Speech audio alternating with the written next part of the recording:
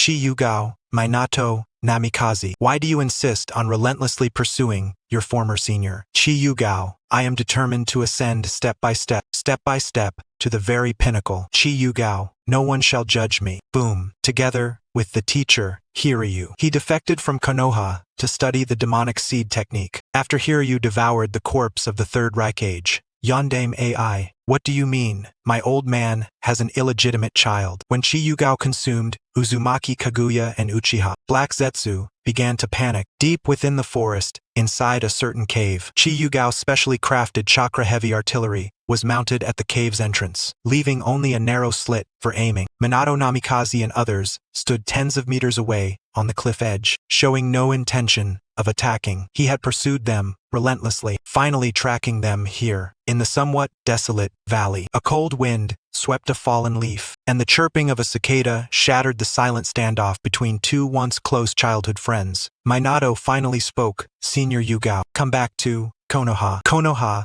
is willing to hear your explanation. As long as you confess the entire history of your research on the demonic seed technique and disclose the truth about the human experiments, the Hokage will judge fairly. This is not a dead end. Return to Konoha. Qi Yugao chuckled softly. Minato, you know very well what I have done. Now that everything is exposed, do you think Konoha will let a traitor like me go? Minato Namikaze, Senior Yugao, I have always remembered you as a gentle and kind person. I have seen your dedication to ninjutsu, seen you studying day and night since the Ninja Academy. But Senior Yugao, the essence of the ninja way is protection, not sacrificing living beings for power through human experimentation. That is the loss of dozens of innocent lives. An atrocity Konoha will never tolerate. A total loss of humanity. Senior Yugao, these were all teachings you gave me. Have you forgotten? Why have you become like this? Was the gentle and kind Senior Yugao I once knew just a facade?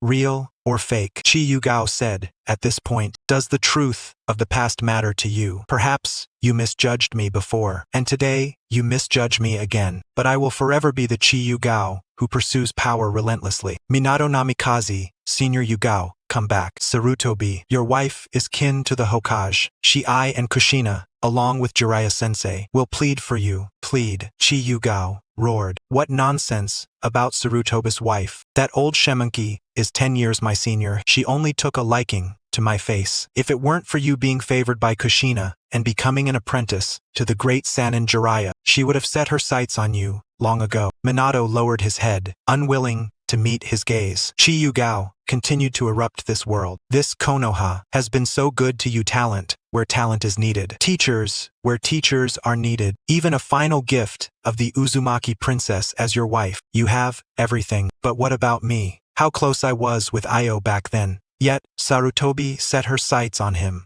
She was just a medical ninja, yet assigned to the hidden mist battlefield, and I was sent to the land of rain battlefield. I risked everything in a surprise attack, destroyed vast supplies in the land of rain, was gravely wounded, thinking I would become a hero. But what was the result? Returning to Konoha, I couldn't even see Io's corpse. All my efforts were nothing compared to power. Minato, but in the end, you chose Sarutobi's wife. Why then entangle yourself ambiguously with other women? Qi Yugao, I chose. Did I have a choice? That kneeling was me begging her to spare me, and teacher Hiruko. Had I not chosen her, you'd be offering incense at my grave right now. A certain Sarutobi ninja, hemp, if you chose her. Then, you must take responsibility. Qi Yugao, responsibility. When she forced me to kneel back then, did she ever think of responsibility? We have been a nominal couple for years. Everything I have now is earned by my own efforts, not a gift from the Sarutobi clan. Sarutobi ninja,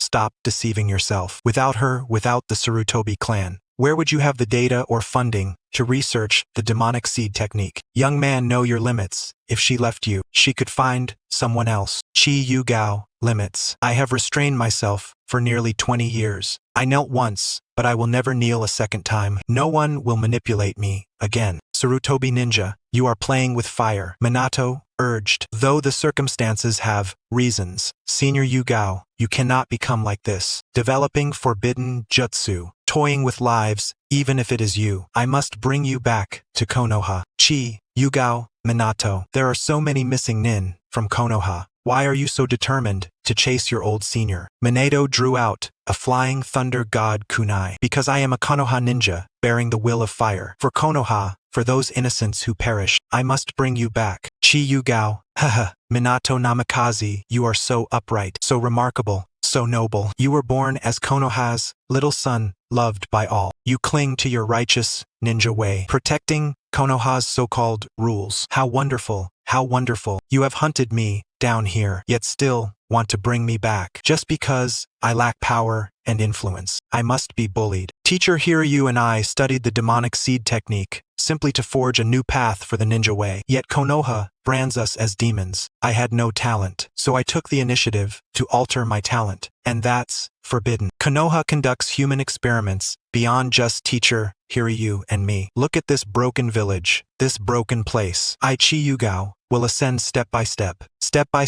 to the highest. I will become the highest in the ninja world. I refuse to be bullied any longer. I will be the highest Qi Yugao, the Qi Yugao, above all in the entire ninja world. Minato's resolve hardened. I am not pursuing the senior Yugao I once knew, but the missing nin who disregards life and violates ninjutsu. Qi Yugao, Hirius obsession, has corrupted you. Among the victims of your human experiments are Konoha civilians and children, just entering the ninja academy. You once said you would protect Konoha with ninjutsu, but now you wield your jutsu as a blade against the innocent. Qi Yugao's chakra suddenly surged. They were born into this flawed ninja world. They were mistakes from the start. Teacher Hiruko and I only sought a path everyone desires, but no one dares to tread. Konoha cannot tolerate us. I have been hunted like a dog, surviving like an ant in the shadows, just to preserve the research on the demonic seed technique. I cannot retreat, nor will I retreat. Minato, this has never been the ninja world's fault. It is you and Hiruko who chose the wrong path. The power of ninjutsu should never be built upon the blood of the innocent. Come back with me, face your crimes, even if it means enduring the harshest judgment. It is better than clinging to forbidden jutsu in exile, ultimately consumed by your own techniques, doomed beyond redemption. Konoha still offers you a chance to confront your mistakes. Qi Yugao suddenly laughed, a maddened and sorrowful laugh. Minato, I know clearly that no one's path can be replicated by another. I walk my own path in life, no matter how fierce the storms, no matter how arduous my steps, no matter how thorny the path that leaves me scarred. I still smile foolishly and savor the experience. As for chances, Konoha's chance is just a demand for me to bow my head in guilt and let the demonic seed technique become their private property. Otherwise, they would not have sent these people. Look around you, surrounded by Sarutobi clan members and root ninjas. My path diverged from that of Konoha the very moment I knelt. Minato Namikaze. Once we both served as shinobi of Konoha. Today marks our parting. The debts of enmity end here. To those victims, to Konoha itself, the debts I owe shall be repaid this day. In this world, no one holds the right to judge my way, not even Konoha's ninjutsu, nor the so-called will of fire. They are unworthy. No one shall judge me. Boom! A chakra cannon erupted, unleashing a blinding white light, immediately followed by the simultaneous detonation of numerous prearranged explosives. Only Minato Namikaze remained, escaping through the flying thunder god technique. Upon his return, all Root and Sarutobi clan shinobi were reduced to ashes. Senior Takashi, somewhere, a summoning beast. In the distance, Hiruko, who had fled long ago, gazed at the mushroom cloud behind him. The listening device in his hand slipped to the ground, shattering unnoticed. From the start, he had intended to betray this student, using him as a rear guard for added insurance. He had even planted the listening device. But now, Orochimaru's shadow clone, lurking in the shadows, also transmitted information. Those words struck deeply, as though revealing to Orochimaru a pioneer who pursued truth beyond the acceptance of worldly norms. Takashi Kiyu. How unexpected that he too is a kindred spirit. Had I met him earlier, perhaps I would have taken him as a disciple. Orochimaru pursued, confronted with a familiar scene. Return. Hand over the complete Chimera technique to me, and shift all blame onto your deceased disciple. Hiruko ignored him, his mind drifting once more to that youthful voice. Like the inherited presbyopia of the Hokage, he saw his former disciple. Teacher Teacher, Hiruko. You are one of the few good students in my teaching career. You still remember? Of course I do. It's just a pity we are not like those bloodline ninjas lacking talent. Alas. Then, teacher, can we create a technique ourselves to acquire those bloodlines?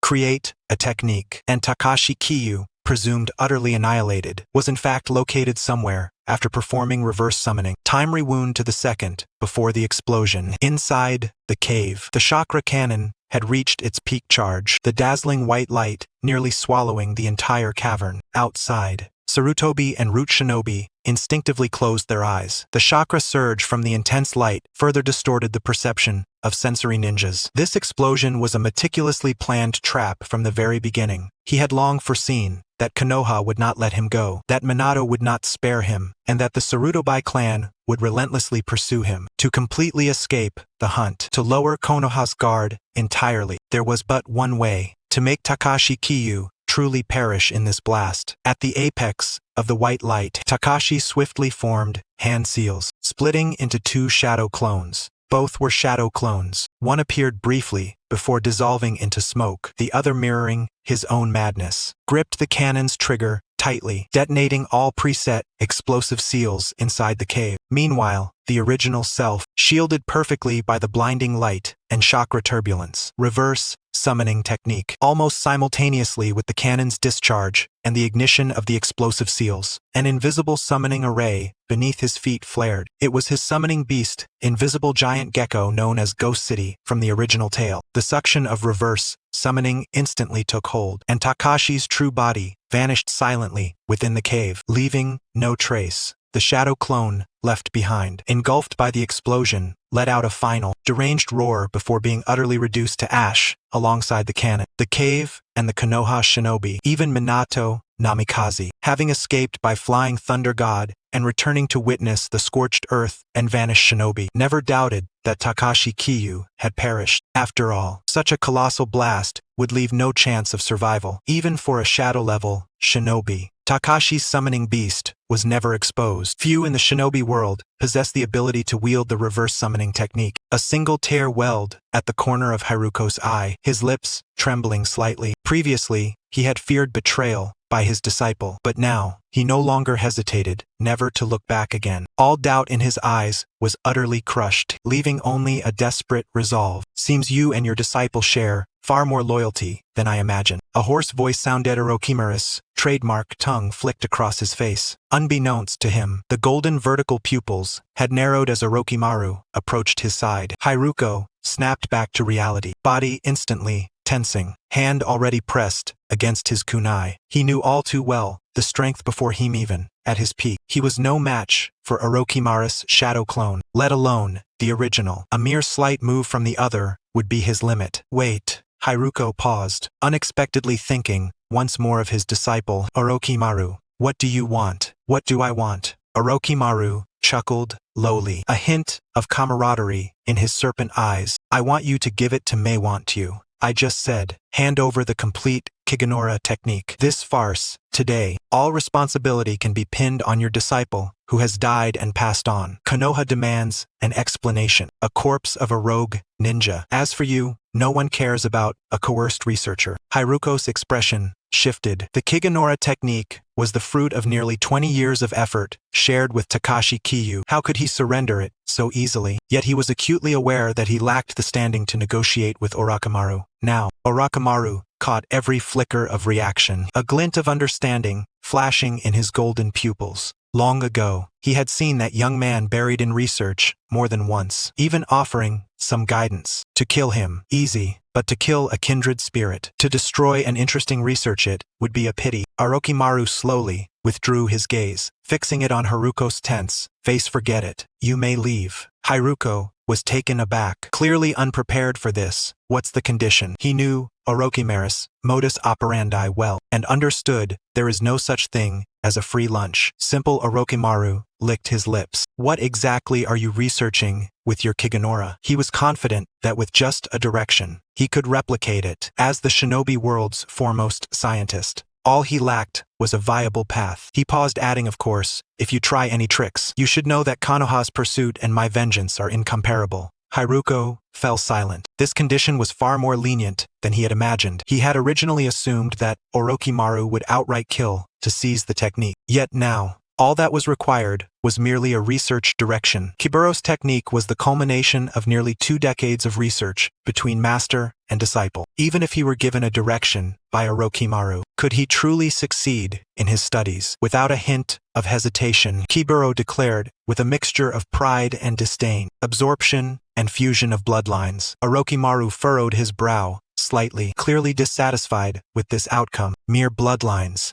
This was not would release. Among all the bloodline ninjas in the shinobi world, very few could rival him. He cast a glance at Kiburo. I am quite curious after all these years of painstaking effort. What is the core of your Kiburo technique? It cannot simply be about fusing those inferior bloodline limits, can it? Inferior. Hearing Orochimaru belittle the research of his master and disciple, Kiburo was ready to confront him on the spot. All previous timidity and caution vanished, leaving only the obsession of a researcher. The essence of Kiburo lies in the seamless fusion of cells without rejection. Our aim is to shatter the barriers of bloodline limits. Even ordinary shinobi, without any innate talent, can, through this technique, merge multiple distinct bloodline limits and attain parity with geniuses. Surprise flickered across Orochimaru's face, astonished that Kiburo and his master had managed to develop such a technique. Yet regarding these abilities, they were not as formidable as he had envisioned. Kiburo had initially wished to keep this concealed, but his yearning to surpass the legendary Sannin was overwhelming. He dreamed of it, even in his sleep. The ultimate goal of Kiburo is immortality. Upon hearing this,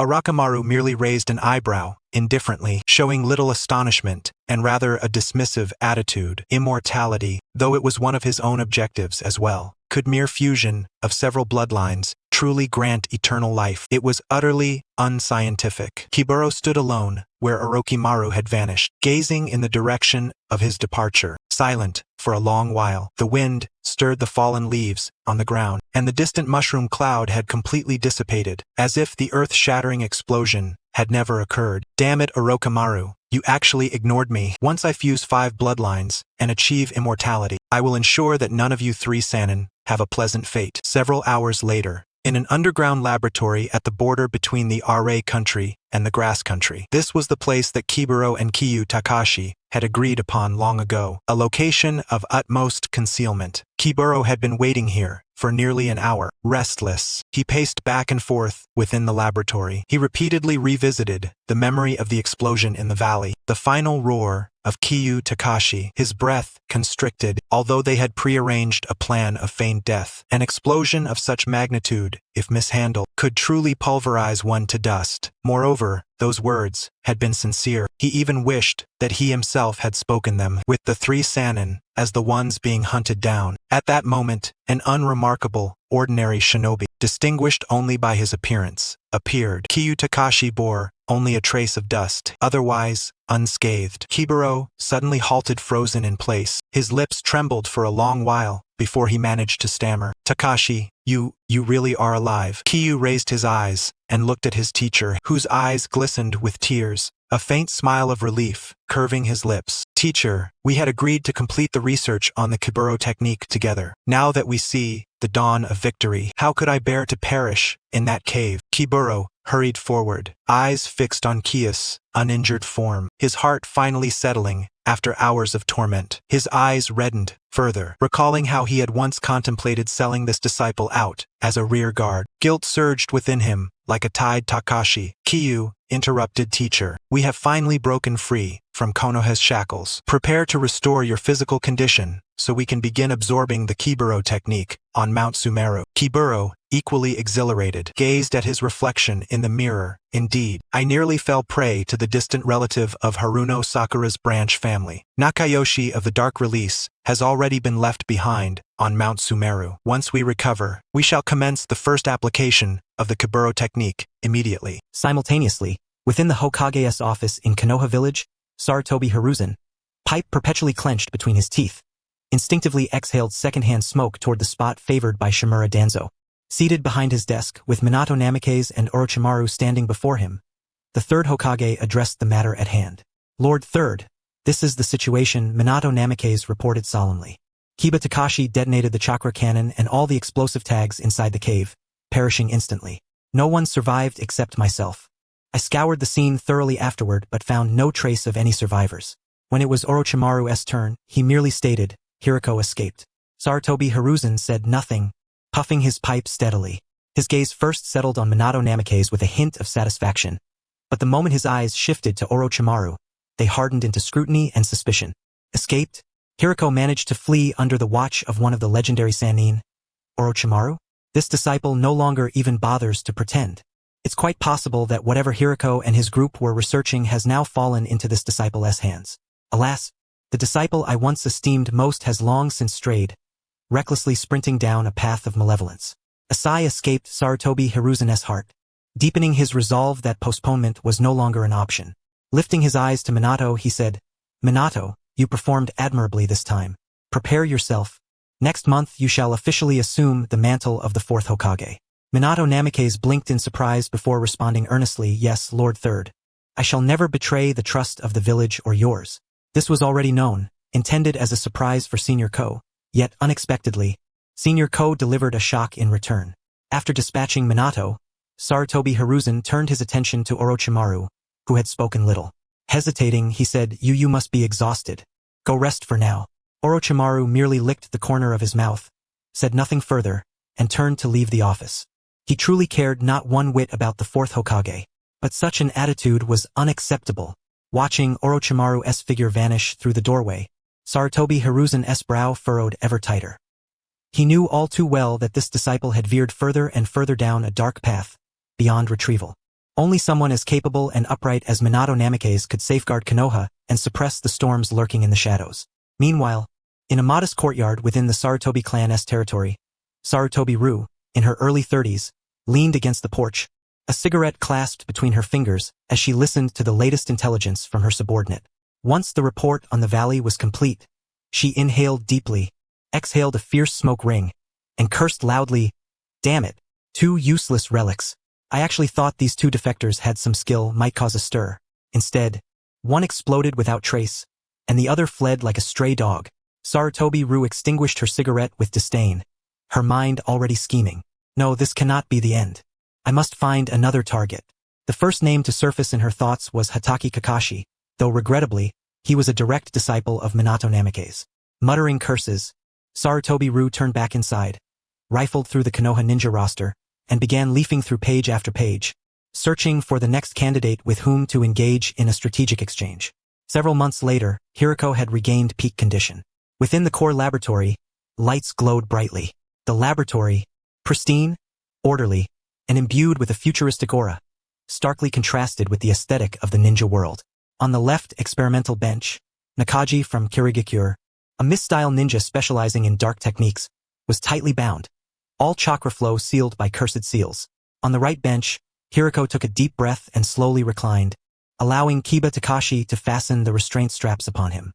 Hiruko trembled faintly, not from fear, but from the overwhelming culmination of nearly 40 years of suppressed yearning and madness about to manifest.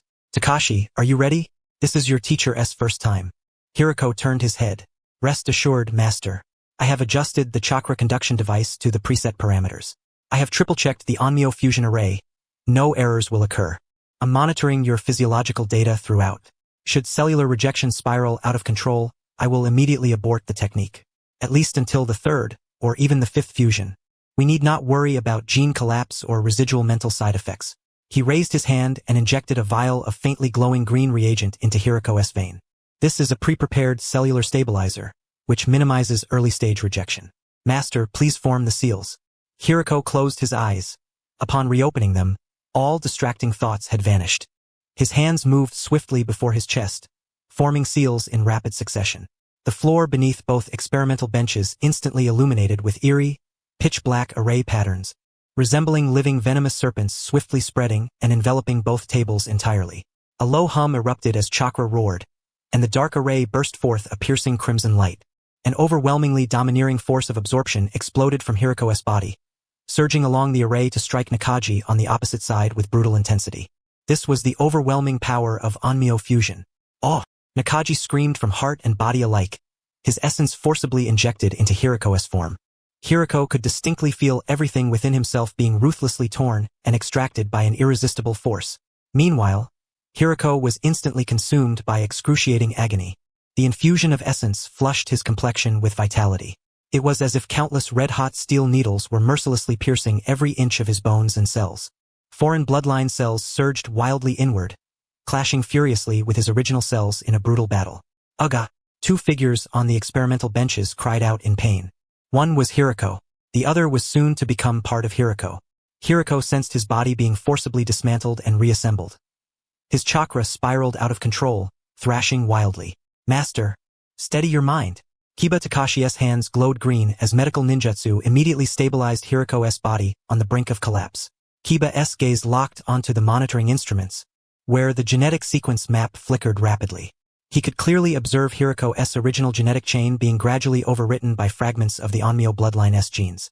The previously unremarkable common ninja S genes were undergoing a visible metamorphosis. This was the true terror of the Onmyo fusion technique, rewriting a ninja's innate potential from the genetic root. It was the sole breakthrough for a ninja without bloodline, lineage or system, an orphan ninja. As for the risk of becoming a white-haired, slit-mouthed girl, that was merely superficial flesh. Time passed unknowingly until the Onmyo fusion was complete. Hiruko lay utterly exhausted on the bench, gasping heavily. He slowly raised his hand. An instant suction force erupted from his palm. Kiba Takashi released a simple ninjutsu, which was immediately absorbed and dissipated. Onmyo fusion, I've truly succeeded. Hiruko suddenly sat upright on the table, feeling the chakra coursing within. He thought as his disciple would. At least twice that of Kakashi. And the ability to perform Onmyo techniques. Hiruko trembled with excitement. Ha ha ha. Now I, Hiruko, am also a shinobi of shadow-level strength. 30 years. I have waited a full 30 years. Hiruko clenched his fist fiercely, his voice trembling with tears and unbridled madness. People of Konoha, legendary Sannin, look clearly. I, Hiruko, am not a mediocrity, not a mere background figure beside you. Qi Yugao stood aside, observing the ecstatic Biryu with equal delight. Even though he was familiar with the original story, witnessing it firsthand was an entirely different experience. He meticulously recorded and stored all the genetic data and chakra fluctuation data from the recent fusion process. Qi Yugao was uncertain whether his teacher had reached the shadow rank, but he still offered his congratulations. Congratulations, sensei, on successfully fusing the Meitun and ascending to the shadow rank. Biryu snapped back to reality and looked at Qi Yugao, the excitement on his face still uncontainable. Xiao Gao, this is not my achievement alone. It is ours. We, master and disciple together, have shattered this damned bloodline barrier. He paused briefly, a spark of fervor shining in his eyes as he asked Qi Yugao, I have completed the first fusion. Now it's your turn, Xiao Gao. Have you decided on your first fusion target? I suggest you follow my example and choose a Meitun bloodline ninja first. They can absorb chakra and according to our research, they can also lay the foundation for subsequent fusions and enhance strength. In Biryu's view, this was the most prudent path. Yet Qi Yugao shook his head. Sensei, I have already decided on my first target. Oh, who is it? Biryu asked curiously. A ninja from the Uzumaki clan. The moment Qi Yugao's words fell, Biryu's expression changed instantly, and he blurted out, No, absolutely not. Xiao Gao, are you mad? He hurriedly approached Qi Yugao, pleading with urgency. The Uzumaki clan? They only possess immense chakra, mastery of sealing techniques, and the powerful perception and Congo seal you mentioned. But you also said you were unsure whether those were secret arts or bloodline traits. We have hardly any inheritance of sealing techniques. If we fuse with an Uzumaki ninja, in the end we will only gain a massive chakra reserve. We have devoted 20 years of hard work researching the Chiaro technique, aiming for bloodline limits, not the incidental chakra. Once we fuse with 5 different bloodlines, the chakra volume will naturally accumulate.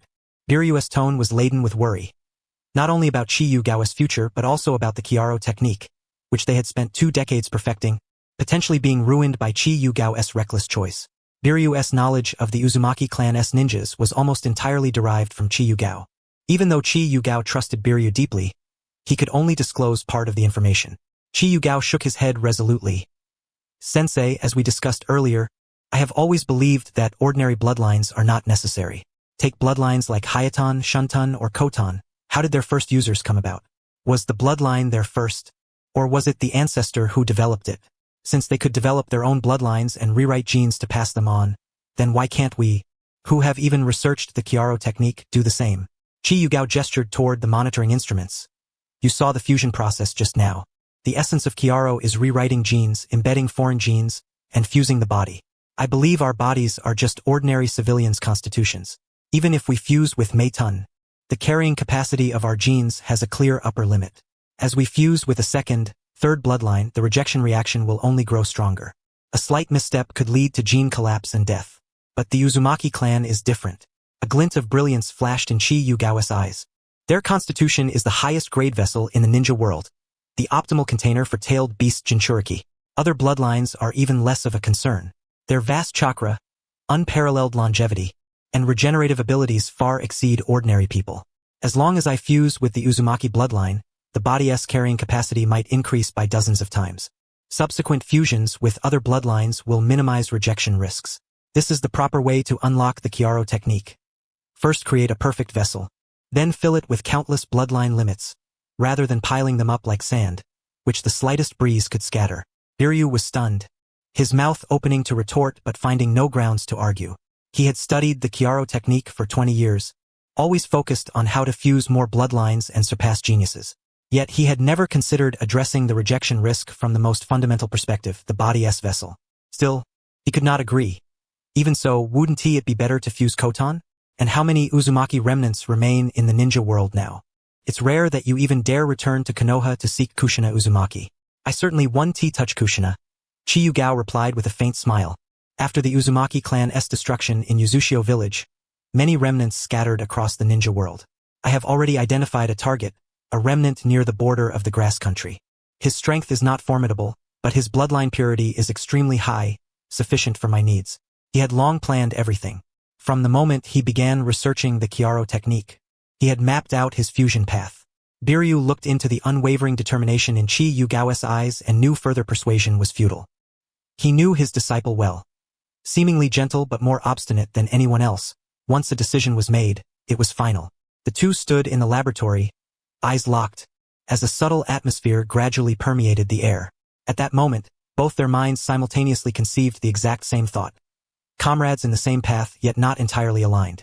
Biryu gazed at Qi Yugao, silently thinking.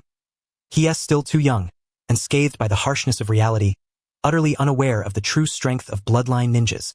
Step by step fusing bloodlines is the righteous path of Chimera. When we have fused 5 bloodlines and achieved immortality, he will never surpass me. Meanwhile, Qi Yugao looked at Biryu with equal clarity.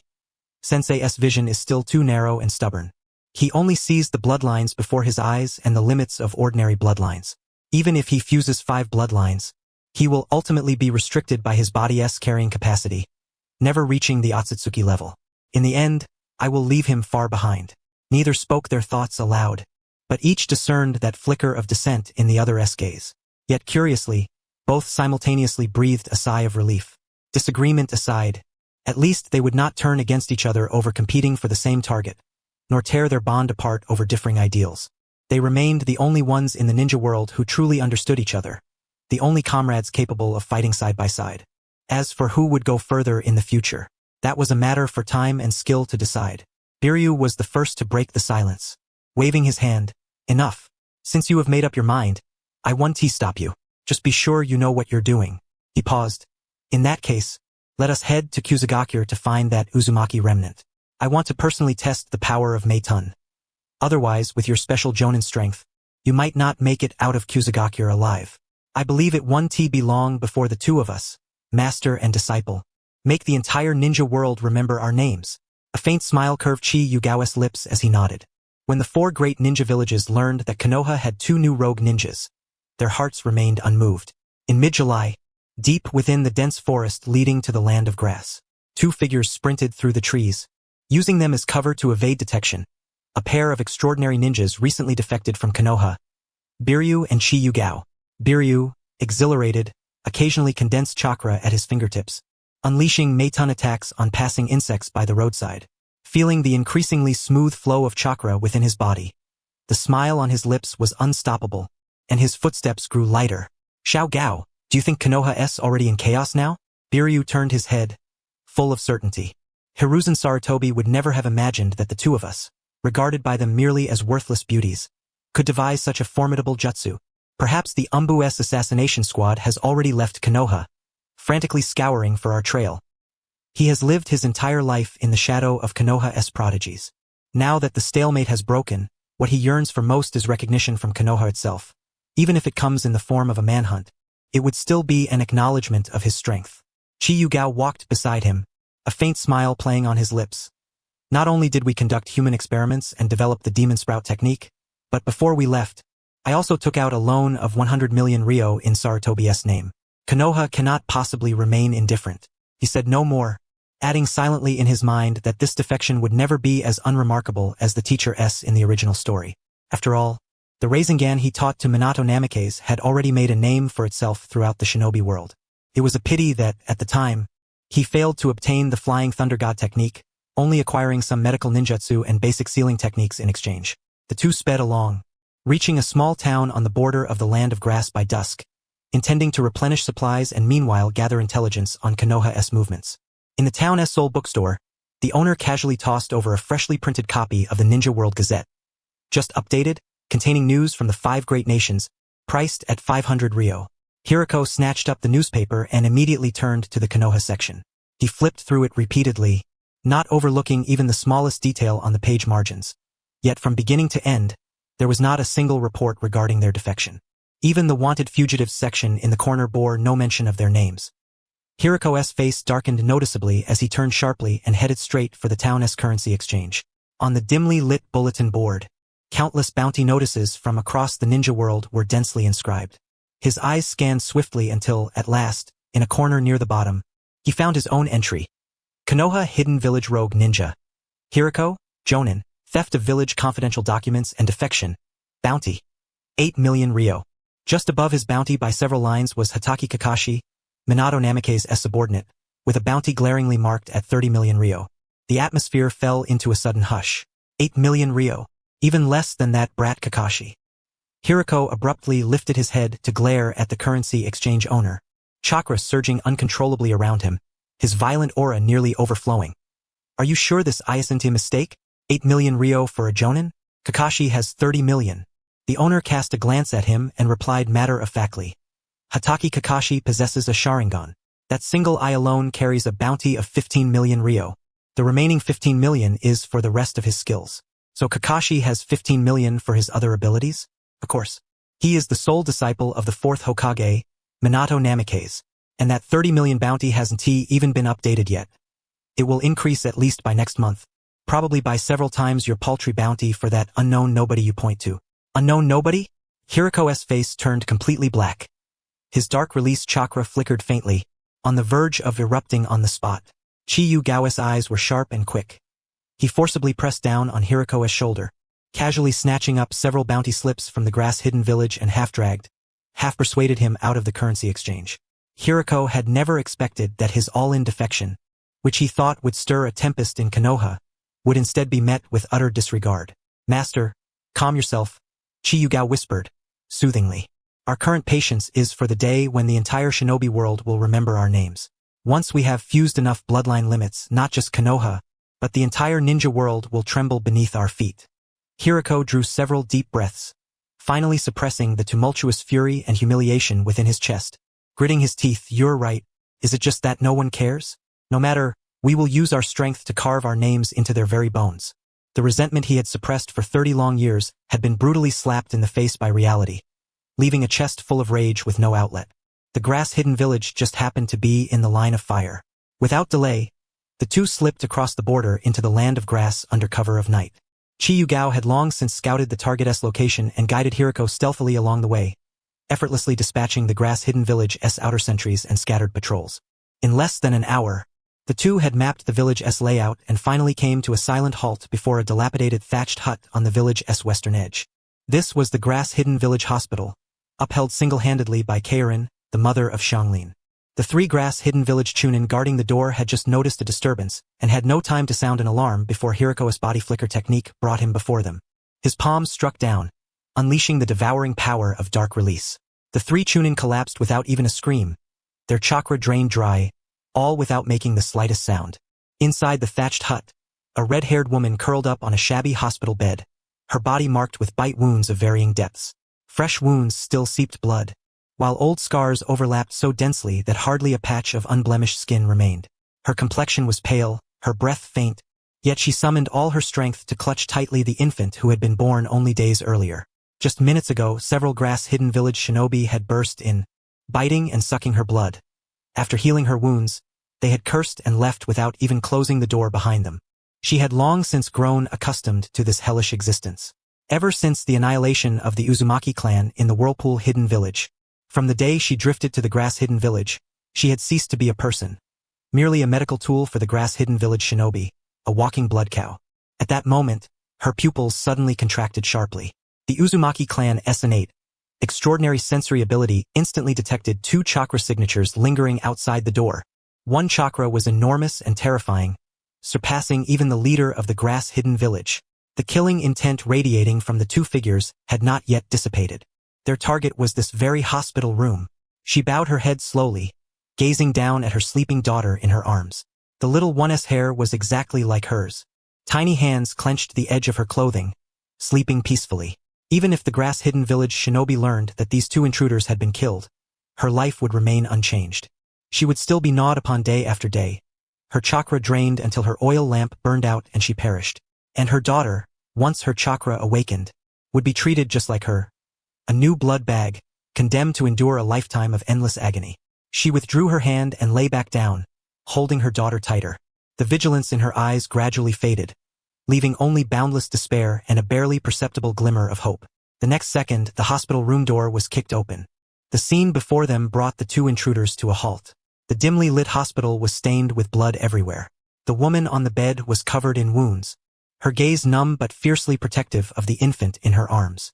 Empty sake bottles littered the floor, and 2 grass-hidden village shinobi, blood smeared on their mouths, cursed as they wiped their lips. Upon seeing the newcomers, their expressions changed instantly, and they reached for the kunai at their waists. "Damn it! How dare you come to our grass-hidden village? You're asking for death." Hiruko's eyes instantly chilled to the extreme. In his lifetime, he had killed for power, stolen corpses, conducted countless vile experiments. He considered himself a beast, but today he witnessed a group worse than beasts. Scum of the grass-hidden village. He raised his hand, releasing a dark release suction. The 2 grass-hidden village shinobi collapsed to the ground without even a scream, their chakra completely drained, their bodies turning to withered husks. Silence fell over the hospital room, broken only by the faint breathing of the infant.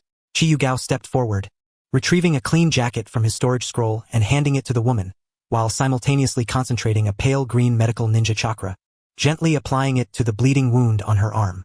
"Slower, or she might heal on her own. Madam, we bear no ill intent." Qi Yugao spoke kindly. "We know you are a survivor of the Uzumaki clan, and we understand the life you have endured here." The woman's body trembled slightly, her gaze wary as she clutched her daughter tighter to her chest. With a hoarse voice, she asked, "What do you want? Do you seek my healing skills, or my bloodline?" She had encountered too many who came for her healing abilities and the Uzumaki lineage, ninja from Kusagakure, wandering shinobi she met in the past. Qi Yugao shook his head, meeting her eyes directly, then uttered the classic phrase. "Madam, surely you do not want your daughter to suffer the same fate as you?" That single sentence pierced the most tender wound within her. Tears streamed down her face instantly. She bit her lip hard to stifle her sobs, yet her shoulders shook uncontrollably. "Come with us." Qi Yugao's voice sounded again. "No one will dare lay a finger on you or your daughter. I will ensure you never have to worry about her future again. I will teach your daughter the sealing techniques of the Uzumaki clan, as well as powerful ninjutsu, granting her a normal childhood free from fear and hardship." The woman froze, lifting her tear-streaked face in disbelief. She glanced toward the door, where a bloodied white-haired man with a terrifying aura stood, then lowered her gaze to the sleeping child in her arms. The little one puckered her lips and grasped her finger with her warm hand. That faint warmth shattered all her defenses and despair in an instant. She had lived most of her life indifferent to her own survival, but she could not allow her daughter to walk the same path. Finally, she lifted her head. The numbness in her eyes dissolved completely, replaced by resolute determination as if burning bridges behind her. She nodded firmly to the 2 men and, with a hoarse voice, said, "Very well, I will go with you. As long as you protect my daughter, I am willing to do anything." Of course, she knew she had no choice. Compared to an entire village, if it was just 2 people, she could accept that. At that moment, footsteps and angry shouts echoed outside the ward. The commotion inside had inevitably alerted the Kusagakure shinobi near the village hospital, who had surrounded the entire building without a single gap, over 100 in number. Leading them were 3 Kusagakure jonin, the village's elite forces mobilized.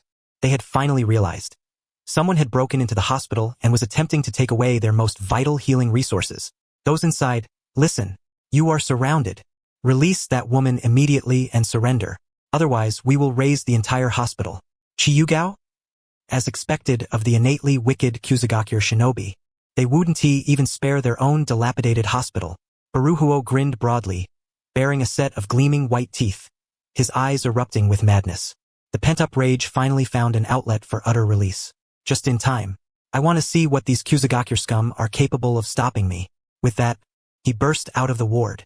The Kusagakure shinobi outside saw him emerge and instantly their eyes reddened. The 3 jonin at the forefront confidently formed hand seals. Fire release, water release, earth release, and unleashed their jutsu at Baruhuo.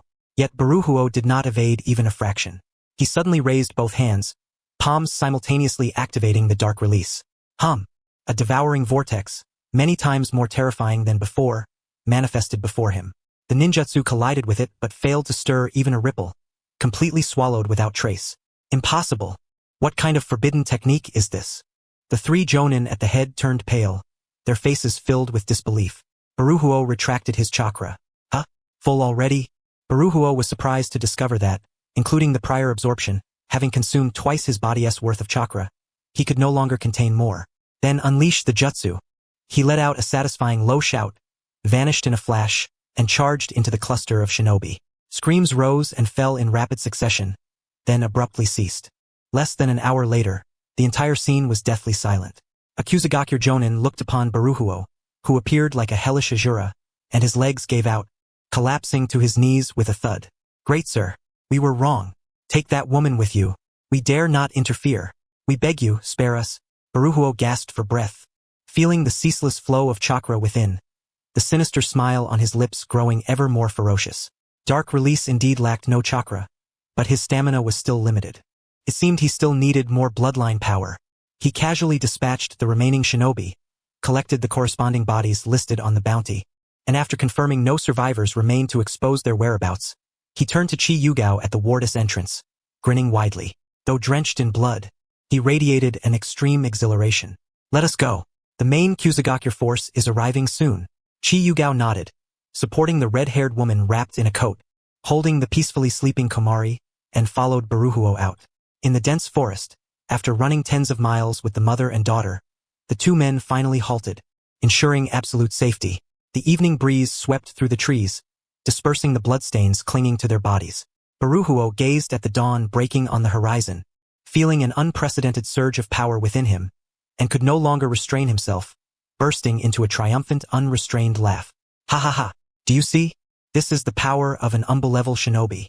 Komari's mother trembled, as if having unwittingly boarded a pirate ship. The Kusagakure village hospital massacre ignited the entire village that very night. When patrolling shinobi entered the blood-soaked ruins, all they found were shriveled corpses scattered across the ground and the raised, thatched huts. Of course, none of that mattered as much as the fact that the healing blood packs they had relied upon for years, along with that newborn future blood pack, had vanished without a trace. The Kusagakure village leader, driven mad, ordered a thorough investigation, but scoured the entire village and found no trace of the invaders. No survivors, no residual exclusive chakra signatures, only countless corpses attesting to the presence of a terrifyingly powerful intruder. The incident was ultimately reported as an attack by an unknown force to the 5 great nations. 3 days later, the intelligence dossier was laid upon the desk of the Hokage's office in Konoha. Hiruzen Sarutobi, pipe in mouth, furrowed his brows as he examined the scroll, the swirling smoke accentuating his grave expression. Opposite him, the bandaged Danzo Shimura wore a sullen face. At the head of the table sat Minato Namikaze, his desk bare, whether out of haste or habit no one knew. 3 jonin had perished, over 100 chunin and genin were killed or injured, and the entire hospital had been bathed in blood. Danzo was the first to speak. Where did Kusagakure get a hospital? Something is definitely amiss. Hashigaki, that is not the point. Hiruzen Sarutobi slowly exhaled a plume of smoke and looked toward Minato Namikaze. 4th Hokage, what is your take? Minato Namikaze's fingertips lightly traced the table's edge, but his thoughts involuntarily drifted to the village's inner quarters. Kushina Uzumaki was nearing her due date, preparing for childbirth in the final months. As the Nine-Tails Jinchuriki, her sealing would weaken significantly during delivery, making her most vulnerable. He dared not stray far. He returned his focus. Currently, there is no evidence pointing to any specific faction. Iwagakure and Kumogakure possess the strength for such an operation, but no recent border disturbances have occurred. More troubling is the opponent's apparent ability to absorb chakra. Among known bloodline limits in the ninja world, only Kirigakure's dark release matches this trait. But Kirigakure is too closed off. Hiruzen Sarutobi nodded in addition. Our immediate priority is securing Konoha's safety, especially the village's defenses. As for the investigation, leave it to Danzo. Minato, you must focus on protecting Kushina. The Jinchuriki's childbirth is the village's foremost concern and cannot suffer the slightest mishap. A glint of sharp brilliance flickered momentarily in Danzo's single eye as he nodded slightly. No problem. I will dispatch root operatives to investigate the origins of this enigmatic powerhouse, as well as the movements within Kirigakure. Whoever he is, to cause such a commotion in the shinobi world, it's impossible for him to have completely concealed his trail. The three shared an unspoken consensus, refraining from suspecting Hiruko. Within Konoha's understanding, that rogue Jonin was merely a defector with some talent for research. Far from possessing the strength of a shadow-level shinobi, he might not even meet the threshold of an elite Jonin, and could never have orchestrated such a catastrophic incident. After the meeting dispersed, Minato Namikaze lingered only briefly before promptly turning to head home. 2 months slipped by in the blink of an eye. It was already September. Deep within the mountainous heart of Mount Sumeru, a concealed base wrapped in layers of intricate barriers lay hidden. At the entrance, Hiruko's subordinate Nisei stood guard with a few men. In a chamber deep inside the base, Qi Yugao sat high at the table, gazing at the red-haired woman cradling an infant across from him. Over the 2 months since arriving at the base, Yayoya's condition had improved markedly. Qi Yugao had healed some of her injuries with medical ninjutsu, though he could not replenish the deficits in her body. He had provided the mother and child with the safest quarters. No one dared lay a finger on them anymore. Cameron was also being nurtured into a plump, flourishing child, increasingly resembling a member of the Uzumaki clan. At this moment, Cameron's mother gently patted the sleeping child in her arms, then lifted her gaze to Qi Yugao. Sir, are you truly certain you wish to proceed with this? I am certain, Qi Yugao replied. Madam, I understand how difficult this decision is for you. But you and I both know that this shinobi world has never been fair. Without power, one cannot even protect those they cherish. He fixed his eyes on hers. I can tell you this, my merging with your bloodline is precisely to acquire the strength of the Uzumaki clan. Only by possessing sufficient power can I safeguard Cameron. From now on, I shall be her uncle. Tears welled faintly in Cameron's mother's eyes. She lowered her head to look at her daughter in her arms, fully aware that, just as when she was taken from Kusagakure, she had no choice. I do not fear death. From the day I was cast adrift to Kusagakure, I have considered myself already dead. What I fear is that after I am gone, Cameron will suffer injustices with no one to protect her. She is still so young, she must not follow the path I walked. I will teach her the strongest sealing techniques, teach her ninjutsu that can protect herself, and give her a stable life free from fear and anxiety. As long as I live, no one will harm her a hair's breadth. Qi Yugao added, I know a resurrection jutsu. In the future, I will bring you back. Then, you can watch Cameron grow with your own eyes, witness her living a happy life you never had. At last, tears spilled uncontrollably down Cameron's mother's cheeks, dropping onto the child's swaddling cloth. She had lived through countless years, seen too much darkness and betrayal. No one had ever given her such a promise, nor contemplated granting her a chance to begin anew. At this point, she could only put her trust in him. Very well. She raised her head. Sir, if you desire it, I will give it. I hope you will treat Cameron well. The following morning, at the break of dawn, Cameron's mother sat beside the bed holding the now-awake child, gently lifting her blouse to nurse her for the final time. The little one fed contentedly, clutching her mother's finger with tiny hands, her bright eyes gazing up, occasionally uttering soft, tender coos. Watching her daughter's face, silent tears traced down her cheeks as she kissed Cameron's forehead softly, whispering over and over again, Cameron, be good, grow strong. Mother will always be with you, always protect you. After feeding, she carefully laid the sleeping Cameron into the crib, tucked her in with a small blanket, then cast one last deep look at her daughter before biting her lip and turning to leave the room, heading toward the laboratory deeper within the base. Qi Yugao, observing discreetly, shook his head. I truly am a naturally wicked man. Hiruko appeared without warning. What is this? Soft-hearted now? You're not that kind of person. You insisted on trying to get her to cooperate willingly. We could have forced her. Qi Yugao replied. Perhaps her voluntary cooperation will enhance the integration of the Chimera Technique, along with that indescribable resentment and the final fifth fusion. Hiruko shrugged. Suit yourself. Hurry and prepare. I can't wait to see the effects of the Uzumaki clan's power. Inside the laboratory, the preliminary preparations for the Chimera Technique were complete. Qi Yugao and Kameran's mother removed their outer garments and lay down on 2 experimental tables. He turned toward Hiruko and said calmly, Teacher, are you ready? Rest assured. Hiruko grinned broadly. This time, the Chimera Technique has been adjusted slightly to emphasize the Uzumaki lineage, but there will be absolutely no errors. Let the shinobi world see how far we can go. Kameran's mother took a deep breath and closed her eyes, then lost consciousness as Hiruko administered an injection. Chimera Technique. With Qi Yugao's hands rapidly forming seals, black tendrils of the Chimera Technique wrapped around both his and Yayoya's bodies, fully linking their chakra. The Chimera Technique was officially initiated. The overwhelming vitality and chakra of the Uzumaki clan surged incessantly through the Chimera tendrils into Qi Yugao's body. Ripping pain. Qi Yugao clenched his teeth fiercely, veins bulging all over his body, allowing the power to reshape his body and meridians. Hiruko watched intently, providing assistance. Minute by minute passed. The chakra fluctuations within the laboratory grew increasingly terrifying, until the sunset's rays filtered through the laboratory windows.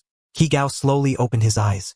At the very moment he opened them, a vast, oceanic chakra burst forth explosively from within him. Feeling this chakra, Hiruko's eyes gleamed with ecstasy. Qi Yugao sat up. His once black long hair had transformed into blazing red locks identical to those of the Uzumaki clan, and his skin had become smooth and delicate. He could clearly perceive that his chakra reserves had surged dramatically. Without exaggeration, he possessed at least the chakra equivalent of 50 Kakashi Hatakis, and it was still slowly increasing. We succeeded. We succeeded. Hiruko finished recording the data and hurried forward. He could sense his disciple's immense chakra reserves but felt no envy. Just as the disciple had said, he steadfastly walked his own path, even if that path was strewn with thorns. Qi Yugao slowly rose to his feet, closed his eyes, focusing his mind. In the next instant, his sensory perception expanded instantaneously, encompassing several kilometers inside and outside the base. The chakra fluctuations of every individual were vividly mapped in his mind. His sensory ability had improved tremendously. The coverage radius reached approximately 5 kilometers, and the precision far exceeded before. Qi Yugao opened his eyes and furrowed his brow slightly. However, there was no sign of the diamond seal awakening. Hiruko was momentarily stunned, then quickly realized. Of course, the diamond seal must be a secret technique passed down within the Uzumaki clan, not an innate ability. Perhaps, like other clan secrets, it requires postnatal development and training. Exactly. Qi Yugao nodded. The bloodline only provides the foundation for performing the diamond seal. To truly master this secret technique, one must also acquire the corresponding cultivation methods and the Uzumaki clan's sealing arts. He paused and looked at Hiruko, revealing his plan. Teacher, I have an idea. Let us go near Konoha. Hiruko's eyes lit up instantly, his chakra stirring restlessly. To Konoha? You mean don't get excited. Not to strike back just yet. Chiyu let out a lofty laugh. Within the Hokage's office tower in Konoha, the Book of Seals and the entire collection of sealing technique scriptures left behind by the Uzumaki clan should be concealed, including the method for cultivating the Vajra seal. We have now transcended the limitations of our bodies, yet we still lack ninjutsu. Fortunately, Konoha possesses the Book of Seals. Let us lurk around the outskirts of Konoha, seize an opportunity to infiltrate it, and steal these invaluable ninjutsu records. SNT Konoha accusing us of stealing classified documents? Then let us take it a step further, directly pilfer forbidden techniques and advanced ninjutsu. Baruku grinned broadly, bearing a set of pristine white teeth. 30 years of bitterness and obsession now coalesced into unyielding battle fervor. Very well, he agreed without hesitation. To Konoha, I want to see how Hiruzen Sarutobi, Orochimaru, and Minato Namikaze would react to our current state. Especially Orochimaru. He will surely regret not having seized our Kima-ro technique. 3 days later, in a town several kilometers outside Konoha village, Chiyu's flaming red hair was worn without restraint. Baruku was taut, both exhilarated and vigilant. The two found lodging at an inn, awaiting the right moment. Meanwhile, within Konoha village, before the memorial monument, Kakashi Hatake, who never divulged secrets, stood silently. His mask concealed most of his face, leaving only a pair of expressionless eyes visible. He remained there, standing for 2 hours straight. Rin is gone, Obito is dead, and the once boisterous three-man squad now left only him. He could only come here, facing the cold stone monument, to speak words that had nowhere else to go. Minato-sensei has become the 4th Hokage.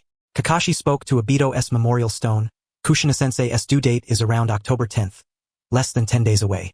The teacher said it's likely a boy, and the name has already been decided, Naruto. Obito, if you were still here, you would surely be eager to be this child's senior. You, the eternal laggard, always nearby, within the Kamui's interdimensional space. A man wearing an orange mask listened to every word without omission. Obito's right eye, the scarlet Sharingan, spun rapidly. October 10th. The day Kushina will give birth. When a Jinchuriki gives birth, the seals weaken to their nadir. Kakashi, you useless fool, he thought angrily. He lost all interest in listening further. The vortex of Kamui space unfolded, and his figure vanished completely into the otherworldly dimension. Obito returned to the hidden base beneath the land of grass, where Black Zetsu awaited silently, like a shadow. Lord Madara, Black Zetsu said, there is a matter requiring your report. Speak. The 2 Konoha defectors, Baruku and the presumed dead Chiyu, have infiltrated the outskirts of Konoha village. Black Zetsu spoke slowly. Over the past year, they have been researching the Chimera technique at the base in Mount Sumeru. Just 2 months ago, Chiyu used this technique to merge the bloodline of the Uzumaki remnant, causing his chakra reserves to surge dramatically. A conservative estimate places his chakra at the level of dozens of Kakashis. Baruku is suspected of having acquired the Raiton, lightning release, with strength approaching the threshold of the Umbu. Obito's Sharingan contracted slightly. Chiyu, this name was far too familiar. He was Minato-sensei's contemporary and friend, the very man who taught him the Rasengan. Within the village, Obito had experienced both care and bullying from this man, and it was also he who interacted with Rin. Obito had always assumed Chiyu would, like Minato-sensei, remain loyal to Konoha, living as a righteous shinobi all his life. He never imagined he would defect, join forces with Baruku, and develop such a forbidden technique capable of bloodline fusion. Oh, Obito's demeanor increasingly resembled what he imagined Madara's to be. 2 Konoha defectors capable of researching such forbidden techniques. This is somewhat intriguing. Beside him, White Zetsu suddenly emerged from the earth, a mischievous grin on his face. Yes, these 2 caused chaos in the land of grass, slaughtering over 100 shinobi. Yet Konoha has never discovered it was them. Black Zetsu looked toward Obito.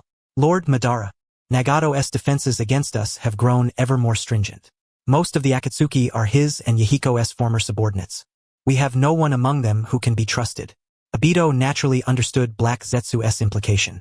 He needed someone absolutely loyal and sufficiently powerful to infiltrate the Akatsuki, monitor Nagato and Konan, and ensure the Moon SI plan proceeded without flaw. Baruku and Chiyu were undoubtedly among the best candidates. They must have some scheme against Konoha, Obito said slowly. It just so happens that Konoha is on the verge of great turmoil. White Zetsu blinked. Lord Madara, you intend to recruit them? Precisely. Obito rose and moved to contact them. Tell them I can grant everything they desire, bloodline limits, ninjutsu, forbidden techniques, and an opportunity for vengeance against Konoha. I want them to join the Akatsuki. Black Zetsu bowed slightly, a barely perceptible smile flickering in his eyes. As you wish, Lord Madara. Simultaneously, in a dense forest outside Konoha, night had fallen completely. Chiyu withdrew his chakra sensing and turned to Baruku, speaking in a low voice. Konoha's defenses remain exceptionally tight. Something seems to have occurred. Baruku frowned. Could we have been discovered? Or perhaps they suspect our intent to infiltrate Konoha.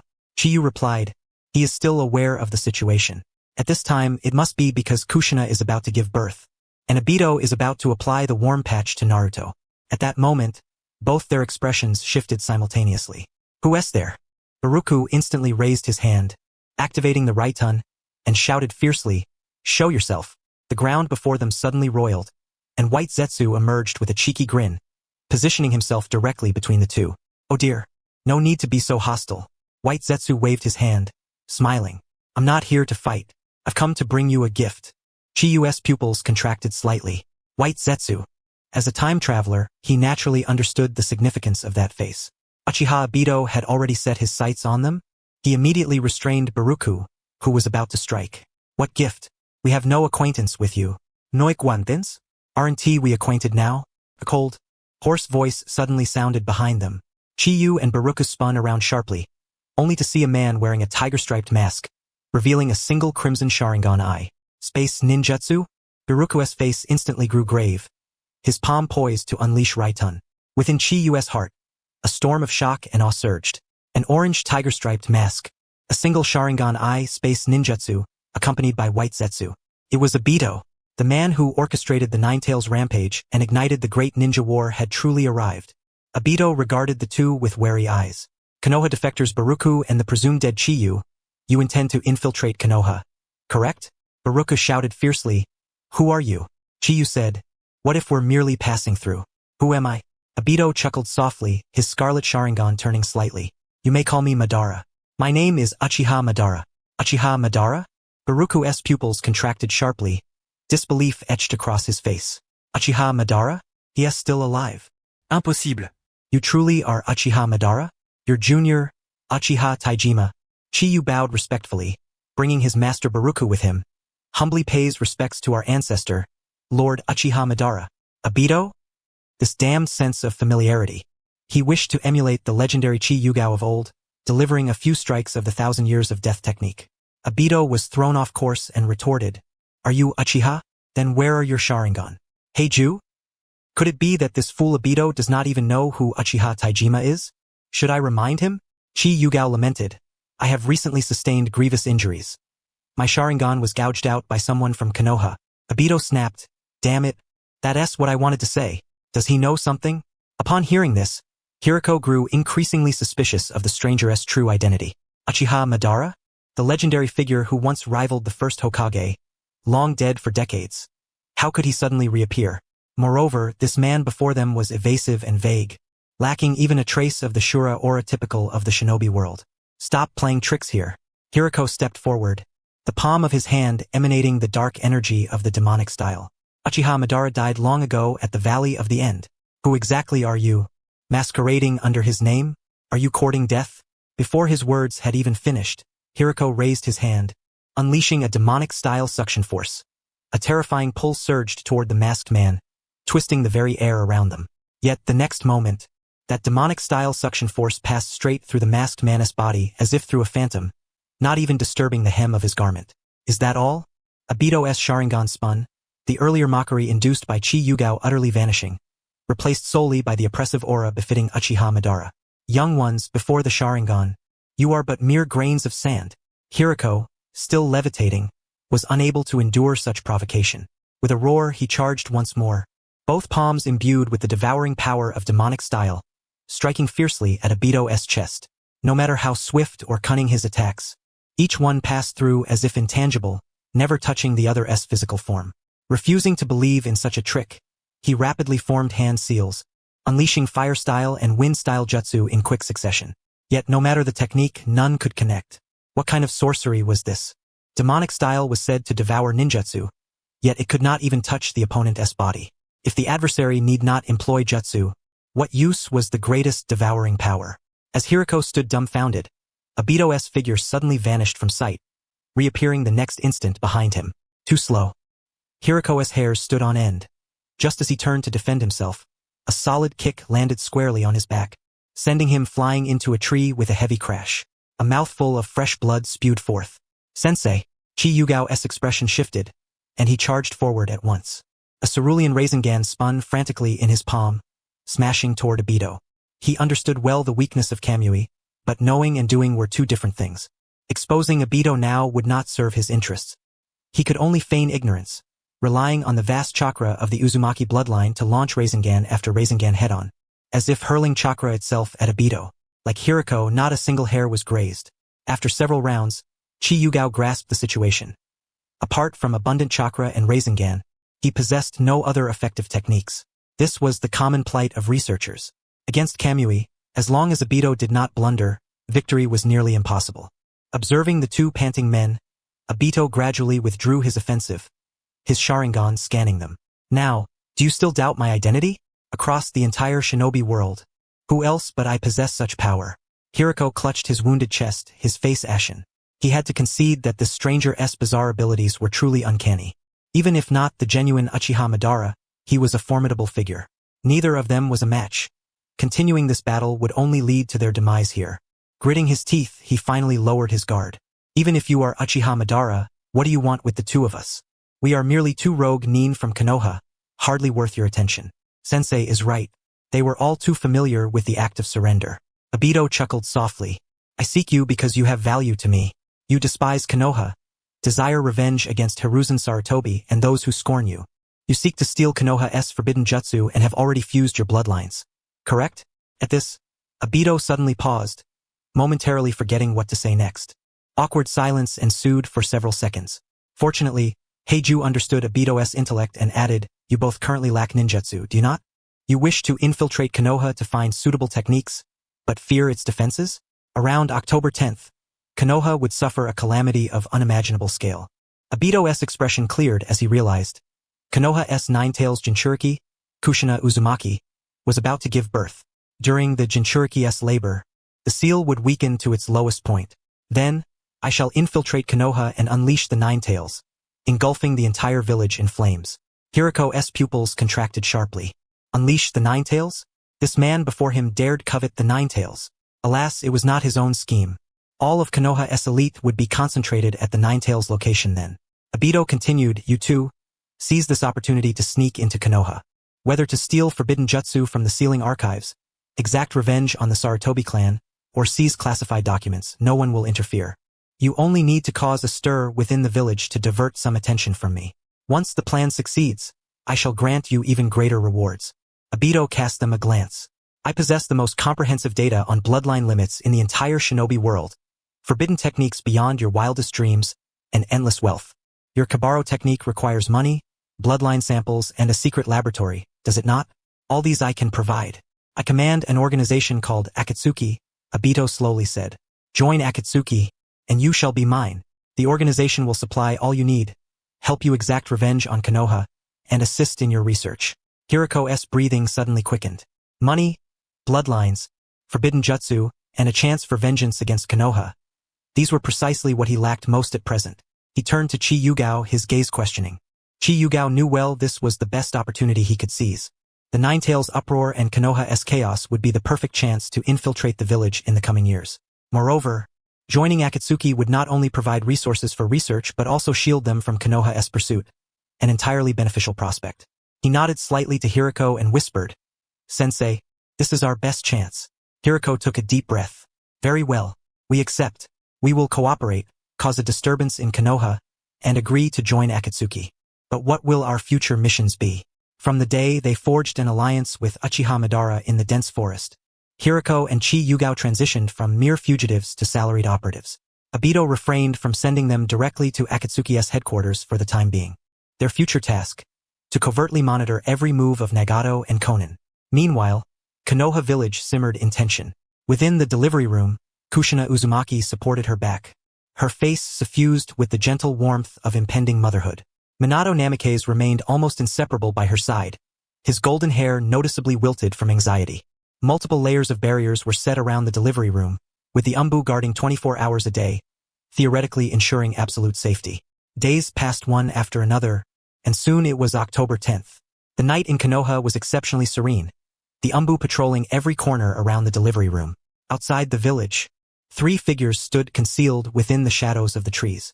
The Kamui technique whirled, and the trio vanished directly into Konoha. Obito still wore that orange tiger-striped mask. Proceed according to plan. With those words, he vanished immediately. Yes, Lord Madara. Hiruko's pupils trembled, his greed for the Sharingan soaring to its peak. Though the man had left, his heart remained fixated on Obito's Sharingan. He was practically drooling.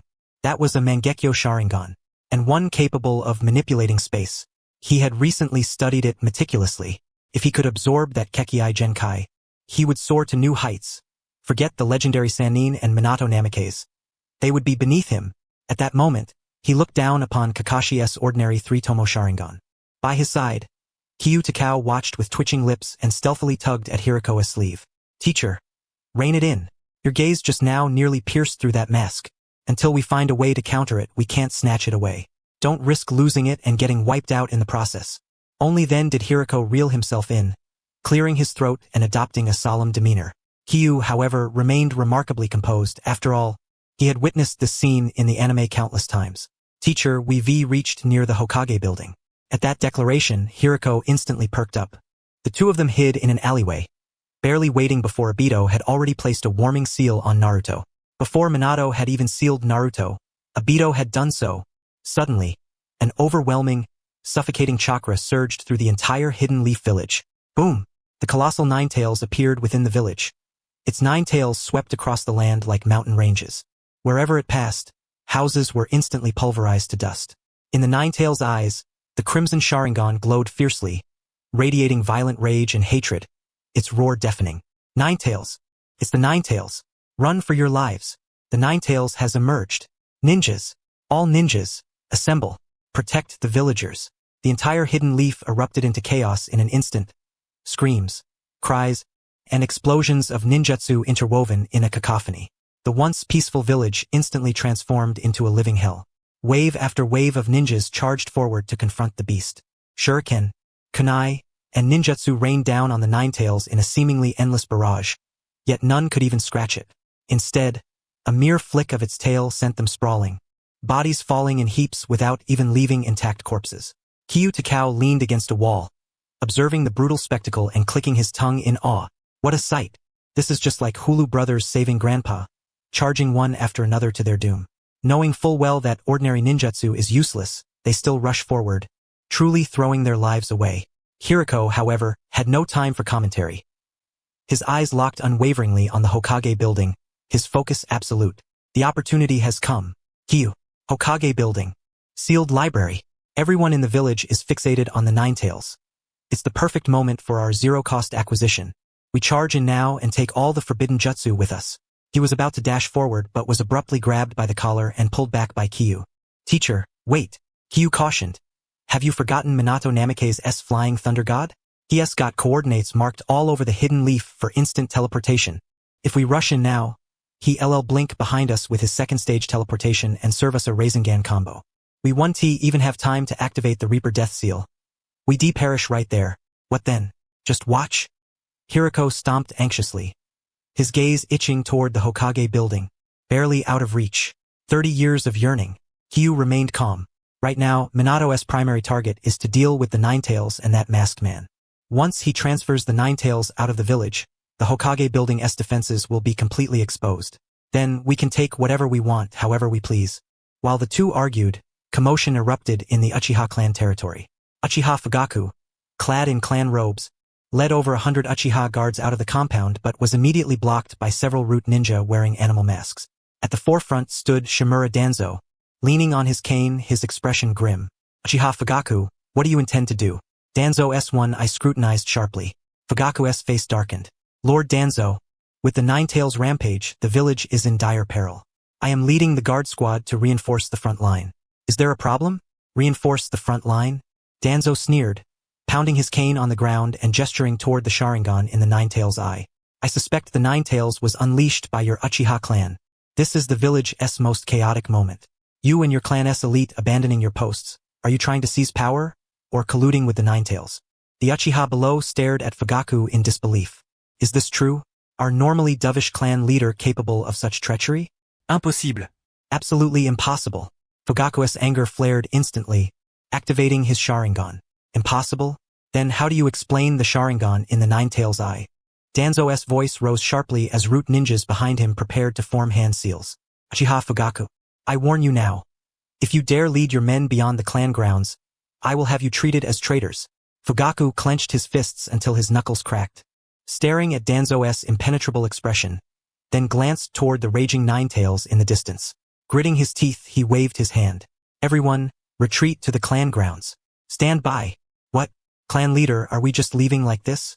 Didn't we unleash the 9 Tails ourselves? Shouldn't we seize power? Pa! Look at your 3-tomo Sharingan. Do you have the power to control the 9 Tails? Then why don't we help the Hidden Leaf? Humph! They don't appreciate it. We're leaving. The Uchiha muttered but acted as if Danzo were invisible.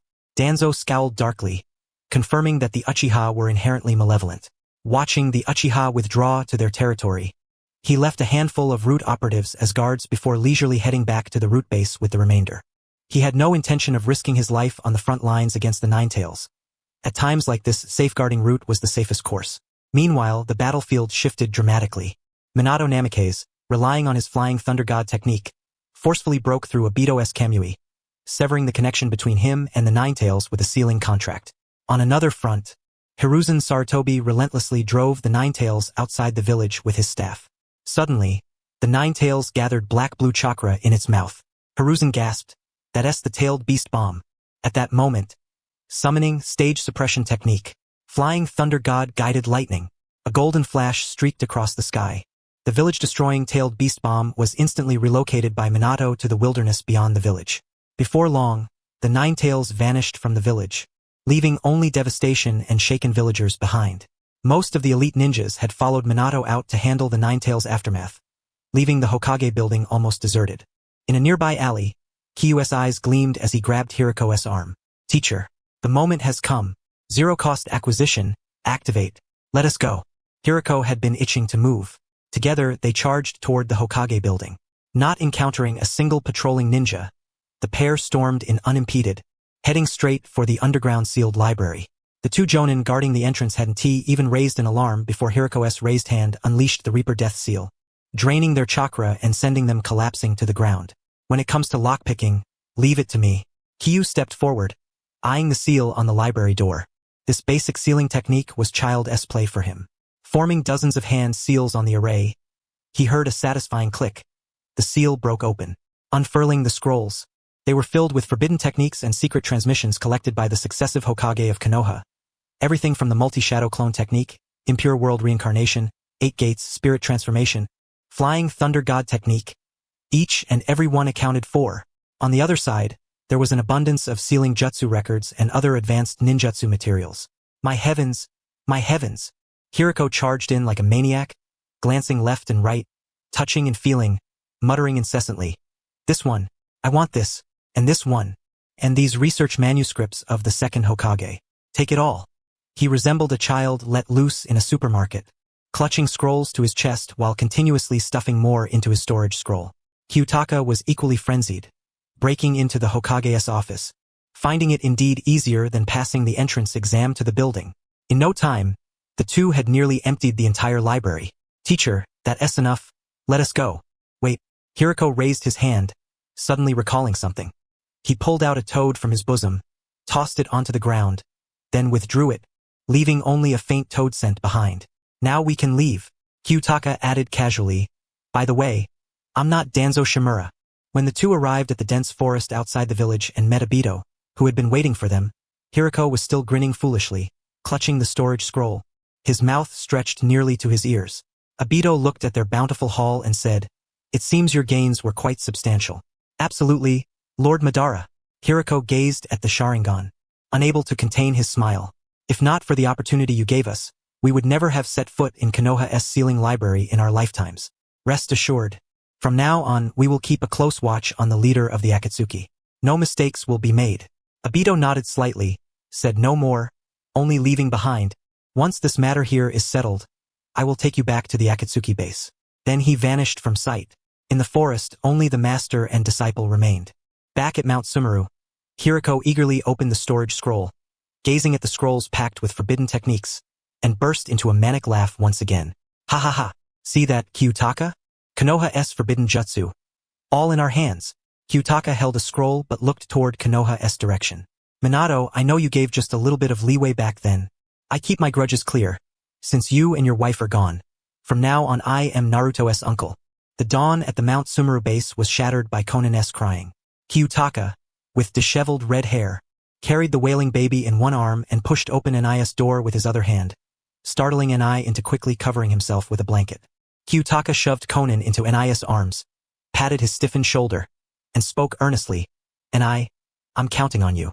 Find a reliable wet nurse for this little Konan quickly. If you keep delaying, you'll have to be the wet nurse yourself." Ani, clutching the soft infant, froze in place, the perpetually stern expression on his face cracking slightly as he looked at Kyutaka with utter despair. "Lord Kyutaka, I'm a combat ninja, not a wet nurse. I know, but you have the talent." Kyutaka's gaze was unwavering. "Among all our subordinates, only you and teacher Hiruko have the chance to inherit our Kaganra technique. Now that teacher and I need to train and research, I can't very well have teacher preparing formula, can I?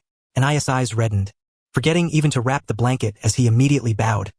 Thank you, Lord Kyutaka. HM? Kyutaka's eyes widened. He was Kyutaka, not Zhao Gao. Could that cadre endure such a trial? He casually set the wailing Conan aside, her cries fading into background music, oddly fitting. The Chimera Technique demands physical requirements. Our previous experiments were based on the physique of teacher and me. Now I need to carefully examine your physical condition. Anaya's face flushed as he lay spread eagle amid Conan's cries. Kyutaka instantly understood her meaning. Bring it on, beast. Meanwhile, in Konoha village, just recovering from the devastation of the Ninetails incident, they faced a second wave of blood pressure spikes. In the Hokage's office, Hiruzen Sarutobi stared at the investigation report on the stolen ninjutsu and forbidden techniques, nearly biting through his pipe. Standing before the desk were shinobi of the Inuzuka and Aburame clans, heads bowed almost to their chests. So all you found was the Toad's chakra signature? And the handwriting on the scroll. The Inuzuka clan's jonin nodded stiffly. Yes, third Hokage. Our ninja dogs repeatedly confirmed that only residual Toad chakra and 2 unknown ninjas' chakra traces remain in the library. Nearby, Konohamaru exploded. Toad chakra? That must be Jiraiya. Who else could have a connection with Mount Myaboku's toads? That brat actually dared to sneak back into the village to steal forbidden jutsu. Impossible for it to be Jiraiya. Hiruzen Sarutobi flatly rejected the notion, frowning even more. That fellow sent word half a year ago, saying he was soaking in hot springs in the land of hot water, not even returning when Minato was about to become a father. His temperament would never seek forbidden jutsu. Even if he did, he would come to me openly to ask, never stealthily steal. As for the handwriting, if not Jiraiya, then who? The entire office fell silent. Everyone's gaze instinctively fixed on Danzo Shimura, who sat grim-faced in the corner. Danzo felt uncomfortable under their stare, slamming his cane on the floor fiercely. What are you looking at me for? I didn't do this. You didn't? Konohamaru sneered. Danzo, throughout Konoha, apart from Jiraiya, only you have the motive and ability to infiltrate the Hokage's office and steal forbidden jutsu. Who else could commit such an act of betrayal? And even leave misleading handwriting to confuse us? I say again, it wasn't me. Danzo trembled with rage, having borne more blame in his life than anyone else. Now the theft of forbidden jutsu is pinned on me? My root subordinates have been clearing residual threats in the village all this time. No one has been to the Hokage's underground. He stared directly into Hiruzen Sarutobi's eyes and said, even if I wanted forbidden jutsu, monkey, would you deny me? Yes, but Hiruzen's gaze remained filled with suspicion. Danzo looked at the crowd's eyes and nearly had a stroke on the spot. Can't find the culprit.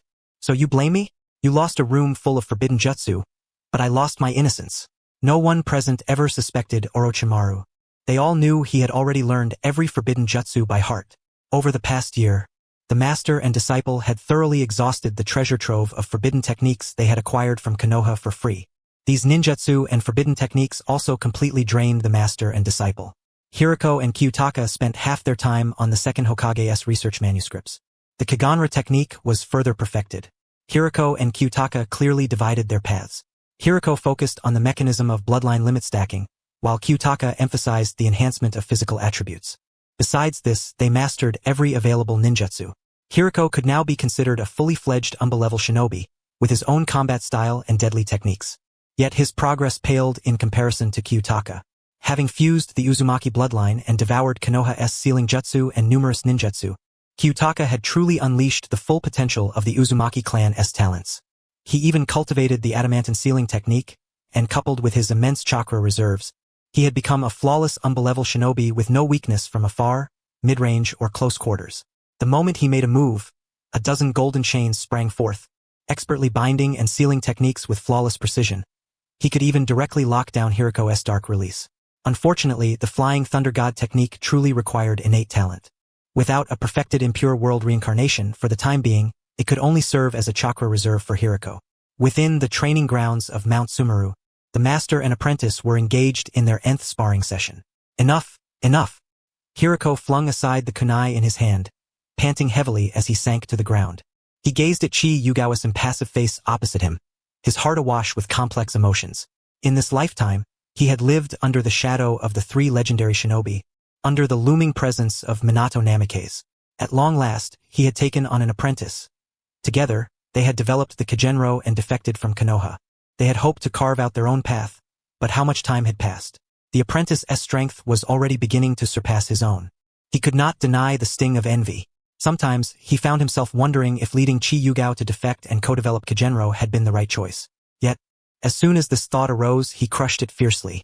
He was the teacher. He had guided Qi Yugao onto this path. Was he to be outdone by his own disciple? Was he destined to once again live in someone else's shadow? Impossible. Hiruko sprang to his feet abruptly, brushing the dust from his clothes with a defiant tone. I was careless just now. I didn't unleash my full strength. Once I complete the next phase of Kigenro's research and integrate a new bloodline, just wait and see if I don't beat you to the ground, leaving you with nothing but teeth marks. Qi Yugao watched his master's stubborn, kingly bravado and couldn't help but smile. He did not expose the pretense but merely nodded along. Yes, master. But are you still unwilling to integrate the Uzumaki bloodline? Xiao Gao. Just as you have your own convictions that I cannot sway, I have mine as well. At that moment, the ground before them suddenly churned, and White Zetsu emerged with a mischievous grin. Oh my, you two still get along so well.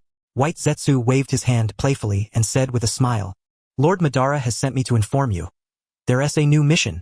In the next instant, a Kamui spatial vortex unfolded before them, and the figure of Obito, wearing an orange tiger-striped mask, appeared instantly in the training arena. His scarlet Sharingan swept over the two, radiating the oppressive aura of Uchiha Madara. Next month, there will be a fierce battle in Amigakure, Obito began slowly. The Akatsuki leader intends to completely eliminate Amigakure and assassinate Hanzo the Salamander. Hiruko's eyes lit up immediately. Hanzo the Salamander, the demigod of the ninja world, a figure who once dominated the three legendary shinobi. Back then, the three were no match for Hanzo. If he himself could defeat Hanzo, would that not mean he had surpassed the three legendary shinobi? Perhaps. He could even strike a decisive blow against Lord Madara and claim his Sharingan. Lord Madara, what is our task? A frontal assault? Hiruko asked respectfully, stepping forward. No. Obito glanced at him indifferently. The leader will personally deal with Hanzo. Your mission is simple. Clear out the stray forces around Amigakure, seal off all escape routes, prevent Hanzo's remnants from fleeing, and ensure no unrelated parties interfere with the leader. Hiruko felt as if he had dropped his pants only to find that it was Pleasant Goat who had gone up to find Beautiful Goat, while he himself was more like Fierce Goat, pushed to the back to give a shove. Qi Yugao silently nodded. So this was the timing. The so-called fierce battle was really just a paid team-building exercise and perimeter security detail. Nagato's Rinnegan fighting Hanzo was a dimensional mismatch. Hanzo wouldn't even have the chance to retaliate. Their role was pure idling. But Hiruko clearly did not see it that way. He was already rubbing his hands in anticipation. He wanted to surpass the three legendary shinobi. Qi Yugao immediately saw through his master's ambitions. Unlike him, he harbored no desire to surpass Minato Namikaze. At least not for now. Minato was a godfather to him. Master, let us conserve our strength first. Amigakure is sealed off. Even if we kill Hanzo, the news won't leak out. Our organization will likely continue to operate underground. Hiruko was momentarily stunned, then sulked and dismissed the thought.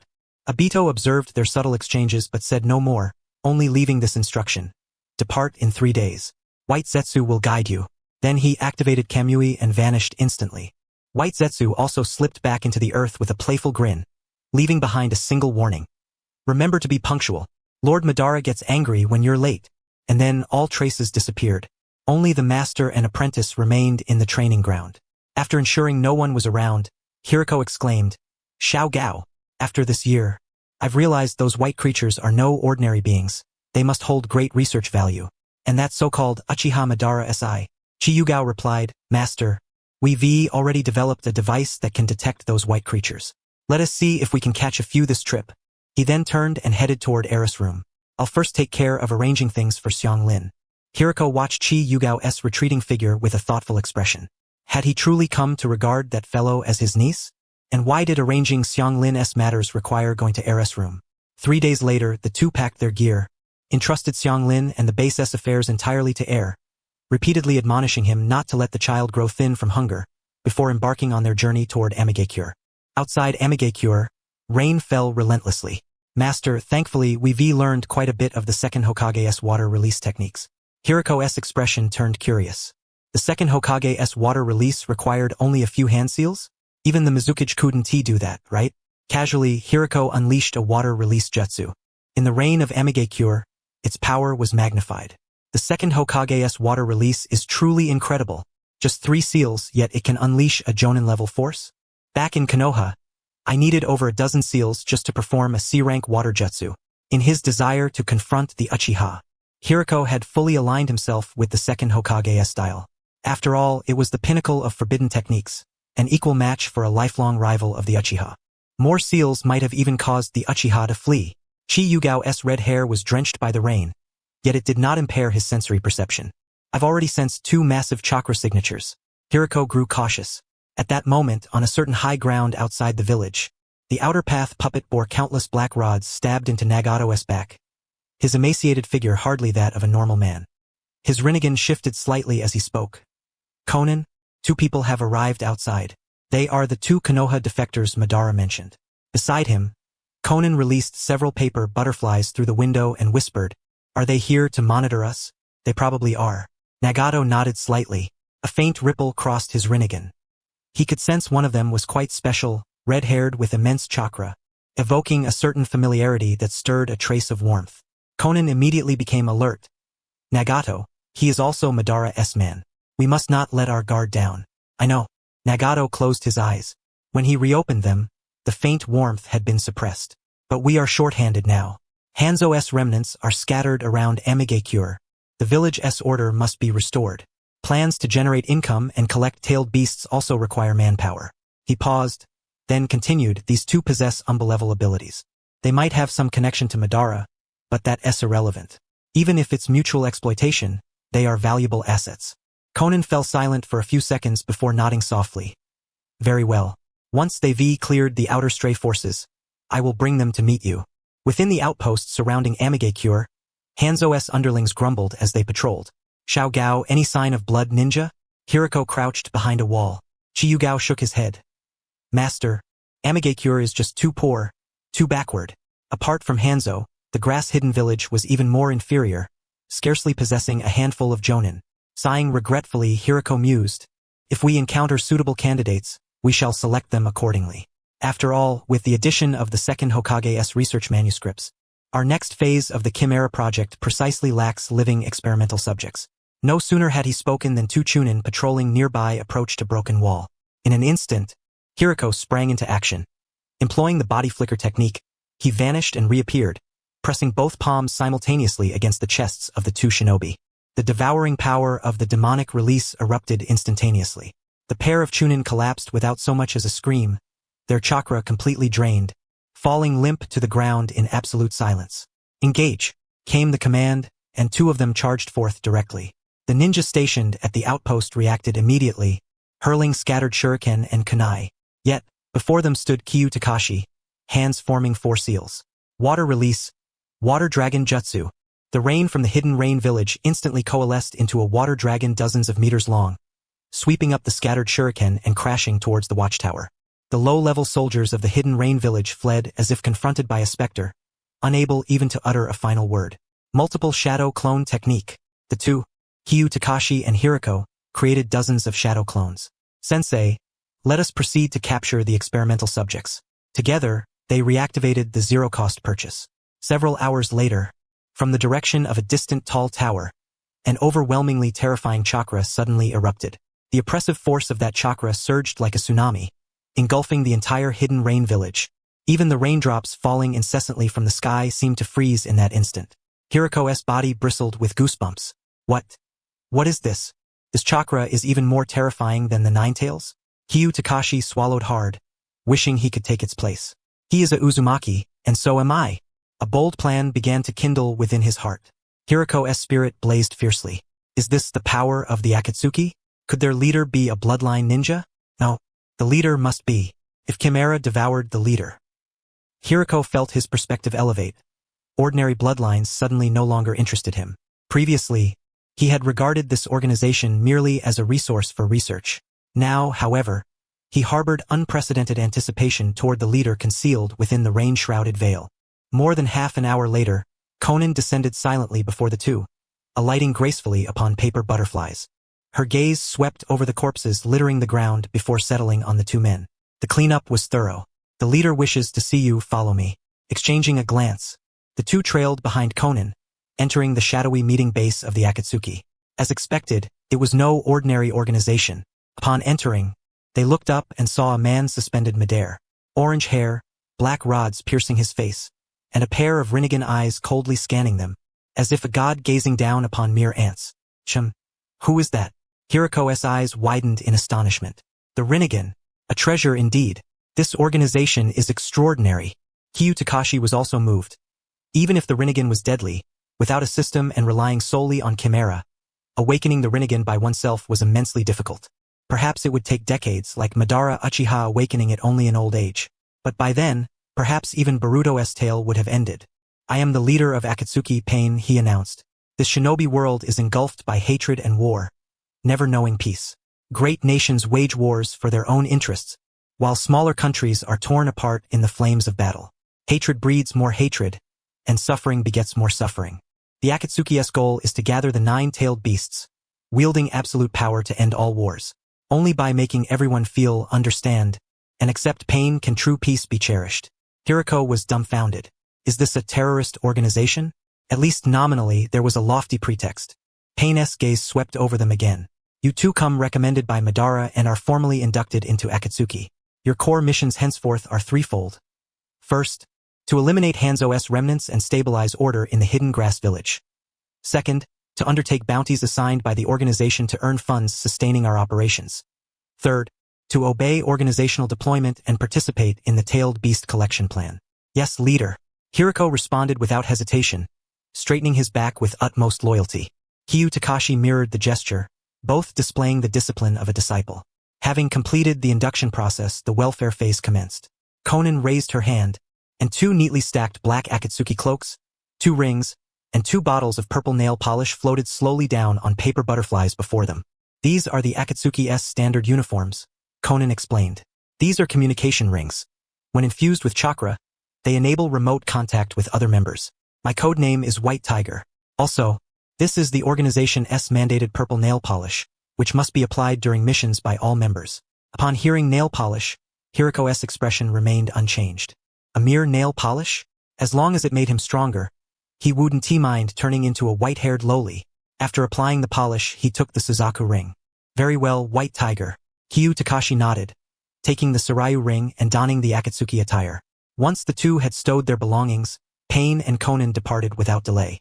Outside the base, Kyu Takashi employed a simple water mirror technique to inspect himself. I must say, this organization knows how to make an impression. Much cooler than Konoha's green vests. Standing here, who wouldn't call me an S-rank rogue ninja? Hiruko paid no heed to appearances, lowering his voice to a whisper. Takashi, did you see that? The Rinnegan, the legendary eyes of the Sage of Six Paths.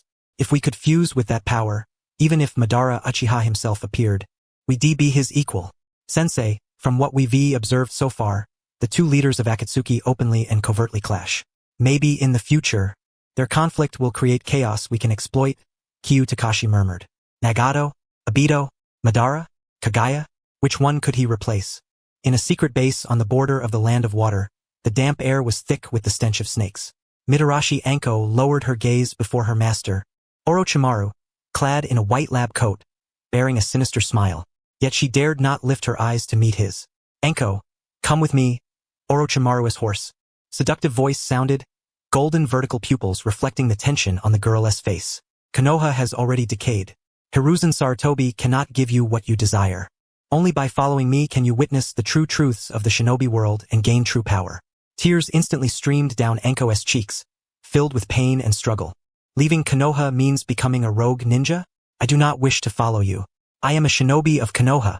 I cannot betray my village. Orochimaru's smile gradually faded, disappointment and frustration flickering in his golden eyes. Having lived so many years, he had taken few disciples. Anko was not one he valued, especially because of her personality, which he disliked even more. Very well. Orochimaru stretched his neck and left a black 3-shaped cursed seal upon the back of Anko's neck. She whimpered and collapsed. Part of her memories simultaneously sealed. This mediocre, sweet-toothed disciple had chosen Konoha, the mediocre, rule-bound path. This cursed seal would be the final gift from her master. Suddenly, Orochimaru recalled the defection of Hiruko and his disciple 2 years prior. That inept fool, at the time of his defection, was accompanied by a disciple utterly devoted to him. Together, they delved into forbidden techniques and fled from Konoha side by side. And what about him? He stood at the pinnacle of the ninja world, mastering countless forbidden arts. Yet in the end, even his own disciple refused to follow him. For the first time, a fleeting thought crept into Orochimaru's heart, one of inferiority compared to Hiruko. But as soon as it surfaced, he suppressed it. Gazing upon the tears streaming down Azuki's face, he slowly closed his eyes, and when he opened them again, all that remained was a cold, indifferent emptiness. Since you are unwilling, then so be it. Without casting another glance at his disciple lying on the ground, Orochimaru turned and walked deep into the base. Konoha had already decayed. Then he would personally become a gale to destroy this withered windmill. 3 days later, a bombshell news story shook the entire ninja world to its core. One of the legendary Sannin of Konoha, Orochimaru, was found guilty of conducting illegal human experiments on his own village as shinobi and stealing forbidden jutsu. The third Hokage, Hiruzen Sarutobi, personally led the apprehension. Orochimaru resisted capture and defected, becoming the ninja world's #1 S-rank missing nin. As soon as the news broke, the entire ninja world erupted in chaos.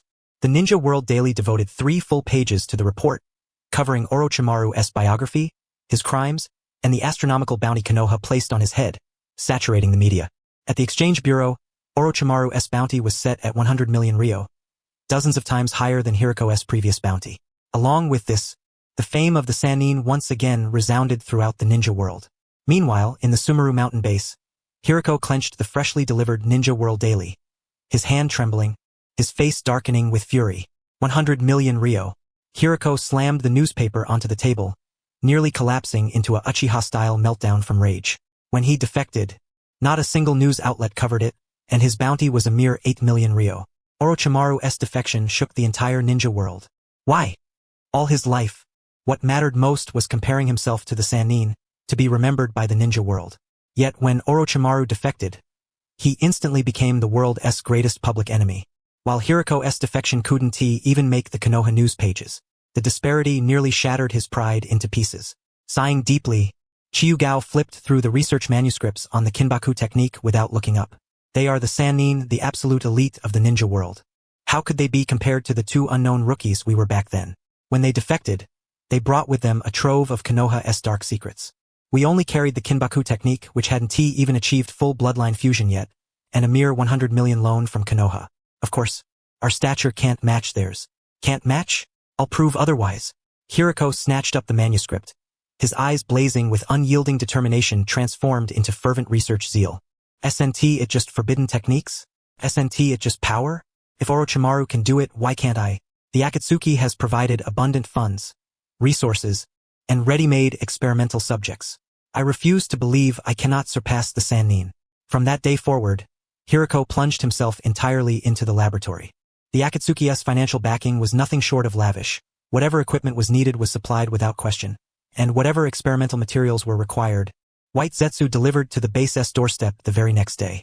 Even samples of bloodline ninjas that had once been unthinkable to obtain were now easily accessible. With the research manuscripts of the second Hokage, acquired from Konoha at 0 cost, the two further refined the Kinbaku technique. Their experiments lasted for months on end.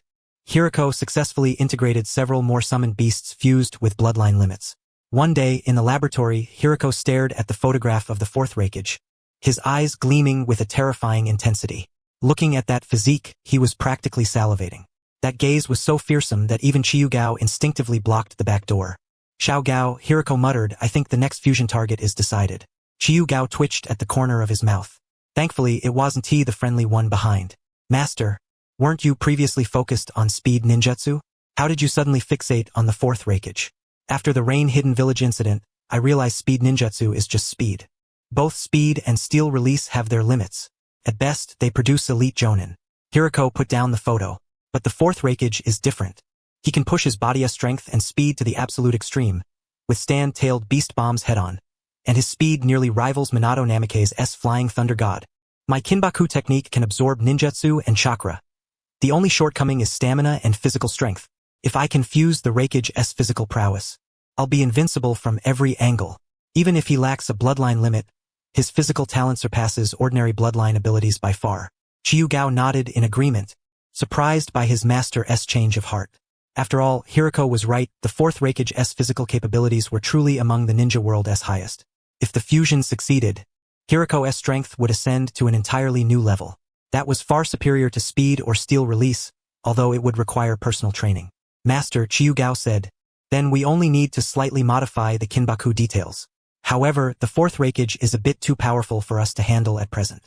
After speaking, he pushed the research manuscript he had compiled toward Hiruko. Master, putting aside the Raikage for now, I have an important discovery. Our current Kinbaku technique can only fuse 12 bloodlines at once. To break through to the next phase, to fuse multiple bloodlines simultaneously, even to achieve our ultimate goal of immortality, there is a major obstacle. What obstacle? Hiruko immediately leaned in, his excitement replaced by research rigor. They exchanged a glance and spoke in unison. Energy. Qi Yugao pointed to the manuscript. The Kinbaku technique allows us to break genetic limits and forcibly fuse different bloodlines and abilities. But this process consumes an enormous amount of energy. Currently, we can barely sustain the first fusion using our own chakra, but to advance further, ordinary chakra is simply insufficient. To realize multiple devouring fusions and even transcend life and death, the energy required is astronomical. Hiruko nodded in acknowledgement. So what do? We can't just capture tailed beasts, can we? The Akatsuki's tailed beast collection plan hasn't even started yet. If the two of us go after them now, it's a death sentence. I have a plan. Qi Yugao tapped the ninja world map. Timing, location, and people, these three are indispensable. For timing, we can wait for special celestial phenomena, like a full moon night when chakra activity doubles. For location, we can find chakra convergence points in the ninja world's ley lines, places where chakra naturally gathers, increasing energy efficiency by dozens of times. As for people, he paused, then looked up at Hiruko. We need a large number of shinobi as energy consumables. Their chakra and life force can be converted into the energy required for fusion through Kinbaku's array markings, simultaneously with enormous chakra to forcibly balance the fused chakra attributes. The choice of bloodline ninjas becomes more diverse. Simply put, we will sacrifice enough lives to create the opportunity to break through the limits of the human body. Hiruko was momentarily stunned, then suddenly slapped his thigh, feeling an instant kinship. Timing, location, and people. That was exactly what he had been considering. Sumeru Mountain was the place they had found together. The ninja world was not short of wandering shinobi, missing nin, and those from small villages. Capturing them would provide abundant ready-made consumables. Xiao Gao, let us do as you say. After several more rounds of human experiments, we will break through to the next phase of Kinbaku. He had already made up his mind. The next target is tentatively set as the Fourth Raikage. After fusion, continuing cultivation for just a few more years in the next research phase would be equivalent to acquiring lightning release combined with a steel shield. Additionally, it would bestow ample stamina and formidable physique. Even the dark release could be unleashed to its fullest potential. Once the fusion with the Fourth Raikage is complete, the third would be Inoki, the fourth, Uchiha Madara, the fifth, the leader, but both Madara and the leader possess ocular powers. Would this not overlap with the disciple's path? Would it not contradict the previous plan? Hiruko shook his head and asked, Xiao Gao, what are you planning to absorb next? Qi Yugao answered truthfully, I intend to visit the Kirigakure village to observe those from the Kaguya clan. If the Uzumaki clan enhances their flesh, then the Kaguya clan fortifies their bones. And afterward, I plan to go to the Uchiha. The power of the Sharingan is incredibly captivating, but it seems we cannot confront him directly. We can only see if there are similar ocular abilities within the Uchiha clan. Hiruko nodded but still decided to reserve a place for Uchiha Madara and the leader, even if the Uchiha clan truly possesses remarkable eyes. It would be best for the disciple to first fuse the Sharingan and strengthen himself before assisting in hunting down Madara and the leader. Just as the two of them revised their subsequent research direction once more, the ring on their finger heated up, chakra spreading. Pain's emotionless voice resonated directly in their minds. 3 days later, at the border of the land of hot water. Coordinate has been synchronized to you through White Zetsu. Arrive on time to cooperate with the organization's recruitment of new members. As the voice faded, the ring's temperature instantly dropped, returning to its cold metallic texture. Hiruko was momentarily stunned. Another mission? These past few months have already interrupted our experiments quite a bit. But new members? The organization is recruiting? That should bring us some peace afterward. Indeed, Qi Yugao said. We've been taking turns on missions these past few months. If it weren't for the Akatsuki's steady pay, the wealth of intelligence and resources, I might have defected by now. Of course, Qi Yugao was only speaking rhetorically. Truly defecting would likely result in being hunted down like Orochimaru. 3 days later, at the border of the land of hot water, Kakuzu had just finished dispatching a bounty when he noticed a group approaching. His gaze immediately locked onto Hiruko, a rogue ninja from Konoha, with the strength of an ordinary jonin valued at 8 million ryo.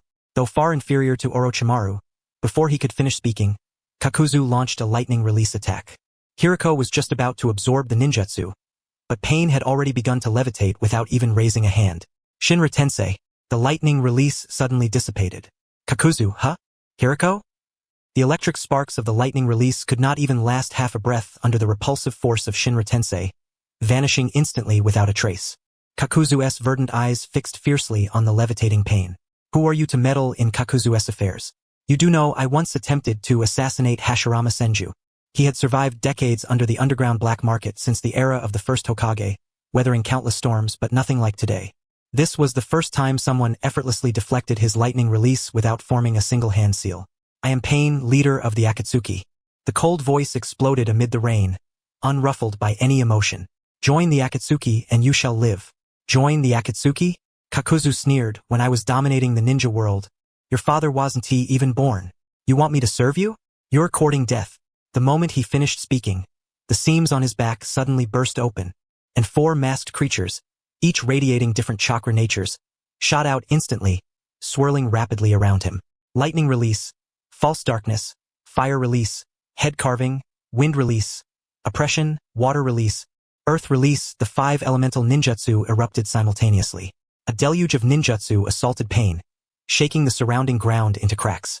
Meanwhile, his true body immediately fled with those masked creatures.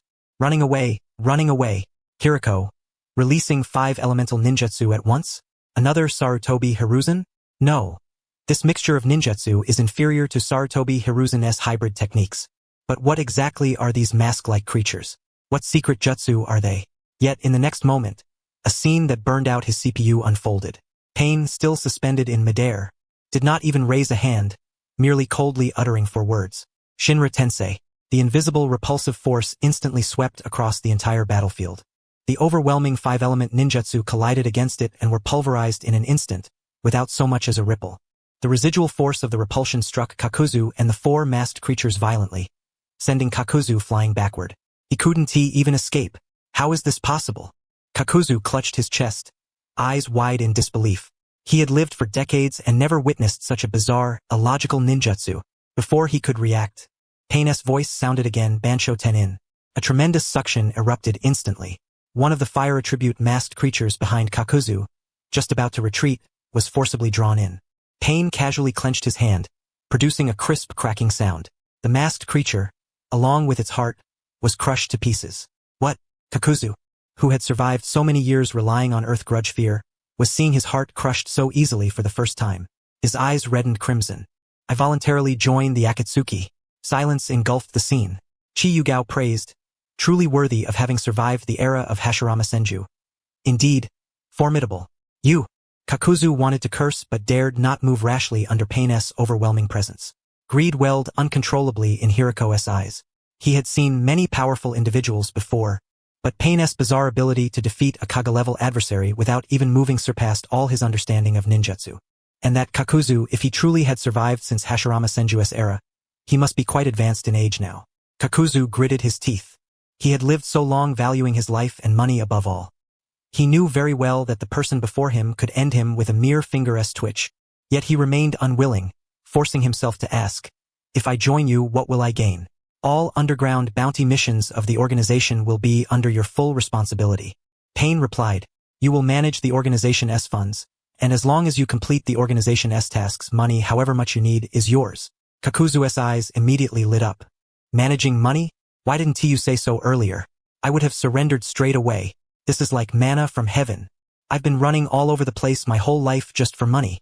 Without hesitation, he dusted himself off and reiterated, I join Akatsuki. Arrange the missions for me quickly. Pain.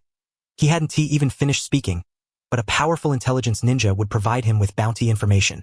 Pain said no more. Conan tossed Kakuzu a ring, a black cloak adorned with red clouds, and some nail polish. Gather at the Amigakure base in 3 days. Stand by. Having said that, he turned and flew toward Amigakure, not once glancing at the mess left behind. Hiruko and Qi Yugao exchanged glances and followed closely behind. This was a deliberate show of force to intimidate them. Kakuzu reabsorbed the remaining masked creatures into his body, carrying a satchel stuffed with bounty money, silently trailing behind. As the group crossed from the land of hot water into the territory of the land of rivers, a rustling suddenly arose from the surrounding woods. Countless white snakes burst forth from the earth, densely encircling them, blocking their path. Immediately thereafter, a hoarse voice resonated, and the figure of Orochimaru gradually emerged from behind a tree, his golden vertical pupils sweeping over the assembled individuals. When his gaze settled upon Hiruko and Takao Kiyu, he raised an eyebrow ever so slightly. "Oh, Hiruko, and Takao Kiyu as well, you're still alive? It seems you've even joined an organization. Quite unexpected." He seldom addressed those he looked down upon with honorifics. Hiruko instantly bristled with anger. Back when Orochimaru had scorned his Kirigakure faction, arrogantly looking down on him, he had been seething ever since. And upon learning of Orochimaru's defection, that grudge only deepened. He stepped forward immediately. "What's this? Lord Orochimaru has betrayed Konoha and turned to highway robbery?" Yet Orochimaru paid him no heed. His entire attention was instantly fixated on the foremost figure, Pain. Upon beholding those Rinnegan eyes, his breath faltered, and his entire chakra stirred uncontrollably. "The Rinnegan?" Orochimaru's voice trembled, his face alight with fervor. "The legendary eyes of the Sage of the Six Paths? I never imagined I'd witness them with my own eyes." He had spent his entire life chasing immortality, pursuing the pinnacle of power, yet he had considered the Rinnegan mere myth. Almost instantly, Orochimaru sprang into action. Shadow snake hands, countless giant serpents burst forth from his sleeves. Mouths agape, venomous fangs bared, lunging frantically at Pain. He surged forward alongside them, his eyes brimming with obsessive zeal, shouting, "Those eyes, they belong to me." Hiruko stepped forward as well, not to aid their leader but with the intent to challenge Orochimaru's skill, to transcend the three legendary Sannin, starting by surpassing Orochimaru himself. But before he could make a move, Pain's mouth opened. The same cold incantation of Shinra Tensei echoed. An invisible repulsive force erupted instantly, and the countless giant serpents that had leapt forward were crushed into a pulp within half a heartbeat. The splattered serpent blood and shattered flesh were flung away by the repulsive force, not even touching the hem of Pain's garment. The repulsive shockwave struck Orochimaru with full force, sending him hurtling backward, crashing heavily against a tree, a mouthful of fresh blood spurting out. What kind of technique was this? Orochimaru propped himself up from the ground, eyes filled with curiosity and greed. Refusing to admit defeat, he quickly formed hand seals with both hands, unleashing the formation of 10,000 snakes. Countless venomous snakes spewed forth from his mouth, instantly forming a sea of serpents surging toward Pain. Yet the result was the same. The repulsive force of Shinra Tensei swept through, reducing all venomous snakes to dust in an instant, leaving no room for resistance. The next moment, Bansho Tenin was activated. A tremendous suction force locked onto Orochimaru, and he was uncontrollably pulled toward Pain. Every hair on Orochimaru's body stood on end. He hastily opened his mouth and vomited on himself. This barely allowed him to evade Pain's Bansho Tenin. The air fell silent immediately afterward. Hiruko stood beside them, watching with great satisfaction, nearly bursting into laughter on the spot. "Serves you right for looking down on my Kirigakure back then, for your pretentious airs. Now isn't your leader just grinding you into the dirt?" He deliberately cleared his throat, his tone dripping with sarcasm. "Well now, Lord Orochimaru, wasn't my Kirigakure faction unrealistic at the time? How is it now that you can't even withstand a single move from our leader?" Orochimaru shot him a fierce glare but said nothing. What did the leader's strength have to do with your Kirigakure faction? Yet inside he was already scheming furiously. Can't win? No matter. If you can't win, join them. At worst, betray your comrades and band together. In this era, loyalty to a single village or person was an illusion. As long as he entered the Akatsuki, there would be ample opportunity to approach Pain, ample opportunity to study these Rinnegan eyes. If he could obtain the Rinnegan, what was the cost of temporarily bowing his head? With this thought, Orochimaru suddenly smiled, licking the blood at the corner of his mouth. Hehehe, truly astonishing power. The Rinnegan of the Sage of the Six Paths lives up to its reputation. Your organization is still short-handed, isn't it? With my strength, Orochimaru volunteered himself, for if even Hiruko was joining this organization, surely he would be welcomed without issue.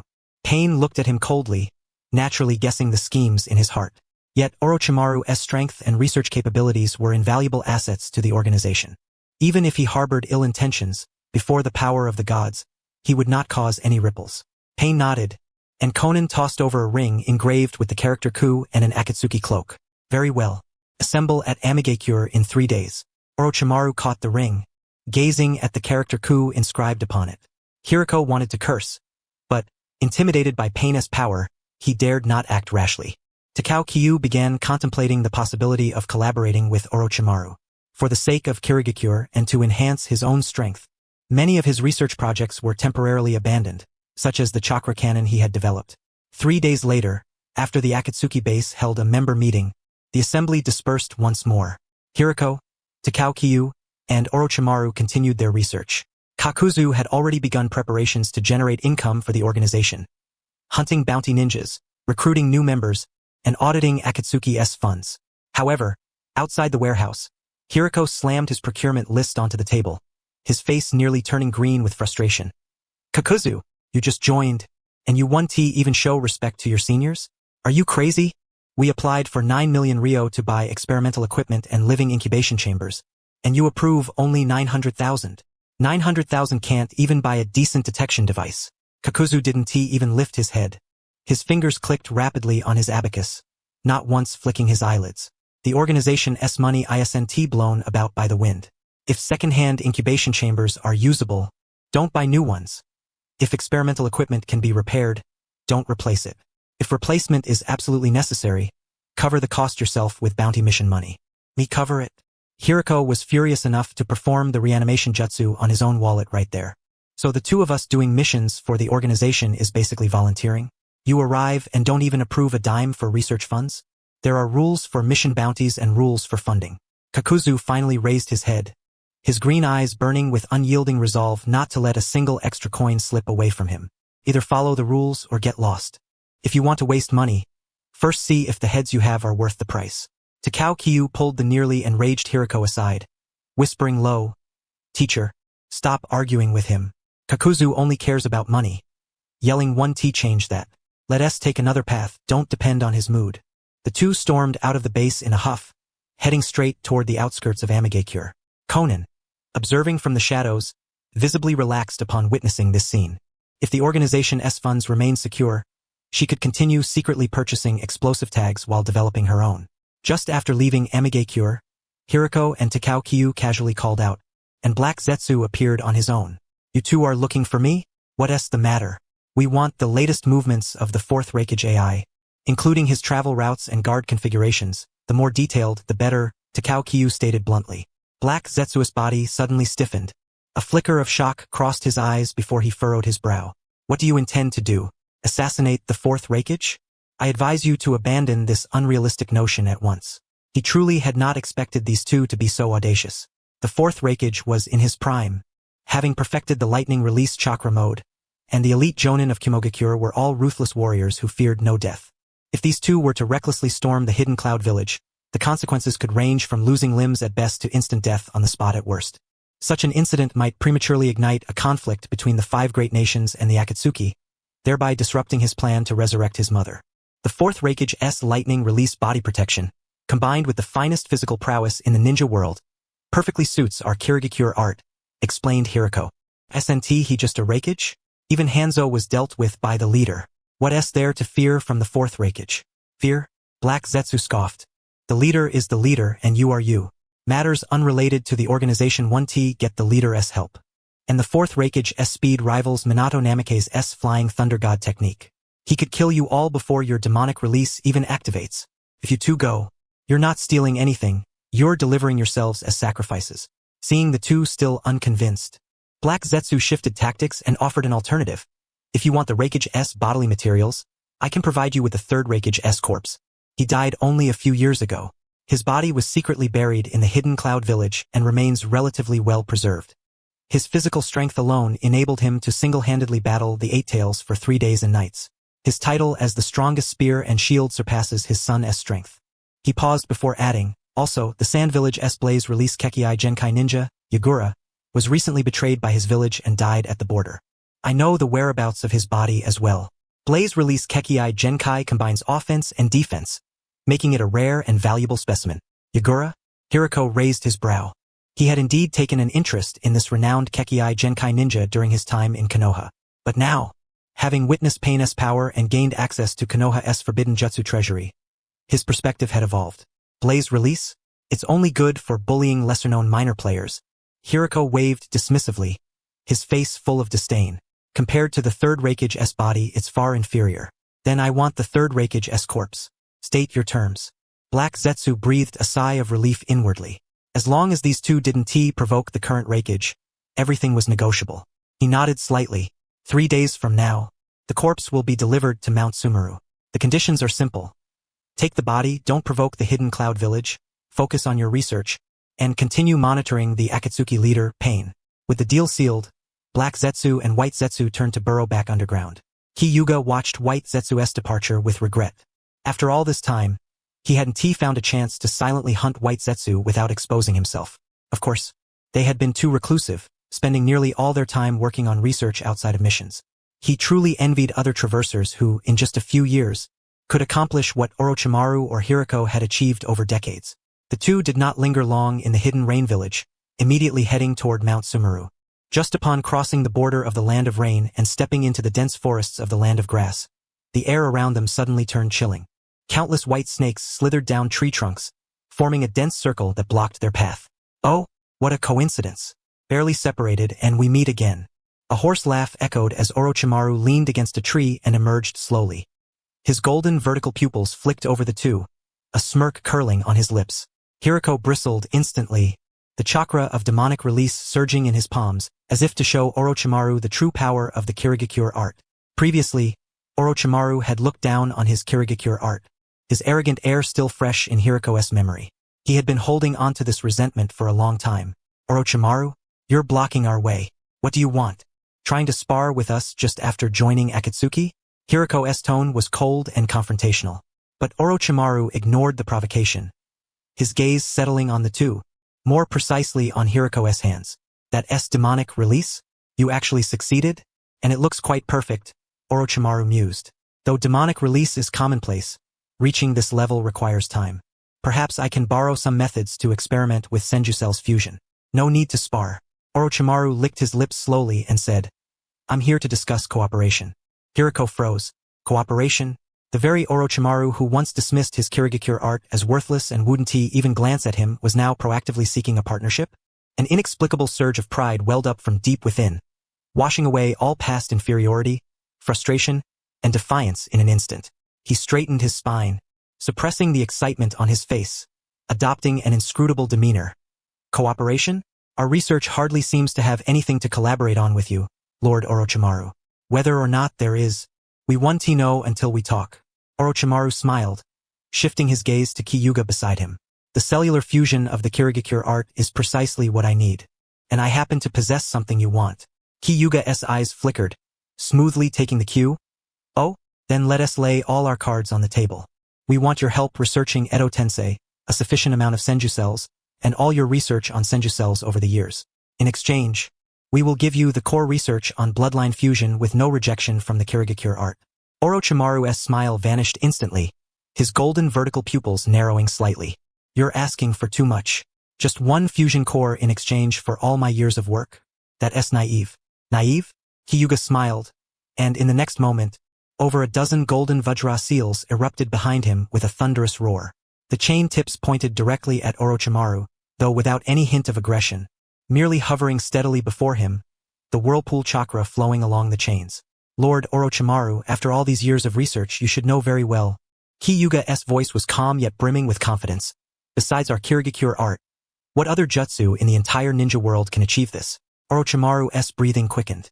He stared intently at the golden chains, then at Qi Yugao's blazing red hair. Interesting, he said, licking his lips. He recalled his past experiments. Even transplanting Uzumaki clan cells into ordinary people would either cause their bodies to explode or chakra to become chaotic. Achieving such perfect fusion, let alone awakening the Vajra Seal core secret technique, was thought impossible. This Kirigakure art was more useful than he had imagined. After a few seconds of silence, he finally nodded slowly. Agreed. Once I perfect Edo Tensei, I will hand it over to you, along with 3 vials of Senju cell fluid. As for the other research results, we will discuss them after I verify the authenticity of the data you provide. Deal. Qi Yugao accepted without hesitation, though he added, but for now we can only give you half. He never expected to exhaust Orochimaru in one go. Obtaining Senju cells already exceeded their goal. As for the core data of Qi, what Orochimaru gave was but the surface, the true core he would never share. The two finalized the transaction on the spot. Qi Yugao tossed over a scroll containing the core data of bloodline fusion. Orochimaru stuck out his tongue, flicked the scroll with it, and opened it to reveal 3 test tubes filled with green liquid. He handed it over, all soaked with saliva. Qi Yugao asked, "What s?" with the disdain. Watching Orochimaru disappear into the distance, Hiruko finally regained his composure and slapped Qi Yugao's shoulder enthusiastically. Ha ha ha. I never thought the day would come when I, Hiruko, could negotiate cooperation with Orochimaru on equal footing. Having lived his life under the shadow of the 3 legendary Sannin, now even Orochimaru sought him out for joint research. This feeling of vindication was more exhilarating than any newly acquired bloodline. The two hurried back to the Mount Sumeru base.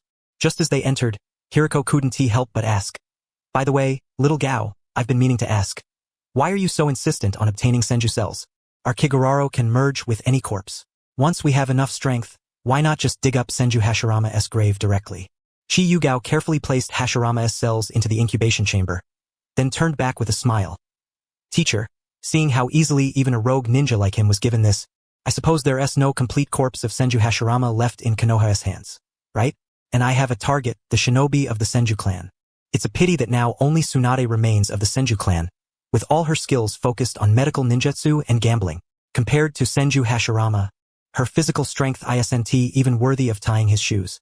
To replicate the god of shinobi from those days, we can only rely on cloning and transplanting Hashirama's cells. If I can perfectly integrate Hashirama's cells, perhaps I too can become the next god of shinobi." "Makes sense." Hiruko nodded in full agreement. Orochimaru and Konoha might not pull it off, but our Kiguraro certainly can. But how do we ensure the transplant's success? That's a different approach from Kiguraro's method. Qi Yugao shook his head. Yes, Kiguraro still requires a corpse, even if incomplete, but with only this cell solution, we don't know how effective the clones will be compared to the original fluid. As for transplantation, it's uncertain how much it will weaken the results. The two fell into deep contemplation. Several days later, in front of the cryogenic chamber deep within the base, they gazed upon the tall, half-decayed corpse inside. It was none other than the Third Raikage, just delivered by Black Zetsu. The corpse was relatively well preserved. Despite having been dead for years, the muscle contours remained clearly visible, and the lingering aura of his overwhelming chakra could still be faintly sensed. The immediate priority was to restore this corpse to its optimal state. Hiruko said, "Once restored, I will use Kiguraro to merge with this Third Raikage's body. Then, the lightning-style defenses, the strongest spear and shield, all will be mine." "Alright, teacher, I'll go capture the targets." Since finalizing the plan to merge with the Third Raikage, Qi Yugao believed that if the teacher succeeded, it would be an epic enhancement. In the Ninja Duel Arena game, it would add several new characters. He only wondered whether, after merging with the big, tough, dark Third Raikage, the teacher would still turn into a white-haired little Conan-like figure. The thought of that image felt eerie and terrifying. Multiple shadow clone technique. The original remains at the base, overseeing research and physical training, while dozens of shadow clones are dispatched with clear assignments. One group of shadow clones lurks in black markets and borderlands of various countries, targeting rogue ninjas from the bounty lists, from S-rank fugitives to C-rank petty thieves. Anyone with some skill and a decent physical baseline is rounded up and brought back to the base. They pocket every last bounty reward. In just a few months, they completed the bounty quotas for the Akatsuki for the next year or two, leaving Kakazu feeling pressured to double his efforts. Another group of shadow clones targets the unscrupulous nobles of the Land of Fire and the Land of Wind. They climb walls at midnight, break into vaults, empty gold and jewels, and even take away the noble family's bodyguard ninjas.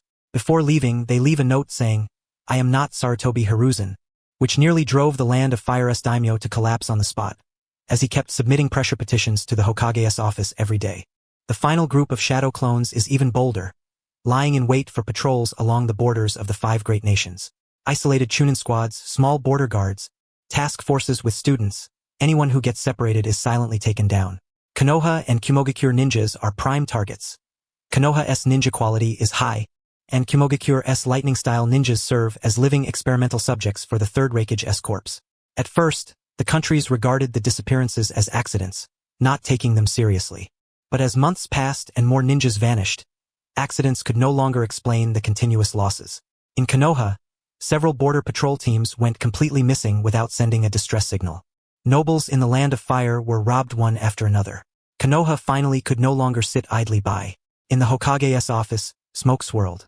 Sarutobi Hiruzen frowned deeply, staring at the thick stack of missing persons reports and pressure letters from the daimyo. The remaining F3 looked grim.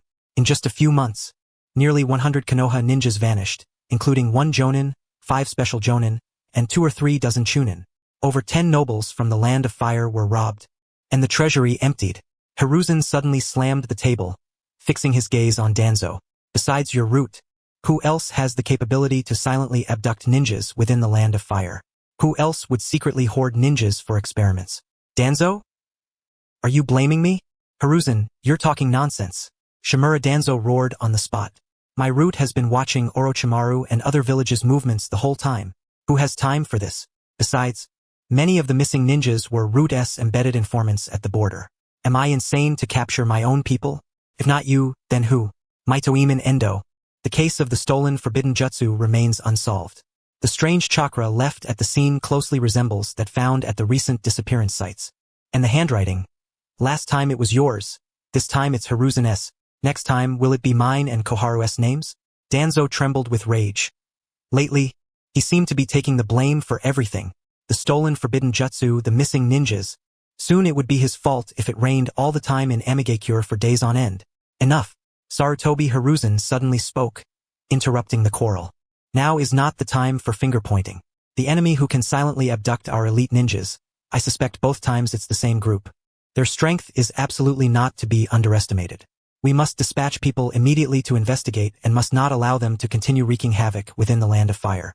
He paused, his gaze falling on the figure waiting outside the door. Shinosuke, this matter is yours to handle. The man who entered was clad in jonin attire, his resolute face bearing a 7/10 resemblance to Sarutobi Asuma. He was none other than the third Hokage's eldest son, Sarutobi Shinosuke. Recognized as an elite jonin of Konoha, he was proficient in 3 elemental ninjutsu, his strength firmly surpassing most of his peers. Yes, Hokage-sama. Sarutobi Shinosuke replied in a deep voice. I will assign you Konoha's strongest tracking team, Sarutobi Hiruzen said gravely. Jonin Inuzuka Kiba of the Inuzuka clan, Jonin Hyuga Hikaru of the Hyuga clan. You must ascertain the enemy's identity. Bring them alive if possible. If not, bring back their bodies. This formation was a veritable luxury, all top trackers in the shinobi world. Meanwhile, at the Mount Sumeru experimental base, Hiruko's gaze was fixed unwaveringly on the Third Raikage's corpse in the chamber. The activation is still a bit lacking. Even if the cells regain activity, the rate of degeneration is still too fast. Perhaps it lacks a highly purified live lightning-style heart and bone marrow as catalysts. Teacher. This time I caught a few burly men from Qimogakure. They roughly grasp the lightning-style chakra mode. Although far inferior to the Raikage, they are probably their clansmen. Qi Yugao tossed a black-skinned muscular ninja onto the floor. Muscular ninja. Humph. Kill me if you must. I will never reveal even a hint of Qimogakure's secrets. Nor will I expose my village's lightning-style chakra mode. Our Qimogakure is not Konoha. We have no rogue ninjas, only fallen Qimogakure ninjas. Seeing the man, Hiruko instantly broke into a broad grin. Hehehe, not bad at all. This body. He reached out to touch the muscular ninja, occasionally squeezing hard. Slurp muscular ninja. No, please. Amida.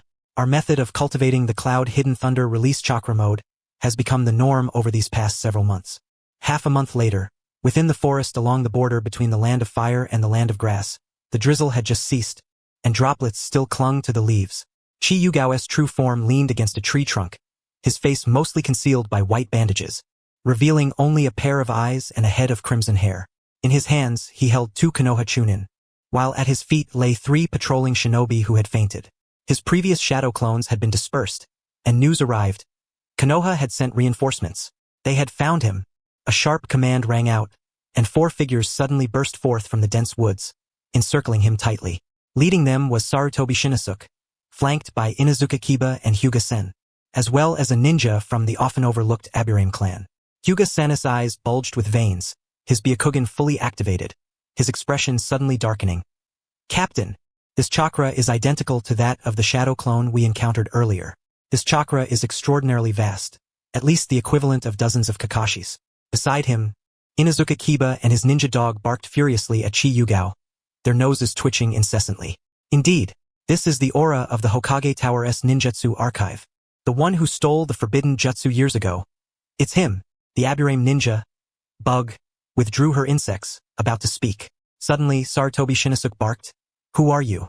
Why have you stolen Konoha's forbidden jutsu and abducted Konoha shinobi? State your name. A chilling laugh escaped Qi Yugao, as if he had consumed several elders of the Soul Hall.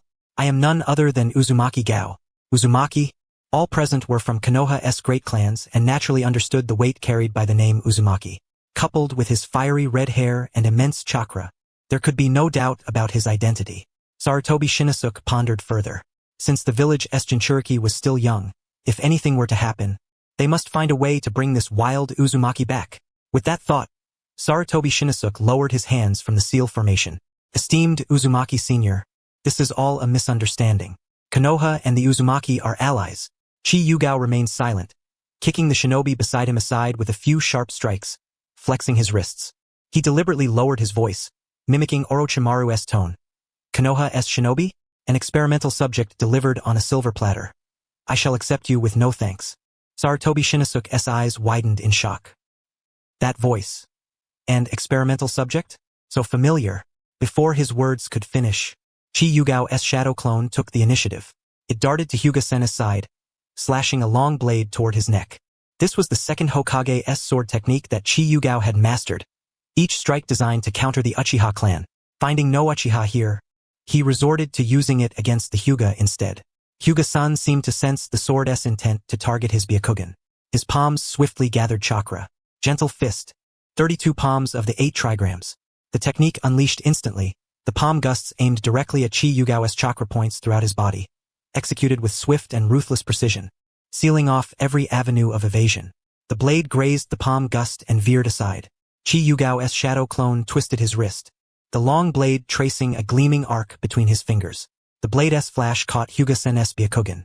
An instant of inattentive observation. Yet the blade seemed to anticipate his counter. Clang! The sword struck precisely on Hyuga Senna's wrist bone.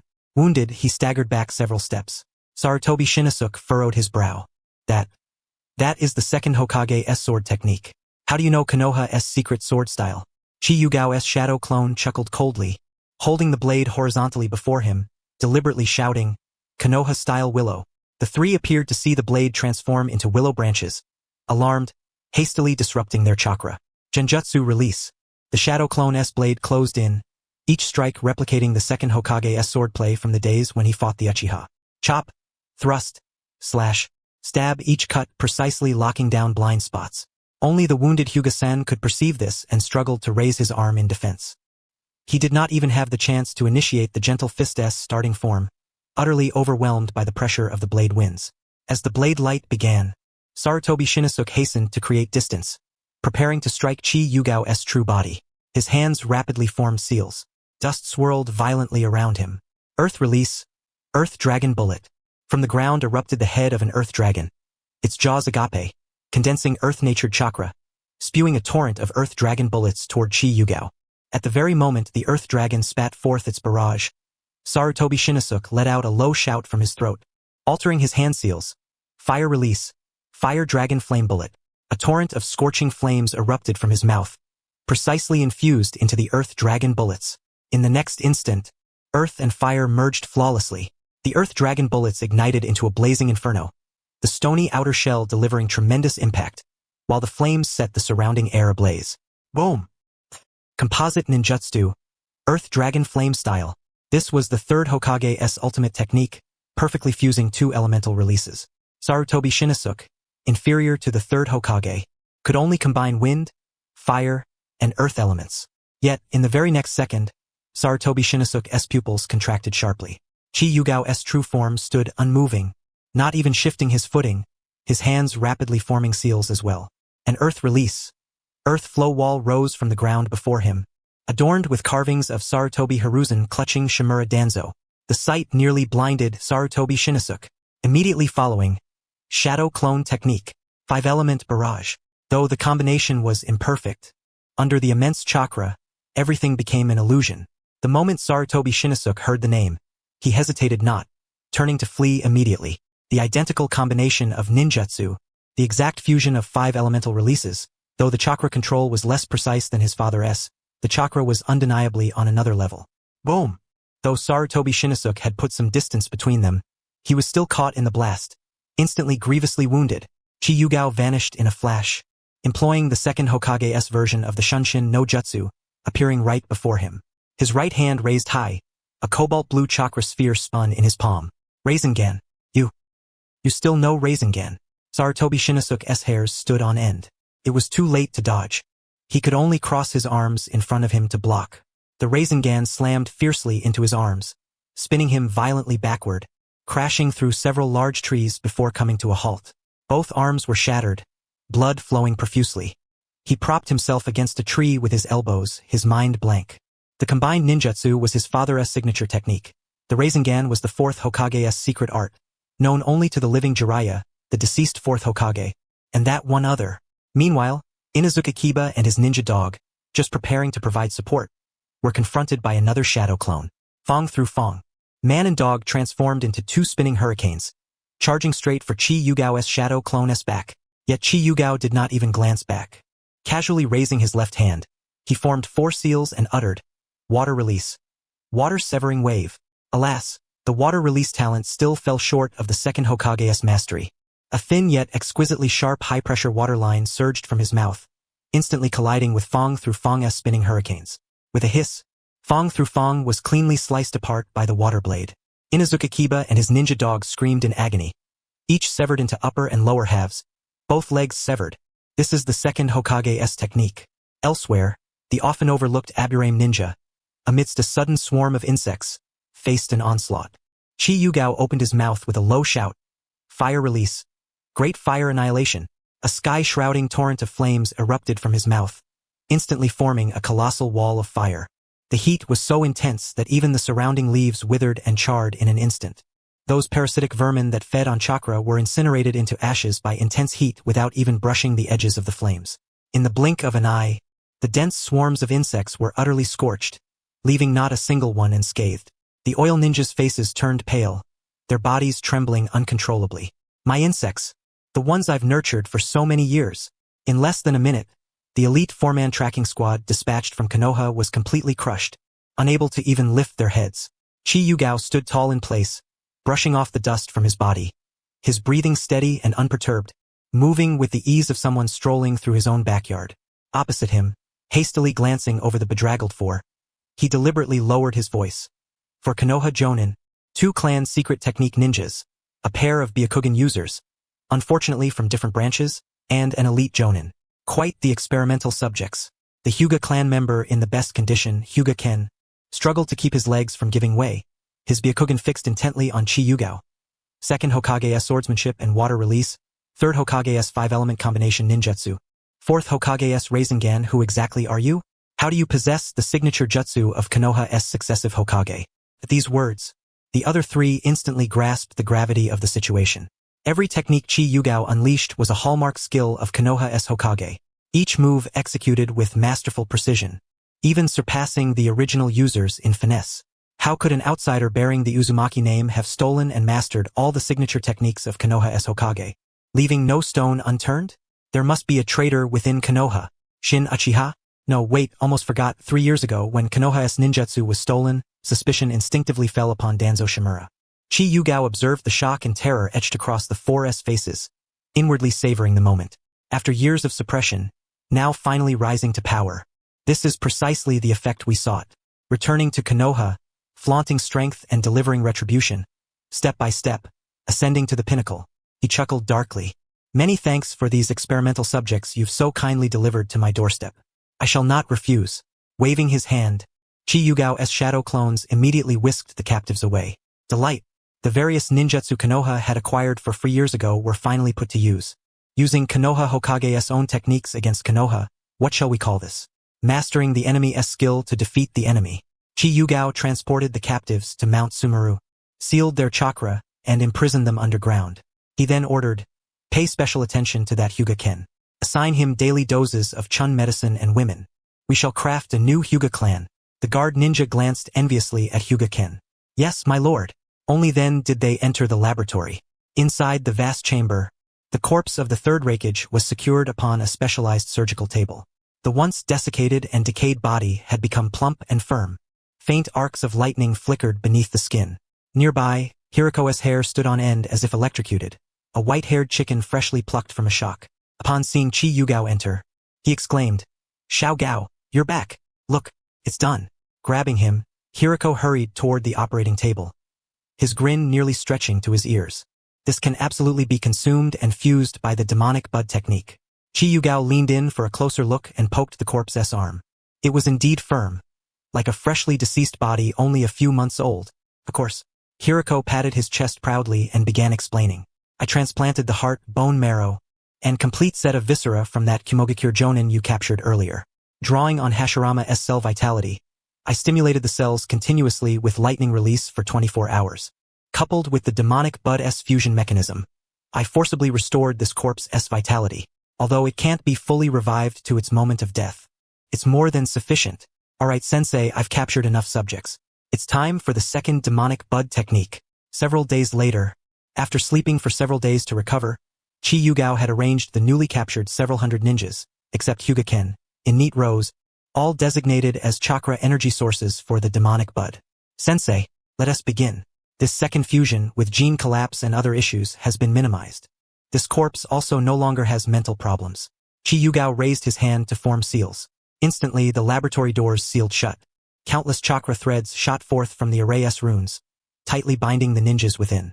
We have refined the demonic bud extensively and conducted numerous human experiments. Today marks the start of our second fusion. Hiruko wasted no time.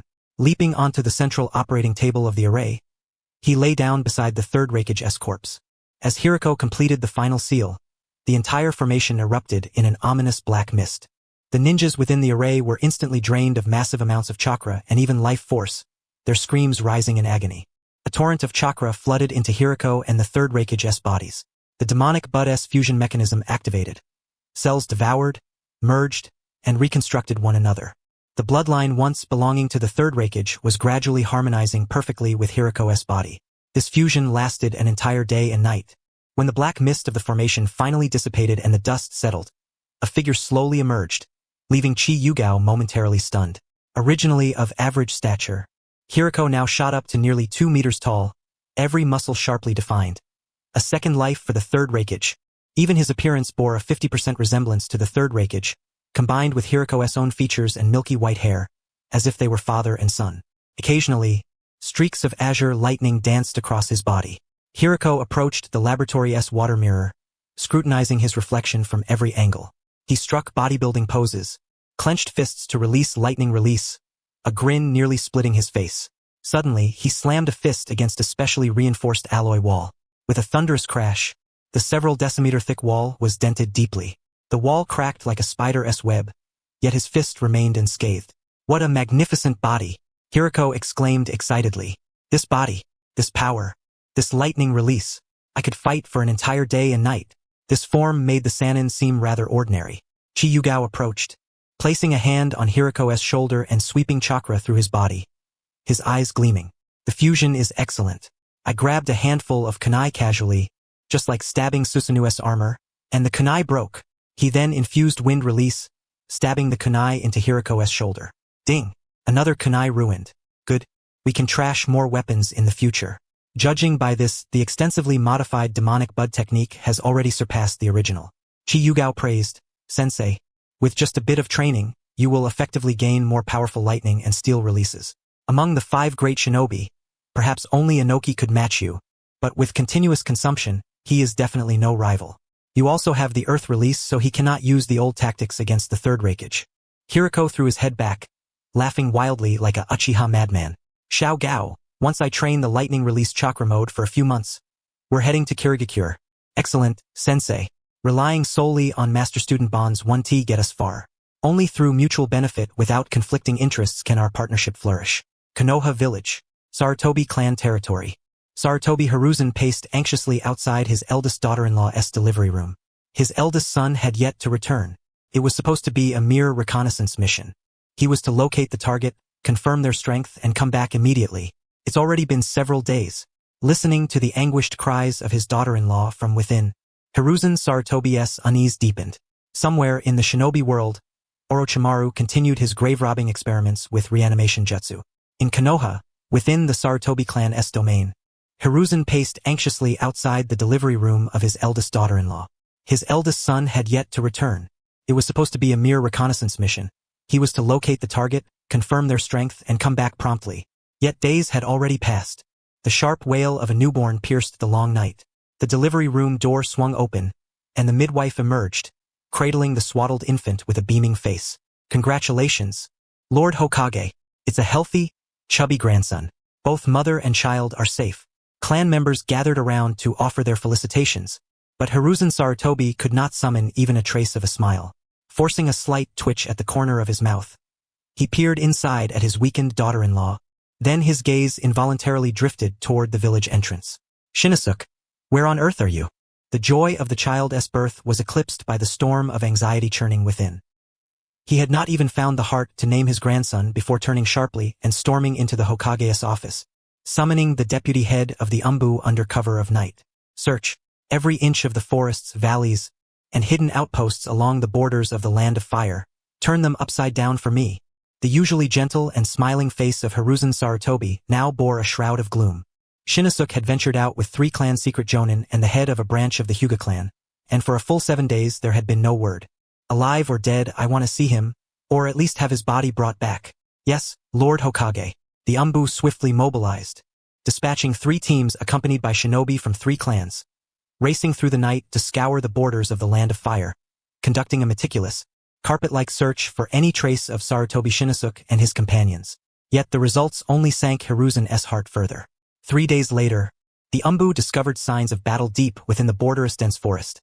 A tree shattered in half by a blunt force, scorched earth baked by intense heat, rocks cleaved asunder by water release techniques, residual chakra signatures unmistakably belonging to Sarutobi Shinosuke and his 3 comrades bore testimony to a fierce and brutal engagement. Yet beyond this, no further clues remained. The traces and scents abruptly ceased at a certain point, clearly a deliberate clue left by the enemy. No bodies, not even a shred of pursuitable evidence. It was as if all those involved had vanished into thin air following the conflict. The sole detail that caused Hiruzen's pupils to constrict sharply was the report brought back by the Umbu. The chakra signatures displayed all 5 elemental natures, a cut inflicted by an exquisitely sharp water blade, and the unmistakable traces of spiraling chakra. 5-natured Great Lariat, Water-Severing Wave, Rasengan, the signature techniques of Konoha's successive Hokage. In that instant, the pipe in Hiruzen Sarutobi's hand clattered to the floor. It was someone from Konoha.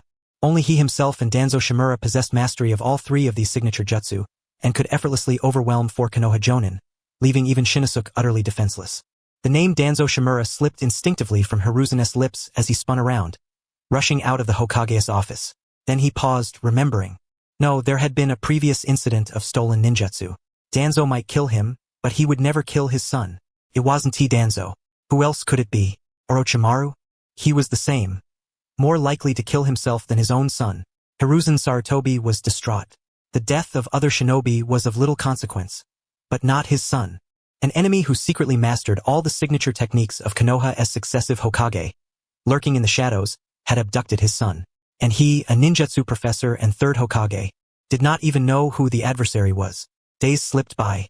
The child reached his 1-month milestone, and Hiruzen Sarutobi named his grandson Sarutobi Konohamaru, symbolizing his hope that he would grow strong like the village of Konoha itself. Yet, at the celebration, his mind was elsewhere, his gaze repeatedly scanning the doorway, never catching that familiar figure's arrival. At the child's 100th day, the Sarutobi clan held another feast, but Sarutobi Shinosuke remained missing without a trace. His daughter-in-law clung to Konohamaru, weeping endlessly. Hiruzen Sarutobi's heart ached, yet he dared not utter even a word of reassurance that his son would return. Hiruzen Sarutobi marshaled every available resource. The Umbu teams were rotated repeatedly. The borders of the Land of Fire were scoured from end to end, and even neighboring nations' frontiers were thoroughly investigated. He sent urgent messages to Jiraiya, imploring him to probe every corner of the lands he traversed for any news of Sarutobi Shinosuke. He even had inquiries sent to hostile villages such as the Hidden Rain and Hidden Rock villages. Lowering his pride, he sought out Tsunade, who was far away in the Short Scroll district. She only scolded him, saying he should never have let Shinosuke undertake such a trivial mission, but offered no leads. All these searches ultimately vanished without a trace. Sarutobi Shinosuke and his 3 companions had seemingly evaporated from the world, leaving no hint behind. The Hokage's office overflowed with thick stacks of search reports, each concluding with the same phrase. No progress, no leads. Sitting in the Hokage's seat, Hiruzen Sarutobi gazed out at the Hokage rock, his hair visibly graying by the day. His once erect spine bent gradually with the weight of despair. In the dead of night, the sound of shattering porcelain often echoed through the office. He even began to regret that he had not ignored the Ninetales years ago, trusting Minato Namikaze to handle it. Regret that he had not guarded the forbidden jutsu repository more strictly. Most of all, regret that he had sent his son on that damned reconnaissance mission despite knowing the border's dangers. But no amount of regret could bring his son back. Months passed. Enough for Hiruzen Sarutobi to descend from hopeful anticipation to the brink of despair. This torment suspended in limbo was 100 times more agonizing than being told outright that his son was dead. Meanwhile, in an underground prison, the 4 members of Konoha's team and other shinobi were held under the strictest surveillance. Hyuga Hien was living a life envied by many, and he relished it fully. His own child left behind in the Hyuga clan's domain would bear the mark of a caged bird for generations to come. But here, things were different. For the sake of his child's future training, he had even willingly shared all of the Hyuga clan's training methods and the gentle fist techniques he had mastered. Day after day, his existence was reduced to breeding, fully transformed into a tool for perpetuating the Hyuga bloodline. Sarutobi Shinosuke, his arms rendered useless, stared daily at the bas-relief on the earthen wall depicting Hiruzen Sarutobi embracing Danzo Chimera, his mental state shattered long ago. At the training grounds of the Sumeru mountain base, Hiruko, enveloped in azure arcs of lightning, unleashed a single blow that pulverized a 100-meter boulder before him. As the lightning chakra dissipated, he shook his wrist, a man in his prime, brimming with vigor. Coda. The lightning release chakra mode is complete. Though it had yet to reach the level of the Third Raikage's ability to withstand the tailed beast bomb directly, Hiruko's entire body was now suffused with lightning release chakra. His speed and strength multiplied manifold, and ordinary ninjutsu left no trace upon his skin, not even a bruise. Alas, the incomplete lightning release chakra mode spoken of by the hidden cloud shinobi remained. Perhaps only the 4th Raikage had achieved a perfect inheritance of it thus far. Koda, studying the reanimation jutsu data, felt that without investing his talents in this direction, he would need to capture a white Zetsu. Otherwise, ordinary sacrifices simply could not endure the Third Raikage's lightning release chakra mode. On the very day he mastered it, Hiruko dragged Kyu Takashi to the training grounds, where he boldly absorbed a full-powered water-severing wave from Kyu Takashi without sustaining a single scratch. Takashi, let us go to Kirigakure village, sensei. Kyu Takashi slammed down the dossier on Kirigakure onto the table, pointing to its contents as he spoke to Hiruko. Next, it's Kirigakure's turn for a large-scale zero-cost acquisition. Hiruko leaned in to take a closer look, his eyes instantly lighting up. The dossier plainly detailed the 7 ninja swordsman S-blades, the Hozuki clan S water release techniques, the ice release bloodline limit, and the Kaguya clan S corpse bone pulse. Kyu Takashi said, according to current intelligence, Kirigakure village is engulfed in the blood mist, rife with internal strife, daily casualties, and relentless bloodline clan infighting. It's practically a natural warehouse waiting for us. Let us do it. Hiruko slammed his hand on the table, sealing the decision on the spot. Takashi, you've been in hiding for so many years.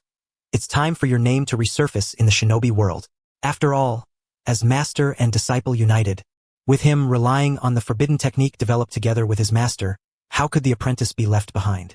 Without hesitation, the two began packing their belongings that very day. Once ready, they donned sleek black attire conducive to swift movement and set off at full speed toward Kirigakure village in the Land of Water.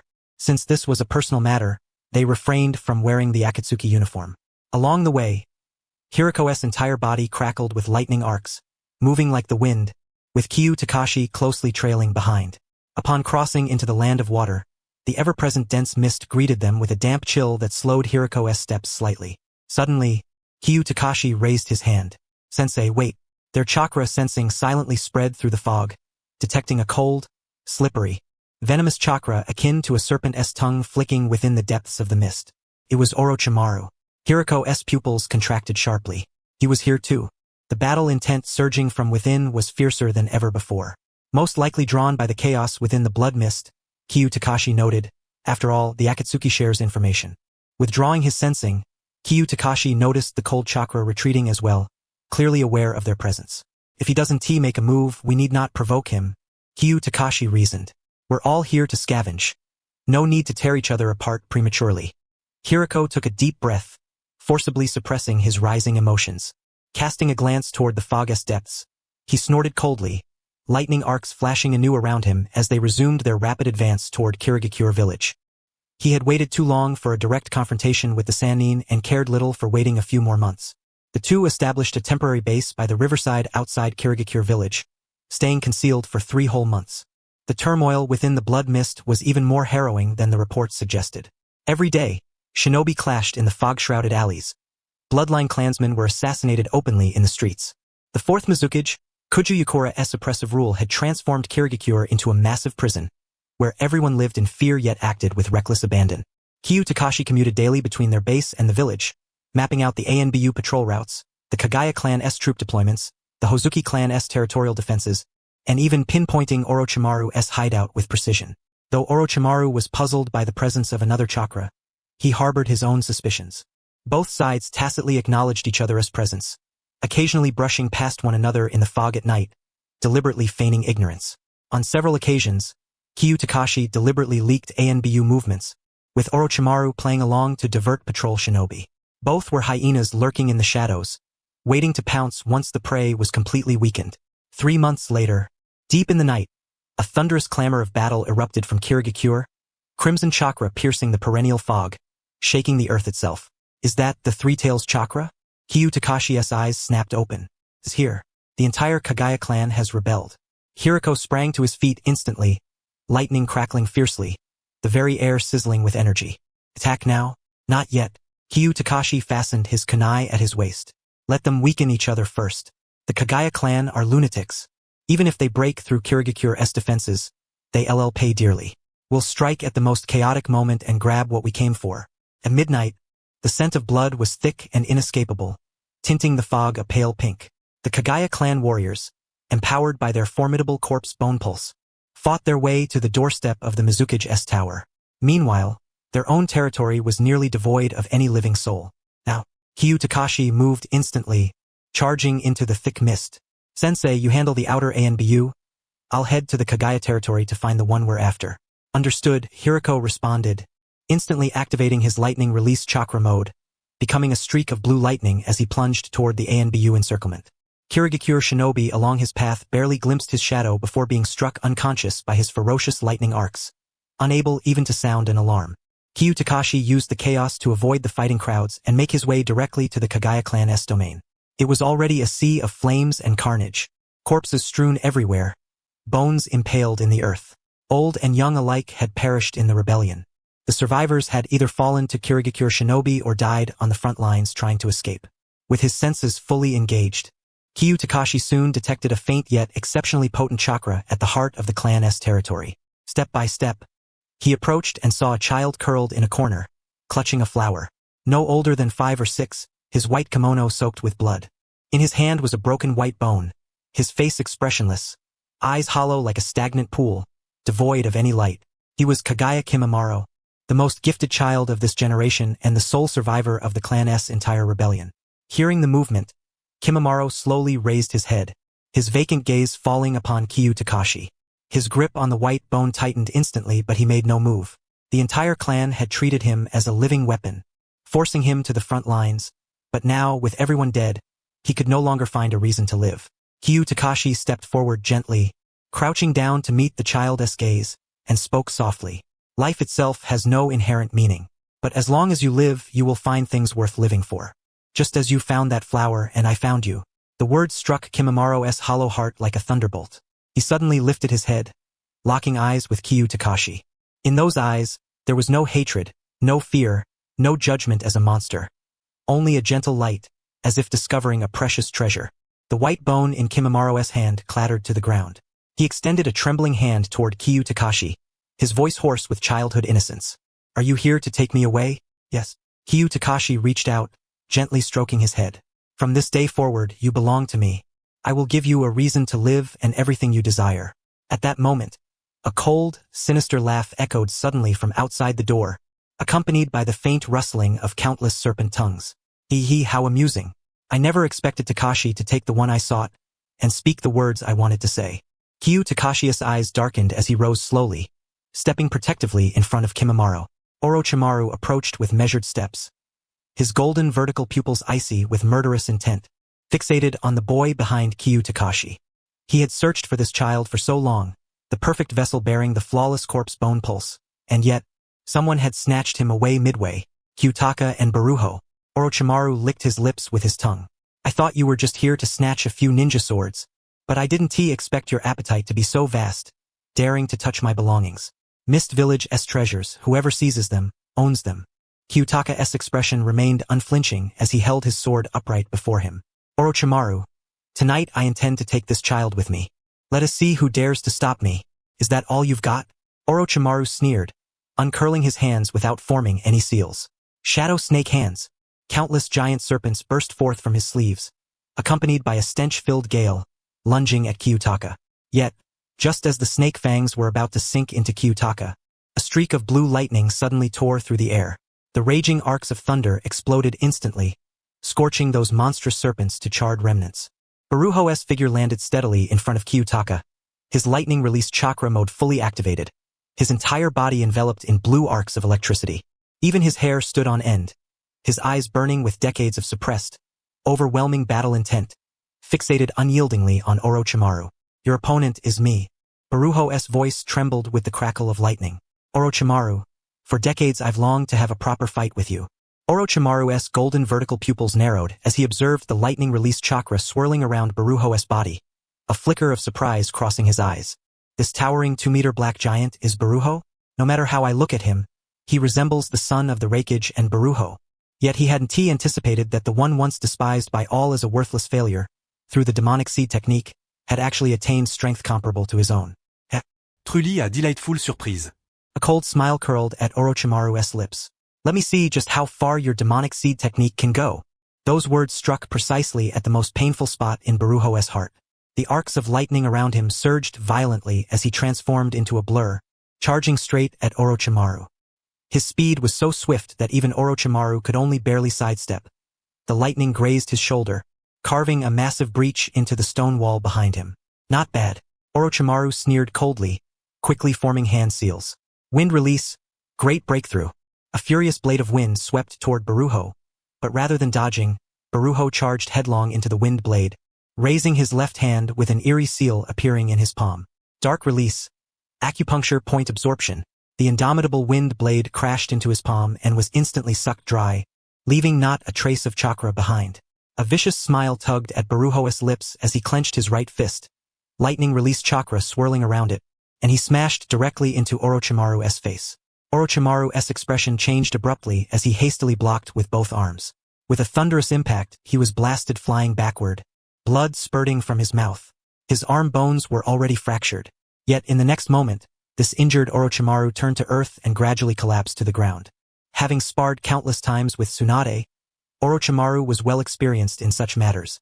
Dark release and lightning release chakra mode. It seems I underestimated the demonic seed technique back then. Ha ha ha. Orochimaru, do you regret not forcibly snatching the demonic seed technique from me back then? Baruho advanced step by step, lightning arcs growing ever more intense around him. When the 3 legendary Sannin stood atop the mountain, watching me crawl in the mud, now I want to see just how much skill you so-called Sannin truly possess. Orochimaru laughed mockingly, suddenly spitting out the sharp Kusanagi sword from his mouth, thrusting it straight toward Baruho's heart. He wanted to see how much of the Raikage's strength this lightning release chakra mode and Baruho's physical body truly held. Would the indomitable Kusanagi sword be able to pierce through the lightning release? But Baruho did not dodge at all. Instead, he met the sword's tip head-on. No longer needing dark release, lightning release chakra condensed in his palm, forcibly clamping the sword's tip. The violent arcs surged along the blade, sending tingles through Orochimaru's entire body, nearly causing him to drop the sword. Not bad. Lightning release chakra mode combined with dark release. You think you're still the same me from years ago? Baruho suddenly exerted force, bending the Kusanagi sword into an arc. With his other hand gathering all his strength, he delivered a punch straight to Orochimaru's chest. That punch carried decades of resentment, decades of fury, and the crushing suppression of being trampled underfoot for decades. Orochimaru's chest caved inward as he was hurled backward, most of his bones broken, blood continuously pouring from his mouth. Yet in his gaze toward Baruho, a trace of greed finally flickered. So the demonic seed technique does have its merits. Though these side effects, Orochimaru scrutinized the now red-haired Baruho, the transformed Kiyotaka. Spitting out his shed skin, Orochimaru restored himself once more. Forming hand seals, his body suddenly split open, countless small snakes writhing out, scattering in all directions. Only one of them was his true form. Can't win, so I'll slip away. Trying to escape? Baruho snorted coldly, suddenly spreading his hands wide. Dark release. Evil self-destruction battle. The fleeing small snakes didn't even have time to scream. They were sucked dry, their chakra and flesh entirely devoured. Baruho stood firm, panting heavily, then suddenly burst into loud laughter. He had won. He had defeated Orochimaru, one of the legendary Sannin, head-on. Decades ago, he was a worthless failure. Now, he personally drove away the man he once could only look up to. All the disdain, all the mockery, all the ingrained resentment dissolved into nothingness at this moment. He could clearly feel the nightmare that had plagued him for years shatter explosively. From this day forth, he, Baruho, was no longer the one chasing after the Sannin's shadows. He had surpassed Orochimaru, surpassed the Sannin, becoming one of the ninja world's most elite warriors. Kiyotaka watched Baruho's retreating figure, knowing that his teacher had finally broken free from the chains in his heart. According to the understanding of most, Orochimaru was the strongest of the Sannin. To surpass Orochimaru was to surpass each of the Sannin. Kiyotaka turned to look behind at Kimimaro. The light in the boy's eyes grew ever brighter as he bowed deeply to Kiyotaka. His voice resolute. Master. Kiyotaka gently patted his head, a cold gleam flashing in his eyes. Sorry, but I'm ultimately not Orochimaru. Next comes the most crucial step. While the rebellion in the Mist Village had yet to be quelled, Baruho, accompanied by Kiyotaka, swept through the village. Those ninja who had lost the will to resist amidst the slaughter, whether remnants of the Kaguya clan, Mist Village's Umbu, or members of other bloodline families, were all captured. Over 100 in total, all had their chakra sealed and were confined in secret chambers of a temporary base. These were all sacrifices for the demonic seed technique. In the chamber's center, Kiyotaka gazed at Kimimaro, surrounded by a circle of sealed ninja, drawing a deep breath. He had previously extracted some of Kimimaro's fresh cells using a specially crafted container, sealing them tightly within a scroll close to his body. These cells would one day allow Kimimaro's resurrection. Perhaps his last act of conscience? However, Kaori was already 3 years old, and her mother had yet to be revived. Kimimaro offered no resistance, quietly watching Kiyotaka with eyes full of complete trust. Master, whatever you intend to do, I am willing. Kiyotaka turned his gaze away, looking toward Baruho beside him. Teacher, are you ready? Baruho nodded. Chiyu swiftly formed hand seals, and in an instant, a colossal Kigurora formation materialized upon the ground. Ebony tentacles surged forth from the array, ensnaring all the sacrificial offerings as well as Kimimaro at the formation's core. This was a Kigurora technique jointly refined by master and disciple, transcending the original mere absorption of Kekkai Genkai. Instead, it centered upon the target bloodline, utilizing the flesh and chakra of numerous sacrifices as a buffer against backlash, seamlessly fusing the bloodline into the wielder's body to minimize risk to the utmost. Begin. At Hiruko's command, a veil of black mist swiftly enveloped the formation.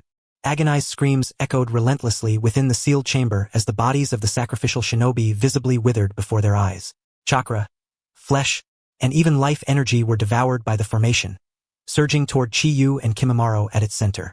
Kimimaro's form gradually turned translucent as his chakra, vitality, and the bloodline genes of the Shikatsumiyaku coursed along the black tendrils, merging bit by bit into Chiyu's entire body. An intense wave of pain swept through Chiyu's frame, as if countless daggers sliced open his veins, shattered his bones, and then, with renewed flesh and power, painstakingly reconstructed his body. He could distinctly sense the formidable Shikatsumiyaku power awakening deep within his marrow. Hiruko stood vigil beside the formation, tirelessly performing seals to stabilize its operation and prevent any backlash during the fusion. This fusion lasted an entire day and night. Slowly, Chiyu opened his eyes and rose to his feet. He could vividly feel an unprecedented surge of power coursing through him. His total chakra had multiplied several fold. The minor wound from cutting himself with a kunai had fully healed in less than a minute, leaving not a trace of a scar. Raising his right hand, he willed his chakra, and a sharp, resilient white bone suddenly erupted from his palm. Shikatsumiyaku. He carefully sensed his own body, finding no discomfort, and within his marrow, no sign of the affliction that plagued Kimimaro in the original tale. Success? Hiruko approached, eyes brimming with joy. Only with a strong disciple can I continue hunting Orochimaru. Indeed. Success? Qi Yu declared, clenching his fist as the white bone retracted instantly. Master, the zero-cost purchase in Kirigakure has only just begun. The swords of the 7 ninja swordsmen and the Suka techniques of the Hozuki clan, we won't spare a single one. Hiruko laughed heartily, arcs of lightning wildly crackling around him. Newly fused with the Shikatsu Myaku, Qi Yu felt his entire being brimming with a fury demanding release. Their eyes met, and within each other's gaze burned unmasked ambition and arrogance. This time, they no longer concealed themselves nor took detours. Boldly, they strode directly into the very heart of Kirigakure village. The blood mist that perpetually shrouded the interior was as if non-existent before them. Hiruko's body erupted with lightning-style chakra, violently tearing apart the dense fog before them. Any Kirigakure patrol ninja who sensed their movement and rushed to intercept were struck down by the wild arcs of lightning before even brushing their sleeves, unable to utter a complete scream. Qi Yu, wielding his vast chakra reserves, unleashed a wind-style typhoon, sweeping away all fog within a kilometer.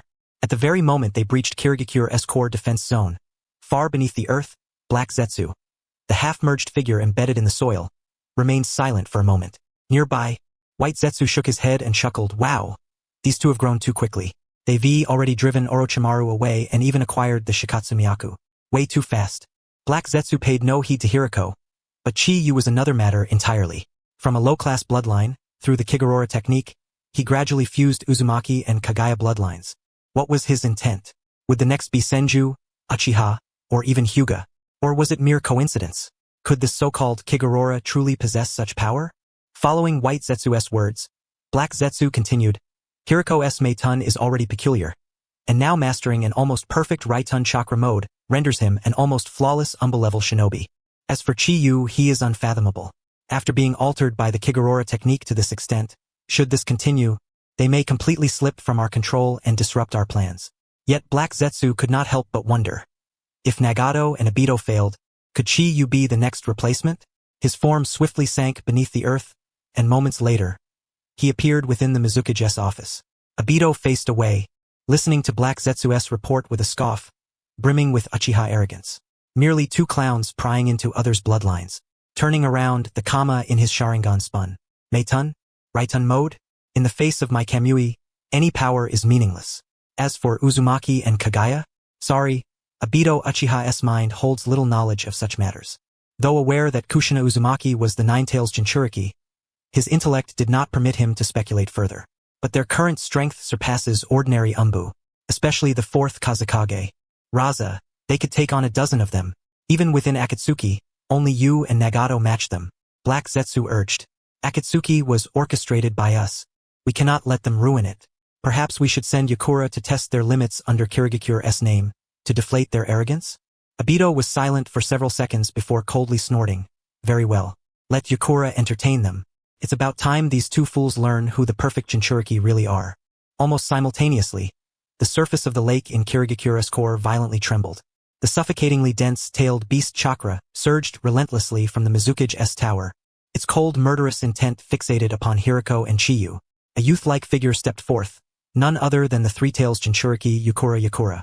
The Kirigakure shinobi surrounding him, seeing their Mizukage personally intervene, were instantly emboldened and hastily formed hand seals to retreat. Any slower, and they fear the Mizukage would attack them too. 4th Mizukage? Three-Tails Jinchuriki? Hiruko raised an eyebrow, unflinching, his fighting spirit instantly igniting to its zenith. The Third Raikage could single-handedly confront the Eight-Tails. Even if I am not his equal, taking on the Three-Tails Jinchuriki should pose no problem. The more he recalled the legend of the Third Raikage single-handedly withstanding the Eight-Tails Chakra Orb and battling tens of thousands of shinobi alone, the more exhilarated he became. Now empowered by the Raitun Chakra mode and backed by Meitun as a failsafe, why could he not recreate that legend? Xiao Gao, leave the Three-Tails Jinchuriki to me, Hiruko declared arrogantly and confidently. Today, I shall show the entire shinobi world that I too can fight the Three-Tails Jinchuriki alone. Qi Yu understood his master's mindset perfectly. Having just decisively defeated Orochimaru and broken decades of psychological shackles, it was the perfect moment for arrogance. Now, to prove themselves to the entire shinobi world, No one could stop them. Moreover, Qi Yu held absolute confidence in Hiruko's strength. Even if they could not withstand the enemy outright with Meitun as backup, nothing catastrophic would occur. Very well, Qi Yu nodded. Leave these fodder enemies around us to me. Master, you just enjoy yourself. Also, I will dispatch several clones to retrieve everything on our list in one go. No sooner had he spoken than successive explosions of white mist erupted. Over a dozen shadow clones appeared instantly, charging swiftly in all directions across Kirigakure village. The territory of the Hozuki clan, the storage of the ninja swords, the secret vault of the Ice Release clan, and the Kirigakure ninjutsu repository, all had long been earmarked as their targets. Since they had come all this way, they were determined to execute this zero-cost raid to perfection. Soon, the battlefield split into two fronts. The Kirigakure shinobi who had surrounded Qi Yugao were infuriated beyond measure that, even in such dire circumstances, he dared to disperse his strength and create shadow clones.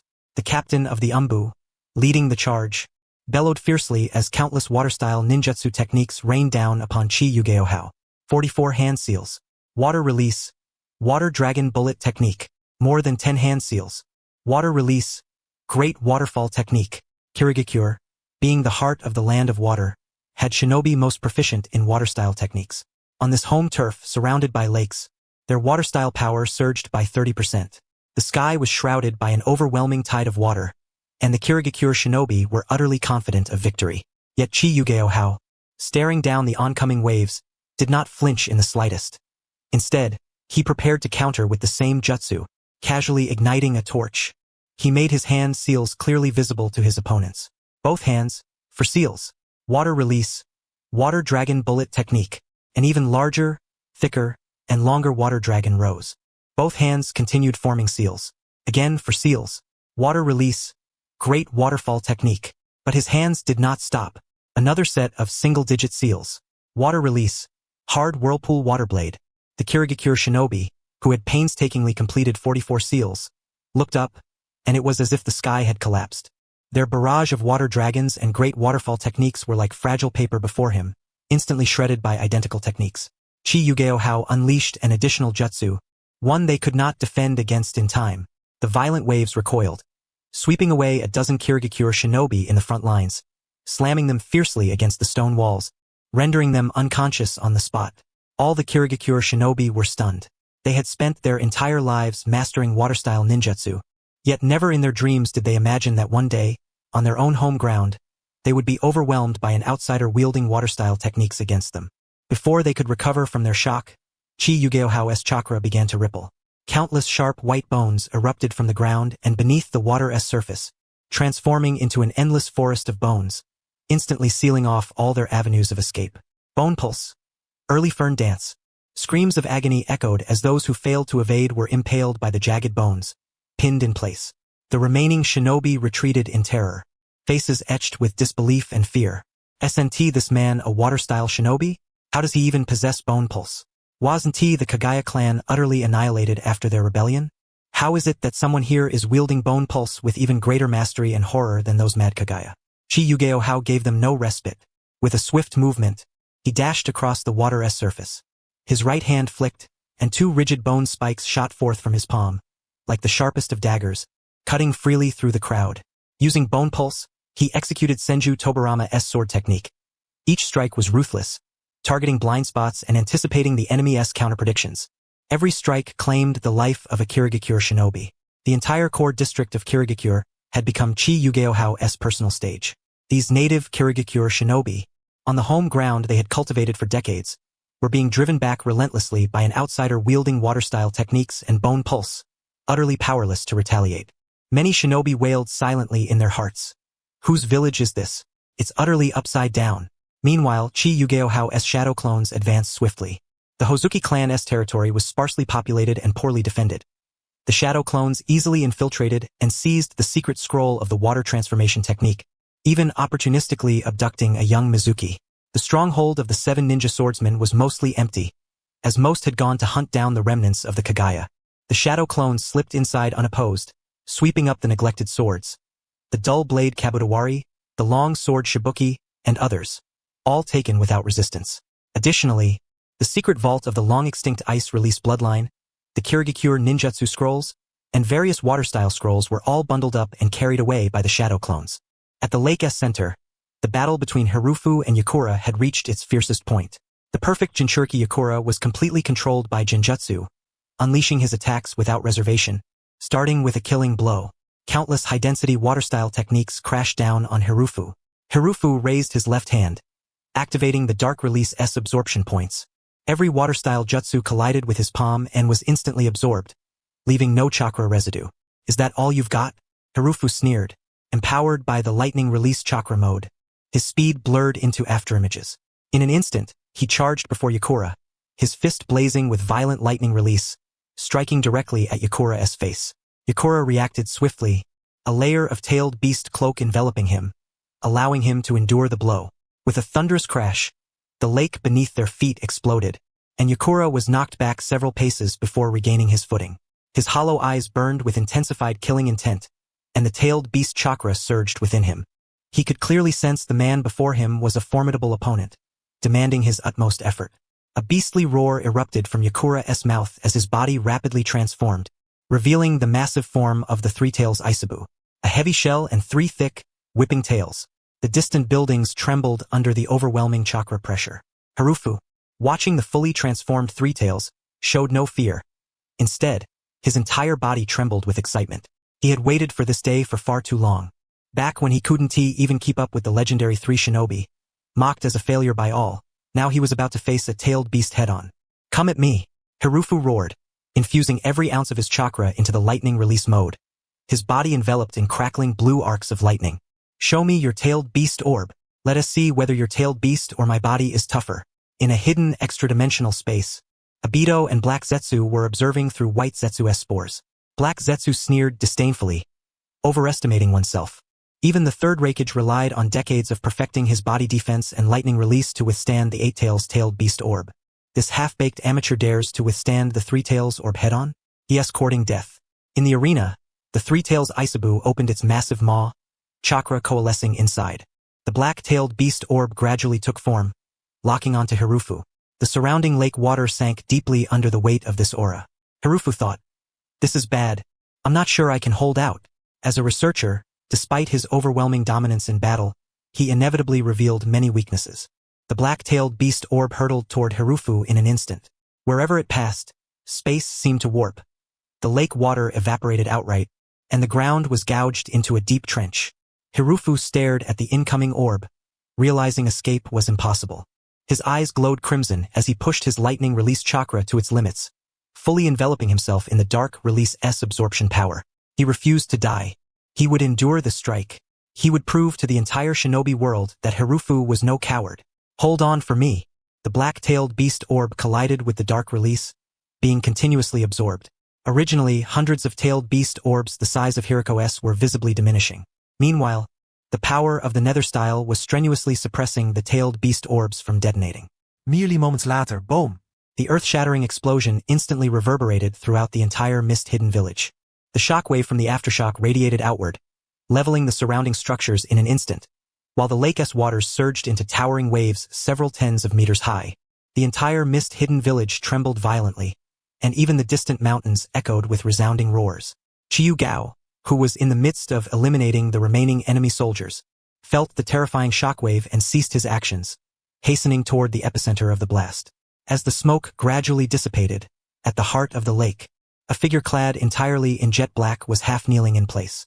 Hiruko's black battle attire had been shredded to tatters by the explosion. His body was riddled with wounds, and he spat blood. He had truly, with sheer willpower, endured the tailed beast orb of the 3 Tails. Raising his head, Hiruko gazed at the utterly stunned 3 Tails, Isebu, before suddenly bursting into loud laughter. Ah! His laughter was filled with unrestrained exhilaration, mingled with decades of repressed relief and pride. In the shadows, Obito's scornful expression instantly froze. He had never imagined that the clown in his eyes would actually accomplish such a feat. Is that all the power you have? Come again. Hiruko wiped the fresh blood from the corner of his mouth with a raised hand. The 3 Tails remained silent, continuing to concentrate the tailed beast orb. Hiruko's smile seemed to transfer onto the 3 Tails' face. Brother, I was wrong. Maybe it's better if you don't come? Can we reach a truce? Hiruko wanted to surrender. Having only just surpassed Orochimaru, He didn't want to die like this. Watching the tailed beast orbs multiply, his eyes flickered like a revolving lantern. His entire body felt as if his meridians were burning with sharp pain, even his hands trembling. Just as the tailed beast orb was about to fully form and the three tails was about to unleash it, streaks of golden light sliced through the thick mist. "Sensei, leave it to me." Qi Yugao's voice rang out as several golden chains shot forth from behind him, wrapping tightly around the three tails' massive form. Diamond Lock, the Uzumaki clan's exclusive technique to suppress tailed beasts. The golden chains constricted the three tails' 4 limbs and 3 enormous tails. Even its gaping maw was tightly ensnared by the chains, and the exclusive power used to restrain tailed beasts instantly disrupted the chakra within the three tails. The tailed beast orb, which had already taken shape and was on the verge of detonating, instantly spiraled out of control and gradually dissipated under the chain's overwhelming suppression. Qi Yugao's figure flickered as he landed atop the three tails' head. Forming hand seals swiftly, he completed the entire sequence within seconds, pressing the palm of his hand against the three tails' forehead. For symbol's seal, both the three tails and Yagura were restored, an honor usually reserved only for the 9 tails, now granted to them. Qi Yugao didn't even expect their gratitude. Truly a kind-hearted soul, the three tails roared, its colossal body visibly shrinking and fading, returning to Yagura's host body. Calm was restored, leaving only the genjutsu-controlled and utterly unconscious Gokatsu Yagura behind. Without pause, Qi Yugao drew a specially crafted sealing scroll. With one hand, he swiftly formed seals, sealing all the three tails chakra that had leaked outward into the scroll. The sealing tag fell instantly, the entire action flowing smoothly and effortlessly, taking no more than a few seconds from start to finish. "Here's another gift for you." Qi Yugao slapped Yagura's forehead, forcefully injecting a massive surge of chakra. Genjutsu release. 2 streams of chakra clashed within Yagura's mind, causing him such pain that he nearly awoke from unconsciousness. However, Qi Yugao was benevolent. Delivering a final strike with the edge of his hand, he knocked Yagura back into a deep sleep. Soon after, the genjutsu was lifted, leaving only a trace of side effects in Yagura's mind. Hiruko stood motionless, watching Qi Yugao calmly store away the scroll. Glancing down at his own trembling, wound-ridden hands, the once boiling blood within him suddenly cooled by more than half. He had risked half his life just to barely withstand one-tailed beast orb, and when confronted by a second, he had even entertained thoughts of calling for help. Yet, his very disciple had come over so effortlessly, and within mere seconds had sealed the fully manifested three tails back into its Jinchuriki. An indescribable sense of desolation enveloped him. He had always believed that, relying on his modified Kiburo technique, the combination of lightning release chakra mode and nether style, he stood at the pinnacle of the shinobi world. That he had surpassed the legendary Sannin he once could only look up to, and that he could shield his disciple from harm. But now he realized, without even noticing, that his disciple's strength had long since left him far behind. Just moments ago, he had blustered fiercely in front of his disciple, yet now he would have to rely on him for rescue. A surge of imbalance rose within his heart. Qi Yugao, having finished sealing the scroll, immediately turned to stand beside Hiruko, drawing a special medicinal remedy from his bosom and handing it over, then employing Palm Immortal technique to heal. He saw at a glance the unmistakable dejection hidden deep in Hiruko's eyes. He did not rush to offer comforting words. "Sensei, you're truly brave. You dared to endure the tailed beast orb with your life, and fought fiercely without retreat even against the second one." Hiruko averted his face, coughing awkwardly. "Still stubborn. It's nothing. These wounds don't count. I can still fight." "Qi Yugao, still able to fight? There's nothing left but your stubborn mouth. Sensei, if word of this spreads, you'll become the second Fourth Raikage. Even the Fourth Raikage will have to call you Big Brother. I don't even dare glance at those tailed beast orbs. If anyone else were to endure them like you, no, even if they just brushed against them, Sensei, you'd have to start preparing my resurrection." Hearing this, Hiruko immediately felt much better. Indeed, he had endured the blow, but his disciple could not. "Sensei, if it weren't for the Uzumaki clan's diamond lock and 4-symbol seal, which are naturally effective against tailed beasts, the two of us might have become Edo Tensei puppets under Orochimaru's control." After Qi Yugao finished treating Hiruko's wounds, Hiruko lifted his head, coming to a realization once more. It was his own arrogance. Indeed, researchers, even when developing formidable combat power, are prone to psychological pitfalls. He specialized in close combat ninja body techniques, whereas his disciple excelled in long-range ninjutsu and sealing support, completely different. Taking his medicine, Hiruko's melancholy gradually dissipated, replaced by a rekindled, burning light. Just now, He had only seen his disciple easily handling the aftermath, forgetting that what he himself had done moments ago was a feat that 99% of the shinobi world's ninja wouldn't even dare to imagine. Moreover, such a remarkable disciple was nurtured entirely by him, Hiruko. The more outstanding the disciple, the greater the testament to the teacher's own capability. With that thought, the awkwardness and embarrassment in Hiruko's heart vanished like smoke. He wiped the still wet blood from the corner of his mouth and laughed heartily once more. His laughter now devoid of any shadow, filled only with unrestrained pride and joy. Well said. He patted Qi Yugao heavily on the shoulder, nearly causing him to stagger. Truly worthy of being my disciple. Good eye. I fought to the death without a hint of surrender just now because I believed you would be the first to seal the three tails. In the dark recesses of an alternate dimension, Obito quietly uttered two words. Worthless. Although somewhat unexpected, Obito still believed the situation remained under his control. Kuratsuchi stood nearby. With them present, the future-tailed beast capture operations will be much easier, but their strength must be strictly monitored.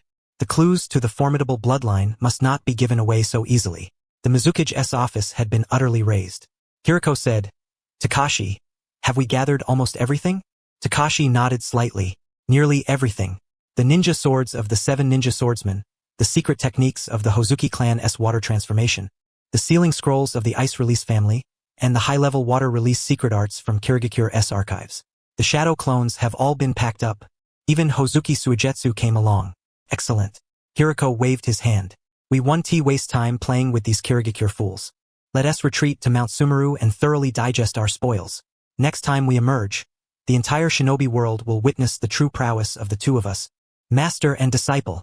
The two vanished into wisps of afterimages, disappearing into the dense fog of Kirigakure village, leaving behind only a few scattered photographs of themselves and the wreckage of the village. In a small town of the land of water, Orochimaru leaned against a tree, his complexion pale. He felt that the Kirigakure operation was a grievous loss, having gained nothing, especially with Kimimaro being seized. Throughout decades of traversing the shinobi world, he had never been so utterly humiliated. Heh, Hiruko, Takashi, he murmured softly, rolling their names on his tongue. Looks like I'll need to study this Kirigakure technique called Onabara when I return. But mark my words, I will settle this debt with interest sooner or later. At that moment, his senses stirred, detecting a faint chakra presence. Orochimaru's vertical pupils gleamed instantly. He followed the chakra trail slowly, soon arriving at a dilapidated shelter protected from the wind. Inside, he found a child huddled within, no older than 5 or 6, with soft black hair clinging to the temples, delicate and almost gentle features, clothed in coarse fabric stained with mud, and eyes filled with timidity. This was Shirahime, recently orphaned and cast out by the entire village as a monster, left homeless. Sensing someone approaching, Shirahime immediately tensed, forming tiny shards of ice in her palm as her body trembled uncontrollably. Orochimaru knew the plight of the Ice Release clan. He crouched slowly, his face gentle and voice soft. Do not be afraid, little one. To possess such precious power yet be despised and driven away, hiding in a place devoid of sunlight. Isn't that a great pity? Shirahime's pupils trembled sharply, nearly dropping the ice shards in her hand. He was the first in the world not to regard her power with loathing. Not even her own parents had looked upon her like this. Come with me. Orochimaru extended his hand, his fingertips lightly brushing Shirahime's cheek. I will give you a place to belong, where your power will have true meaning. She gazed into his eyes, hesitated briefly, but ultimately grasped that hand. Stop. Put that child down. You want to take away someone I intend to take? A fierce shout rang out as Momochi Zabuza appeared, wielding a blood-stained blade. He had long set his sights on this child, rare in possessing the ice release bloodline, intending to claim her for himself, only to be interrupted by a stranger. Orochimaru turned slowly. The scene reminded him vividly of Kimimaro's recent abduction. That intense déjà vu amused him. Oh, you wish to oppose me? This child was mine first. Zabuza's blade pointed sharply at Orochimaru. If you know what's good for you, leave her be. Otherwise, don't blame me for showing no mercy. Heh, what an ignorant brat. Orochimaru didn't even bother forming hand seals. With a casual wave of his hand, several thick giant serpents burst forth from his sleeves, lunging at Zabuza. Zabuza's pupils constricted sharply. He swung his blade fiercely, severing one serpent, but countless others coiled tightly around his arms. The terrifying pressure tightened instantly, as if his bones would snap. He was violently flung backward, crashing heavily against a tree trunk, spewing a mouthful of blood. Humph! If only I weren't injured. Zabuza struggled to his feet, forming hand seals once more. Water release. Chimera Technique. A water clone surged toward the child beside Orochimaru. Only the original remained. Yes, slipping away. Zabuza was jolted awake by that attack, recalling exactly who his opponent was. More than anyone, he knew the other had held back entirely. The gap in their power was like the difference between clouds and mud. If he didn't act now, he would truly become Zabuza for the rest of his life. 3 days later, the devastated Kirigakure village finally found a moment to breathe. Venerable Elder Gen, supported by clan guards, entered the hastily constructed council chamber. This nearly 70-year-old man was the village's sole counterbalance to the great bloodline families, commanding even the respect of successive Mizukage. During these years of blood mist, he had remained reclusive, only emerging when the village teetered on the brink of ruin to take charge. Almost simultaneously, the fourth Mizukage, Itachi, who had been controlled by Uchiha Obito's Sharingan for years, regained full consciousness. Aside from a slight headache, a fogginess as if a battle raged inside his mind, and the knowledge that he had only a few years left, everything else was as well as could be. As Yugura surveyed the ruins before him and leafed through reports in hand, the Kaguya clan was entirely annihilated. More than half of the 7 ninja swordsmen dead or wounded, the great bloodline families gravely weakened, and the Three Tails had run rampant. He trembled all over, suddenly spitting a mouthful of blood. His eyes filled with fury and remorse. It's me. I caused this. I brought ruin upon Kirigakure. Mizukage-sama, now is not the time for self-reproach. Elder Gen tapped his cane. Our urgent priority is to stabilize the village, root out the puppeteer behind your control, and capture those 2 invaders who turned Kirigakure upside down. Within the council chamber, Kirigakure's leaders gathered, spreading dense reports of the invaders across the table. According to frontline survivors' accounts, the black-skinned, muscular man wielded a lightning chakra mode from Qimogakure. He could endure the Three Tails tailed beast bomb head-on. His physical strength rivaled the Third Raikage. Moreover, he possessed a bloodline limit that absorbed the majority of ninjutsu. After repeated verification, it was identified as the forbidden Meitun that once appeared in Kirigakure. Lightning chakra mode was a secret of the Raikage lineage in Qimogakure, unattainable by anyone but the Raikage themselves. Given his skin tone, muscle mass, and appearance, it was highly probable he was the Third Raikage's hidden illegitimate son. An elder slammed his fist on the table, grinding his teeth as he spoke. Qimogakure has been sending agents to plunder bloodlines for years. Perhaps they secretly abducted a Meitun woman from Kirigakure back then, producing this abomination. His words triggered a chorus of agreement. Qimogakure was notorious throughout the shinobi world for its barbaric belligerence and obsessive theft of other villages' secret bloodlines. This must be Qimogakure's doing. And the other one? Someone asked. The other employed the Kaguya clan's Shikatsu Miyaku, their bone pulse wielding power far surpassing the Kaguya elite. Besides that, he mastered the Uzumaki clan's Kongo Fujin and sealing techniques. It was precisely these 2 abilities that suppressed the Three Tails with ease. Additionally, his proficiency in water release was exceptional. That water-severing wave was as devastating as the second Hokage's in his prime. Considering all the intelligence, he is likely a surviving heir of the Uzumaki clan's annihilation, of mixed blood with the Kaguya clan. In summary, this is probably the handiwork of Chimera Danzo. Konoha and Qimogakure may have allied. Piecing together all the intelligence, the identities of the 2 invaders gradually crystallized. Master Gen delivered the final verdict with a decisive strike.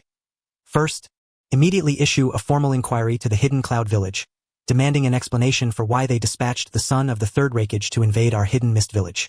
They must provide us with an answer. Second, disseminate the portraits, intelligence, and records of the crimes committed by these 2 invaders throughout the entire ninja world. I intend for every village within the 5 great nations to be aware of these 2 individuals' existence, leaving them with nowhere to hide. However, Master Gen, our hidden mist has always been insular. Would publicly revealing the village's tragic state not cause hesitation among the elders? At this point, what does it matter whether we remain closed off or not? Master Gen abruptly paused, gripping his cane tightly, his voice brimming with fury. The blood mist incident devastated the Hidden Mist Village for decades. If we continue to shut ourselves away and stagnate, we will inevitably be completely erased from the 5 great nations. Taking advantage of this situation is the perfect opportunity to make the ninja world see the Hidden Mist Village anew, and to let all those watching us know that we have not fallen. These 2 formidable foes were still driven away by us. The Umbu nodded in understanding. This was the moment to spread the news externally, with some embellishment. Within no more than 5 days, News of the Hidden Mist Village's invasion and the repelling of the intruders, accompanied by 2 on-site photographs of the assailants, swept across the ninja world. 2 ninjas, suspected to be from the Hidden Cloud and Hidden Leaf villages, conspired with the traitorous Kaguya clan of the Hidden Mist. One directly confronted the Three Tails chakra orb head-on, and both were grievously wounded before being driven off.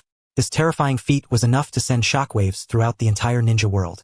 In the Hidden Leaf village, inside the Hokage's office, Hiruzen Sarutobi sat in the Hokage's seat, his brow deeply furrowed.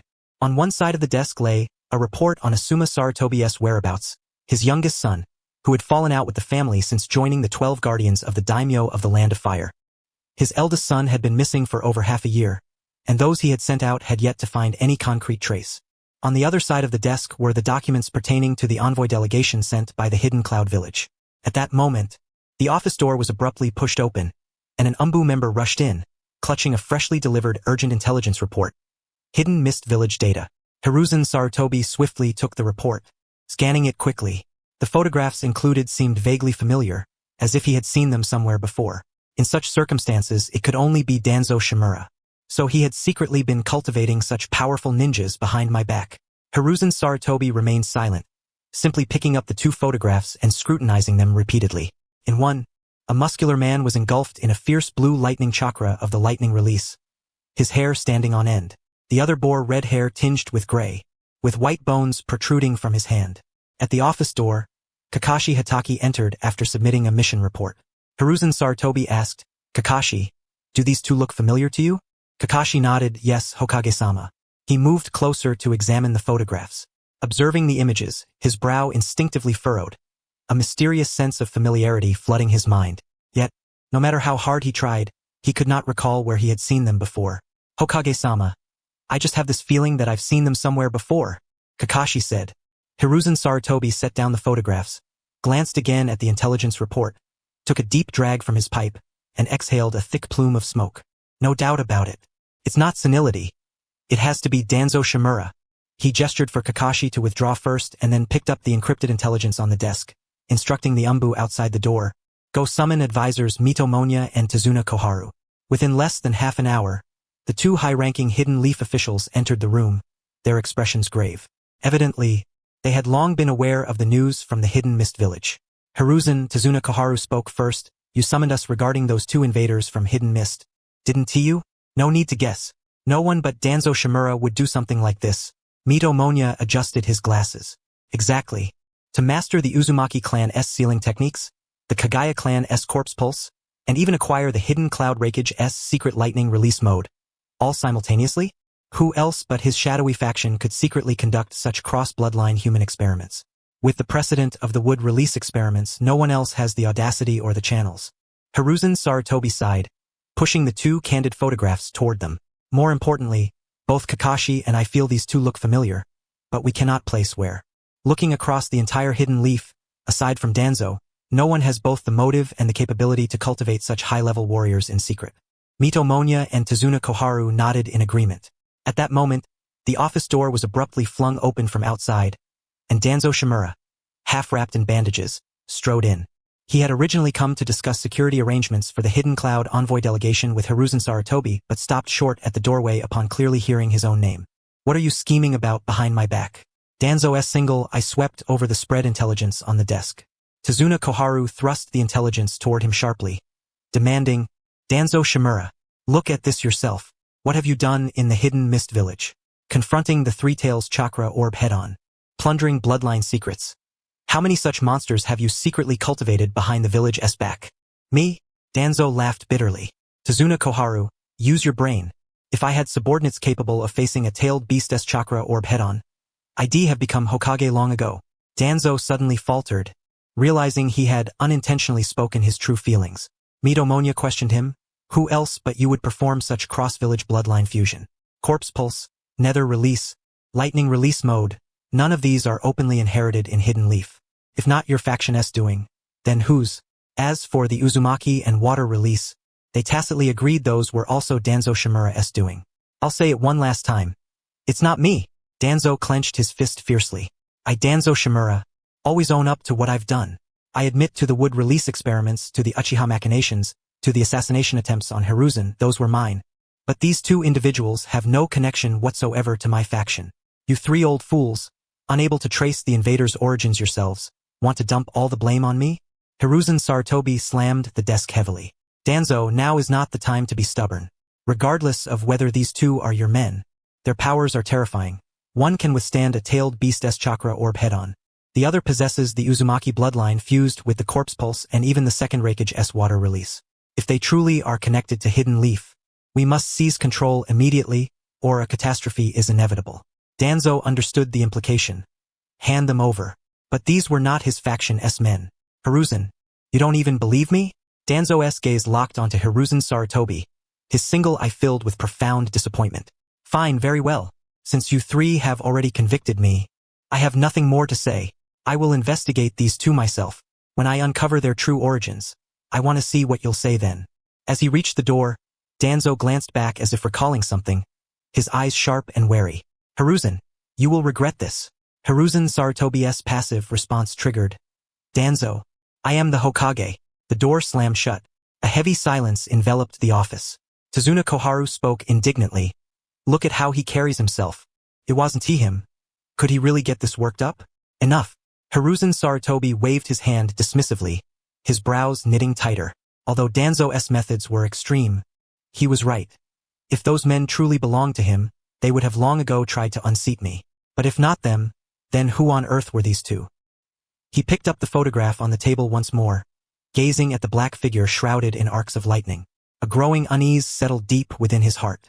To have eluded all of Konoha's intelligence networks and silently nurtured two shinobi who surpassed the Kage level, there was far more beneath the surface than anyone could imagine. It couldn't he possibly be the Third Raikage's illegitimate sons? Could it? In his recollection, the brash folk of Qimogakure hardly seemed the type to father secret offspring. Even if such children existed, they would have been brought home immediately. Meanwhile, within the residence prepared exclusively for Qimogakure's envoy delegation in Konoha, several shinobi wearing Qimogakure-style forehead protectors huddled together, whispering over the intelligence in their hands. Though they claimed to seek peace and alliance, their true intent was to seize the chance to abduct the head of the Hyuga main family's legitimate daughter. Holding the information leaked from Kirigakure, one of them fell into deep thought. Boss, is what this says true? A young shinobi swallowed hard, disbelief written all over his face. To be able to withstand a tailed beast ball head-on and command the lightning release chakra mode? Aside from the late Third Raikage, no one else in the entire shinobi world could do that. The Kirigakure lot also say this guy is the Third Raikage's illegitimate son. Another whispered softly. Come to think of it, the lightning release chakra mode was a secret passed down solely within the Raikage lineage. Even other Raikagekin could not reach such heights. The leading Jonin's expression darkened further. Yet, he had never imagined that just days after arriving in Konoha, before their plan could even be set in motion, such earth-shattering news would arrive. A man bearing a 5-point resemblance to the Third Raikage, able to withstand a tailed beast ball, and wield the lightning release chakra mode? The more he pondered, the more something felt off. The Third Raikage had spent his life waging war, journeying far and wide across countless battlefields. Perhaps, in some forgotten war zone, his beastly nature had erupted unchecked. Had he secretly left behind bloodline heirs? Silence. The leader barked sharply, swiftly stowing away the intelligence. Not a word of this is to be spoken before outsiders. The Fourth Raikage must have learned of this first. As for its veracity, the Lord will decide. He turned and entered the inner chamber, quickly unfurling a scroll, dipping his fingertips in ink and writing at a rapid pace. Yet, within his heart, he was already nearly certain. After all, who besides the Raikage's bloodline could innately master such a fierce and domineering lightning release? Qimogakure, Raikage's office. Bang! What do you mean my late father had an illegitimate son? Explain yourselves. With a thunderous crash, the Fourth Raikage shattered his solid wooden desk into splinters, wood chips scattering everywhere. The adjacent wall bore several large dents from his blows. The entire office was a chaotic mess. Nonsense. That bunch of Kirigakure fools are spouting rubbish. Fumed. My father was a man of utmost integrity. How could he possibly do such a thing? An illegitimate son? They must be out of their minds. Nearby, Killer B, his back adorned with 8 swords, leaned against the wall, holding a notebook in one hand and a pen in the other. Joe, calm down, big bro. Cool your temper, he teased. The Kirigakure intelligence isn't entirely baseless. Lightning release chakra mode. Besides you and me, who else could wield it so skillfully? And to withstand a tailed beast ball, That ability matches exactly your father's back in the day. Boom. Another punch sent Killer Bee flying. You're just stirring the pot? That's my old man. There's no way he wronged my mother. Voice trembled with veiled doubt despite his protestations. He knew better than anyone how grueling the cultivation of the lightning release chakra mode was. It was the Raikage lineage's core secret, demanding not only supreme lightning affinity but an extraordinarily formidable physique. Both were indispensable. In all Qimogakure, only he and his late father had reached such a level. Others, even if they knew the complete training method, could only barely scratch the surface. To withstand a tailed beast ball head-on and still stand firm against the three tails in direct combat. The more he thought about it, the more doubts gnawed at his mind. His father had spent decades fighting across the shinobi world, traversing countless battlefields. Could it be that, somewhere unknown, his beastly nature had flared, secretly leaving descendants? Women are nothing but trouble. The thought darkened his face to the shade of Danzo Shimura's as he spun around and slammed another fist into the nearby wall. No one dared to speak a word at that moment. Investigate. Immediately, a roared at the trembling guard stationed at the door. Dig up every record of my father's campaigns, all the villages he visited, every contact he made. I want a full, detailed report. I want to see for myself if this guy really is my father's blood. The guard shuddered and snapped to attention. Yes, Lord Raikage. We will begin the investigation at once. And, called after him, send out teams to track the whereabouts of those two men. The moment you find them, report directly to me. If it turns out he truly is my brother, it continued, then bring him back to Qimogakure with all due courtesy. And bring that kid who can use the Uzumaki sealing technique along with him. Are you kidding? A Kaga-level shinobi who can withstand a tailed beast ball, suspected to be of Raikage blood. If we bring him back, Qimogakure's strength will leap to an entirely new level. Then, forget Konoha. Who in the entire shinobi world would dare challenge Qimogakure? Killer Bee climbed back up, grinning. Yo, big bro, you're eager for family reunions. Huh? What if they don't want to come back? Don't want to come back? Snorted coldly as brilliant blue arcs of lightning suddenly crackled all over his body. If they refuse, then I'll go fetch them myself. I want to see who in the entire shinobi world dares to stand against the Fourth Raikage. His resolve was set. Regardless of whether this man was his father's illegitimate son, if he possessed the strength to withstand a tailed beast ball, then even if it meant kidnapping, he would bring him back to Qimogakure. Such a supreme prodigy born to master lightning release belonged rightfully to Qimogakure. Mount Sumeru Training Grounds. Half a month had passed since the 0 yen purchase incident in Kirigakure.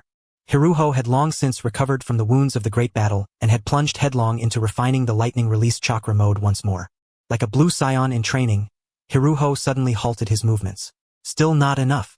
Not good enough. Though he had forcibly adapted this incomplete technique into a barely self-sustaining cycle thanks to the absorption properties of his dark release, the core inheritance gap remained unfilled, and its power still fell short. If only he had chosen a bloodline. Hiruko shook his head. An ordinary Kekii Genkai could not compare to this body. Yet, his physical strength still paled beside that of the Third Raikage in his prime. He lacked the complete technique inheritance and decades of relentless physical conditioning. Sensei, are you still stuck? Qi Yugao's voice came from the training ground's edge as he controlled two oil doll puppets approaching. In these past 2 weeks, he had effortlessly unraveled the secrets of the corpse bone path. That mindless fellow would never develop it. Now, he had begun contemplating the leisurely second Mizukage's water release. Qi Yugao said, the fragment we pried from that Kirigakure captive is already incomplete. To have progressed this far is testament to your prodigious talent, Sensei. To fill in the gaps, the only way is to seek the source. Hiruko lifted his gaze, a sharp gleam flickering in his eyes. The Hidden Cloud Village? Are we to infiltrate the Hidden Cloud Village once more? It appeared that the Hidden Cloud Village had not rebelled, and their shadows were not under anyone else's Jinjutsu control. Those 8 Jinchuriki must be far more challenging to deal with than the three-dimensional Jinchuriki. Good heavens! Kirigaya's eyes widened in astonishment. Hakihu, you truly intend to go through with this? Teacher, there's no need to be so rash. Kirigaya smiled wryly. In the entire ninja world today, the only complete mastery of the lightning release chakra mode lies with the Fourth Raikage. Coincidentally, I recently received some news. It said throughout the ninja world that you are the illegitimate son of the Third Raikage. When we arrive, you simply stand there and claim to be his long-lost uncle, placing yourself a generation above him. Perhaps he hand over the secret scrolls to you with both hands on the spot. Hiruko chuckled at his jest. Then so be it. Back when the legendary Sannin roamed the ninja world, I refused to believe I can't even infiltrate the Hidden Cloud Village. Even if it means seizing by force, I shall take the complete technique. No need to rush. Kaguya waved his hand. We just stirred up a commotion in the hidden mist village. The entire ninja world is watching. Let us take a breather first, then carefully study the hidden cloud's defensive layout. Deep within the land of grass, inside an underground base, Obito donned his spiral mask and stood before a colossal projection, his mind replaying the battle scenes between Hiruko and Kaguya in the hidden mist. After losing control of the hidden mist village, he had become idle. Such idleness sparked a desire to stir trouble. Coincidentally, Hiruko and Kaguya had disrupted his plans in the hidden mist village. How long has it been since these two last went on a mission? Obito inquired. White Zetsu replied, It's been over half a year. Kakuto has been complaining about them, wondering if they've become lazy and negligent. Humph. Obito's voice was laced with bitterness. Over half a year, time flies. Initially, we recruited them into Akatsuki merely as usable pawns. Now it seems these two pawns are slipping out of control. White Zetsu looked puzzled. Oh? Aren't these missions currently non-mandatory? Besides, didn't they meet their quota before? If I'm not mistaken, that sounds like an excuse. The other half of Black Zetsu chimed in. Not only that, Kaguya, within just a few years, has risen from a forced fake death as a low-ranking special jonin to his current stature. He has already surpassed Kushina Uzumaki and ordinary Shikatsu Myaku users. If Minato Namikaze were aware of this, he would surely regret letting him off back then. If this continues, Kaguya will soon reach the power threshold of the Akatsuki clan. We must stall his progress. Obito turned his head, a glint of inscrutable calculation flickering in his single eye beneath the mask. Do you have any ideas? Very simple. Black Zetsu grinned sinisterly. The hidden cloud is currently frantically searching for them. The Fourth Raikage has dispatched the hidden cloud's Umbu to find this man suspected to be of the Third Raikage's bloodline. All we need to do is carelessly leak their hideout in Mount Sumeru to the hidden cloud. Obito immediately comprehended his intent. On one side, the hot-tempered and formidable Fourth Raikage leads the hidden cloud's elite forces in an all-out mobilization. On the other, the powerfully enhanced master and disciple duo seek worthy opponents to refine themselves. If these two forces collide, regardless of who emerges victorious, both will be severely weakened. Then, when they find themselves cornered, the only refuge available will be the Akatsuki organization. There is no way these two factions will reconcile, right? Even if, by some accident, they do reconcile, they still possess information about the Third Raikage's corpse. If that information leaks quietly, the Fourth Raikage will surely become suspicious. Obito, not a bad plan. I'll entrust this matter to you. Make sure it's handled cleanly, and don't let them trace it back to us. Rest assured. The figures of Black and White Zetsu slowly dissolved into the shadows. I will make the hidden cloud believe the information was uncovered by their own intelligence agency. And, just to be sure, we'll add a little fuel to the fire. Half a day later, an encrypted intelligence report appeared in the hidden cloud village's secret intelligence inbox. It not only specified the precise coordinates of Mount Sumeru, but also included a single line. Target individual possesses lightning release chakra mode, suspected to be of the Third Raikage bloodline. Accompanied by one person mastering the Uzumaki sealing technique and Shikatsu Myaku bloodline. Hidden Cloud Village, Raikage's office. Bang! Following the tremendous crash, the newly replaced, barely 2-day-old wooden desk was shattered into pieces by a single punch from the Fourth Raikage. Yet this time, his face bore no fury, only an uncontrollable excitement. Found him. Finally found this kid. Arose to his feet. The nearby guards trembled in fright, bowing their heads low, hardly daring to breathe. AI, said the dark-skinned secretary wrapped in hemp attire. This information is not yet confirmed. Given our intel efficiency, the hidden cloud should not be faster than Konoha. But now, Konoha has not received any news. Yet we have. There must be a conspiracy here. Enough nonsense. Maybe that kid, knowing his identity, deliberately leaked the information to us. S eyes blazed with fervent battle spirit. Immediately assemble the elite Jonin squad. Inform Killer B, and depart with me. Destination: Mount Sumeru. Raikage-sama, shall we verify the intelligence's authenticity first? A cautious guard ventured. What if this is a trap? A trap? A snorted coldly, lightning arcs intensifying around him. Even if it is a trap, the Fourth Raikage will smash it to pieces. I want to see just how much this guy, who dares claim to be my father's illegitimate son, is truly worth. He paused, then added, also notify the surrounding covert squads. On our way out, sweep through the bloodline families of several minor nations. Capture as many live prisoners as possible. Since we're going out, we can't return empty-handed. the entire Hidden Cloud village instantly sprang into motion. The news that the Raikage himself would lead the expedition spread throughout the village. The martial-minded Hidden Cloud ninjas eagerly prepared, none lacking in enthusiasm. Yet, just moments before their departure, an urgent intelligence report arrived from Konoha village in the Land of Fire. Several days earlier, in the Land of Fire, Konoha village. In the dead of night within the Hyuga clan's territory, the only sounds were the rustling of leaves in the wind. The leader of the Hidden Cloud emissary team silently scaled the main family compound's wall, evading patrols and slipping into the innermost bedroom of the Hyuga main family. On the bed, 3-year-old Hyuga Hinata slept soundly, her tiny body curled under the covers, utterly defenseless. A greedy gleam flashed in the leader's eyes. This was the legitimate daughter of the Hyuga main family, born with the pure Byakugan. If she were brought back to the Hidden Cloud, the village would have its own Byakugan clan. He slowly extended his hand, just about to touch the blanket, when a fierce chakra burst from behind him. Who gave you the audacity to trespass into the Hyuga main family? The Byakugan of Hyuga Hizashi instantly activated, veins bulging at the corners of his eyes. Before the leader could react, dozens of gentle fists precisely struck his meridians all over. The leader spat a mouthful of blood and collapsed straight to the ground, dead before he could even scream. But his death was only the beginning of this turmoil. Early the next morning, the Hidden Cloud emissary team stormed the Hokage's office, accusing Konoha of maliciously violating the peace treaty between the two nations and cruelly murdering the peace emissary. Their lead jonin had simply gone out for a walk because he couldn't sleep. What crime had he committed? They demanded that Konoha surrender Hyuga Hizashi's head as an apology, or the Hidden Cloud would declare immediate war against Konoha. Having been severely weakened by the Third Great Ninja War, Konoha was utterly incapable of enduring another conflict.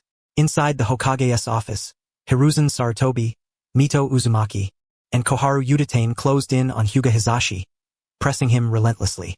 Hinata Hizashi, for the sake of Konoha's peace, must bear this grievance. The voice of Haruno Koharu from the quarters bore not a trace of warmth. The Kumogakure's stance was resolute. If they refused to surrender the individual, then war was inevitable. Mito Imanen, adjusting his glasses, muttered, Konoha cannot afford another battle. Hinata Hizashi's fists clenched so tightly they turned pale, yet not a single word escaped his lips. As the head of the Hyuga main family, his death would mean the ruin of the entire clan. At that moment, Hinata Hayori stepped in. He was Hizashi's twin brother, belonging to the branch family of the main house, marked with the Hyuga clan's caged bird curse on his forehead. I will die in my brother's place. Hayori's voice was calm and devoid of any emotion. I am from the branch family. Even if I perish, Kumogakure will not obtain the complete Byakugan. Only in this way could the Hyuga main house be preserved and the peace of Konoha maintained. Hinata Hizashi suddenly lifted his head, gazing at his brother, his eyes instantly reddening. 3 days later, Hinata Hayori's body was sent to Kumogakure. A crisis potent enough to ignite a war between two nations was abruptly resolved with the death of a sacrificial scapegoat from a branch family. Kumogakure, Raikage's office. AI stared down at the corpse draped in a white cloth before him, alongside the reconciliation documents sent by Konoha. He kicked a nearby chair over in fury and cursed. Useless. A bunch of useless fools. Konoha, why don't you dare to fight? The ninjas nearby lowered their heads, too intimidated to speak. Raikage-sama. This corpse bears the Hyuga clan's caged bird curse. The Byakugan has been completely sealed. The medical division reports that it is utterly irreparable, and no useful data can be extracted. A medical ninja reported cautiously. AI waved his hand irritably. He was well aware of the Hyuga's caged bird curse. Once the host dies, the Byakugan is utterly destroyed. This corpse was of no use except to vent some frustration. Such a pity. AI clicked his tongue, a flicker of regret in his eyes. The Byakugan was the strongest reconnaissance bloodline in the ninja world. If its secrets could be unlocked, Kumogakure's strength could rise to a new echelon. But without someone capable of breaking such a curse and researching the bloodline, the corpse was merely wasted effort. Suddenly, he recalled the red-haired brat from the intelligence report, who had accompanied the Third Raikage's bloodline. AI shook his head. Forget it. Leave the corpse to the medical division. Notify everyone. Depart immediately. A large party set off at full speed toward Mount Sumeru. Meanwhile, within a cavern somewhere in the Land of Rivers. Inside the cave were 2 Third Kazekage, one lifeless, and the other barely alive. Orochimaru controlled the Edo Tensei of the Third Kazekage, while Sasori commanded a puppet of the same. Sasori spoke. Eternal art? As they debated, A white snake silently slithered in and deposited an intelligence scroll. After reading it, Orochimaru was momentarily stunned before erupting into a piercing, maniacal laughter. Hee hee, how utterly laughable. Konoha, growing ever more decadent. For the sake of so-called peace, they do not hesitate to cast their own people to death. The village that the second Hokage risked his life to protect has now come to this. This Konoha will perish sooner or later. He had left Konoha years ago, disgusted by Hiruzen Sarutobi's indecisiveness and the hypocrisy, cowardice, and darkness of Konoha's leadership. Now, it seemed that this village had rotten to its very core. Such a decadent village deserved to vanish utterly from the ninja world. Let me be the wind that destroys Konoha. Orochimaru licked his lips. But before that, I must continue perfecting Edo Tensei and complete that long-delayed deal. Deep within Mount Sumeru, an underground laboratory conducted experiments forbidden on the surface. A black-skinned, muscular man named Hiruko, clad in a white lab coat, stood before an experimental table. His muscles were taut and well-defined, and his large hands delicately manipulated instruments for precise experiments. His demeanor was wholly at odds with his imposing physique. In a petri dish before him, several pieces of muscle tissue submerged in nutrient solution twitched faintly under a subtle electric current. Nearby, a notebook was densely filled with notes on the absorption characteristics of the dark release and adaptation data for lightning release activation. On the other side were designs for fusing a third bloodline and even the elimination of bloodline traits. Still a long way to go. Hiruko frowned, picking up a pen to record the latest failed experiment. In the adjacent laboratory, Kyu Takashi gazed grimly at a row of ruined incubation pods. Inside the transparent capsules were all failed fusion human specimens. Some had burst from rampant would-release cells. Others had decayed into a murky liquid. The majority had simply petrified. At least they contributed to the forest coverage of the ninja world. But this was not Sunagakure. On the console before him lay a neat array of sealed test tubes containing the clone cells of Hashirama Senju. Since acquiring these samples from Orochimaru several years ago, their number had grown considerably. Yet, despite hundreds of experiments, even employing the fusion technique of the demonic bud and buffering with cells fused from the Shikatsumiyaku and Uzumaki bloodlines, every attempt ended in failure. Kyu suspected that Hashirama's cells had surpassed Ashura himself, perhaps even beyond the typical Otsutsuki. That man wielded chakra surpassing that of the tailed beasts, as if he consumed 2 steamed buns. Was this reasonable? Scientific? What kind of chakra conversion efficiency was this? Though unscientific, it was quintessentially the ninja world, utterly chakra-centric. Hashirama's cells possessed both extreme inclusiveness and exclusiveness. Inclusiveness. They absorbed all, transforming everything either into energy or into themselves. Exclusiveness.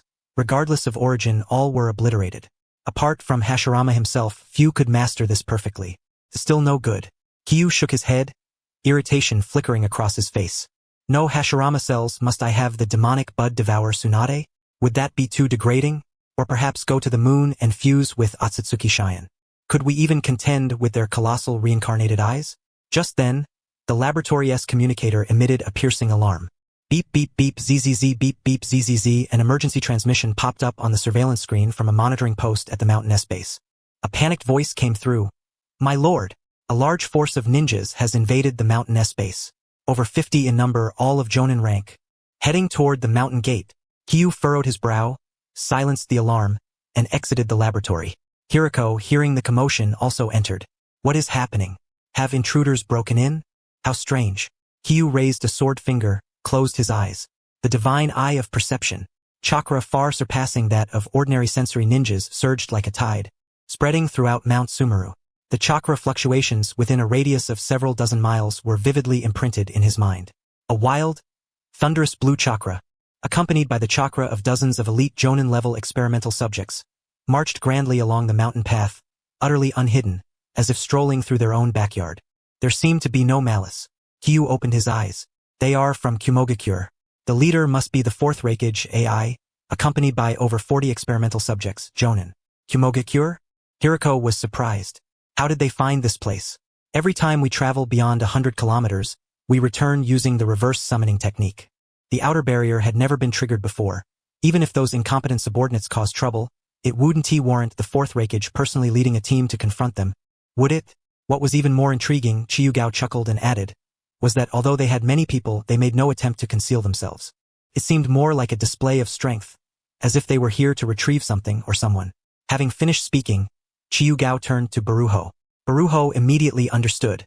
This was the widely circulated rumor within the shinobi world that he was the illegitimate son of the Third Raikage. The only question was, how had they found him? The ninjas of the Hidden Cloud shouldn't possess such capabilities, right? The master and disciple exchanged glances and spoke in unison. Akatsuki. Baruho cursed vehemently. Damn it! We haven't even taken their Sharingan and Rinnegan yet, and they're already interfering with us. Qi Yugao nodded solemnly. The Akatsuki organization was still too malevolent. Master, we've already defected once. If it comes to it, we'll defect from Akatsuki again. No one has decreed that Akatsuki's rogue leaf shinobi can't join the Hidden Cloud village, Baruho declared. Stepping forward, Baruho laughed heartily. Makes sense. But these guys, do they really consider me the Third Raikage's kin coming to claim family? Fine then, if he acknowledges kinship, so do I. After laughing, he turned to Qi Yugao. Gao, what do you think of the Hidden Cloud? Are they worth us joining? Absolutely. Qi Yugao nodded firmly. If necessary, we'll join the Hidden Cloud. Master, though we bear the Akatsuki's name, sooner or later, our interests will clash with theirs. The core objective of Akatsuki is the Eye of the Moon plan, but before that, neither Madara nor Nagato would assist us in hunting down the Tsuchikage. Anoki. The second Tsuchikage died long ago in the First Shinobi World War, reduced to ashes. Kimimaro can't possibly be devoured or assimilated. This is unlike the Third Raikage, who died relatively recently and has a suitable replacement. To take down Anoki relying on just the two of us is not impossible, but the difficulty is considerable. However, if we enlist the Hidden Cloud, everything changes. The Hidden Cloud and the Hidden Stone are sworn enemies. The Fourth Raikage, Ida's father, was exhumed and desecrated. Your devoured and assimilated Third Raikage died at the hands of the Hidden Stone. Everything else aside, upon hearing that last statement, Baruho felt his own grudge against the Hidden Cloud was no less severe. A crooked smile appeared at the corner of his mouth. Though he hadn't yet transformed into the white-haired, split-mouthed Conan, the trend was unmistakable. Gao, last time we fled the Hidden Mist too quickly. The entire shinobi world only knows of the two of us. They don't even know our names. This is a perfect opportunity to let the shinobi world recognize us anew. Yes, Qi Yugao nodded. But the Qi Yugao of old was dead. Now he was Uzumaki Gao. Uzumaki? Baruho gazed at Qi Yugao's crimson hair. I hadn't noticed before. Your hair is starting to turn white, and even your appearance seems to be changing somewhat. Qi Yugao performed a water release technique, casting forth a water mirror. This is our repeatedly refined Kimimaro technique, designed to preserve the genes of the devoured to the greatest extent. The physique and appearance will gradually align with theirs. This is both an advantage and a side effect. Like you, Master, after devouring and assimilating the Third Raikage's corpse, you became so tall and muscular with black skin. If I devour Anoki in the future, I will shrink accordingly, just as I thought. Baruho approved. This body is too large now. It's inconvenient for experiments. The next target must be Anoki. In the entire shinobi world, no one else has such talent and a small stature except him. While they spoke, the Hidden Cloud ninjas drew ever closer. The laboratory's second-tier guards triggered the alarm. Baruho's fighting spirit blazed hotter and hotter. Let us fight first. Let us see their strength and whether they're worth us joining. Exactly what I was thinking. Qi Yugao laughed, casually picking up a sealing scroll nearby. Perfect timing. The laboratory is full of Kimimaro's failed experiments. Useless, a waste of resources. Today, they finally serve a purpose. Let the Hidden Cloud's friends open their eyes. The two were in complete agreement and turned to descend the mountain. On the mountain path of Mount Sumeru, the Hidden Cloud's team climbed steadily. AI led at the front, observing the marks left at the lightning release training ground. Could it really be the bloodline his father had left behind? Suddenly, the scout ninja in front halted abruptly, drawing his kunai with a shout. Watch out, there's something ahead. Before the words had even fallen, dozens of grotesque humanoid creatures burst forth from the forest on both sides of the path. Some bore 3 or 4 arms, others had skin covered in tough scales, and some had 4 or 5 eyes on their faces. Their entire bodies radiated a wild and chaotic chakra as they roared, lunging toward the Hidden Cloud team. What the hell are those things? Be careful. Their strength is formidable. The Hidden Cloud's elite shinobi reacted instantly, forming hand seals as lightning release jutsu rained down upon the monsters like a torrential storm. However, to their shock, even when struck by the lightning techniques, the creatures merely staggered briefly before charging forward fearlessly. They directly absorbed the blows of kunai strikes. The blades left only faint white scratches. Damn it! What kind of monsters are these? An upper-rank ninja cursed, smashing a lightning-charged fist into a creature's head, pulverizing its skull. Yet the creature's body still surged forward until it was completely incinerated by another lightning strike, finally ceasing its movement. These beings have no rationality or intelligence. We must utterly incapacitate them, an upper-rank ninja declared, breaking the creature's limbs and then scorching them with lightning release. Having discerned the monster's weaknesses, the Hidden Cloud shinobi wisely avoided direct confrontations, opting instead for tactical maneuvers. Even when the creatures instinctively employed bloodline powers, they were all eliminated within mere tens of minutes. Only a dozen or so Hidden Cloud ninjas sustained injuries. Though the victory was easy, no one wore a pleased expression. Gazing at the twisted corpses littering the ground, their stomachs churned, and goosebumps rose like a carpet. The carnage of battlefields had never unsettled them so deeply. These things simply did not belong in the realm of humans. AI's expression darkened as well. He could clearly see that some of these monsters were failed products of bloodline fusion experiments. At that moment, two figures slowly descended from the mountain summit. The night deepened, moonlight filtering through the trees, casting silver beams upon them. The man in front was tall and upright, his black, muscular skin gleaming in the light. A faint blue electric aura hovered around him. His off-white hair framed his sharply contoured eyebrows, nose, and features. The Fourth Raikage's eyes widened. Having thought the photographs absurd, seeing the man in person was even more incredible. He wouldn't believe this was not his father's son. Behind him, a youth with medium-length hair tinged red and gray-white, bearing a delicate face, followed. Never mind. That was of little importance. Capturing them meant one Uzumaki clan member and one Shikatsumiyaku clan member. Henceforth, the Hidden Cloud would never lack for Jinchuriki. AI felt certain he had come to the right place. Baruho and Qi Yugao approached ever closer. The surrounding Hidden Cloud ninjas, upon seeing those faces and then their own Raikage, gradually parted to give way. This was a Raikage's family matter. Best not to interfere. Soon a path cleared. Only a few dozen meters separated the two parties, clearly visible under the moonlight. AI's gaze was firmly locked onto Hiruko's face. In that instant, it was as if the blood coursing through his veins had congealed. His mind went utterly blank, and the scenes of following his father into battle during his childhood surged forth unbidden. It was too uncanny. Even more so than himself, it resembled his old man. Except for the completely different aura. He parted his lips, nearly uttering, "Dad, you're not dead?" Fortunately, he forcibly swallowed the words back at the last moment. Embarrassment and frustration welled up within him. Damn it, I'm gonna take him down. Suddenly, arcs of lightning exploded around his body, dazzling azure light illuminating the entire mountain path as if it were broad daylight. Lightning Shadow Super Saiyan mode. Who exactly are you? AI fixed his furious stare on Hiruko. Why did he look like this?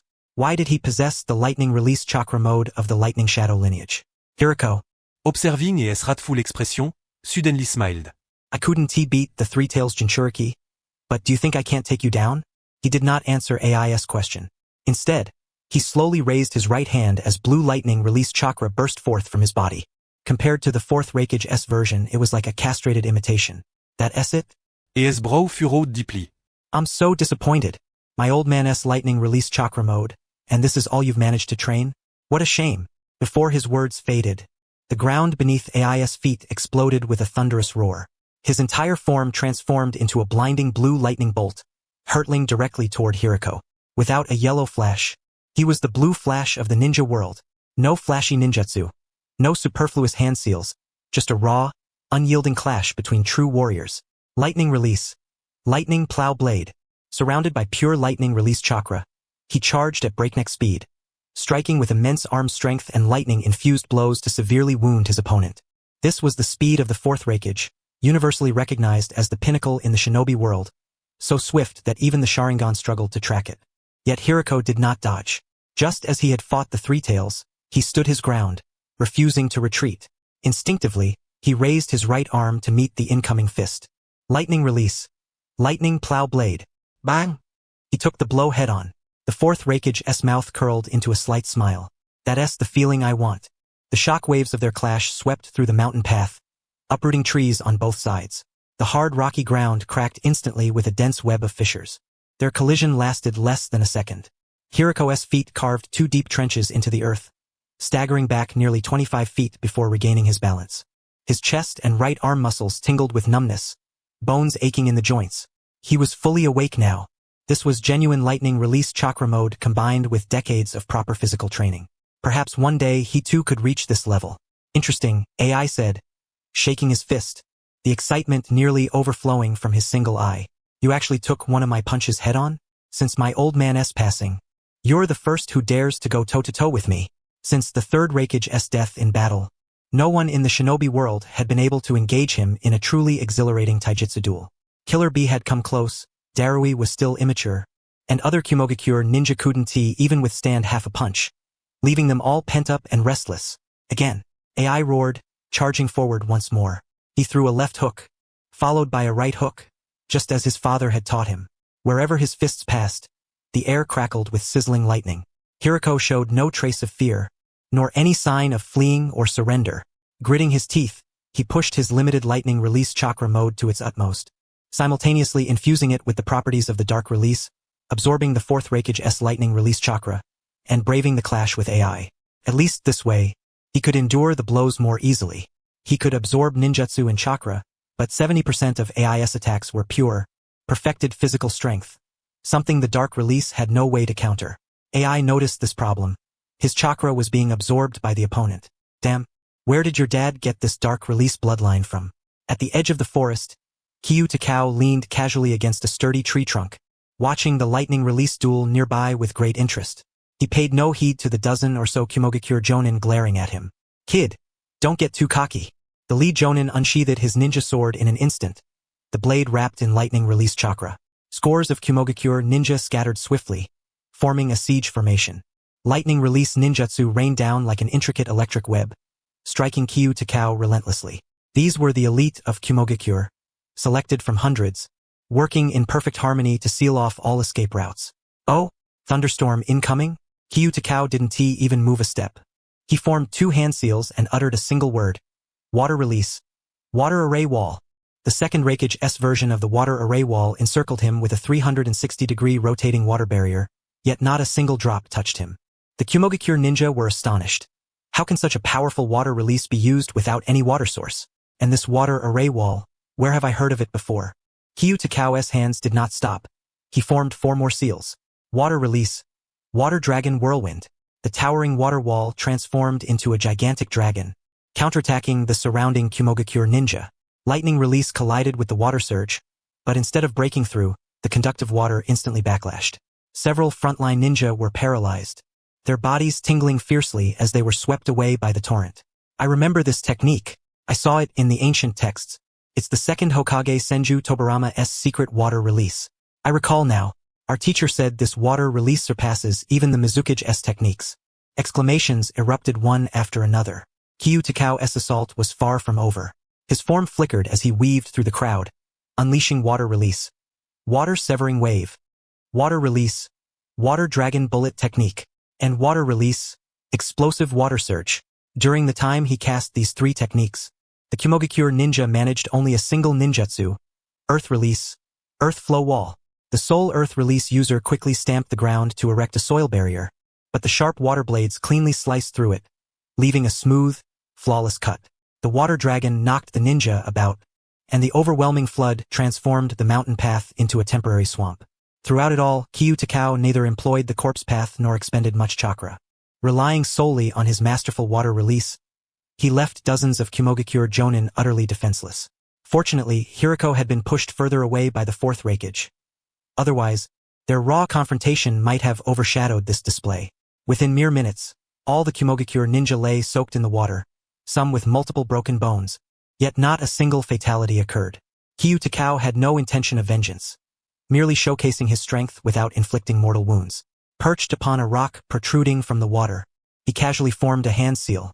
Scores of shadow clones emerged behind him, their hands glowing with green chakra. Approaching the fallen Qimogakure ninja, they began to mend fractured bones and torn muscles. The entire scene fell into a profound silence. The very man who had just beaten them senseless now sent his shadow clones to heal their wounds? One jonin stared at the healing injury on his arm, utterly bewildered, swallowing hard. What exactly do you intend to do? I don't intend to do anything.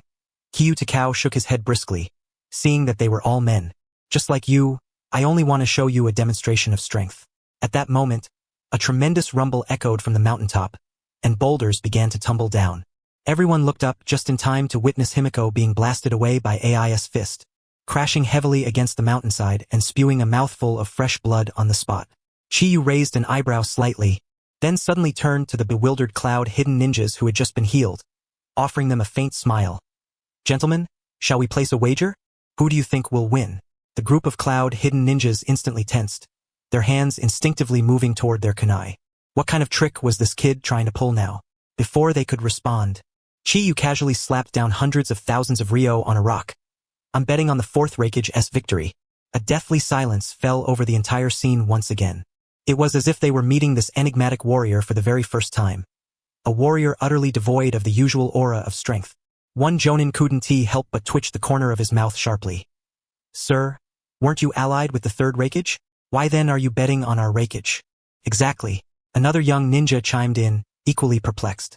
"We're fearless and stubborn, but does this bet even make sense? You could just kill us and take everything by force." Chiyu shook his head. "That's not the point. I have absolute confidence in the Raikage's strength. Besides, if you bet on my companion and he loses, I'll pay you 10 times the amount. How about that?" In the distance, Himiko was once again sent flying. The cloud-hidden ninjas exchanged glances, then looked toward the kindly-faced warrior. "All right, we'll bet. We'll bet on whoever wins." "That's more like it." Chiyu nodded approvingly. "You've said it yourselves. I could have killed you outright and taken everything, but I wanted an excuse to place a wager." The cloud-hidden ninja's eyes widened. "So you admit it's just an excuse?" They truly couldn't understand these two. One could stand toe-to-toe with the Raikage and survive. The other wielded water-style chakra on par with the second Hokage. Despite their overwhelming power, they refrained from dealing a killing blow and even tended to their wounds. And now they were proposing a bet, risking their own people's defeat. Yet, they had to admit that this red-haired youth exuded kindness from beginning to end, without a trace of cruelty. More like a neighbor dropping by to swindle some money. But they all understood this was a matter of life and death. Chiyu quickly collected the money and added a bit more for research expenses. "You wouldn't want the Raikage to find out you bet against him, would you?" By the mountainside, Himiko slowly pushed himself up, wiping blood from the corner of his mouth, his chest heaving violently. His chakra remained plentiful, but his body was deteriorating. Not a single part was unscathed. Every muscle trembled uncontrollably, waves of pain radiating from his bone joints. He had barely endured the dozen or so exchanged punches by relying on absorbing chakra through his forbidden technique. But Ai's strength seemed endless, each punch heavier and faster than the last. The longer the fight went on, the more suffocated he felt. That guy had the audacity to act like an elder, lecturing him on lightning-style chakra modes mid-fight, and he had no choice but to listen and learn intently.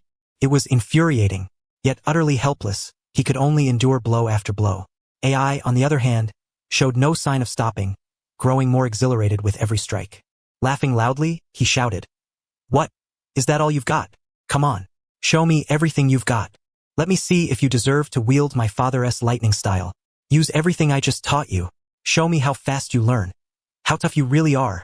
He was genuinely enjoying himself. After all these years, finally someone could match him blow for blow in a fierce taijutsu clash. Lightning style versus raw fists.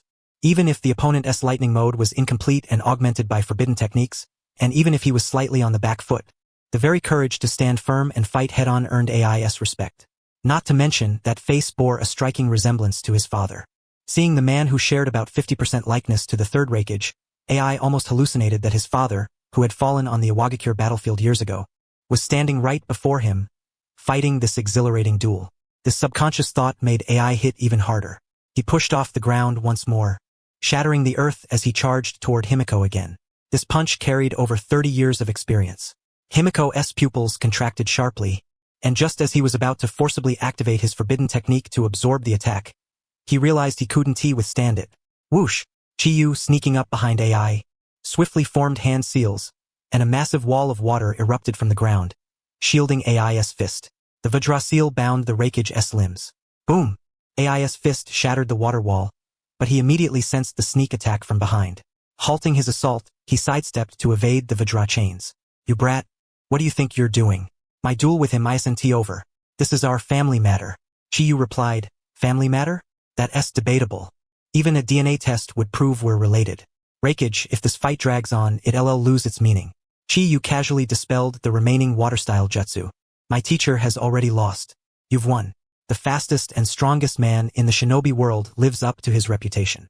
At these words, the malice that had filled AI's entire being dissipated by more than half. Turning back to Himiko, he said, "Not bad. I acknowledge you." Then, folding his arms, he looked at the two of them. "All right, you two. Tell me who you really are. Why do you possess the Raikage's lightning-style chakra mode? And why do you look so much like my father?" Himiko approached, wiping the blood from his mouth. Though his expression was grim, he made no move to continue the fight. A loss was a loss, and he had no shame in admitting it. After all, he had lost many times before. He could always grow stronger and reclaim what was lost later. Chiyu glanced at his teacher, then back again. "Let me reintroduce ourselves. I am Uzumaki Gao, and this is my teacher." Himiko spoke. "My name is Himiko." "Himiko?" AI raised an eyebrow. "Sounds almost like a female name. And you don't even share the same surname as your father? Didn't T, your old man, say anything? What a scoundrel. How could he fail to teach you properly?" Then, glancing at Chiyu's red hair tinged with gray, a flicker of understanding crossed AI's eyes. No wonder his chakra reserves were so extraordinary. He was a remnant of the Uzumaki clan. "But Himiko, didn't T, your mother, ever tell you anything?" At this question, Himiko's hand at his side twitched slightly, his face showing a subtle blend of melancholy and complexity. He lifted his eyes to AI, as if recounting someone else's story. "My name means orphan. I do not know who my father is. But I do know that this lightning-style chakra mode came from a cloud-hidden shinobi, and my entire bloodline traces back to the cloud-hidden village." He spoke the truth. Continuing, "The awakened forbidden technique is from a mist-hidden bloodline ninja. Through these, I have gradually reached this level." Every word was truthful, though slightly abbreviated. Yet, to AI's ears, it sparked an immediate mental image. A father showing mercy on the battlefield. An illegitimate child wandering the shinobi world, growing stronger through his own efforts. That old man was no good. He deserves to die. Such talent, and he didn't even keep it in the cloud-hidden village. All of AI's lingering doubts vanished completely. His gaze toward Himiko transformed, no longer merely assessing an opponent's fighting spirit, but looking at a family member with complicated, indescribable guilt. His father had lived a life of utmost integrity and honor. Never did he imagine that a bloodline was truly left behind, forcing this child to endure years of hardship, struggling to master lightning release through fragmented texts alone. No wonder he absorbed the teachings so swiftly while fighting earlier. The bloodline of the Raikage, etched deep within his very bones, cannot be deceived. So that was the case. AI cleared his throat, fully retracting the crackling arcs of lightning enveloping him, his voice involuntarily softening by a few degrees. Observing this, Baruho seized the moment and, with a straight face, spoke. "By seniority, I should be your uncle, so calling me your great-uncle isn't unreasonable, is it?" "Ha!" I instantly bristled, every hair on his body standing on end. "You dare take advantage of me?" The guilt he had felt moments before vanished in an instant. Yet this youth looked even younger than himself. How could he possibly be older? That meant he must be his younger brother. But then again, this was a genuine prodigy, capable of trading blows head-on with him for dozens of rounds. A bona fide Raikage bloodline. Family blood was always better than being scattered and courted by other villages. AI adopted the magnanimous posture of the elder brother as a father figure and snorted at Baruho. "Kid, I am your elder brother. All right. Baruho hadn't anticipated AI to be so easily swayed. The form of address was of little consequence now. For the sake of preserving the complete lightning release inheritance, calling him twice wouldn't be an issue. AI thumped his chest with hearty enthusiasm and declared, "Since you're one of the Raikage clan, once we return to Qimogakure, the full lightning release chakra mode inheritance is yours to study at will. I want to see if, after mastering the complete technique, you can withstand a full-powered punch from me. The two of us brothers shall resurrect the glory once shared by our father and me." He was genuinely delighted. After all these years, aside from Killer B, he finally had someone who could spar with him in raw taijutsu with unrestrained zeal, and a family member at that. It was nothing short of a blessing from the heavens. At that moment, Qi Yugao stepped forward with a smile and added, "Lord Raikage, you are too polite. For years, my master and I have been researching bloodlines and bodily modifications to better harness our own heritage. Not to mention, when Qimogakure obtained the Hyuga branch family's remains earlier, though we could not break the caged bird curse seal, we successfully extracted the Byakugan gene. Moreover, our improved chakra refinement technique can increase the total chakra output of ninja below Chunin rank by 30%. And chakra weapons. Since Qi Yugao was about to join Qimogakure, he intended to make full use of its resources. To leverage Qimogakure's assets effectively, It was essential to ensure mutual benefit, making the other party reliant on the master and disciple. He did not forget that the Third Raikage S-Corps had yet to detonate. These words struck a nerve with AI. Very well. Very well. You too. Come back with me to Qimogakure. Whatever experimental equipment or research funding you require, I shall provide it all. As long as it enhances Qimogakure's strength, nothing is off the table. Both parties reached an agreement on the spot, finalizing the itinerary. That very night, Qi Yugao returned to the Sumeru mountain base. You stay here with Karen and the Hyuga clan, Qi Yugao instructed. Secure the core equipment and back up the data, activate all barriers and defend the base. We are only going to Qimogakure to retrieve the inheritance and resources. Should anything go wrong, this will be our fallback. My master and I trust you most. Once you select your bloodline and target, we will assist you in obtaining it. Yes, my lord. Bowed deeply, accepted the scroll, and nodded solemnly. The following morning, AI led the Qimogakure team, a grand procession heading toward the village. Baruho and Qi Yugao walked amid the group. What had once been a scene of tension and hostility was now surprisingly harmonious. In the land of grass, at an underground base, Obito observed the intelligence handed over by Black Zetsu. The spiral-masked figure seemed filled with disbelief, abruptly rising to his feet. Reconciled? AI didn't he kill them, and actually took him as a brother to bring back to Qimogakure? Does Baruho have any shame? All for a mere fragment of power. He had planned for both sides to be exhausted in battle, so he could profit from the chaos and keep these two uncontrollable individuals firmly in hand. Yet now, they had openly acknowledged kinship and become honored guests of the Raikage? Indeed, this was unexpected. Black Zetsu sneered darkly. No matter, we still have our trump card. Obito turned his face. What trump card? Lord Madara, have you forgotten? The corpse of the Third Raikage. Black Zetsu smiled. The Third Raikage's corpse was delivered to them by me. What Qimogakure currently stores is but a white Zetsu. Obito immediately grasped his intent and laughed in turn. You mean, once they settle into Qimogakure, we'll spread the news that the corpse of the Third Raikage was stolen by Himiko? Exactly. Black Zetsu nodded, adding that they would also claim that the master and disciple had devoured the Third Raikage's corpse through forbidden tomes to acquire the Raikage bloodline and lightning release chakra mode. The Third Raikage was Qimogakure's hero, the very faith of every Qimogakure shinobi. When that time came, even if AI wished to acknowledge this younger brother, the entire village would reject him.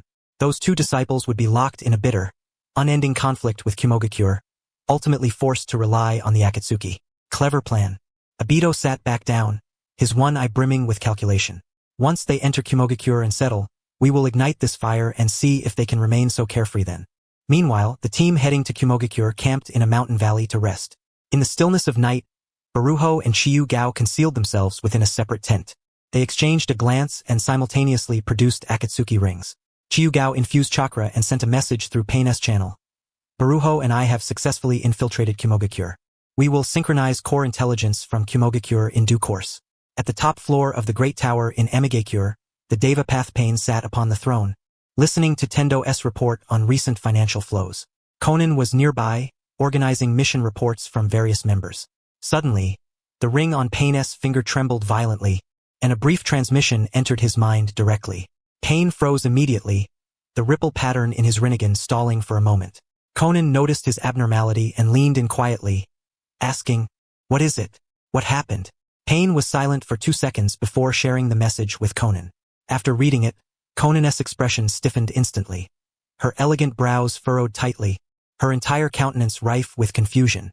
Inside the tent, Baruho looked at the ring and added, "Qimogakure possesses the complete lightning release inheritance, which will aid in strengthening. Should a suitable tailed beast capture mission arise, we can intervene as well." Elsewhere, Pain and Konan exchanged puzzled looks, 3 question marks simultaneously appearing in their minds. They had formed the Akatsuki to collect tailed beasts and implement the Eye of the Moon plan. Recruiting these 2 individuals was based on their strength, making them assets for capturing tailed beasts. Yet these 2, after joining Akatsuki, initially focused on making money, then frantically accepted missions and later not a single mission. They were anomalies among anomalies. Now, they had gone straight to one of the 5 great nations, Qimogakure, and claimed to be undercover? Weren't they defectors from Konoha? And what of this chakra? How had it changed so drastically? Konan opened her mouth but could not utter another word. Are you serious? Nagato, who secretly controlled Pain, pinched the bridge of his nose, his Rinnegan filled with exasperation. Having led the Akatsuki for so many years, this was the first time he had encountered such absurd members. Truly an eye-opener. After a prolonged silence, Pain could only reply through the ring with 3 words. Understood. Inside the tent, Qi Yugao glanced at the 3 characters sent back and exchanged a look with Bairu who both broke into smiles. After all, they never truly intended to serve Akatsuki loyally, just a nominal affiliation, a mere pretext to brush things off, and nothing could be more fitting. As it turned out, the Akatsuki organization was indifferent to this. Near the land of hot water, ever since the familial recognition at Mount Sumeru, the once tense atmosphere between the 2 squads had completely dissipated, especially between AI and Bairu who almost every day, during breaks from their journey, sought out open spaces to engage in fierce sparring matches. At first, the ninja of Cloud Village were apprehensive, fearing that the 2 leaders might inadvertently unleash real fury upon each other. Yet as they watched, everyone gradually became numb to it. One was the Fourth Raikage, universally acknowledged in Cloud Village as the pinnacle of ninja taijutsu, whose lightning release chakra mode delivered punches that struck with tangible force. The other was a bloodline descendant of the Raikage family, living away from home, wielding the same lightning release chakra mode. Not only could he withstand AI's heavy blows, but he also occasionally countered with his enigmatic dark release. Their clashes were cataclysmic, yet invariably ended with the 2 of them slinging arms around each other as shoulders, laughing heartily. I say, your lightning release bursts still leave something to be desired, AI said one day during a rest, shaking his numb arms and grinning at Bairu who, once we return to Cloud Village, I'll let you use the lightning training base where my father once honed his skills, along with the legacy of Black Lightning Madara. I hope you can inherit it. Bairu who merely flexed his wrist. Alright, I want to see who gives out first, you, the big nephew, or me catching up to you. Qi Yugao leaned against a tree nearby, flipping through research notes. Just then, urgent footsteps suddenly echoed from deep within the dense forest. 2 Cloud Village ninjas, covered in blood, staggered forward, collapsing to the ground before reaching the group. Lord Raikage, trouble has arisen. The smile vanished instantly from AI's face. What happened? Who did this? It's the Shenyuan faction. One of the ninjas gritted his teeth. They refused to surrender to Cloud Village, ambushed us, and are trying to seize the bloodline ninja we barely captured. Our captain led a desperate resistance, allowing us 2 to escape and deliver this warning. Had it been any later, all our comrades would have been lost. Damn those Shenyuan scum. AI's roar shook the leaves from the trees. Anyone who dares lay a hand on my Cloud Village, I will tear them all apart. Before he finished speaking, his figure was already charging toward the heart of the forest. Teacher, let us go. Qi Yugao closed his notebook and followed swiftly. Bairu, who was equally resolute, activating his lightning release chakra mode fully. Blue arcs of lightning enveloped his form, almost matching AI stride for stride. Behind them, the Cloud Village elite drew their ninja tools and hastened to keep pace. The forest was thick with the scent of blood. Fourth Raikage AI led from the front. Among the Kage, he was the one who inspired the greatest sense of security among his subordinates. Bairu who stayed close at his side, and together they plunged into the center of the Shenyuan faction. Shenyuan faction? Why are there 2 Raikages? Qi Yugao remained a few steps behind, shielding the 2 with his presence. Dozens of shadow clones burst from his side, dispersing among the forest's shadows to instantly seal off all escape routes. You're surrounded. The next moment, 5 Shenyuan members retreated slowly. No one dared charge forward to fight head-on. All raised their hands, releasing a cloud of microscopic dust invisible to the naked eye, carried by the wind directly toward AI and Bairu who's faces. Petty tricks. I snorted coldly. His lightning arcs surged, transforming his entire body into an impenetrable electric net. He assumed it was poison smoke or some kind of insect, easily electrocuted to death by lightning release. Unbeknownst to him, the explosive insects unique to the Shenyuan faction had already entered his body through his breath. Bairu who reacted faster. As the shadow attacked, the suction point in his palm opened wide, and his dark release chakra was fully unleashed. The incoming insects, along with their chakra, were mostly sucked out in one breath. The remainder had no chance of escape. Seeking death, AI locked onto the nearest Shenyuan member, flashing forward and delivering a crushing punch. The ninja had no time to react or form a defensive jutsu, and was struck through the chest, killed instantly. The other 4 scattered at once, attempting to hide again under the forest's cover. But as soon as they moved, Bairu who blocked their paths. Trying to run, with a few lightning punches, he incapacitated them all. He still instinctively held back, treating them as experimental subjects. In less than 1 minute, the 5 core Shenyuan members were all dealt with by the 2. Meanwhile, one of Qi Yugao's shadow clones gathered the Shenyuan corpses, scattered ninja tools, and insect-raising containers, piling them together. A shadow clone disguised as the original approached, gazing coldly at the bodies. Shenyuan faction? You don't deserve to bear that name. Fire release. Great fireball jutsu. Flames instantly engulfed the entire pile, incinerating the surrounding insect eggs and lingering explosive insects to utter ashes, leaving not a trace behind. The few survivors were also thrown into the fire without mercy. At that moment, shouts arose from nearby Cloud Village ninjas.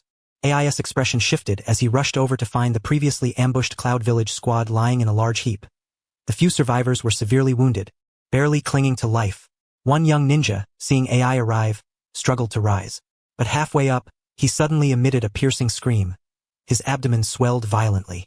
The next moment, with a tremendous explosion, his body burst apart, spraying blood and flesh everywhere. All the Cloud Village ninjas were stunned. What is happening? AI's eyes reddened instantly as he grabbed a nearby living ninja. What exactly occurred just now? It might be some kind of ninjutsu, a trembling medical ninja replied. AI seized the medical ninja's collar. What kind of jutsu is it? Can you save him? I can't. Perhaps only Lady Tsunade in the ninja world can save them. AI sighed and released the medical ninja, patting his shoulder. Thank you for your effort.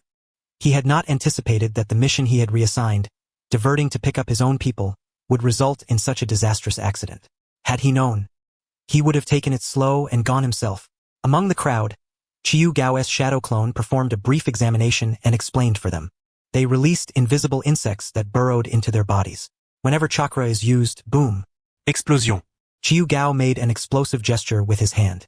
Before he finished speaking, another severely wounded ninja nearby suddenly curled up in pain, clutching his abdomen and groaning as if about to explode. A black tumor shaped like a spider slowly swelled on his lower belly. Medical team, hurry over. AI shouted immediately. The accompanying medical ninjas rushed forward. But as soon as their chakra probed inside the patient, their faces turned pale, and they recoiled. Lord Raikage, it's no use. We cannot see the insects inside. Once chakra enters, it only accelerates their growth. We have no way to handle this. What should we do? AI slammed his fist against a nearby tree, snapping it in two. We can't just stand by and watch our people die. Lord Raikage, a reconnaissance ninja suddenly ran over, breathless. We just received word. Lady Tsunade, one of the legendary Sannin, is nearby in the land of hot water. She is the finest medical ninja in the world. Only she can save everyone. The moment those words were spoken, all the hidden cloud shinobi exhaled in relief, echoing in unison. Indeed, only Lady Tsunade can save us. We must journey to the land of hot springs at once. Abon hesitated for a moment. Yet upon witnessing the profound anguish his comrades endured for the hidden cloud, he resolved instantly, no matter if he had to kneel, he would beseech Lady Tsunade's aid. Just as the group prepared to set forth, Qi Yugao abruptly interjected, halting them. Wait, there is no need to seek Tsunade. We can heal this ourselves. At once, the entire assembly fell silent. Every pair of eyes from the hidden cloud shinobi fixed intently upon Qi Yugao and Baruho, especially those unfamiliar among the latter contingent, whose gazes brimmed with bewilderment and skepticism. What did you say? A hidden cloud jonin immediately stepped forward. Do you understand medical ninjutsu? This is a secret technique that even our elite hidden cloud medical teams cannot master. Only a medical ninja of Lady Tsunade's caliber can handle it. Exactly.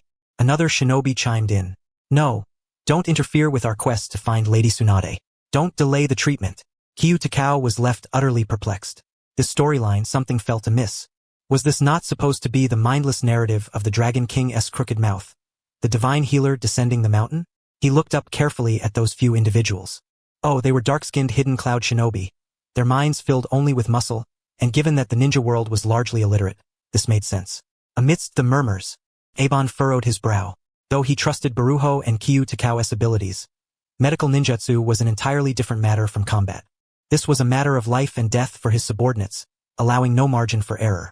Most of all, he would not forget the humanoid creatures of Mount Sumeru. Surely they would not allow their own ninja to be treated so recklessly? As he hesitated, more than a dozen adamantine chains sprouted from behind Qi Yugao. Adamantine restraint. All the wailing shinobi were bound tightly, their chakra sealed completely, silencing their cries. Everyone was stunned. Then, one by one, Qi Yugao secured them nearby. Sealing technique. Before long, the chakra of those shinobi was utterly sealed.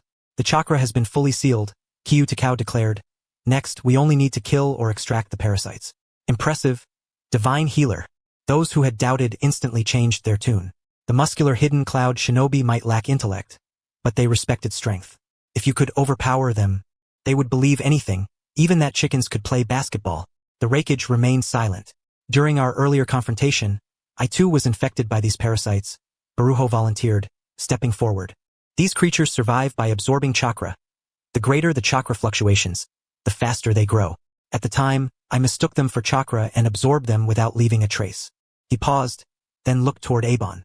Moreover, my disciple and I have conducted years of research.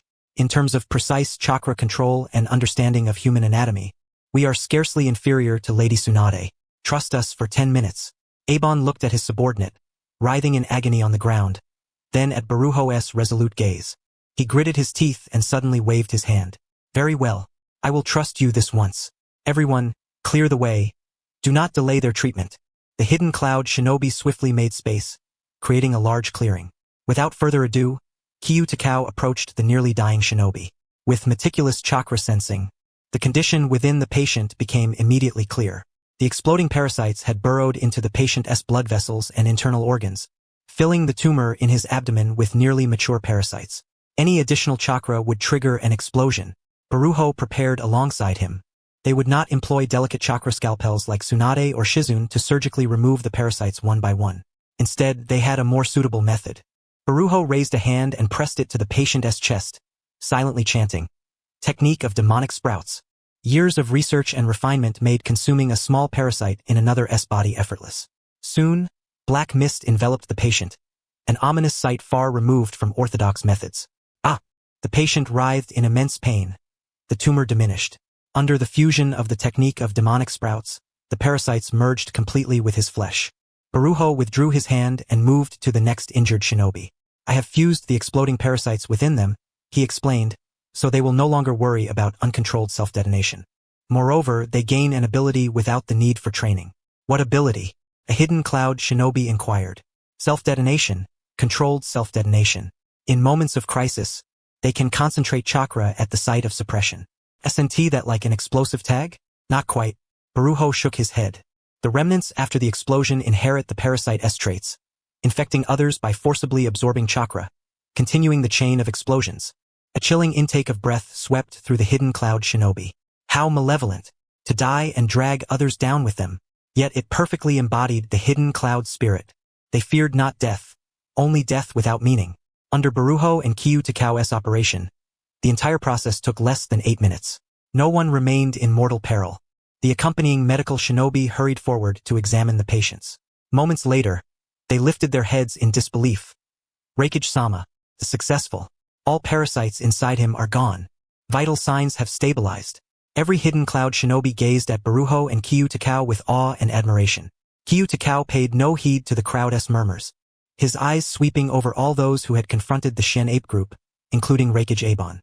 However, a single statement from Qi Yugao silenced the previously noisy scene instantly. All who entered the ambush circle and engaged the Shen ape group were infected with the exploding parasites. They are merely in the incubation period. The parasites have not yet activated. The revelation left everyone frozen. What? The previously skeptical Jonin immediately spoke up. Lord, save me. Yes, save me. Save me. These parasites cause no sensation during incubation. Baruho continued. You all used chakra earlier. The parasites have begun developing inside you, though they have not yet reached the threshold for detonation. Qi Yugao nodded, fixing his gaze on Abon. Raikage-sama, you are no exception. You maintained the lightning release chakra mode throughout, consuming immense chakra. Though your constitution has slowed the parasite's growth, they have already taken root within you. Should you exert chakra fully again, the parasites will detonate instantly, with catastrophic consequences. Your explosion will be far greater than theirs. Abon's expression changed instantly. He had indeed felt a slight tightness in his chest earlier but dismissed it as an illusion. Only now, upon hearing Qi Yugao's words, did he perceive a subtle but real discomfort within. He immediately regained composure and bowed deeply to Qi Yugao and Baruho. Thank you both for your salvation. My subordinate's ignorance caused offense. Please forgive us. I implore you to save everyone. Once back in the hidden cloud, I, Abon, shall reward you handsomely. Such formidable medical ninjutsu, it mattered not whether they were related to the elders. They must find a way to return to the hidden cloud. Raikage-sama, you are too courteous. Qi Yugao nodded slightly. Since we have joined the hidden cloud, these brothers are naturally our comrades. Let us waste no time and proceed. After a few more minutes, all those who had been passively gifted with the self-detonation ability had transformed it into an active skill. Abon moved his body, feeling the earlier oppressive tightness vanish entirely, his entire being considerably lighter. He gazed at Kiyotakashi and Hiruko with unabashed admiration etched across his face, then raised his hand and firmly patted both their shoulders. Excellent. Truly my steadfast brothers. Not only are you formidable warriors, but you've also saved the lives of so many of my comrades. In all my years, I've seldom been impressed by anyone, but you two certainly count among them. Return to the hidden cloud. The experimental equipment and research funds you requested, I will double them. The entire medical core of the hidden cloud, you may reorganize as you see fit. Whatever you require, I shall grant without hesitation. Now that all were healed and free from mortal peril, Ai's gaze grew tinged with suspicion.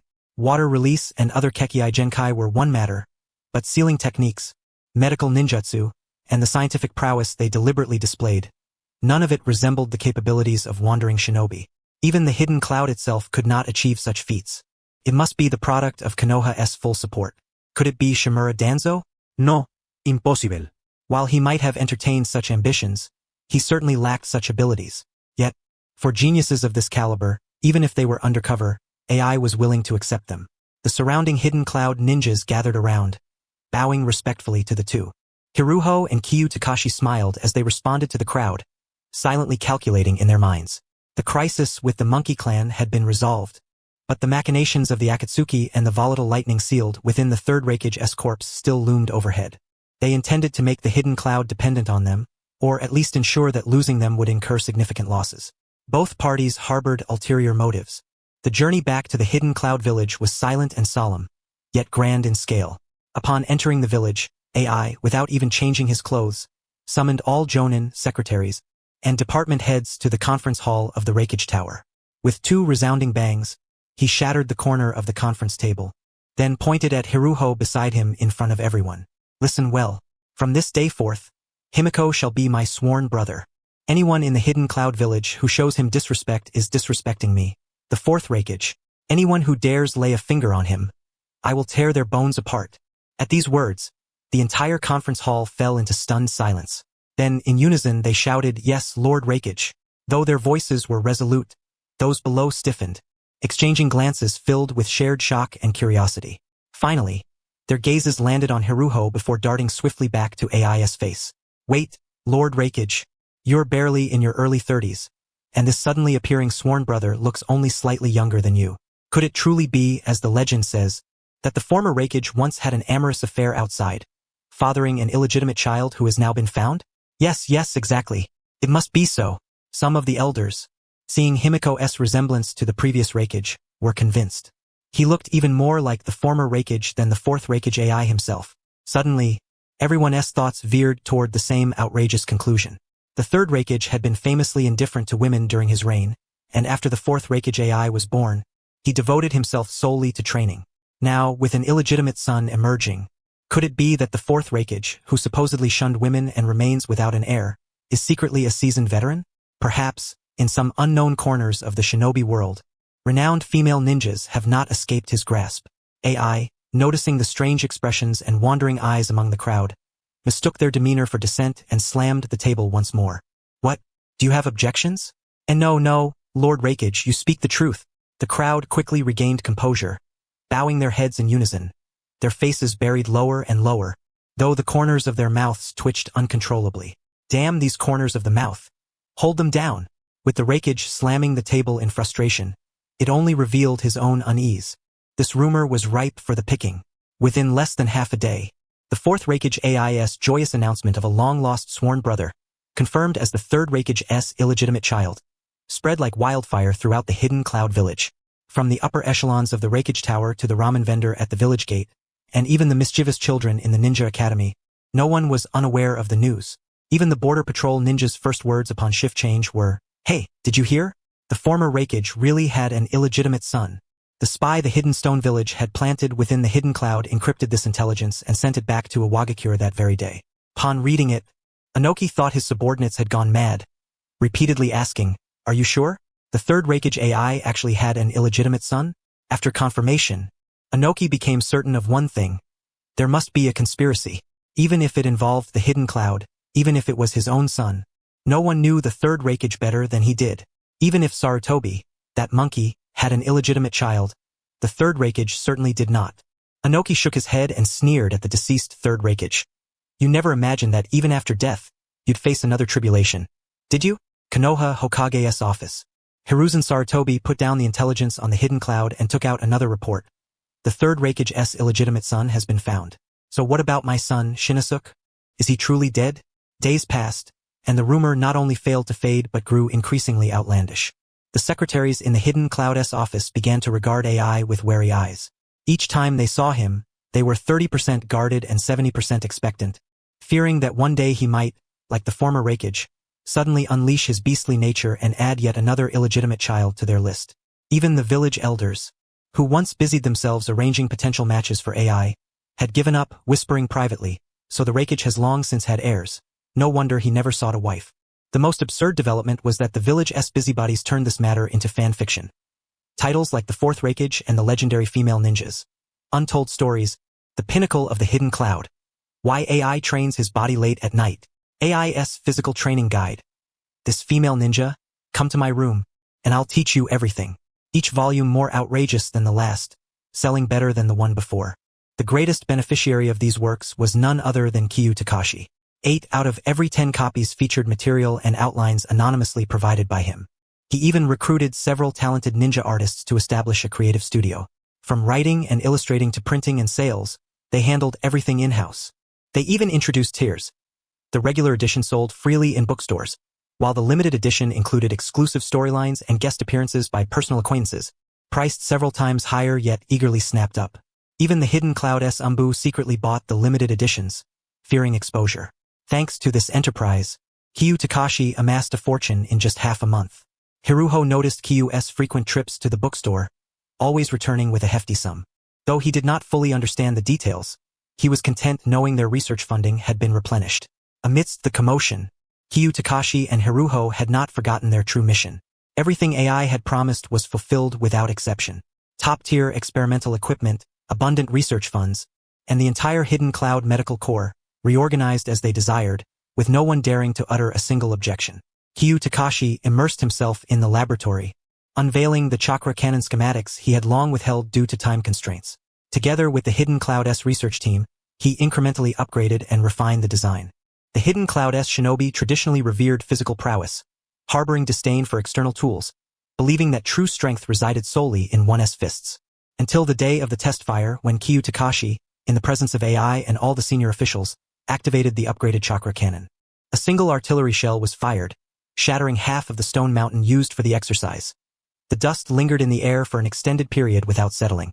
Those ninjas who had just been whispering that this weapon was useless immediately fell silent. AI made an immediate decision to produce 10 units first and install them on all the border fortresses of Qimogakure. No one knew that of the research funds, Qi Yugao diverted 90%, leaving only 10% for the study of the chakra cannon. Meanwhile, Hiruko requested from AI the preserved corpse samples of Hyuga Hizashi sealed in Qimogakure.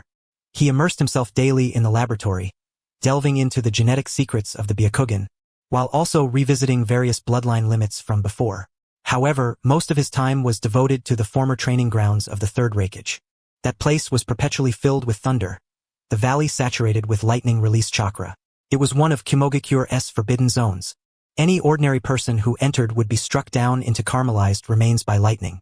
Day after day, Hiruko tempered his body amidst the thunder, and combined with the devouring technique of Kimimaro, it seemed as though he was training alongside the Third Raikage himself, his strength advancing by leaps and bounds. AI observed this with heartfelt satisfaction and exceptionally took him to the most secret core sanctuary of Qimogakure. This was the site where the exclusive black lightning mark of the Raikage was inscribed. In just one day, Hiruko succeeded in engraving the black lightning spots identical to those of the Third Raikage, as if they were naturally born upon his skin. This was the secret black lightning passed down only through the Third Raikage, a legacy that even the Fourth Raikage AI had not inherited. AI's eyes welled up when he saw the black lightning patterns on Hiruko's shoulder, identical to those of his father. He stood frozen for a long while, then suddenly burst into laughter. At that moment, Hiruko's heart trembled violently. In this place far from Konoha, far from Mount Sumeru, he felt a warmth called home.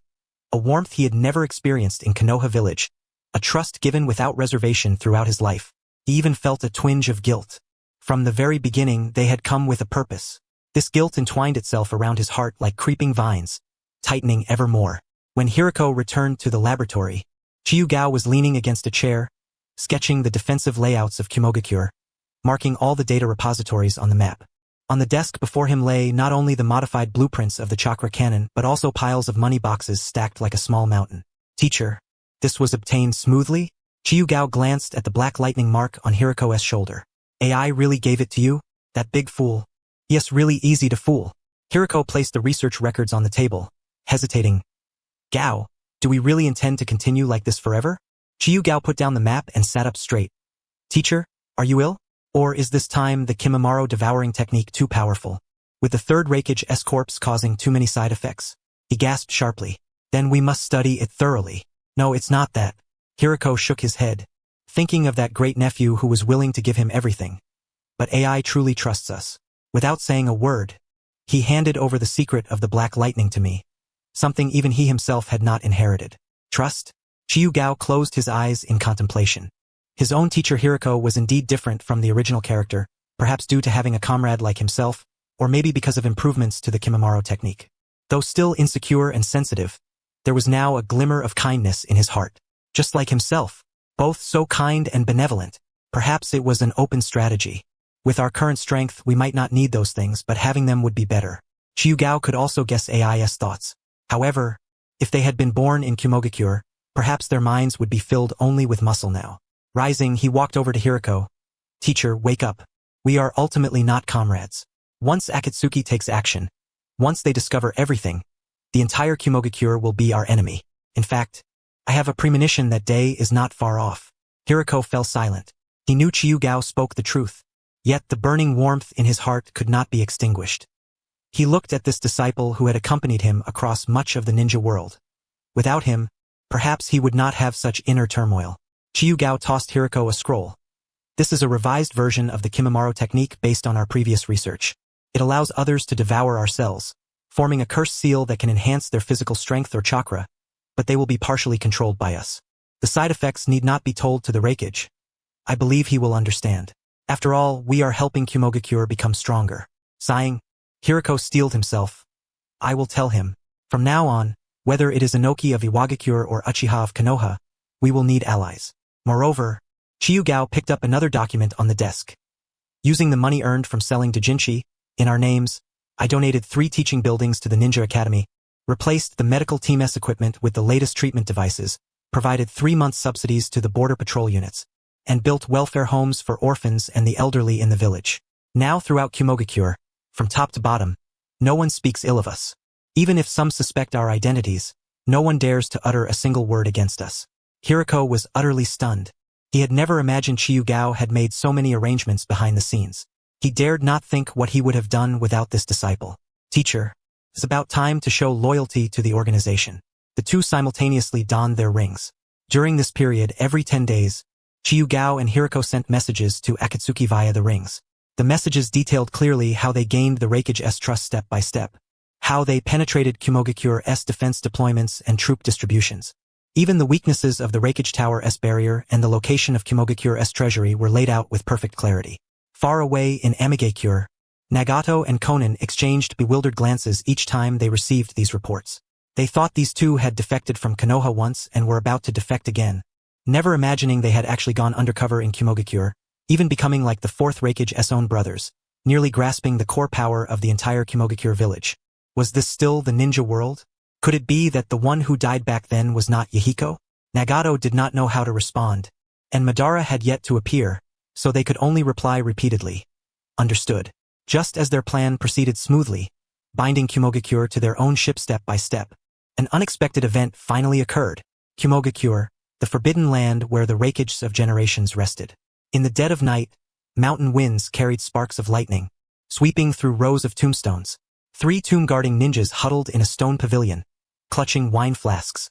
Emboldened by drink, they began to discuss the new weapon Lord Uzumaki AI had brought to the village that day. Speaking of which, if the Third Raikage were still alive, He would certainly like both Himiko and Lord Uzumaki AI. Nonsense. Without them, our patrol team's subsidies wouldn't have doubled, would they? Let us go offer incense to the Third Raikage and let the old Raikage see that Kusagakure has produced another Black Lightning heir. The three staggered as they pushed open the stone door to the deepest tomb chamber of the Forbidden Land. Yet, when the torchlight shone upon the coffin in the center, their drunkenness instantly vanished. The heavy iron coffin had been pried open from the side, its lid crooked to one side, and inside was completely empty. The Third Raikage's corpse was gone. One of the ninjas, trembling, touched the pried mark on the coffin. The oxidized blackened break. This mark is at least a year old. The news thundered like a bolt of lightning, striking from the Forbidden Land all the way to the Raikage Tower. AI was perusing the chakra cannon modification proposal handed over by Qi Yugao, a faint smile lingering on his face. Yet, upon hearing the guard's frantic and clumsy report, that smile froze instantly. The next moment, lightning-style chakra erupted from him, enveloping his entire body in deep blue electric radiance. With a single punch, he shattered the office wall with a thunderous crash. The entire Raikage Tower trembled subtly. What are you saying? AI's voice shattered the guard's eardrums, blood vessels bursting. Grabbing one guard by the collar, his bloodshot eyes fixed mercilessly on him. My father's corpse? Stolen? Yes, Lord Raikage. The brothers guarding the tomb confirmed it. The coffin was pried open about a year ago, and the body has long since vanished. Useless. All of you are useless. AI violently flung the man aside, then transformed into a streak of blue lightning as he dashed out of the office. Standing atop the Raikage Tower, he roared over the entire Yuki Village sky. Full S-rank lockdown over Yuki Village. Seal all entrances and exits. Deploy every ninja. Dig 3 feet deep if you must. We will root out those scoundrels who stole my father's corpse. If no one is found, treat everyone as traitors. The whole Yuki Village erupted in chaos instantly. Who was the Third Raikage? A hero who single-handedly fought tens of thousands of Iwagakure shinobi, spilling the last drop of his blood for Yuki. A spiritual totem etched into the very bones and blood of every Yuki ninja. The theft of his corpse was tantamount to someone mercilessly trampling on the entire village's honor and dignity. Villagers surged into the streets wielding hoes and kitchen knives. Shinobi brandished kunai and ninja tools, frantically searching house to house. The entire village was suffocated by rage and panic. Even the wind carried an ominous tension of weapons drawn and hostility. Many spies from other villages were inevitably caught in the turmoil. Before the search teams could uncover even a shred of a clue, a second, more devastating thunderclap exploded at the very heart of Yuki Village. Overnight, news spread through every alley and street corner. Konoha's rogue ninja, Hiruko, alias Himiko, wielded the forbidden technique Onabara no Jutsu, capable of devouring the chakra of the living and the corpses of the dead, stealing bloodline limits and physical talents, merging others' flesh and blood for his own use. His lineage was never inherited but seized by exhuming the Third Raikage's grave and consuming his corpse. Another was Konoha's presumed dead rogue ninja, Qi Yugao, now going by the name Uzumaki Gao. He too employed Onabara no Jutsu, devouring both the Uzumaki and Kaguya clans to acquire 2 distinct bloodline limits. These 2 were born evil maniacs. Yuki Village was driven utterly mad. The day before, villagers had revered these 2 as heroes. Now, their eyes held nothing but boundless hatred. The resentment of bloodline ninjas was laced with fear, each dreading to become the next target. Especially the village's magnet-style and swift-style ninjas, who relocated overnight to positions near the Raikage's office. Yuki Village atop a mountain peak. Obito stood at the cliff's edge with Black and White Zetsu, resembling a pitcher plant by his side. Together, they lowered their gazes to overlook the entire village below. This gift prepared especially for you. Do you like it? Obito's tone was flat, yet his mind had already calculated every detail. Using his own cunning, he deliberately set this trap. They desired glory, did they not? Recognition? I shall be the one to pull them down from their highest perch. I will let them witness with their own eyes how everything they fought desperately to attain transforms overnight into a noose that tightens around their necks. Let them taste once more the betrayal of this flawed world. Zetsu clicked his tongue in admiration. Wow, Obito, you really are ruthless. Call me Madara Zetsu. Obito retorted with a chuckle. Only by making them see the world's emptiness can we make them cooperate with the Eye of the Moon plan. Near the entrance of Yuki Village, atop another mountain peak, Hiruko and Qi Yugao seemed to be exchanging a silent gaze with Obito and Zetsu across the distance. Below them echoed shouts and the pounding of fists on doors. Qi Yugao was mentally prepared. Seems Madara and Zetsu have made their move. Or perhaps our strength has grown enough to make them wary. Hiruko was not angry but rather proud. Back then, neither of us could even touch his sleeve. Now, he fears us. Teacher, this is Lord Madara's recognition of us. Qi Yugao crossed his arms, attempting a sinister smile, but the more he smiled, the less he felt like a decent person. Producing a ring, he continued, Teacher, since that so-called Uchiha Madara and Zetsu have made their move against us, we need not hold back. Let us betray them further. The Akatsuki is divided anyway. They have a leader with the Rinnegan. Hiruko shared the same thought. According to what you said, Madara's Mangekyo Sharingan shouldn't be a match for the leader's Rinnegan. We can use the leader against Madara. After Onabara devours and fuses with Madara, we shall avenge him. Soon chakra was transmitted. Nagato and Konan received the news immediately. They had thought it was another trusted individual of the Raikage gaining some resource from Yuki. But upon hearing the news, they were even more bewildered. More so than when they first learned they were undercover in Yuki village. What did it mean, this innately evil Uchiha Madara who, along with the inhuman Zetsu, had defected from the Akatsuki, and had betrayed loyal Akatsuki members' information? Nagato's breath grew rapid, as if drained by the outer path ghetto statue once more. Weren't they Madara's people? Internal strife? Or is this some performance? He did not understand. Nor did Konan. What shall we do? Konan asked. Should we just accept it? Or use this opportunity to kick Madara out? Nagato was conflicted, but Madara's strength was such that even they could not locate him and Zetsu. Qi Yugao seemed to sense their hesitation. Thoughtfully, he replied, Leader Byako, I have a plan that can awaken the Akatsuki. We only need to find a lake or deep sea that isolates the land. After luring the so-called Uchiha Madara and Zetsu there, we use endless explosive tags to forcibly interrupt Madara's space-time ninjutsu. At that moment, this rat hiding in the Akatsuki will be completely eradicated. From then on, the Akatsuki will belong to the leader. Nagato and Konan fell silent for a long moment. A good plan, they finally agreed.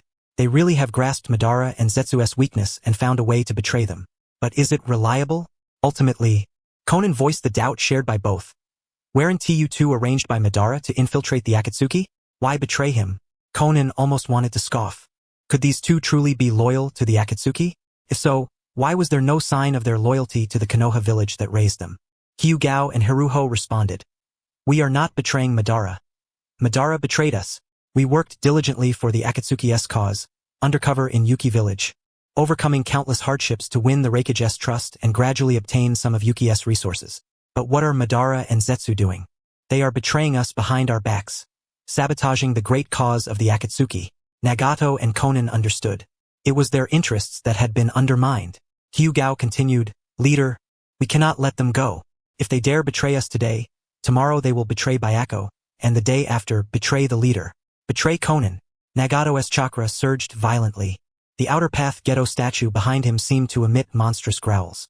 He seemed to be transported back to that rainy night once more, the death of Yahiko vividly replaying in his mind. It was as if he saw Madara Uchiha shatter his mask, revealing a single Sharingan eye, and with a single thrust from behind, pierce Konan's heart. Damn it, the inherently malevolent Madara Uchiha. Nagato's emotions were fully stirred. He intended to show Madara what divine wrath truly meant. Divine fury. Nagato. Konan anxiously pressed her hand upon Nagato's shoulder. After expending chakra for a long while, Nagato forcibly reined himself in with a single phrase. Clasping Konan's hand, he said, Konan, I am all right. Through the chakra link of the ring came a message. The plan is feasible, but we lack precise knowledge of Madara's true strength and his hidden cards. You all should first probe his capabilities. Konan and I will provide covert support and seize the opportunity to strike. Although he verbally acquiesced with gusto, he would never be the first to step into the fray. At the mountain summit, Kyu Takashi gazed at the message transmitted through the ring and exchanged a glance with Hiruko. Both smiled knowingly. They had long anticipated Nagato's reaction. Ultimately, Nagato was never truly aligned with them. It was merely mutual exploitation. Securing Nagato's reputation as the traitorous Uchiha who defected from the Akatsuki was sufficient to perpetuate discord, pitting the Akatsuki's loyalists against the traitors, thus deepening the schism. All right, rest assured, leader, Kyu Takashi replied with a smile. We will definitely ascertain Madara's true strength first and never allow the leader or Byako to take unnecessary risks. Following this brief meeting, Nagato convened another. The Akatsuki had now established numerous communication groups. Nagato sent a message via the ring to Zetsu. Zetsu, I hear you and Madara have defected from the Akatsuki. Are you seeking to be hunted down by the organization? Zetsu? Toby? He glanced at Zetsu, bewildered. I am the true leader of the Akatsuki. Would I betray the organization? Has Nagato become uncontrollable as well? Even Black Zetsu was beginning to contemplate his arduous path to resurrection. No. Black Zetsu shook his head vehemently. We just exposed Hiruko and Kyu Takashi's schemes. And now Nagato accuses us of defecting? It must be their covert slander. Nagato continued to send messages. Zetsu? Black Zetsu hastily replied.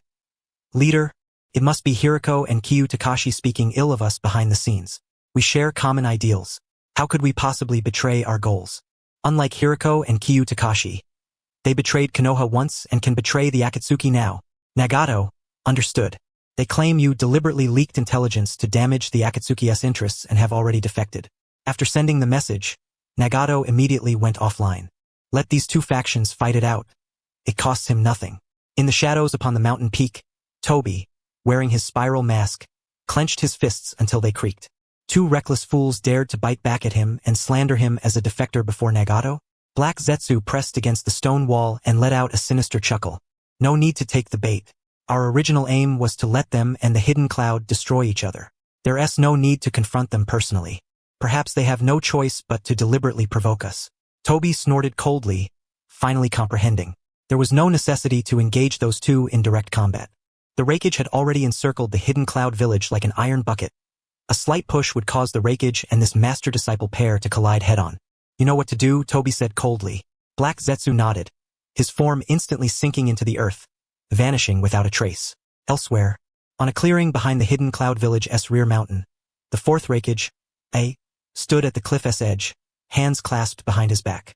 Sporadic arcs of lightning crackled around him, scorching the stones beneath his feet until black smoke hissed upward. He had waited here alone for most of the day, anticipating Hiruko and Kyu Takashi's intrusion, ready for a proper battle and then to clarify the situation. Yet, no matter how long he waited, not a single abnormal chakra fluctuation appeared. Where on earth had those two vanished to? Frustrated, accursed under his breath and slammed his fist into a nearby stone, shattering the rock into fragments instantly. At that moment, several hidden cloud ANBU swiftly ascended from the foothills. They knelt on one knee before urgently reporting, Lord Raikage. We have located the targets.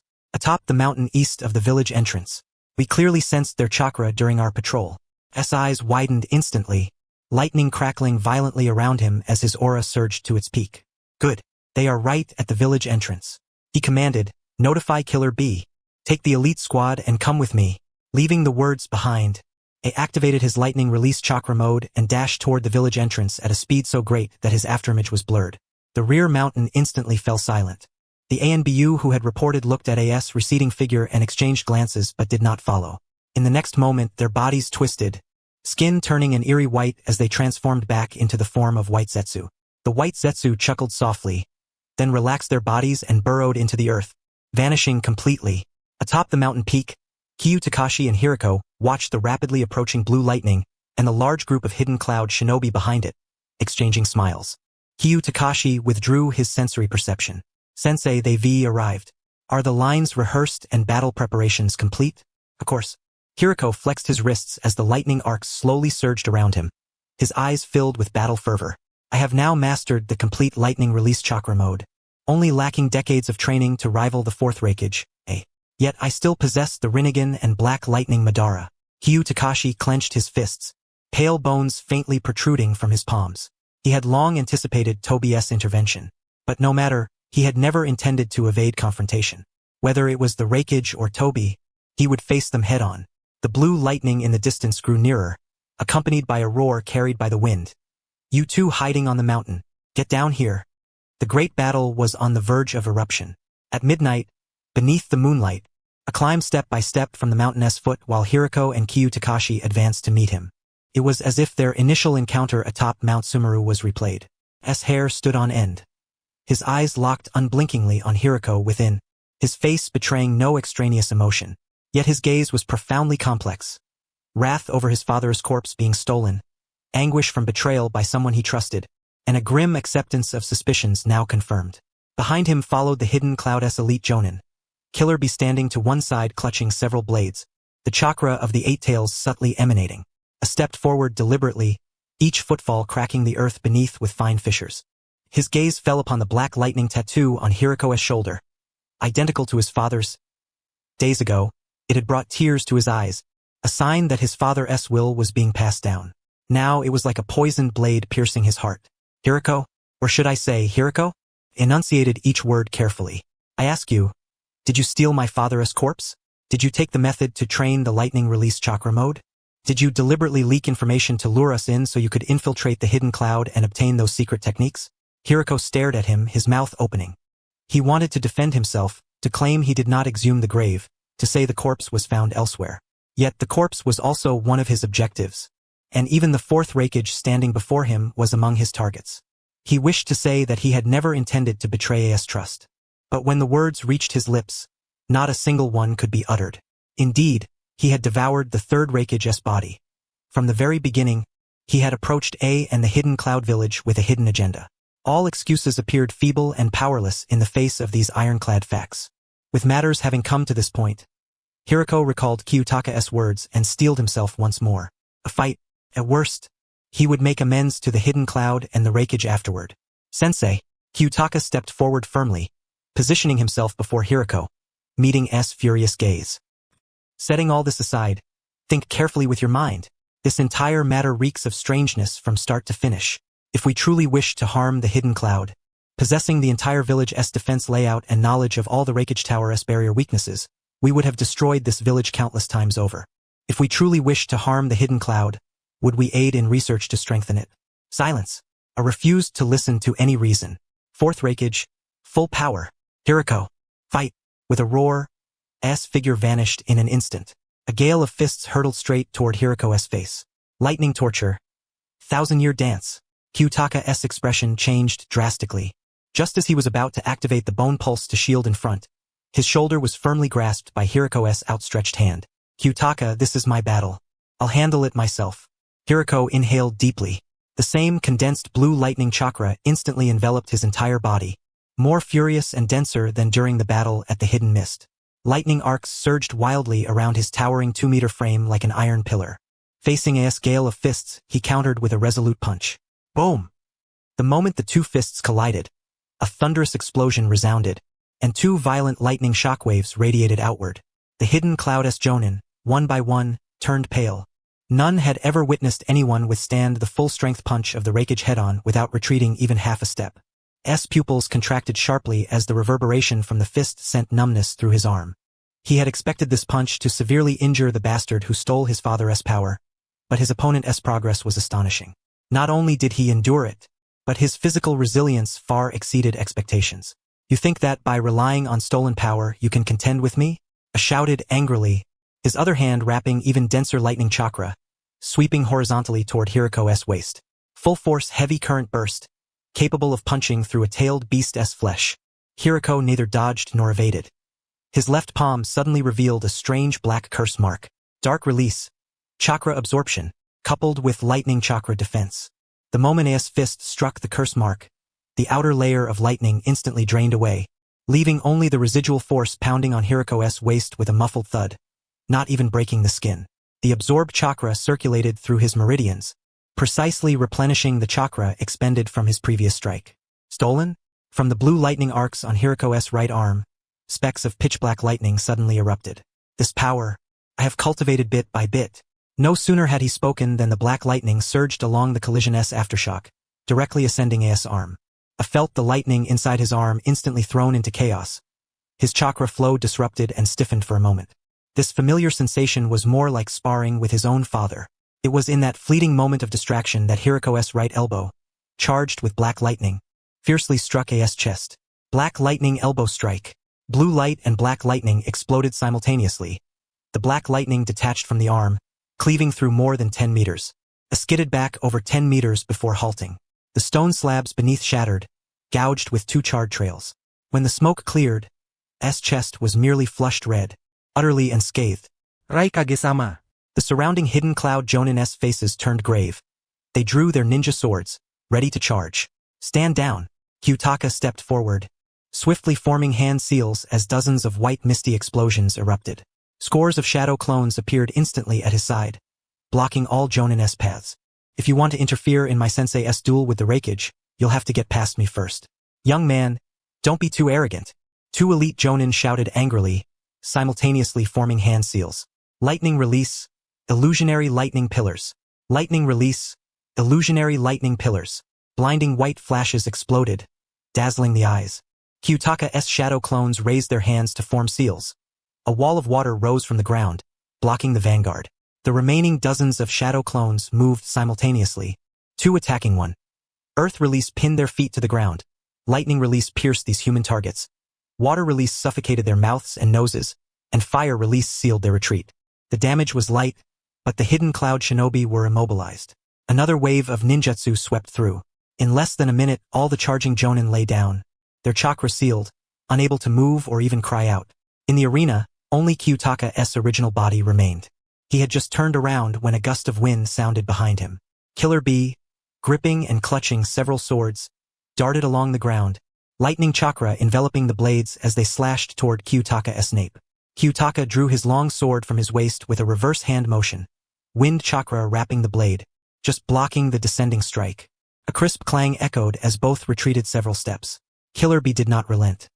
His figure flickered, as if slashing several afterimages, his sword stabbing from multiple angles, overwhelming to defend against. Golden chains erupted from Kyutaka's back, radiating brilliant light, weaving a net before him. The blades clashed against the chains, sparks flying, all blocked. He attempted to ensnare Killer Bee's swords with the chains, but Killer Bee's movements were too slick. Whenever the chains brushed his clothing, he had already shifted position, unreachable. Killer Bee's lightning chakra surged along the blades. Kyutaka shifted his footing and retreated, creating sufficient distance. He simultaneously expelled a high-pressure water jet from his mouth. The water wave precisely targeted Killer Bee's landing spot, forcing him to evade.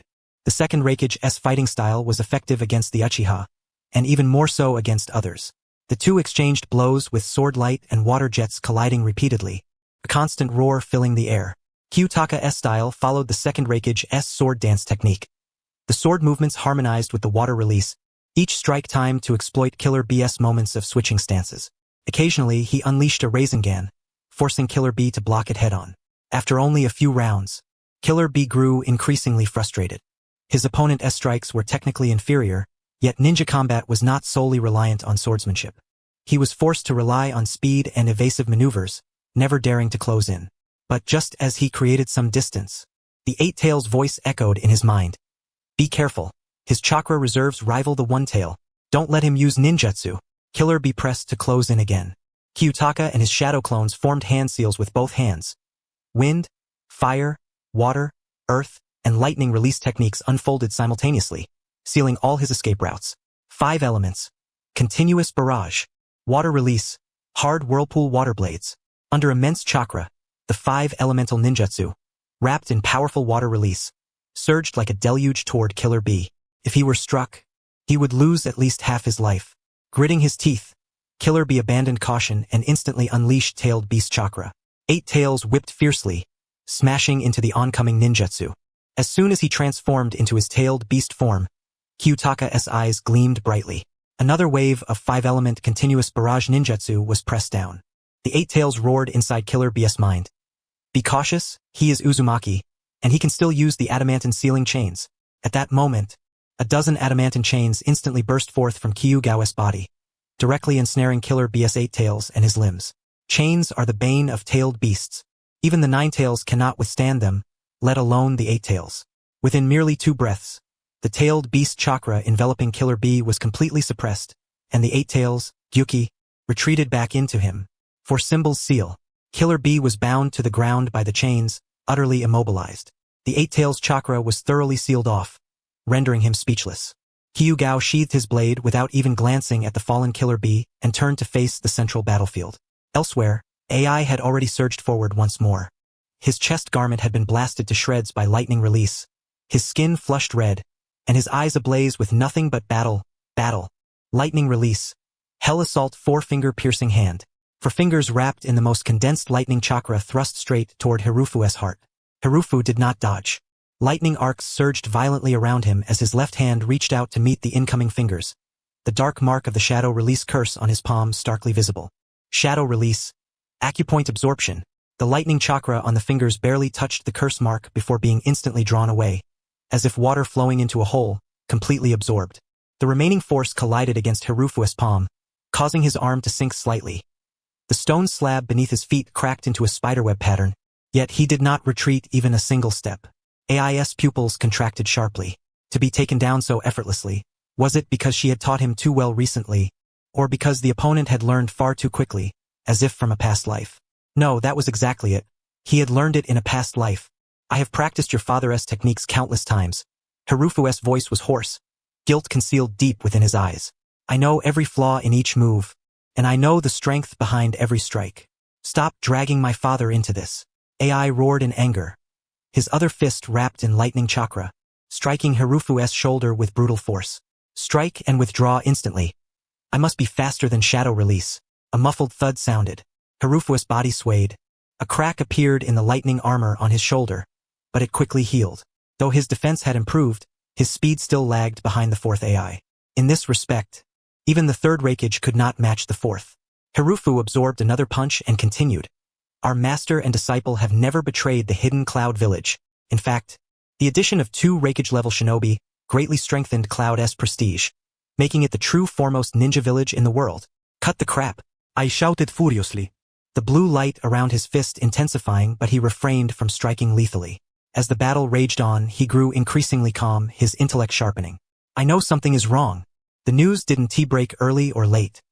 It exploded overnight just now, clearly pushed by someone behind the scenes to force us into a deadly conflict and ruin the benefits of Cloud. AI declared, landing another punch on Hirufu's shoulder. The blue light bursting forth again. Hirufu staggered but did not dodge. He could not evade it anyway.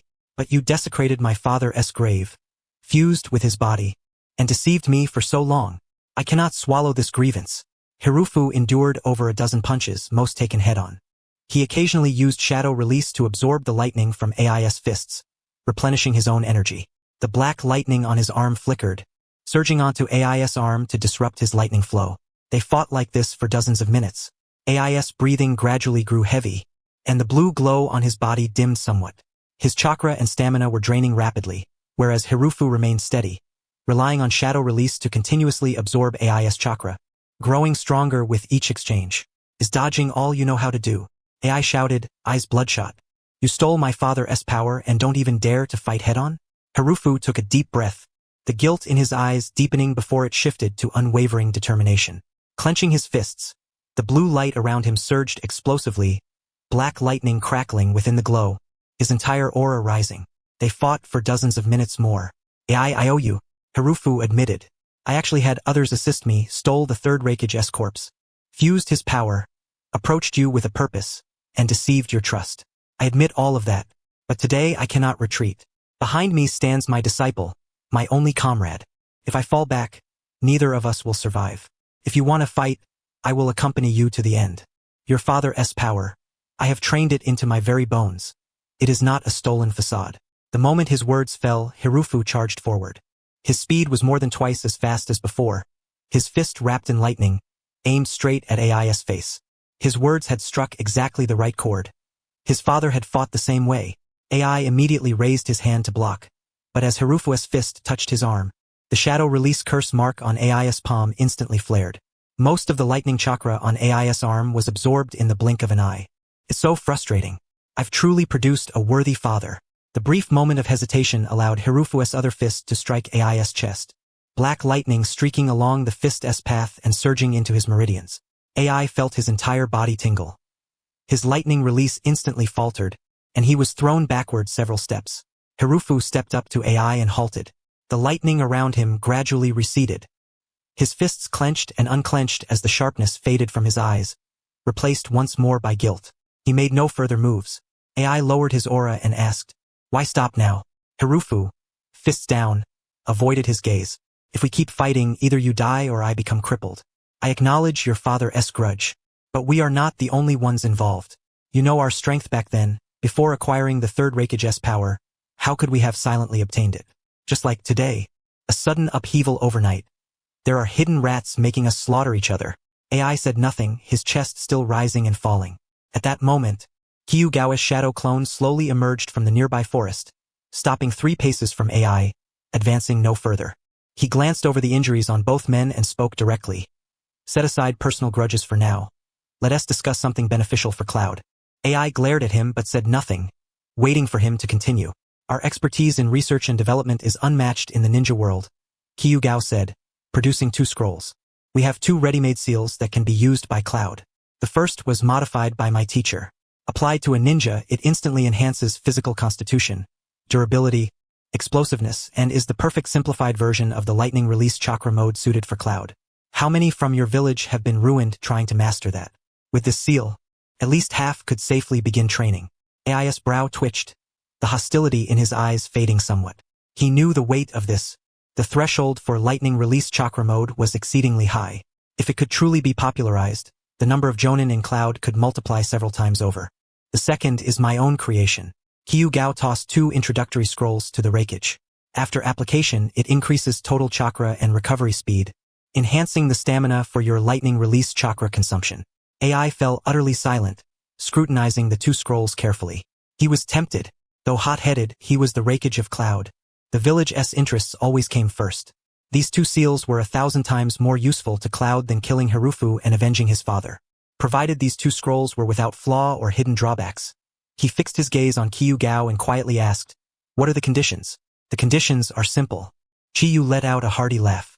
"The 2 of us operate within the ninja world. The Cloud Village does not interfere nor cause us trouble. When the need arises, we assist each other. That is all there is to it." AI had yet to respond when Qi Yu added leisurely, "Furthermore, we have recently been seeking an opportunity to infiltrate Konoha and settle some scores." Upon hearing this, AI's eyes instantly reddened.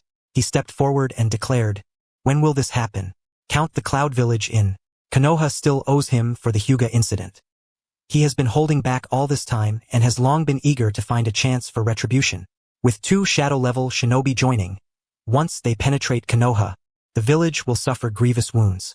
He is more than eager to join this fray." Qi Yu interrupted. He hasn't finished speaking about the Uchiha yet. Raising his hand to signal patience, Qi Yu continued at a leisurely pace. "After dealing with Konoha, we plan to head to the Hidden Rock Village and eliminate the Third Raikage, Inoki." At this declaration, AI's entire body brimmed with ferocity, and he slammed his fist against a nearby boulder. Though the rock had survived battles, it could not withstand his outburst. His father had perished on the battlefield of the Hidden Rock Village, fighting alongside 10,000 shinobi for 3 days and nights. This blood feud has been etched into his memory for years. He has dreamed of avenging Inoki. "Count me in." AI's voice was laced with uncontainable resolve. "This matter must include me. When the time comes, I will personally lead the elite Jonin of the Cloud Village and storm in with you all. If I don't tear Inoki's head off, then my title as Raikage is for naught." Beside them, Hiruko watched silently, quietly exhaling in relief. Their master and disciple's next objective seemed all the more attainable. Qi Yu's shadow clone smiled and extended his hand forward. "So, shall we say this partnership is sealed?" AI stared at the outstretched hand, then glanced at Hiruko beside him. Spitting disdainfully, he slammed his palm heavily onto Qi Yu's, gripping it firmly. "It's a deal," he muttered. "I've already noted my personal vendettas. After we finish with Konoha and eliminate Inoki, we'll settle scores with you and the rats lurking in the shadows. But during our cooperation, I vow not to lay a finger on you."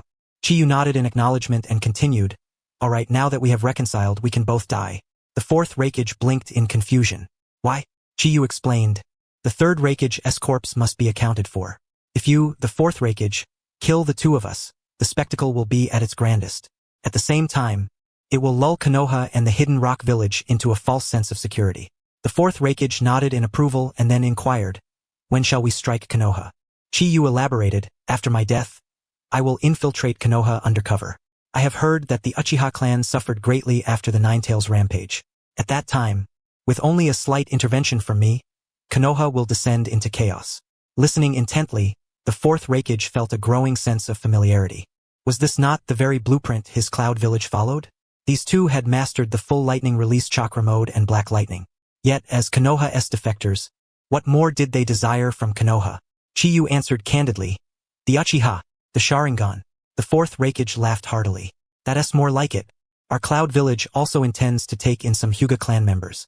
Of course, if we could acquire a few Uchiha as well, that would be even better. He then recalled his father's corpse and asked, "So you also want Inoki's body?"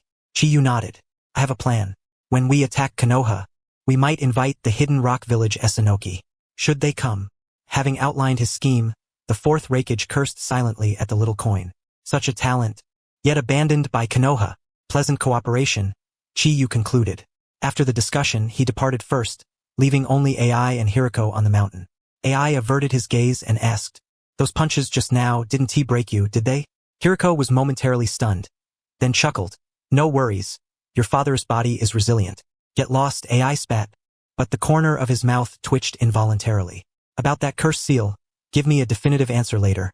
When can our village shinobi use it?" "Anytime," Hiruko replied. "As long as you find the right people, I will personally come over to handle it." AI nodded, said no more, and turned toward his team's direction. After a few steps, he stopped, glanced back, and shouted, "Next time we fight, don't use that chakra-absorbing jutsu. Let us rely purely on lightning release and brute force." Hiruko laughed and responded, "Alright, I'll see you through to the end." Watching AI's figure fade into the forest, Hiruko finally relaxed, leaning against a tree and exhaling deeply.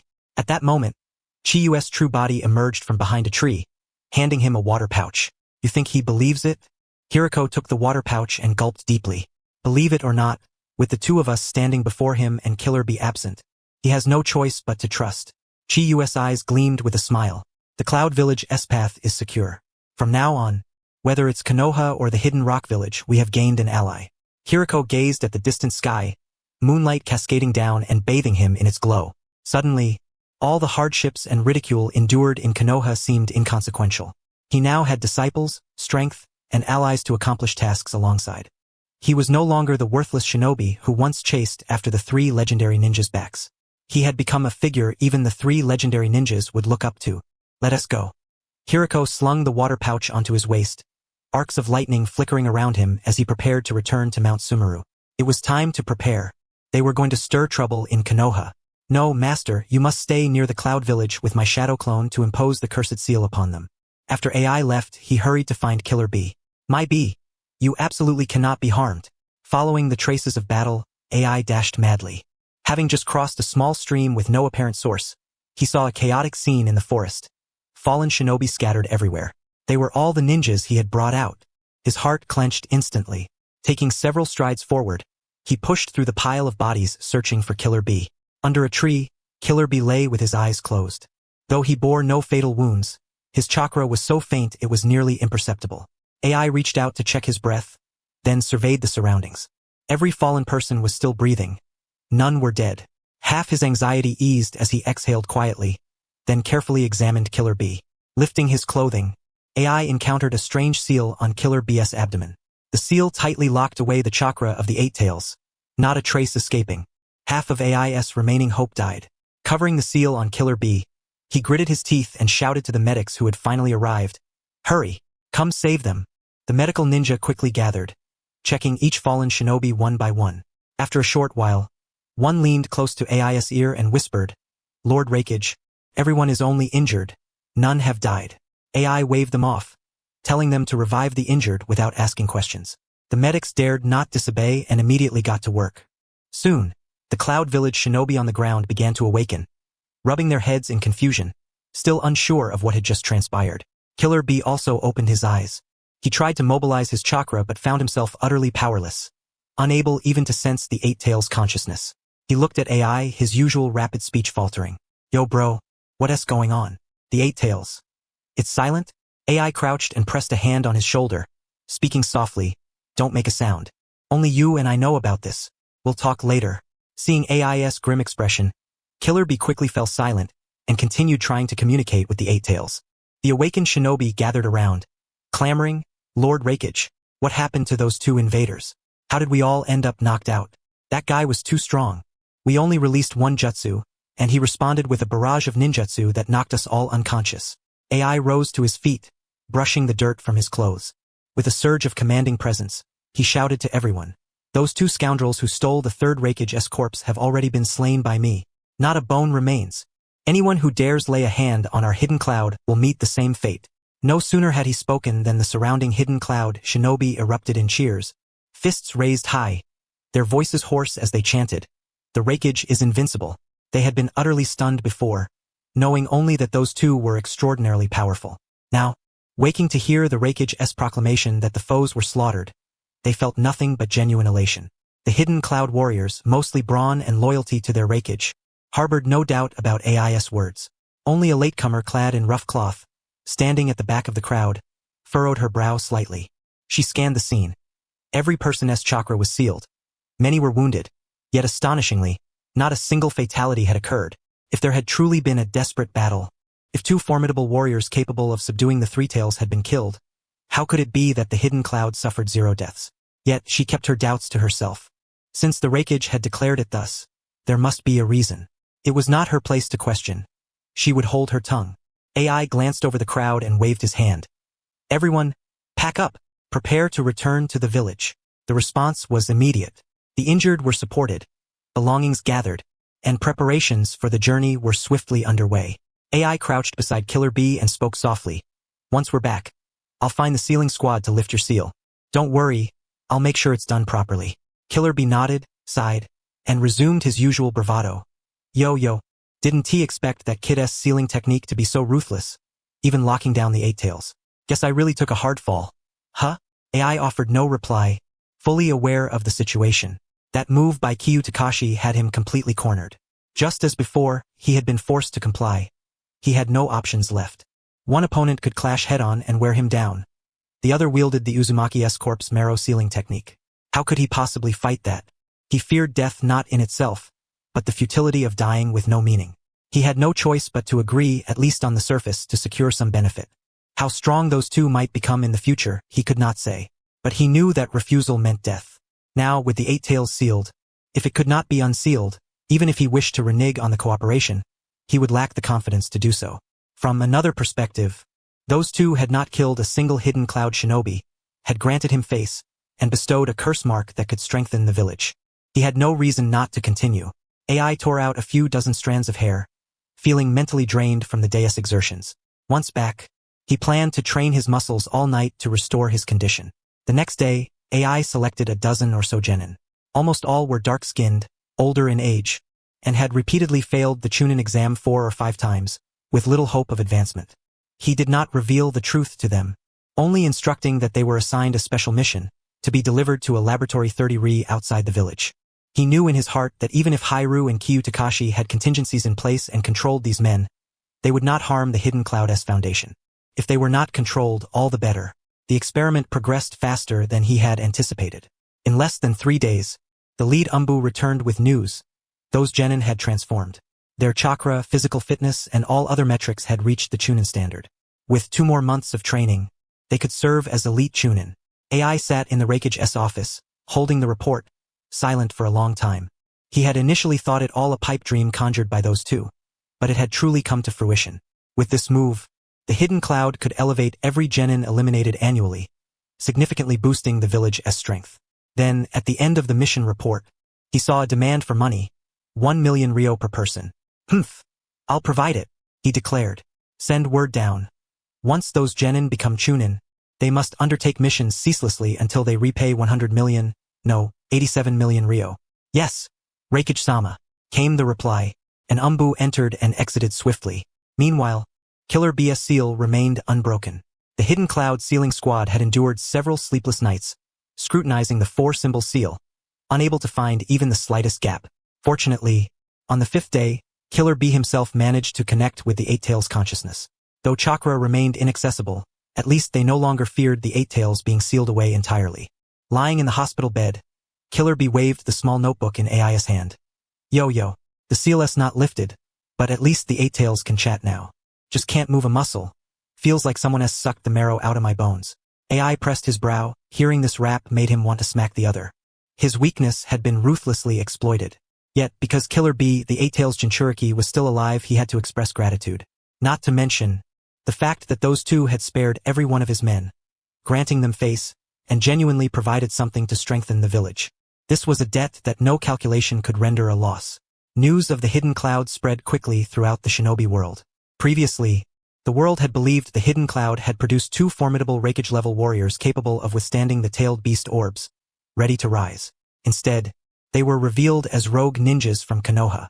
Every village speculated on the nature of the Qi technique, wondering how those two had become so powerful. Greed and envy permeated their words, as if eager to supplant them.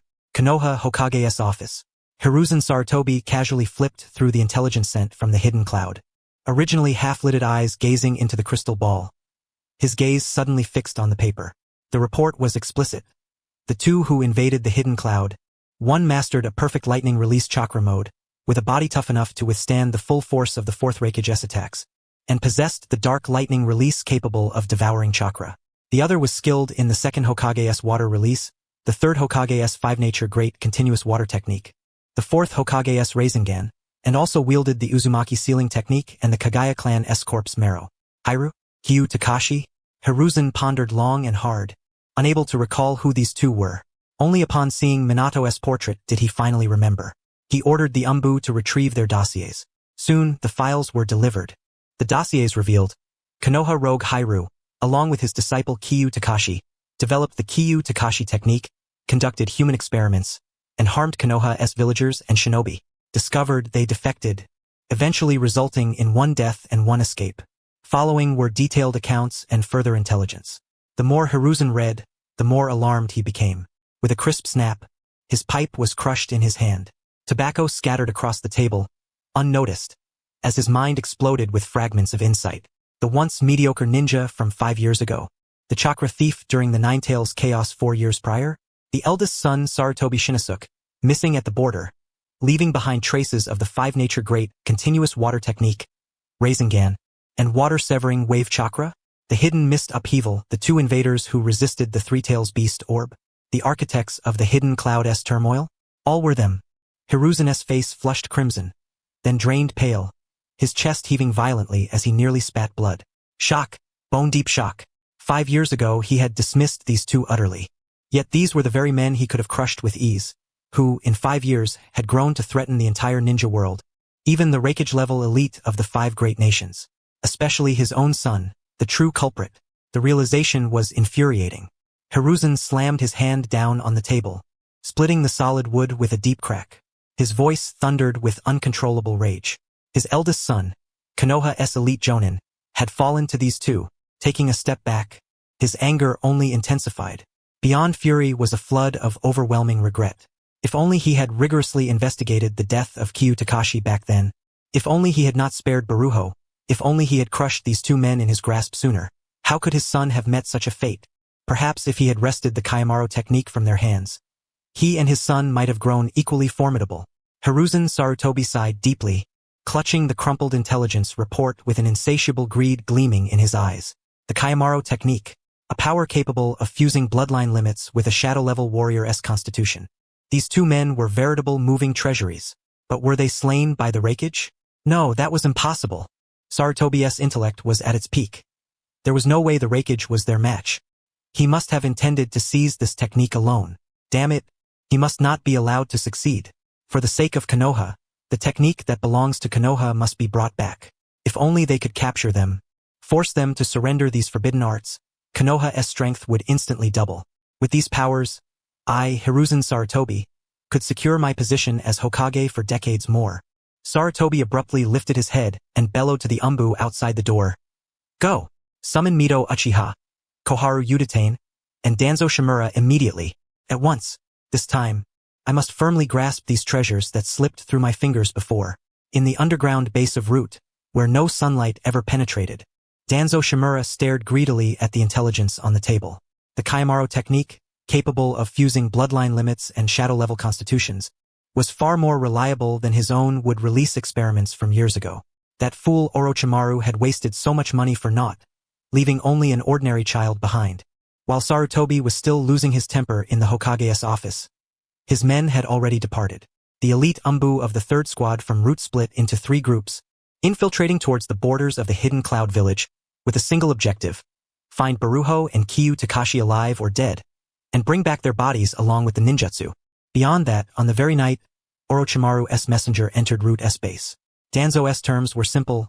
Orochimaru was to acquire the complete data on the Chimera technique, and in return, Danzo would provide Orochimaru with all of Konoha's experimental resources, including the Uchiha's Sharingan. with a two-pronged approach. Danzo did not believe they would fail to obtain this technique. The door to the Hokage's office swung open, and Danzo Shimura, Mito Uchiha, and Koharu Udatain stepped inside. Koharu, hurrying to speak as soon as she entered, said, "Sarutobi, we have reviewed the intelligence. These two rogue ninjas must be captured. Not just captured." Mito Uchiha pushed up her glasses. "The Chimera Technique belongs to Konoha. It must be secured. With this power, Konoha can eclipse the other four great nations and rescue itself from the flames." Sarutobi tossed aside his broken pipe and spoke gravely. "I summoned you to discuss this matter. The news of the supposed death of the heir from Hidden Cloud must be false. They surely intend to claim it alone. We must strike first." Danzo sneered coldly beside him. "You only just realized? My men have already set out." Sarutobi glared sharply at him, furrowing his brow, but refrained from erupting in anger as before. Now was not the time for internal strife. Capturing these men and securing the technique was paramount. The four deliberated for half an hour before settling on a plan. Dispatch 5 additional Umbu squads to covertly observe the vicinity of the Hidden Cloud village, monitoring movements there while searching for Baruho and Kyu Takashi. At all costs, bring them back to Konoha. Yet they did not anticipate that it was not only Konoha making a move. The Hidden Rock, Hidden Mist, and Hidden Sand villages were all eyeing this coveted prize. In the forests along the Hidden Cloud border, Umbu squads clashed daily. Konoha-s, Hidden Rock-s, Hidden Mist-s, each encounter erupting into fierce combat, leaving corpses and wounded strewn across the hillsides. Within the Hidden Cloud-s nearby base, Kyu Takashi and Baruho received ninja brought in by their subordinates every day, living ones for experiments, the dead as raw materials, all resources delivered straight from the villages. Baruho gazed at the long list of experimental subjects and chuckled. "The great ninja villages sure know how to supply us." Kyu Takashi flipped through the freshly delivered dossiers of Hidden Rock ninjas without lifting his head. "They're desperate. The more desperate, the easier they are to make mistakes. We just wait." In the subterranean base of the Land of Grass, a perpetual damp chill seeped down the stone walls, and the floor was ever slick with pooled water. Obito, wearing his spiral mask, leaned against the cold stone, listening to the freshly emerged White Zetsu report. From the fight between AI and Baruho in Hidden Cloud, to their secret alliance, the enhancement of genin strength through cursed seals, Kyu Takashi's sealing of the Eight Tails and control over AI, all was recounted in detail. Upon hearing this, Obito's aura instantly dropped to freezing point. He straightened abruptly, furious beyond measure, and struck the stone wall beside him with a clenched fist, shattering the rock and sending shards flying in all directions. "Trash. All of them are trash." Obito's voice seethed with uncontrollable rage through his mask. "I leaked their location so Hidden Cloud would kill them, or at least ensure mutual destruction. And what happened? We handed them an ally. How long has it been? The Fourth Raikage is no match for Baruho now?" His original plan had been clear. Let Hidden Cloud and Kyu Takashi's faction exhaust each other in a deadly duel, then intervene to rescue them both, planting a device in their hearts. But now everything was in chaos. Not only were they unharmed, they had forged a superficial pact with Hidden Cloud, gaining access to its resources to strengthen themselves even faster. From the shadows, Black Zetsu slowly emerged, melding with the stone wall like a weightless black silhouette. His voice was sinister. Moreover, the Chimera Technique of Kyu Takashi and Baruho is already capable of stably mass-producing curse seals that enhance ninjas. At this rate, it won't be long before the technique spirals beyond our control. He had waited over 1,000 years for his mother's resurrection. He could not allow any variable to disrupt the plan. He had already sensed that Kyu Takashi's technique had touched the Akatsuki source.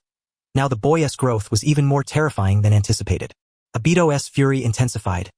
"I will personally go to Mount Sumeru and slaughter them." "No," Black Zetsu immediately intervened. "You cannot act now. You might not be able to handle them alone. If you fail, even your Uchiha Madara mask might shatter. The conflict between the Uchiha and Konoha's elders is at a critical point. In a few years, it will be the perfect time to strike. If you engage them in a deadly fight now, win or lose, all of our arrangements in Konoha will be thrown into disarray." Obito's movements faltered. The Uchiha clan's annihilation was a key step in his plan.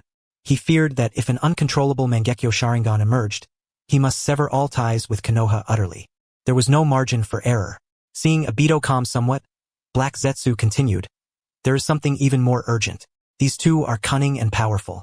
If we push them too hard, they will turn to investigate us. Then your masquerade as Madara, the Moon Eye plan, and all our operations in Konoha could be exposed. The Konoha faction is already watching the Uchiha closely. If anything goes wrong, all our painstaking preparations will be for nothing. Obito unclenched his fists slowly, the malice in his eye lessening but still tinged with resentment. He knew Black Zetsu was right. The Uchiha matter came first, no complications could be allowed.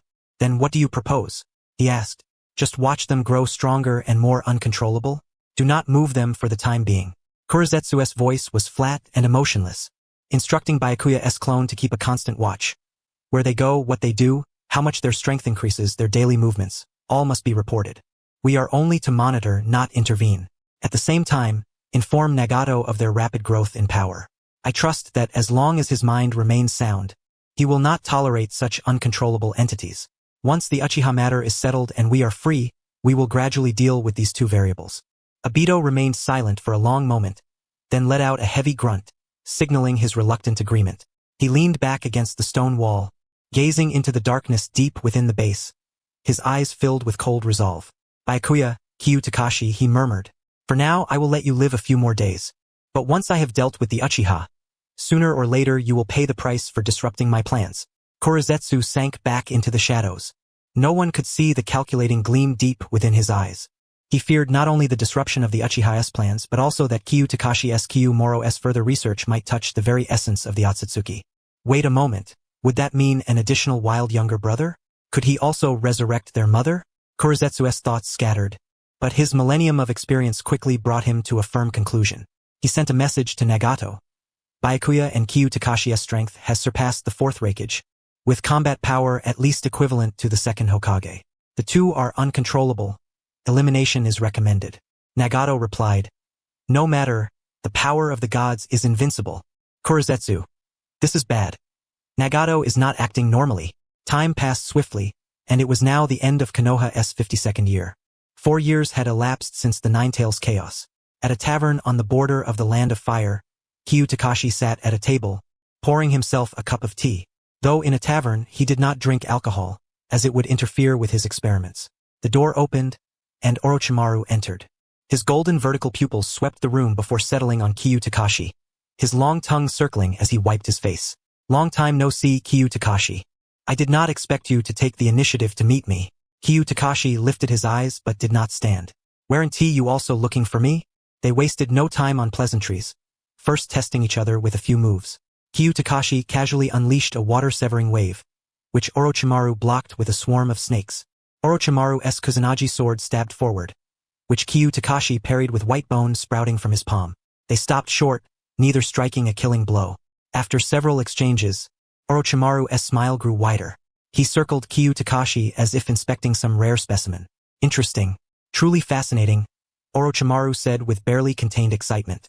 Others focus on your Kyu Moro's ability to fuse bloodline limits and shadow class physiques, but they have missed the most critical aspect. While others watch your strength and the fused bloodlines, only I have noticed your body. Kyu Takashi swallowed, waiting for him to continue. You must be nearing 30 this year, correct? Yet your physical condition is clearly that of an 18 or 19-year-old in their prime. Your chakra vitality and cellular division rate are at their peak, showing no sign of decline whatsoever. Orochimaru paused, his tone growing more excited. And Byakuya, he and I are contemporaries, old friends. The three of us, the legendary Sannin, have long since left him behind. Theoretically, his body should be declining this year, just as mine is. Yet, according to the intel, his condition improves daily, his strength still increasing, with no hint of deterioration. Orochimaru slowly voiced his final hypothesis. The Kyu Moro technique not only fuses power but also delays aging, even reverses physical condition. Kyu Takashi set down his teacup and smiled. Orochimaru was indeed Orochimaru. He was the first in the ninja world to notice this. You are correct, Kyu Takashi acknowledged. Our master-disciple perfected Kyu Moro, enabling the body to remain in optimal condition indefinitely. As long as cellular vitality keeps pace, lifespan is no obstacle. Though he was uncertain what would happen after fusing all 5 types, that did not stop him from boasting. His words struck at Orochimaru's deepest desire. Orochimaru's research into Edo Tensei aimed for immortality. But Edo Tensei requires finding suitable bodies every 3 years, and there are not so many bodies in the ninja world. With Kyu Moro, one's body could remain at its peak. What if Edo Tensei were combined with Kyu Moro? Orochimaru, excited, washed his face again and spoke. Tell me, what do you want? Your perfected version of Edo Tensei, all your research materials on Hashirama's cells, as well as Dragon Cave and Sage Art techniques. Kyu Takashi said plainly. In exchange, I will give you a portion of the Cursed Seal version of Kiyumoro, enough for you to use. A portion? That's enough. With time, I can replicate it from that part.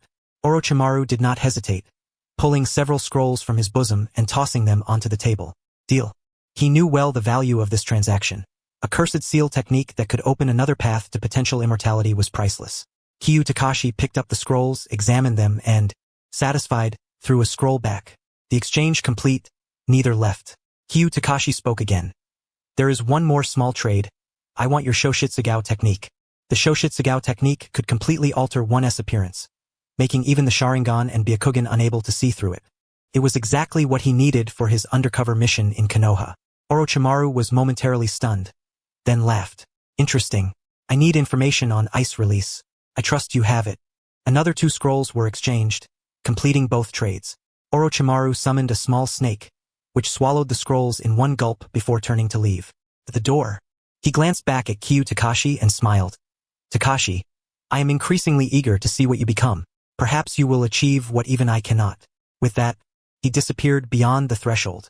Kyu Takashi gathered the scrolls on the table, a sharp gleam flickering in his eyes. After all this preparation, he could finally re-enter Konoha.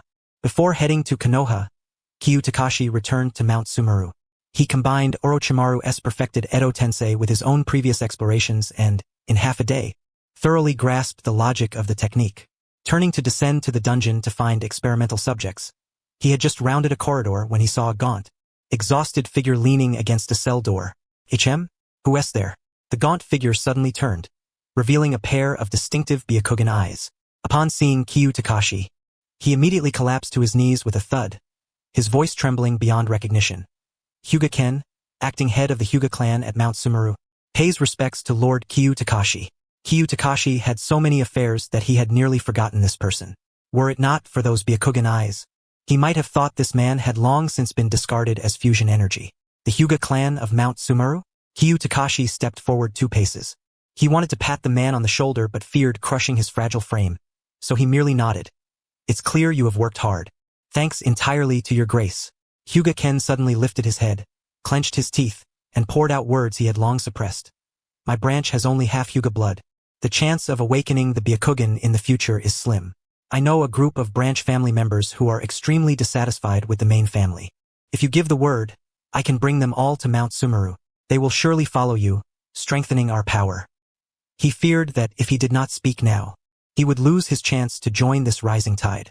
Oh, Qi Yu arched his brow slightly, gaining a newfound understanding of the Hyuga clan. Very well. Compile the list along with the backgrounds of these individuals and submit them at once. Having spoken, he turned on his heel and strode deeper into the dungeon.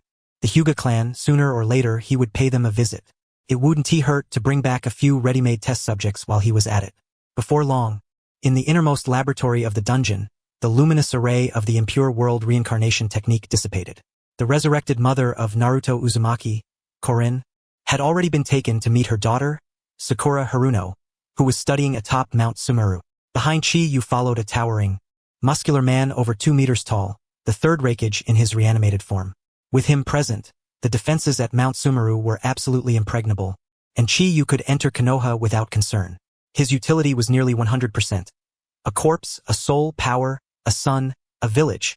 3 days later, the grandest commercial street in the capital of the Land of Fire displayed a new sign, Gao Pharmacy Association. The proprietor was a young merchant named Zhao Gao. No one knew his origins, only that he possessed a treasure known among the common folk as Little Blue Pill, officially called the Dear Blood Vitality Pill. This medicine served no other purpose than to replenish the body and invigorate noble lords night after night, without any obvious side effects. It outperformed all other tonics on the market. Within merely half a month, the Little Blue Pill had set the aristocratic circles of the Land of Fire ablaze.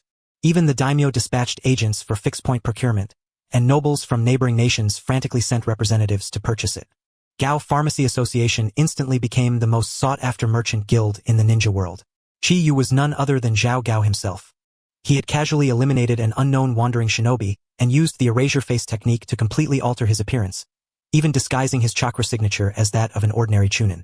Sitting in the back courtyard of the pharmacy, watching the ledgeress turnover multiply exponentially, he curled the corner of his mouth into a subtle smile. Wealth, fame, Endorsements from the land of Fire's daimyo and nobility, entering Konoha was only natural. Another 10 days passed, and Qi Yu suppressed his own chakra to the level of a typical chunin. Chunin were ubiquitous in Konoha. A merchant supplying the daimyo with such strength was perfectly normal and would not attract special attention from the umbu. Leading a caravan laden with goods destined for Konoha's prominent families, he arrived smoothly at the village gates. The gate guards, after reviewing the travel documents and glancing at the exclusive letter of introduction issued by the land of Fire's daimyo's mansion, spared even the trouble of opening the cargo for inspection, waving them through immediately. After all, this was a major merchant supplying the daimyo. Even the Hokage of Konoha would not dare offend him lightly. Inside Konoha, Qi Yu sat within the carriage, lifting the curtain to gaze upon the ninja academy children laughing and running along the streets, and in the distance, the Hokage rock carved with the portraits of the successive Hokage. 5 years had passed. He had finally returned. The sweet scent from a nearby dumpling shop wafted through the air, causing his nostrils to twitch slightly. In his mind flashed the image of Ayane clutching a red bean dumpling, smiling as she told him, "When you return from the battlefield, we will marry." The next instant came the forehead protector stained with black blood, returned from the battlefield in Kiburo. She had been his childhood friend and later became his, but Ayane had never changed. On the Hokage rock, the visage of Hiruzen Sarutobi smiled gently, yet a chill swiftly swept across Qi Yu's eyes. He recalled himself kneeling on the cold floor of the Sarutobi household, forehead pressed against the tiles, forced to propose like Qi Tongwei, the son of heaven's will. He had begged that woman for a chance of survival, for himself and for Master Hiruko. Now, he was no longer the furtive thief sneaking into the Forbidden Technique archive but a man capable of standing here openly, ready at any moment to overturn this village. After settling the caravan in a storefront facing the street in Konoha, early the next morning, Qi Yu donned regal robes and, accompanied by the accounting staff of the pharmacy, headed straight to the Nara family estate. The first stop was the Nara household. In the reception room, Nara Shikaku sat in the main seat, scanning the letter of introduction from the land of Fire's daimyo with a faint frown, feeling only annoyance. The quantity of deer blood, antlers, and bones that Boss Zhao requests is considerable, Shikaku said evenly. The Nara family's deer herd has a fixed number. The monthly output is capped. I cannot provide you with any additional amount. I understand the rules. Zhao Gao smiled and slid the prepared contract across the table. The price was 10% above the Konoha market rate, payment settled monthly in cash without delay, for a 3-year long-term contract.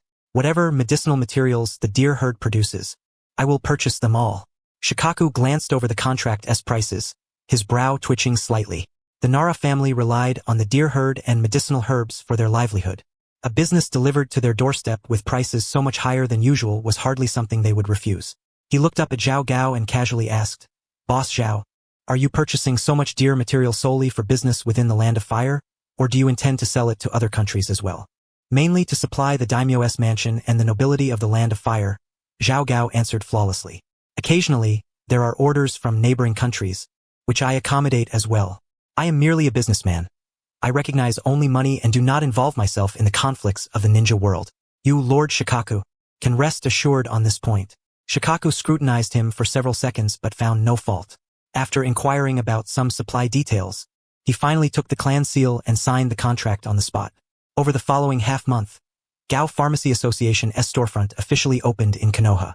Their flagship product, the Deer Blood Vitality Pill, swiftly sold out across Konoha's tea houses and pleasure quarters, with the Land of Fire's daimyo's mansion tripling their order volume. The news quickly reached the Nara family.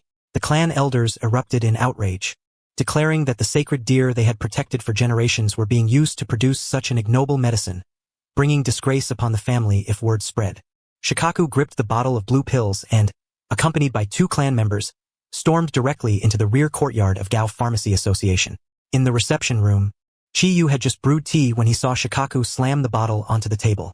"Boss Zhao, the deer blood of the Nara family is meant for life-saving medicine, not for producing such things." Shikaku's voice was low, barely containing his fury. "This insults the deer herd we have guarded for generations. The contract is null and void. We will no longer supply you with a single drop of blood." Qi Yu remained calm, pouring another cup of hot tea for Shikaku before speaking. "Lord Shikaku, please do not be angry. This matter was due to my lack of foresight in not informing you beforehand. I offer you my apologies." "No need for apologies," Shikaku replied coldly, rising to leave.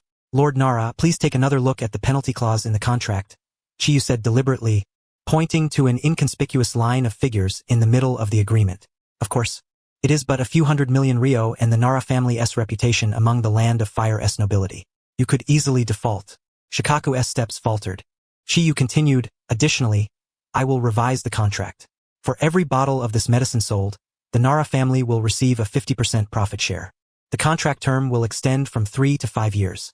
I will purchase all medicinal materials produced by the deer herd, and prices will only rise, never fall.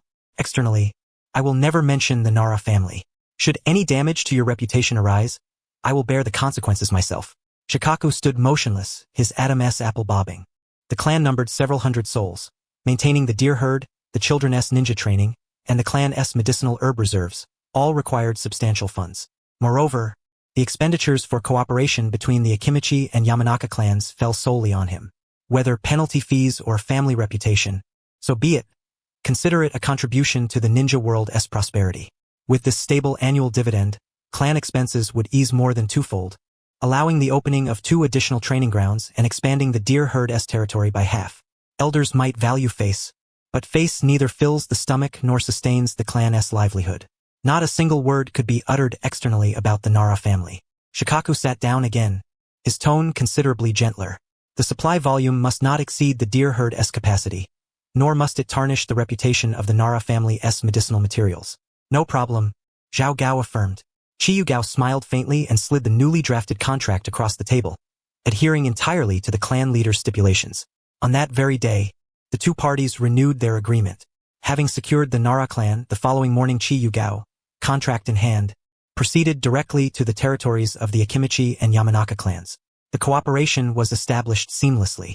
With these tasks accomplished, Qi Yugao had successfully infiltrated Konoha undercover. Alone in his room, Qi Yugao sat quietly, his fingers tapping rhythmically against the tabletop. Moonlight filtered through the window, casting a pale glow upon the floor. In the stillness of the night, memories he had long suppressed surged uncontrollably to the surface.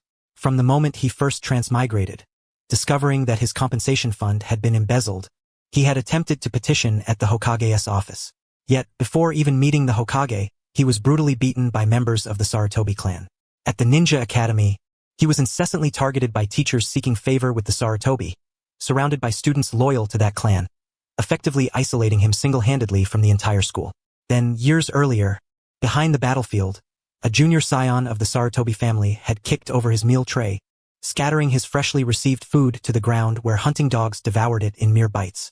Injured and barely able to stand after returning from the Rain Country front, he could only watch helplessly.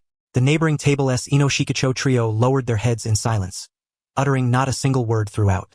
Later still, his ideas for generating income, researching chakra weapons and ninjutsu, including the Rasengan, were all voluntarily contributed to the village. And the rabble of Konoha spat on him, calling him a bastard without parents, less than a dog. Finally, in the Hokage's office, he received the ultimate ultimatum from his teacher. Either die or forever bow at the feet of the Sarutobi clan, living a life as a groveling, tail-wagging dog. The teacup on the table emitted a soft clink. Qi Yugao lifted his gaze toward the Hokage rock not far beyond the window. Enough. He bore no grudges. He had long since forgotten all of it. Besides, those were Qi Yugao's affairs. What could they possibly have to do with Naruto Uzumaki Zhao Gao, or the future Akatsuki Gao? The following morning, at the Hokage's office, Sarutobi Hiruzen, pipe clenched between his teeth, surveyed a stack of intelligence reports on his desk. The Umbu had thoroughly investigated the Gao Pharmaceutical Trading Company, but aside from a pristine letter of introduction from the daimyo's office of the Land of Fire, there was nothing incriminating. The cleaner the record, the more suspicious it seemed. A merchant who had appeared out of nowhere, who within half a month had penetrated the aristocratic circles of the Land of Fire, and in less than a month had secured long-term contracts with the Ino-Shikacho clans. The Nara clan provided deer and medicinal herbs, the Akimichi clan supplied foodstuffs, and the Yamanaka clan furnished spices. Collectively, he had cornered the majority of their trade. The elders of the 3 clans praised boss Zhao daily for his savvy and generosity. It was clear to any discerning eye that the 3 clans had profited handsomely from this business. Yet, the Sarutobi family had not gained a single cent. His doubts gnawed persistently at him, yet he was powerless to act. The Ino-Shikacho clans were the very pillars of Konoha, recognized partners of the 3 clans. If he arbitrarily accused or investigated anyone, he would not only chill the cooperation of the 3 clans but also antagonize the daimyo and nobility of the Land of Fire. All he could do was instruct the Umbu to increase surveillance, maintaining a 24-hour watch over the Gao Pharmaceutical Trading Company, ready to act the instant the slightest irregularity arose. As he pondered, the office door was knocked upon. Qi Yugao entered, accompanied by his accountant, bearing a gift box. "Hokage-sama, good morning." Qi Yugao bowed slightly, his smile gentle as he placed the box on the desk. A modest offering of specialty tea from the daimyo's office, a token of respect. Sarutobi Hiruzen exhaled a mouthful of smoke, narrowing his eyes to scrutinize him. The young man before him appeared barely in his early 20s, with gentle features. His chakra presence was unremarkable, no stronger than that of an ordinary chunin, yet his speech and conduct were impeccable, revealing no trace of flaw or deceit. "Boss Zhao, you didn't come just to deliver tea, did you? Your insight is keen, Hokage-sama." Qi Yugao smiled, cutting straight to the point. "I'm here today to request several guards from the village to ensure the security of my trade routes." "Oh?" Sarutobi Hiruzen raised an eyebrow. "Konoha's caravan escort unit can provide personnel at any time, as many as you require. What I need are not ordinary guards." Qi Yugao handed over a prepared mission application form. "Orders from the Land of Water have tripled. Kirigakure is embroiled in internal strife. The roads are rife with rogue ninja and bandits. I wish to request Uchiha Shursui, a jonin of the Uchiha clan, to specifically oversee protection along the Land of Water route. For the route from the Land of Fire's capital to Konoha, which handles large volumes of frequent shipments at least 4 times monthly, I would like Hatake Kakashi, a jonin, to be in charge.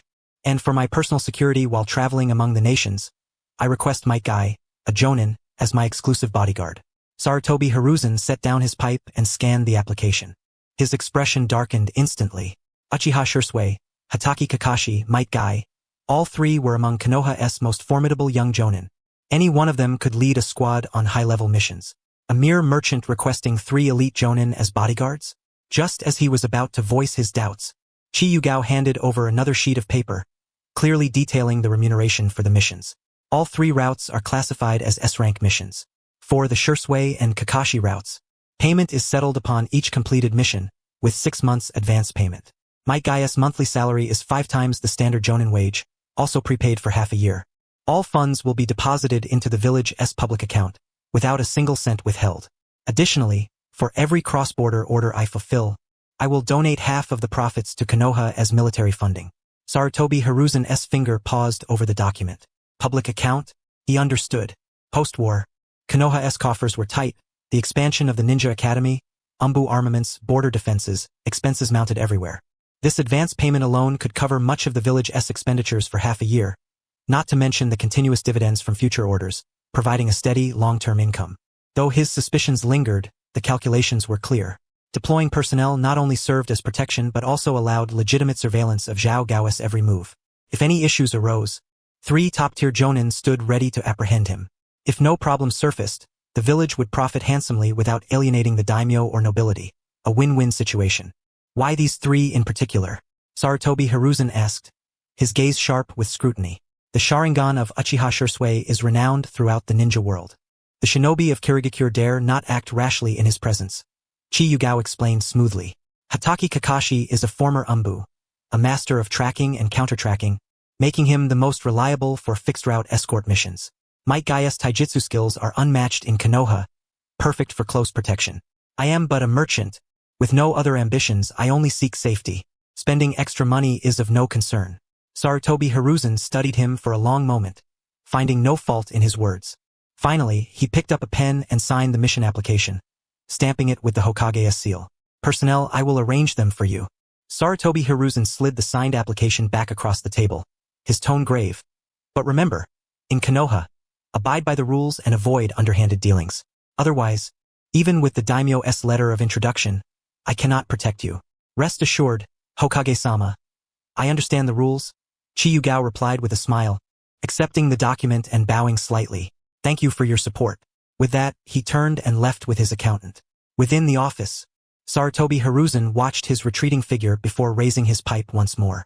He called softly into the shadows, "Follow him closely. Monitor every interaction he has with those 3. Word for word, report everything to me." From the darkness, the Umbu responded and vanished silently. That very afternoon, the mission orders were delivered to the 3 jonin. Before the memorial stone, Kakashi had just placed a white chrysanthemum beside Obito's name when the Umbu arrived, handing him the mission dossier. He cast a fleeting glance over the mission details, his eyes still deadpan and lifeless. It was merely the routine round trip between the capital and Konoha, devoid of any real danger. Why was he the one assigned to carry it out? He nodded lazily at the ANBU operative who delivered the message and muttered indifferently. Understood. I'll take it. On the training ground S-track, Might Guy had just completed his 50th lap, drenched in sweat, when he heard the mission briefing. Upon learning it involved protecting a merchant officially recognized by the daimyo of the Land of Fire and safeguarding Konoha's commercial exchanges. His eyes instantly sparkled with fervor. Clenching his fists, he raised his arms and shouted. Exactly. This is what Burning Youth is all about. I'll take this mission.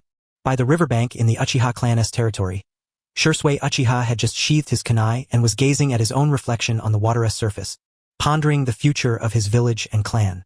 Holding the freshly delivered mission paperwork in his hand, his brows furrowed slightly.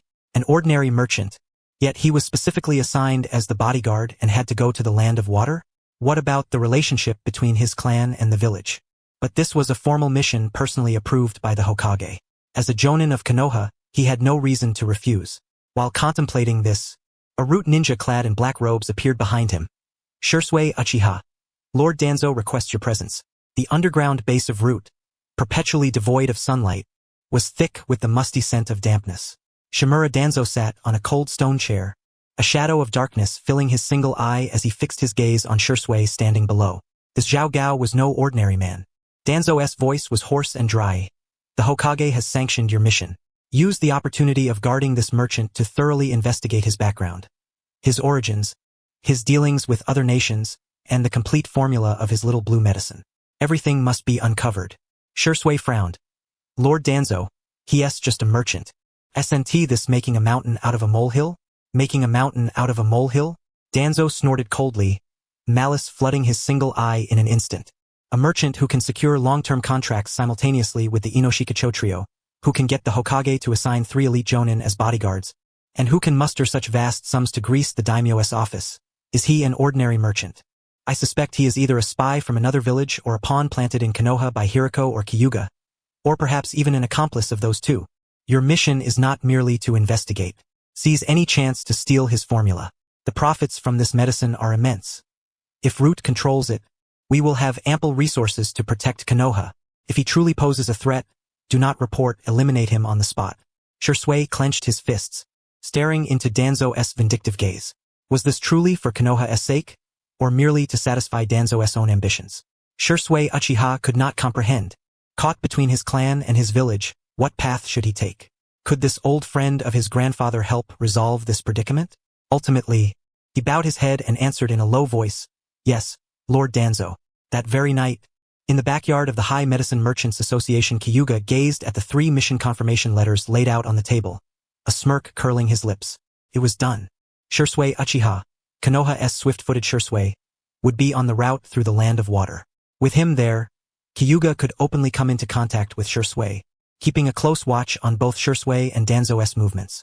The waters of the Heavenly Flag were too deep. Danzo, you cannot control them. Kakashi Hatake and Obito Uchiha, the only obsession in his life. As long as Kakashi was in his caravan, Obito, lurking in the shadows, would sooner or later be forced to reveal himself. And his Sharingan could not be overlooked. Might Guy? If he discovered the darkness within Konoha, that would certainly be intriguing. Kyuga was a man of great patience, willing to wait indefinitely for the original story's uncertain timing. Throughout the year, he guarded the High Medicine Merchants Association stall, conducting business methodically and occasionally performing experiments. Each month, he paid Kakashi and Shursui their mission fees on time and gave Guy his salary. Konoha's Jonin bodyguard squad had become his legitimate talisman. During his leisure, he even went around to a small apartment on the village's edge to deliver 2 cartons of milk to Naruto Uzumaki. Naruto, ostracized by the entire village since childhood, had never experienced such kindness before. Within 2 months, he was calling him Boss Zhao affectionately and would rush to cling to him whenever they met. News of this quickly reached the Hokage's office. Hiruzen Sarutobi clenched the ANBU report in his hand, nearly biting through his pipe. He couldn't fathom Kyuga's intentions, so he doubled the ANBU surveillance on Naruto, fearing this mysterious merchant might harm the Nine-Tails Jinchuriki. Most of their attention was thus diverted to Naruto, leaving them with little energy to scrutinize the Merchant Association. During this time, Hiruko, having altered his appearance through the art of facial concealment, disguised himself as the captain of the Merchant Association's bodyguard squad and openly took residence in the Association's backyard. Konoha's barriers and rude inspections failed to detect even the slightest flaw. Behind closed doors at night, as the two strategized, Hiruko pointed to the Uchiha clan's location. "Are you sure you want Shursui Uchiha's eyes?" "Of course." Kyuga nodded heavily.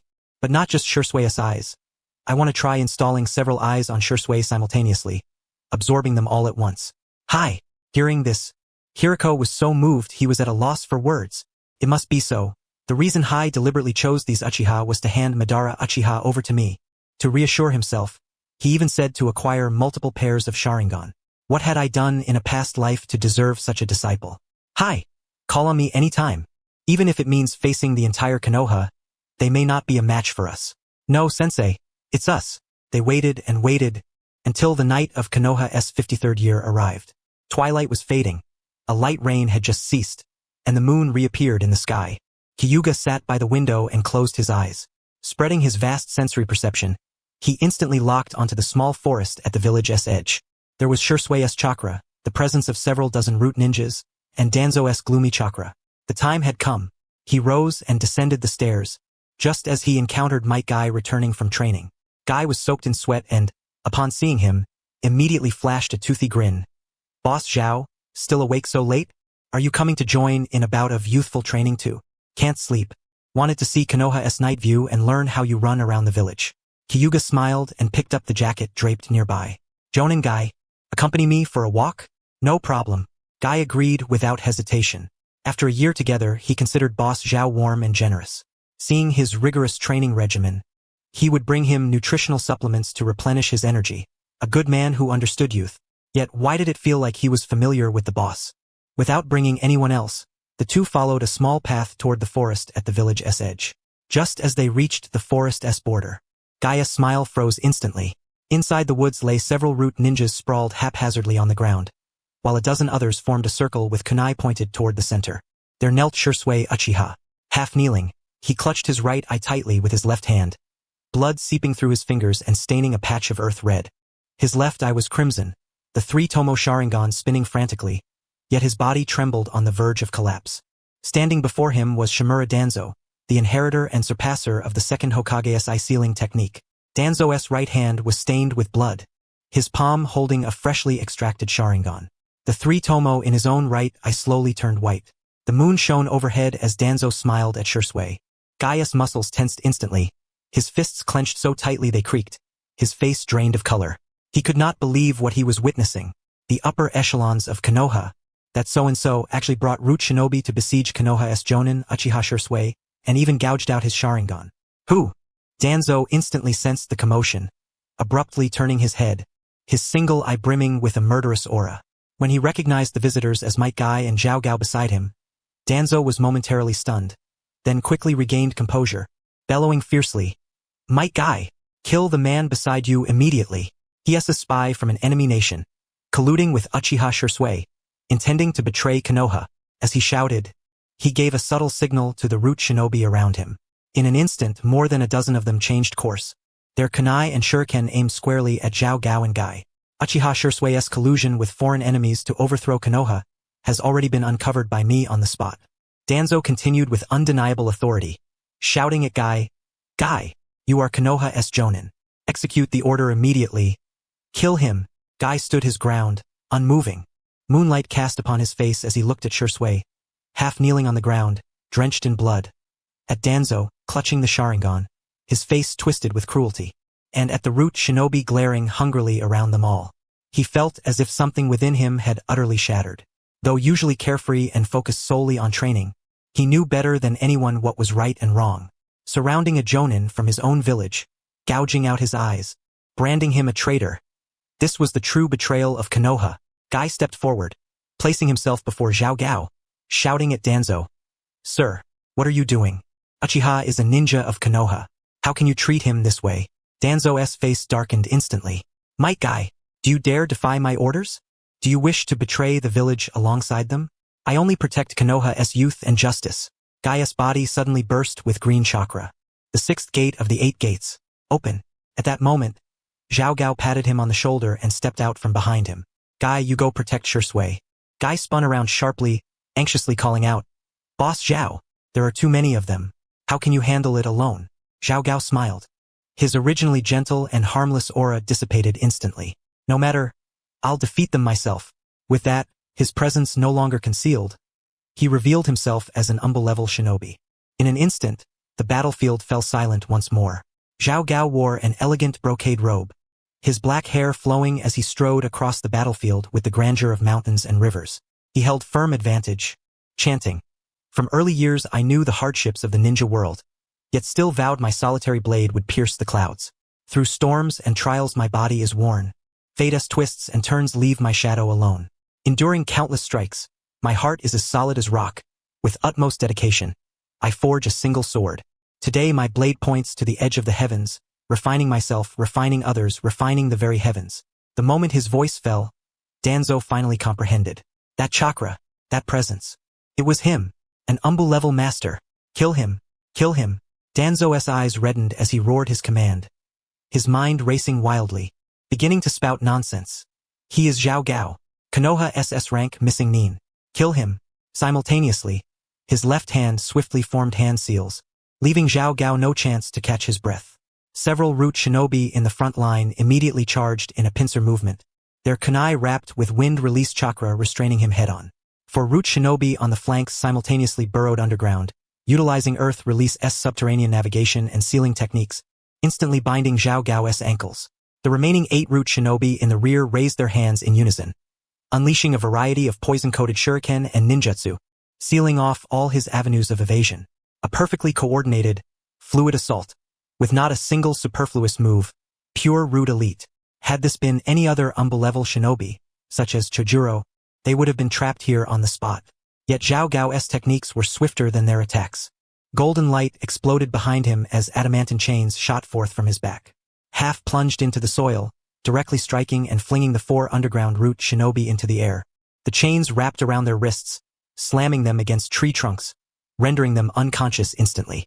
The other half wove an impenetrable net before him, blocking all poison-coated shuriken. At the same time he formed 2 seals. Water release, water array wall. A towering ring of water walls surrounded him, blocking all ninjutsu. Before the water walls fully dissipated, he opened his mouth and expelled a precise water-cutting wave, severing the hand seals of the root shinobi in the rear ranks and slicing through their arms that held the ninja tools. Water release, water shunshin.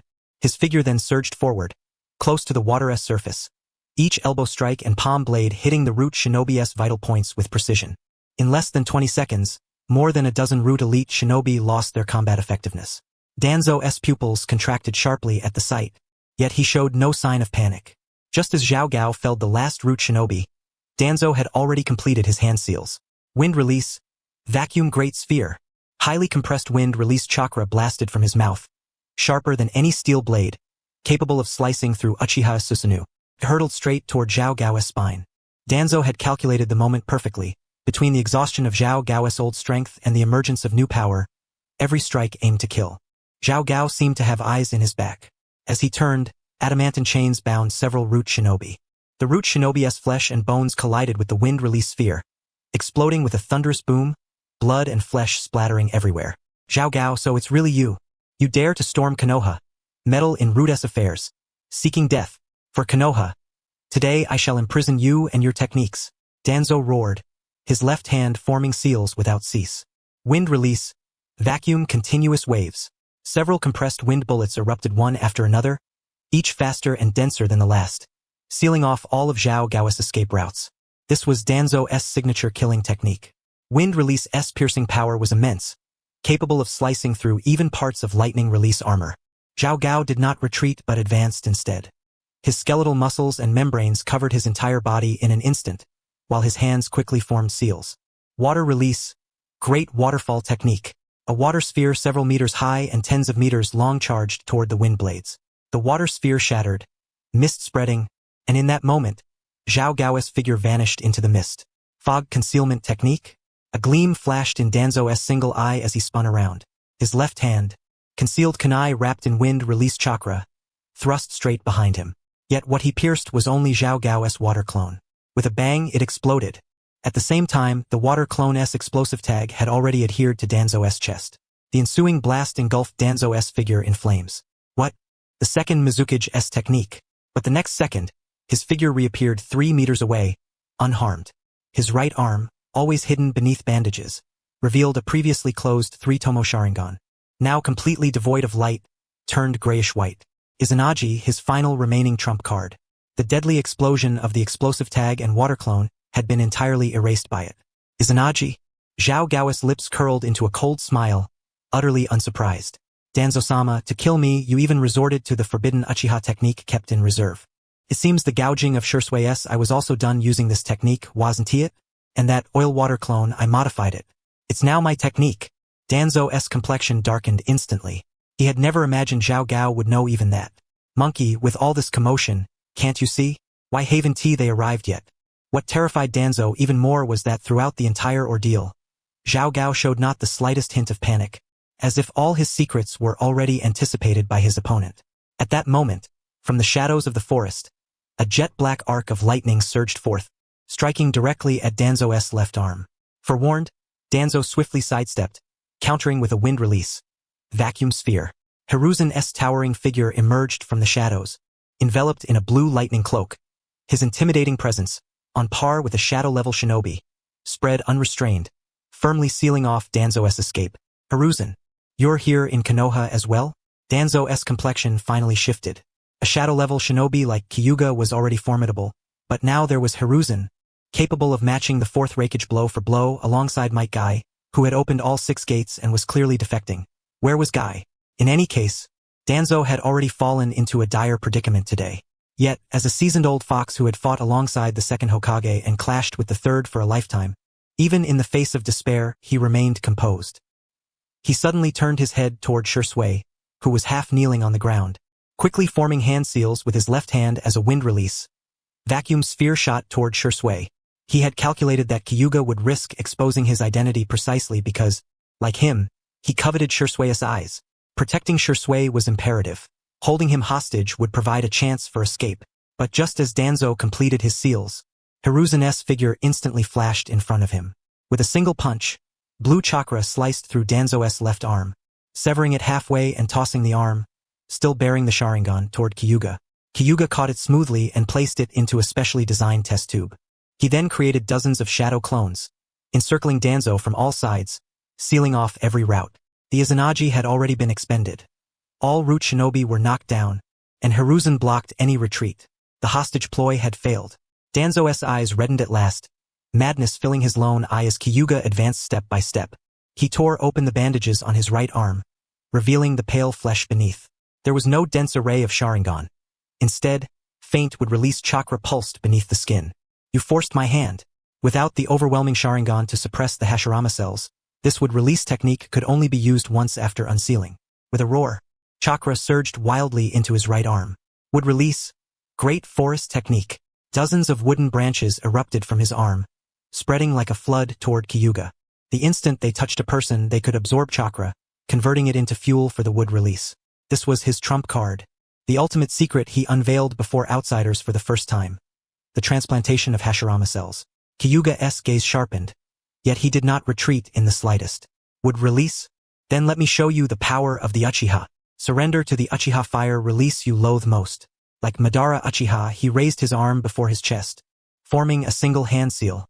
Fire release. Great fireball jutsu. A crimson sea of flames erupted explosively, crashing forward like a tsunami. Danzo was no Hashirama Senju. At best, he was akin to Yamato. Would release was like dead wood, lacking vitality. The flames rolled in, instantly igniting, carbonizing, and shattering the dense branches. The once mighty wood release was devoured from start to finish by the great fireball jutsu in the blink of an eye, leaving not a single branch intact. Danzo's pupils contracted violently, his face stricken with horror. Impossible! The first Hokage's wood release was actually burned through by an Uchiha's fire release. A searing pain exploded in his right arm. Massive chakra consumption without the counterbalance of the Sharingan caused the Hashirama cells to go berserk after the wood release was exhausted. The wooden patterns beneath his skin writhed uncontrollably. His entire arm twisted and distorted, racked with agony. Without sufficient Sharingan to restrain the Hashirama cells, using wood release was a death wish. Kyuga pressed forward, fire gathering once more in his palm. Before Danzo could react, a concentrated blaze struck his chest. Danzo's right arm spiraled out of control. He could not even block. His protective chakra was instantly incinerated. Bang! He was blasted flying backward, crashing onto the ground. The Hashirama cells in his arm were utterly disrupted, rendering him incapable of activating would release again. Lying on the ground, clenching his fist tightly, Danzo glared at Kyuga with venom, yet he could not even rise. The first Hokage's would release was formidable, but Kyuga smiled coldly. Danzo, your would release isn't even as good as Yamato's. You truly dare to tamper with forbidden powers for strength. Alas, this borrowed power will never be yours to command. After unleashing this move, Danzo's complexion paled, his right arm's skin beginning to uncontrollably petrify. The backlash from the Hashirama cells had begun. Clenching his teeth, he attempted to activate would release once more, but Kyuga had already closed in. Faster than him, Kyuga grasped Danzo's petrifying right arm, pouring chakra into it, forcibly sealing off the chakra flow and interrupting the hand seals. A crisp snap echoed. Danzo's right wrist was broken off and fell to the ground, instantly sprouting into a towering tree. Danzo, one does not snatch another's eyes in such a manner. Then, a blade severed his head. Edo Tensei, the recently deceased Danzo was resurrected, using a root shinobi as the sacrifice. He seemed stunned, shouting, "You shall perish with me," 8 trigrams sealing style, before realizing his body was no longer under his control. This is Edo Tensei. Am I already dead? Danzo froze, his entire body locked by the controlling seals of Edo Tensei, unable to even move a finger, madness and unwillingness blazing in his lone eye. He had schemed and plotted his entire life, only to die at the hands of 2 rogue shinobi he had never taken seriously, becoming their prisoner even in death. He had even prepared the 8 trigram sealing style, dedicated to Konoha, yet had not released it. Danzo, Kyuga said, "Your 8 trigram sealing style might be better reserved for a great bridge." Or Hiruzen Sarutobi. Kyuga paid him no further heed, his gaze passing over to the other side of the forest. On the opposite side of the battlefield, during the fierce duel between Kyuga and Danzo, a dozen root shinobi had long circled behind, their target the remaining Mangekyo Sharingan of Shursui. Might Guy stood resolutely before Shursui, his twin sticks swinging in an unbroken flurry, intercepting kunai and wind release techniques alike. Guy could open all 6 gates to break through these foes, but behind him knelt an unknown Uchiha, nearly drained of chakra. Should he move, the Uchiha would be vulnerable to a sneak attack. Thus, he crouched defensively, unable to exert his full strength. Guy's mind was overwhelmed with memories. Someone high-ranking in Konoha had personally plucked out an Uchiha's eye, the village he had defended with his life. The Konoha he had sworn to protect, secretly harbored such cruelty. Why would the village's leadership turn against its own people? For a mere Sharingan? Was this the price his father paid for reclaiming his youth, to protect such a Konoha? Why? Guy screamed silently within. As he battled root shinobi, he felt as if his youthful form were being blackened by them. His youthful world seemed to darken, much like Kakashi's. After knocking out another group of root shinobi, Guy finally demanded, "Uchiha, why is this happening?" He could not comprehend it nor accept it. If only Kakashi were here. He is so clever, he would understand. But Shursui clutched his bleeding left eye socket, trembling all over, his gaze vacant, his mind a chaotic mess, unable to utter a coherent word. He spat out a mouthful of blood. Why? I also wish to understand the reason. Only yesterday did I reveal my Mangekyo Sharingan abilities to Lord Hokage and Lord Danzo. So why has everything turned out like this tonight? I cannot comprehend it. After death, the conflict between the Uchiha and the village, what is to be done? Is Itachi the only one we can rely on? The two of them had just withstood for a few minutes, as Guy and a recovering Shursui subdued the remaining root ninja, knocking them all to the ground. Guy had just exhaled in relief and was turning to assist Shursui when suddenly Shursui's left eye abruptly contracted, his Mangekyo Sharingan instantly activating. He shouted urgently, "Senior Guy! On the left! High-speed chakra is approaching." Guy barely had time to turn his head, let alone form a hand seal to open a gate, when a figure enveloped in blue lightning chakra charged right before him. The speed was so overwhelming that he could not react. A numbness crept up his neck as the paralyzing sensation of lightning surged throughout his body. His vision darkened, and he collapsed to the ground. Hiruko casually tossed a sealing tag, which adhered precisely to Guy's back, instantly locking down all his chakra. "All taken care of," Hiruko said, lifting his chin. Guy was unconscious, his chakra sealed, but his life was unharmed. Shursui was barely holding on. Kyu nodded slightly, and the two of them approached Shursui. Shursui leaned against a tree trunk, barely standing. His entire body was tense. His remaining Mangekyo Sharingan locked tightly onto their movements. The shock of Danzo's attempt to seize his eyes and the deadly struggle with the root ninja had long since drained his last reserves of chakra. Now he relied solely on willpower to endure. Only one thought filled his mind: to find Itachi. He was certain that Itachi could resolve the conflict between the village and the Uchiha. Now more than ever, he needed to inform Itachi of Danzo's deeds, to entrust Itachi with the remaining Mangekyo Sharingan, and to exert every last ounce of strength to prevent the schism between the Uchiha and the village. Gritting his teeth, Shursui suddenly turned and, summoning his final chakra, was about to dash toward the direction of the Naka River. But the moment he took a step, Kyu was already there, stepping forward and firmly grasping his arm, preventing him from moving an inch. "Let me go." Shursui's eyes reddened as he struggled wildly. "I'm going to find Itachi. Let me go." "It's useless for you to go find him now." Kyu's voice was steady, devoid of emotion. "Danzo is dead, but the Hitamono clan and the Korma Koharu will not spare the Uchiha. The elders within your Uchiha clan have long been simmering with anger. Even if you give the eyes to Itachi, it won't stop the fighting between both sides." Shursui's movements froze abruptly. Only he and Itachi knew this matter, so how could this man be so well informed? "Who exactly are you? The renegade ninja Kyu?" Shursui's voice trembled. His Mangekyo could not activate, barely managing to open even a single three-tomo pattern. He tried to unleash a genjutsu, but there was no response at all. "What do you want? Do you want to steal my eyes as well?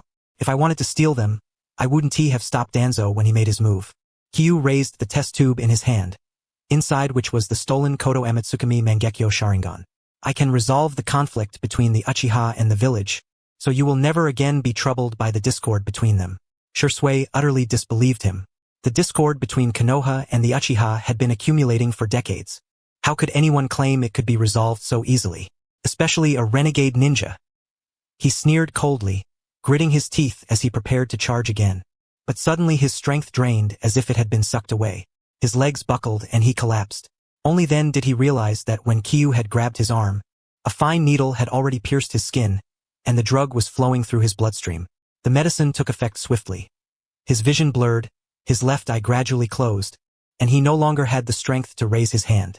What did you inject me with?" Shursui's voice grew faint, his consciousness dimming as he muttered intermittently, "Itachi, I must find Itachi, I must give him the 3 Mangekyo before he could finish." His head lolled to one side, and he fell into a deep unconsciousness. Kyu reached out and caught him, cradling him horizontally. "Teacher, we have secured the prisoner." Kyu nodded to Hiruko, who lifted his chin. "With Danzo's Edo Tensei body in hand and the root ninja on the ground, henceforth we will be the secret puppeteers controlling the shadows of the ninja world."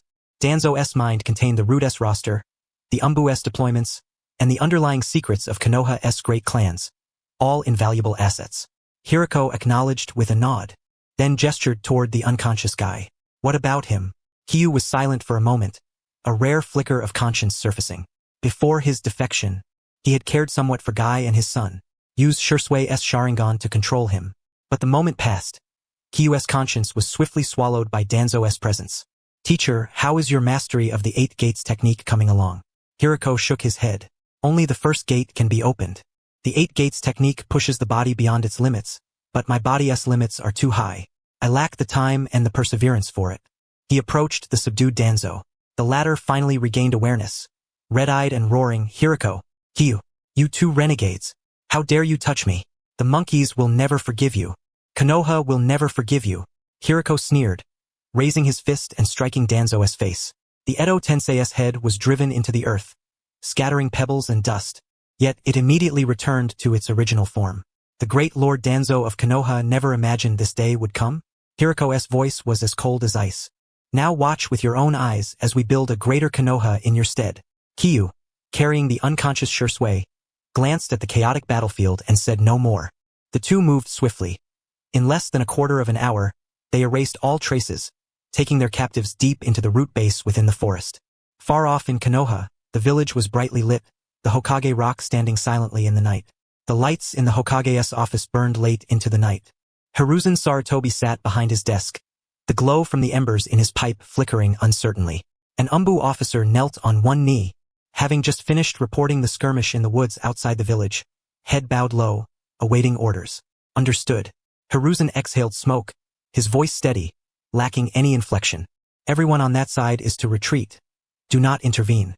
The Umbu hesitated, then met Hiruzen's grave gaze and swallowed his words, responding with a retreat. Hiruzen knew full well that Danzo had been fixated on Shusui's Mangekyo Sharingan. That Koto Amatsukami I could silently alter a person's will. It was far too conspicuous and perilous. If Danzo wanted it, then so be it. Hiruzen was not in the least concerned that Danzo would use that eye to control him. He had studied Danzo's mind for decades and knew he would disdain resorting to such methods. Just as the assassination attempts by the wood-release ninja had seemed more like a form of amusement or display to him. With the Umbu withdrawn, the spies planted around the outskirts of Konoha by the major clans also mobilized. Members of the Nara, Akimichi, and Hyuga clans silently disbanded their teams, closing the gates to their clan territories, as if nothing had occurred. In the night of Konoha, it was as if nothing had happened at all. Several dozen meters underground, the root base reeked of mildew. Kyu carried the unconscious Shursui at the front, while Hiruko escorted the Edo Tensei Danzo behind. As they passed through a stone gate, two squads of root ninja-wielding kunai barred their way, their killing intent taut and palpable. Stop!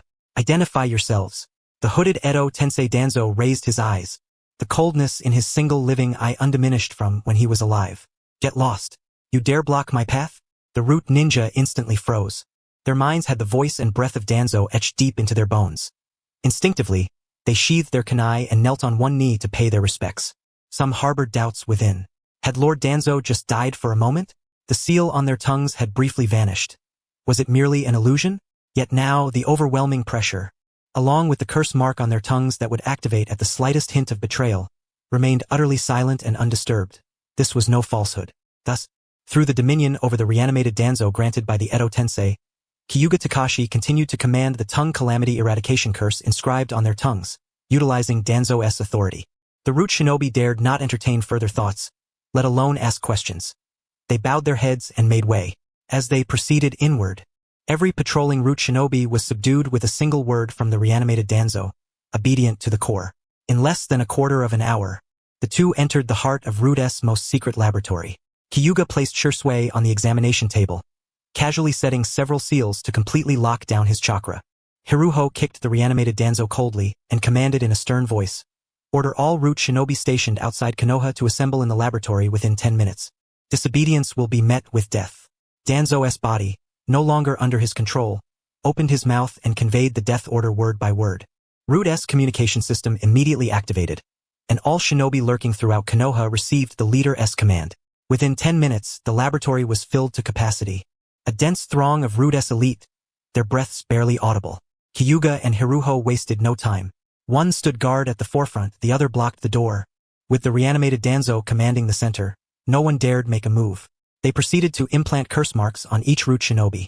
Hiruko's physical techniques calibrated the marks, while Kyuga's chakra amplified them. The dual curses bound the shinobi even tighter than Danzo's tongue calamity eradication curse. At their will, they could extinguish these lives instantly. 2 hours later, after the last root shinobi was marked, he lowered his head and rejoined the ranks. From top to bottom, the entirety of root had become their captive prize. Hiruko gazed upon the obedient shinobi filling the room, then sneered at the immobilized reanimated Danzo beside him. Ha ha ha, the very same Danzo who once forced us out of Konoha and dragged us through the mud. Your lifetime's work in root is now entirely ours. Outside the village, in the forest, Abito trod over scattered stones and bloodstains. Beneath his spiral mask, his face was as dark as the bottom of a cauldron. White Zetsu perched on a nearby branch, chattering as he examined the scene. No, something's wrong. White Zetsu shook his head. There's Danzo's Edo Tensei chakra, Hiruko's lightning-style traces, Kyuga's sealing technique aura, and also Uchiha Shusui's chakra. Black Zetsu oozed malice, whispering, Shusui's Mangekyo, along with his body, has already been taken away. Abito clenched his fists so tightly his knuckles turned white. He had long known that Kyuga and Hiruko had infiltrated Konoha. Ever since the hidden mist, these two had been disrupting his plans. The current Akatsuki was no longer a binary conflict between himself and Nagato. Kyuga and his disciple possessed the flawless Kimimaro, allied with the hidden cloud, and themselves wielded shadow-level strength, forming a formidable third faction. None of the three could easily overpower the others, and with Nagato's frequent bouts of madness, no one dared break the uneasy truce. preserving a bizarre triangular balance. Obito had intended to let these two clash with Konoha first, dealing with the Uchiha matter before turning his full attention to them. But he never imagined that Uchiha Shursui, a prodigy of the Heavenly Eye, would be ambushed by Danzo, losing an eye, and then be opportunely claimed by Kyuga and Hiruko. That was the Heavenly Eye, the strongest genjutsu capable of silently altering a person's will. Along with Susanoo, how could Uchiha Shursui be so useless? He had also been targeting that very eye. Now it was gone. Worthless. Obito furiously kicked a nearby tree, which snapped in half like a toothpick. Two worthless fools. Danzo is worthless. Shursui is worthless. They just gave away the Heavenly Eye like that. White Zetsu shrank back, startled into silence. Black Zetsu slid down the trunk and spoke grimly. It's useless to get angry now.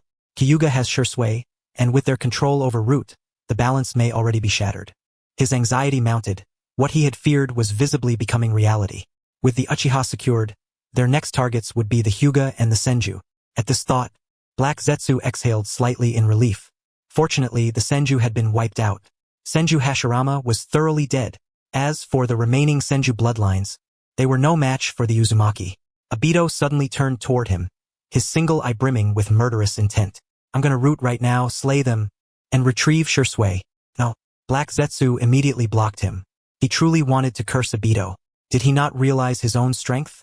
Without that Mangekyo Sharingan, he wouldn't even escape, let alone kill. Black Zetsu drew on a millennium of patience, taking several deep breaths to calm himself. Kindly consider, Lord Madara. You are the core of the Moon Eye plan. You cannot afford any accidents. Why not retrieve the Sharingan you left with Kakashi? 2 Mangekyo Sharingan. Awakening Susanoo. It might even unlock other Kamui abilities. Then, facing mere Hiruko and Kyuga would be a breeze. Of course, if you hesitate, I will personally retrieve Kakashi. Impossible. Obito's single Mangekyo Sharingan fixed on Black Zetsu with deadly intensity. His earlier wrath was now fully directed at him. Without my orders, neither you nor White Zetsu shall touch Kakashi. That Sharingan is the one I gifted to that worthless Kakashi. A chill surged straight to Black Zetsu's crown. Though lacking human organs, he now experienced human emotions. Inwardly, he cursed, Obito, damn you. So what do you suggest?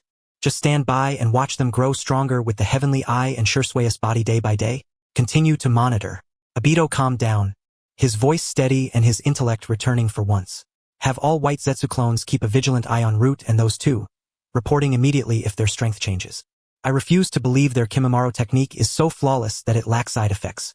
Uchiha Itachi has the Mangekyo potential. Once the Uchiha matter is settled and Itachi joins Akatsuki, we will act. There is still time. Black Zetsu stood in place, chest heaving violently, as if ready to spit out centuries of old blood, remaining silent for a long while. Remember, no one is to touch him. Not even you. Obito's tone was cold and resolute, refusing again. At this moment, he truly embodied the air of Uchiha Madara. He knew Black Zetsu was right, but there was no room for hesitation. With a Kamui, Obito vanished once more. When he reappeared, it was outside Kakashi's residence, watching the lights still burning inside. Kakashi, you worthless fool. The following day, the sun rose as usual over the Hokage Rock, casting its light upon Konoha's streets and alleys. Breakfast vendors set up their stalls. Shinobi, forehead protectors in place, departed on missions. Children chased each other through the streets. Konoha's unruly citizens continued to curse the Uchiha and Naruto. Everything appeared as it always had. Only, the village was missing one Chimera Danzo, one Uchiha prodigy Shursui, and several Root shinobi whose names were unknown. At the cliffside of the Nankagawa River, Uchiha Itachi had waited all night and finally rose to his feet. It was not that he had waited for the one he longed for, but that dawn had arrived. An entire night of waiting had deepened the tear stains on his cheeks. The dew had dampened his umbu uniform, water dripping from the tips of his hair, and the stones at his feet were soaked through. Since nightfall the day before, he had been waiting here. This was the place he and Shursui had agreed to meet. Yet, until the pale light crept over the horizon and the sun rose overhead, at the cliff's edge there was nothing but the sound of wind and flowing water. Itachi's eyes were bloodshot, veins crisscrossing densely beneath the surface. He had not waited for Shursui. He had only waited for daybreak. But daybreak was not Shursui, and Shursui would never have made him wait until dawn. 3 days later, the news of Uchiha Shursui's disappearance could no longer be contained. It exploded throughout the clan. That night, every ninja within the clan who had awakened the Sharingan gathered in a meeting to discuss how to respond to the relentless pressure from Konoha's upper echelons. Everyone was there, except for Shursui and Itachi. Shursui was a prodigy of the younger generation, one of the future heirs to the clan leadership, and he had been missing for 3 consecutive days. Those sent to search for him had found no trace whatsoever, plunging the entire Uchiha clan into a state of panic. Itachi, his eyes red-rimmed, turned the clan upside down. Anyone who had ever had a grudge with Shursui, anyone who had quarreled with him, even those who had exchanged only a few harsh words, Itachi visited them all in turn. His Sharingan was always active. If anyone lied, he saw through it immediately. Yet after questioning them all, no one knew Shursui's whereabouts, and the panic on their faces was genuine. The clan elders, seeing Itachi's desolation, no longer suspected him of harming Shursui as they once had. Everyone could see plainly that he was truly beside himself with worry. Whispers circulated. Some said Shursui had gone to seek out the Hokage a few days prior. Others claimed to have seen him head toward the forest outside the village, never to return. As the rumors grew more chaotic, the atmosphere within the Uchiha clan grew heavier with each passing day. Downstairs in the Hokage's office building, Hiruzen Sarutobi walked with his hands clasped behind his back, a kindly smile on his face, passing through the bustling streets and hearing the lively prosperity of Konoha. Step by step, he approached the entrance to Route, without a single Umbu shadow trailing behind him. Shursui had been missing for 3 days. Danzo had not appeared for 3 whole days, not even attending the meetings in the Hokage's office. The unease in Sarutobi's heart grew ever larger. He had originally thought Danzo had obtained Shursui's Sharingan and was hiding within Route to absorb its power. But 3 days had passed with no sign of movement. It was far too suspicious. Upon reaching the stone entrance to Route, 2 Route shinobi armed with long swords immediately barred his way, standing erect with no intention of yielding an inch. Hokage-sama, Lord Danzo has decreed that no one is permitted to enter the Route base, including yourself. Sarutobi's brows furrowed instantly, and with the authority of the Hokage, he declared, I must see Danzo. Bring him out. Lord Danzo is currently engaged in confidential matters and will not meet with anyone. The Route shinobi responded like emotionless automatons. Hokage-sama, please return. Sarutobi stared at the 2 Route shinobi for a long moment. He knew these men were Danzo's most loyal followers, willing to carry out his orders even unto death. His unease tightened like a vice. In the end, Sarutobi did not force his way in. He cast a deep glance at the sealed steel doors and turned back, the tobacco in his pipe burning rapidly. From his years of understanding Danzo, he was certain something beyond Danzo's control had occurred. No matter how mad Danzo was, he would never treat Sarutobi this way. Deep underground, tens of meters below, the core laboratory of Route was illuminated with light at the perfect intensity for study. Scrolls were spread across the floor, all containing decades of Danzo's accumulated classified information. From the bloodline archives of Konoha's great clans, to the deployment lists of the Umbu, and the research records on the Uchiha Sharingan, the piles were mountainous. At this moment, all of it belonged to Hiruko and Kiba Takashi. The Edo Tensei Shursui Danzo could only kneel aside, watching them use his own files. Hiruko sat at the table, having finished reading all the Uchiha materials left by the second Hokage. He sighed deeply. The second Hokage had actually spent so many years researching the Sharingan. Using the Mangekyo Sharingan too much results in blindness. Great power always comes with a price. Fortunately, according to the second Hokage's research, by transplanting a sibling's Mangekyo, one could obtain the eternal Mangekyo Sharingan. It is said that Uchiha Madara himself did just that. He pondered for a moment. But Shursui Uchiha had no sibling. The more he used it, the faster his eyesight deteriorated. Even if you use the demonic mold technique to devour and fuse Shursui, this outcome is inevitable. Kiba Takashi nodded. He had long considered this and, combining it with the theory of the demonic mold, I believe the root cause lies in a genetic defect. The Uchiha's awakening of the Mangekyo is a forced breaking of a genetic lock, but the body and eyes cannot withstand such a burden. The optic nerves gradually decay, causing damage that is nearly irreversible. Another possibility is that the Mangekyo's exclusive In chakra, once depleted, leads to permanent blindness. He paused and added, previously, the bloodline disease records of the Kaguya clan in Kirigakure showed a similar pattern. Their bloodline limit carries inherent genetic chain defects. The more frequently their powers are used, the faster their bodies collapse. Hiruko nodded thoughtfully and immediately picked up on Kiba's train of thought. In other words, we need to help the devoured host complete their genes. Wait, you mentioned before that fusing multiple Sharingan. Hiruko suddenly realized something. Could it be that this disciple had known all along? But that shouldn't be possible. All knowledge was obtained and shared together, even the transactions between the disciple and Orochimaru. Kiba guessed his teacher's thoughts and half-jokingly explained. At first, we were unsure if the Mangekyo could be awakened, so we planned to forcibly induce it by fusing multiple triple tomo. This approach now happens to solve the problem of blindness from the Mangekyo. He pointed to the term sibling in the documents. Simply stacking Sharingan is not enough. A blood-related Mangekyo is required to complete the genetic defect. Without siblings, one must rely on a vast quantity of Uchiha genes and gradually perfect it through the demonic mold. The cost is merely time and some test subjects. Hiruko immediately understood. Luckily, the disciple's idea happened to align perfectly. He chuckled. There are quite a few ready-made siblings among the Uchiha now. The most talented among them is Uchiha Itachi, and I imagine his younger brother Uchiha Sasuke is no less gifted. Itachi, and his younger brother Sasuke. Kiba nodded. Also their father Fugaku and even their mother. The direct bloodline, a family of 4, all perfect experimental samples. Unfortunately, acquiring samples without detection is somewhat difficult. With our current strength, we are not afraid to face the entire ninja world, but that would delay our experiments and the demonic mold. The two exchanged a glance, understanding each other's meaning. Hiruko kicked the Edo Tensei Danzo, who was frozen in place, and sneered. Perfect, we have the perfect tool at hand. The Edo Tensei Danzo, bound by the power of the Edo Tensei, was locked like a wooden stake in the ground, unable to move even a fraction of a finger. Only his single eye could turn, bulging as if about to pop out.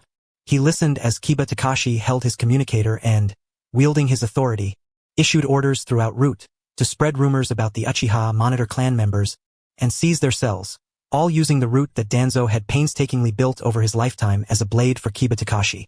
Danzo's fury was about to explode. His throat could only produce a muffled, guttural roar, unable to utter a single complete curse. He yearned to surge forward and strangle Kaguya Takao, to shatter the communicator, to slaughter every traitor within Root. Yet his body utterly defied his will, as if a marionette pulled by invisible strings, compelled to stand obediently in place and merely watch. This was his Root, the trump card he had concealed in the shadows of Konoha all his life, the culmination of his lifelong toil and devotion. And now, how cruelly fate had dealt him. He was dead, resurrected through impure world reincarnation, and not only that, but his corpse and his very faction had become instruments in Kaguya Takao's hands. He had schemed against others his entire life, only to be forced, in his final moments, to witness his mortal enemy inhabiting his Root, wielding his own people to accomplish what he had longed to do but never managed. Indeed, accomplishing it even more effectively. A suffocating blend of frustration, fury, and helplessness swelled within his chest, threatening to drive him mad. The hatred burning in his single eye was so intense it seemed ready to spill forth. The bandages wrapped tightly around his face stretched taut, his jaws clenched with grim determination, yet even the strength to grind his teeth was beyond his control. He was utterly unwilling to accept this, to be toyed with so even in death, to have a lifetime of meticulous plotting turned into a shroud for another's triumph. This was far more agonizing than being slain 1,000 times over. Within his mind, the reincarnated Shursui Uchiha screamed in maddened frenzy. Monkey, Hiruzen Sarutobi, where are you? Come swiftly to my rescue. Come and destroy this impure world reincarnation. Come and kill Kaguya Takao. Reclaim our Root. This was his sole hope now, the only person capable of saving him from this living death. Yet he could do nothing but kneel there, motionless. He watched Kaguya Takao and Hiruko laughing and talking, saw his Root utterly transformed into a weapon for another, his heart filled with desperate hatred, and a faint, unspoken plea for mercy. The shinobi of Root dispersed upon receiving their orders, leaving only Kaguya Takao, Hiruko, and the immobilized reincarnated Danzo Shimura in the underground laboratory. Kaguya Takao produced a ring and spoke. It is time to report to our loyal Akatsuki leader. Hiruko nodded and donned a ring as well. Having gone more than a year without a mission, and now having executed a major operation, this would serve as their task fulfilled. Moments later, the signal connected to the Akatsuki leader.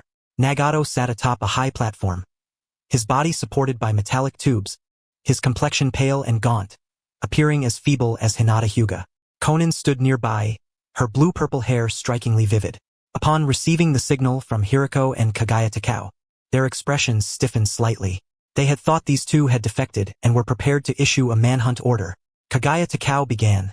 After braving countless perils, we have finally succeeded in infiltrating Konoha undercover. After a grueling year of arduous struggle and cunning, we have ascended to a position second only to the Hokage, commanding the entire village. Hiruko quietly chimed in from the side. Though he could admit defeat in other matters, he could not bring himself to utter such bold claims. Nagato and Konin's faces plainly bore the marks of numb disbelief, as if entering a sage mode. Last time it was infiltrating Qimogakure, and now they become comrades of the Raikage. This time they claim to have infiltrated Konoha, and advanced so swiftly? Nagato closed his eyes briefly, then reopened them, still speaking in that godly tone. Understood. Konin sighed softly but remained silent. She no longer cared to inquire about the details, choosing instead to regard these two as naturally gifted undercover operatives. Hiruko added with a faint tone. We also took care of a minor nuisance. The inherently malevolent shinobi Danzo Chimera has been killed by our hands. Root is now under our control. At these words, Nagato and Konin simultaneously lifted their heads. Danzo Chimera? Nagato's voice, controlling Yahiko's body, wavered slightly, as if the voice of a god itself faltered. The leader of Konoha Root is dead? Kaguya Takao answered. Yes, he is thoroughly dead. But before we had a chance to bury him, we resurrected him. The deceased Danzo Chimera remains under our control. Essentially, the revived Danzo Chimera is now an unofficial member of Akatsuki. An immediate silence fell over Nagato and Konin. The black tubes piercing Nagato's body emitted a faint hum. The pattern of the Rinnegan brightened considerably, and even Yahiko's corpse's face tightened painfully. Danzo. This was the man who, years ago, conspired with Hanzo to lay a trap that forced Yahiko to his death, slaughtering the organization they had painstakingly built. He had plunged Amigakure into a ceaseless bloodbath, with countless comrades perishing in senseless carnage. This enemy, stained with the blood of Amigakure, had now died and worse, had been fashioned into a puppet under his own subordinate's control? Konin stood silently, her eyes swirling with a decade of suppressed hatred and release. She could vividly recall the temperature of that rainy night when Yahiko died, the faces of comrades tortured and slain by Root Shinobi. The bitter satisfaction of vengeance coursed warmly through her limbs. Well deserved, she murmured. Nagato did not use the ring again. His voice, utterly drained and flickering like a dying light, trembled uncontrollably. Even his divine composure momentarily crumbled. He owed a blood debt to Amigakure, a life debt to Yahiko, and at last justice had been served. It is a pity I could not make him suffer firsthand all the pain we endured back then. Konin spoke softly, her shoulders trembling as if weeping. He got what was coming to him. He and Hanzo destroyed everything we had. Now our people have destroyed everything he had. It is only just. But this emotional fluctuation lasted only a brief moment. Nagato drew a deep breath, closed his eyes, and upon reopening them, suppressed all emotion. He resumed his lofty, godlike demeanor, regarding mortals as mere ants. A god should harbor no such feelings, but Yahiko's closest friend could. Enough. Nagato's voice resumed its icy indifference, transmitted through the ring like the utterance of a deity. The hatred and slaughter of mortals are but fleeting illusions. Danzo's fate is a divine warning to the world.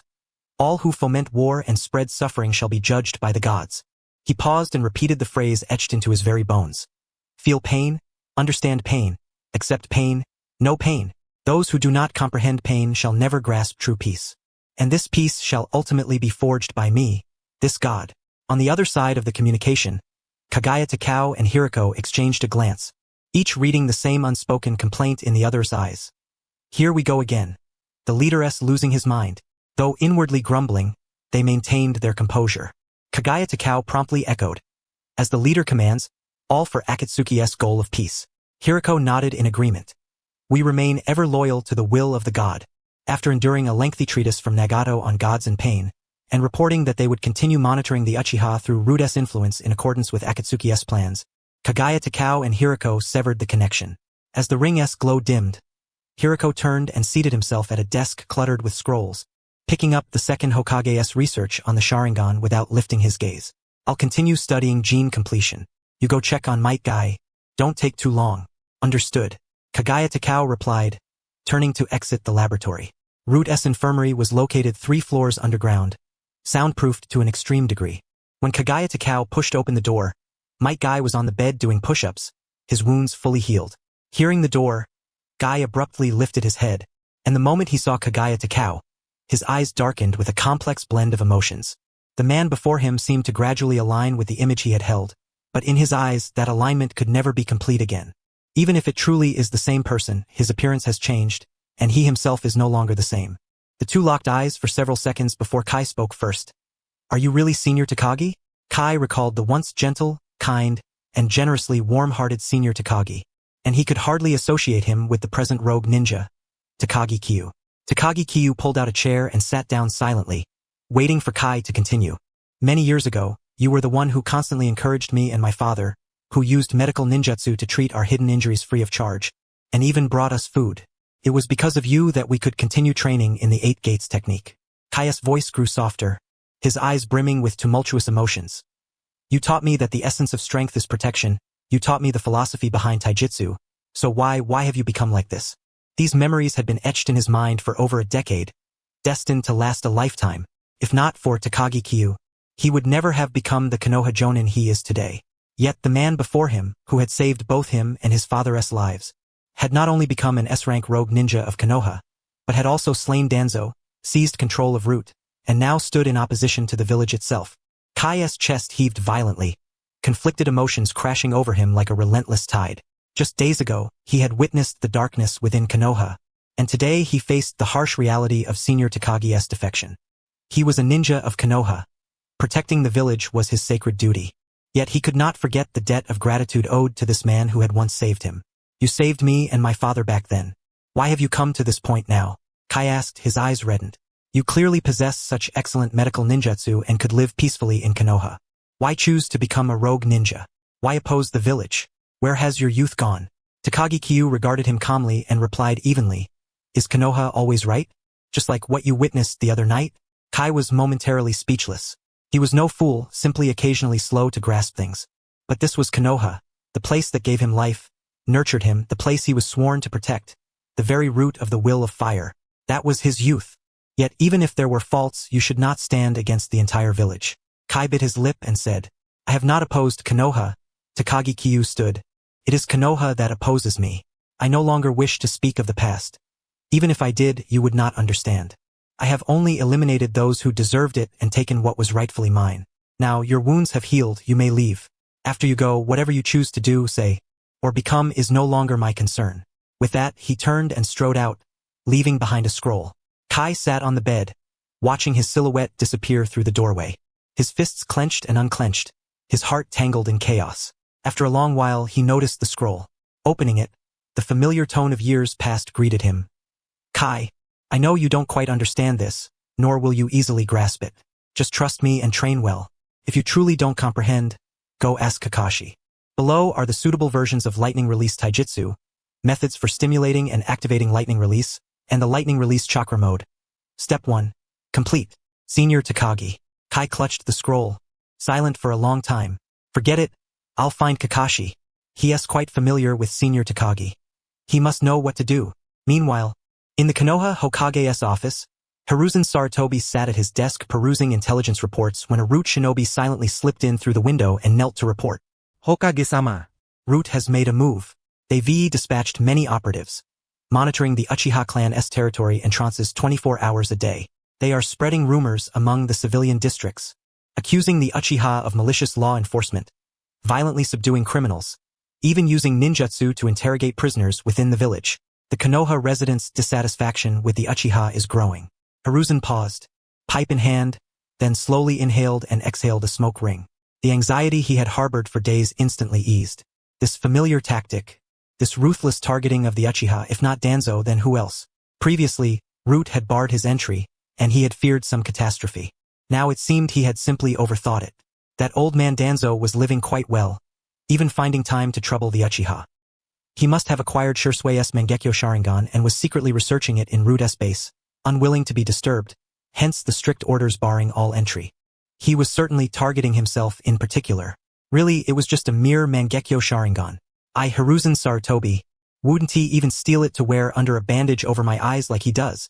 Hiruzen waved his hand, dismissing the Root shinobi. Understood. Just keep watch. No interference. The Root shinobi vanished, leaving Hiruzen alone in the office. He leaned back in his chair, took another puff from his pipe, and smiled with relief. As long as Danzo remained, Root would not spiral into chaos. Konoha was still stable and would surely flourish. One night in the Uchiha clan's territory, before the blood-red full moon, a few young clan members returned from duty, carrying their ninja tool pouches as they walked home in small groups. They recalled the murmurs of the day, the whispers they heard while patrolling Konoha. Civilians along the streets had surreptitiously thrown rotten vegetable leaves at them and cursed the Uchiha as mad dogs behind their backs. Humph, always gossiping behind our backs. One young man with spiky hair sneered, twirling a kunai between his fingers. If they have the guts, let them say it to our faces. Why bother with them? Another spiky-haired Uchiha patted his comrade's shoulder, lifting his chin arrogantly enough to look down his nose. We Uchiha have always been different from them. This is our Konoha. If it weren't for us guarding Konoha, these troublesome peasants would have long since perished at the hands of enemy ninjas. The group laughed and chatted as they walked away, regarding the civilians' fear as nothing more than a natural respect for the Uchiha. Such fear was, in fact, the highest praise for their clan. In the deepest chamber of the clan's territory, the atmosphere was so tense it could be wrung for water under the dim moonlight. The long table was filled on both sides with gray-haired elders and middle-aged jonin captains, all silent. Finally, the eldest elder on the far left broke the silence with a harsh curse. That damned Shimura Danzo. It has to be him. It's too suspicious. Since this day began, the entire village, from south to north, has been spreading rumors that we enforce the law violently and oppress both criminals and civilians. It's too coordinated. Someone is definitely orchestrating this behind the scenes. His words were like a spark thrown into a barrel of oil, igniting an uproar. The eldest elder is right. It must be Shimura Danzo. A jonin slammed the table so hard the teacup jumped. Who else but him watches us Uchiha so closely every day? The last person Shursui saw before he disappeared was someone from Root, and now Shursui is nowhere to be found. If it isn't Danzo holding him back, then who else? That old bastard first pushed us to the edges of Konoha, and now he uses these underhanded tactics to ruin our reputation. He's south trying to drive us to destruction. The accusations grew louder and wilder. I say, instead of waiting for him to destroy us step by step, we should just rebel. A young captain suddenly stood, his Sharingan blazing bright red. Konoha was built by the Uchiha and Senju together. Why should we suffer this indignity? Yes, rebel. If it comes to it, we'll tear down the Hokage's office and make this place our home. Clan Chief Fugaku, you must not endure this any longer. If we keep holding back, Danzo will chew us to the bone until nothing remains. Indeed, the weather is fine tonight. Let us march straight to the Hokage's office and root us base. Fugaku Uchiha sat at the head of the table, pressing his fingers against his brow as the veins at his temples throbbed visibly. Once again, this meeting truly, it was unnecessary to convene it at all, and within mere sentences, it had descended into rebellion. Enough! Silence all of you. Fugaku's voice rose above the murmurs, commanding absolute authority. Rebellion? What rebellion? What do you intend to rebel with? Mere angry words? There is no evidence implicating Danzo at this point, and Shursui remains missing. If you act rashly now, you will hand Konoha a legitimate excuse to annihilate our clan openly. Then we just wait and do nothing? Someone from below grumbled in dissent, barely audible. Wait, Fugaku ground out through clenched teeth. First, find Shursui. Trace the source of these rumors. Only then will we discuss anything else. The dovish faction promptly nodded in agreement. Clan leader Fugaku is right.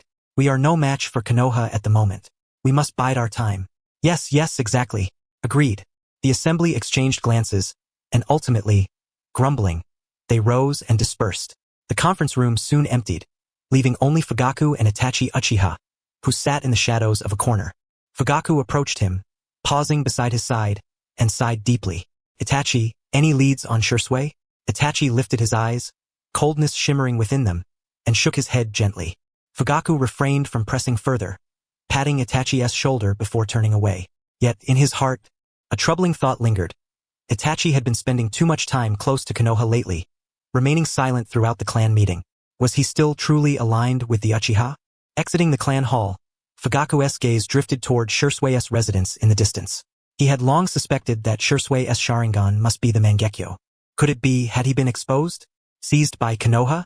Alas, Shursui, who had only just come of age, was now either among the living or the dead.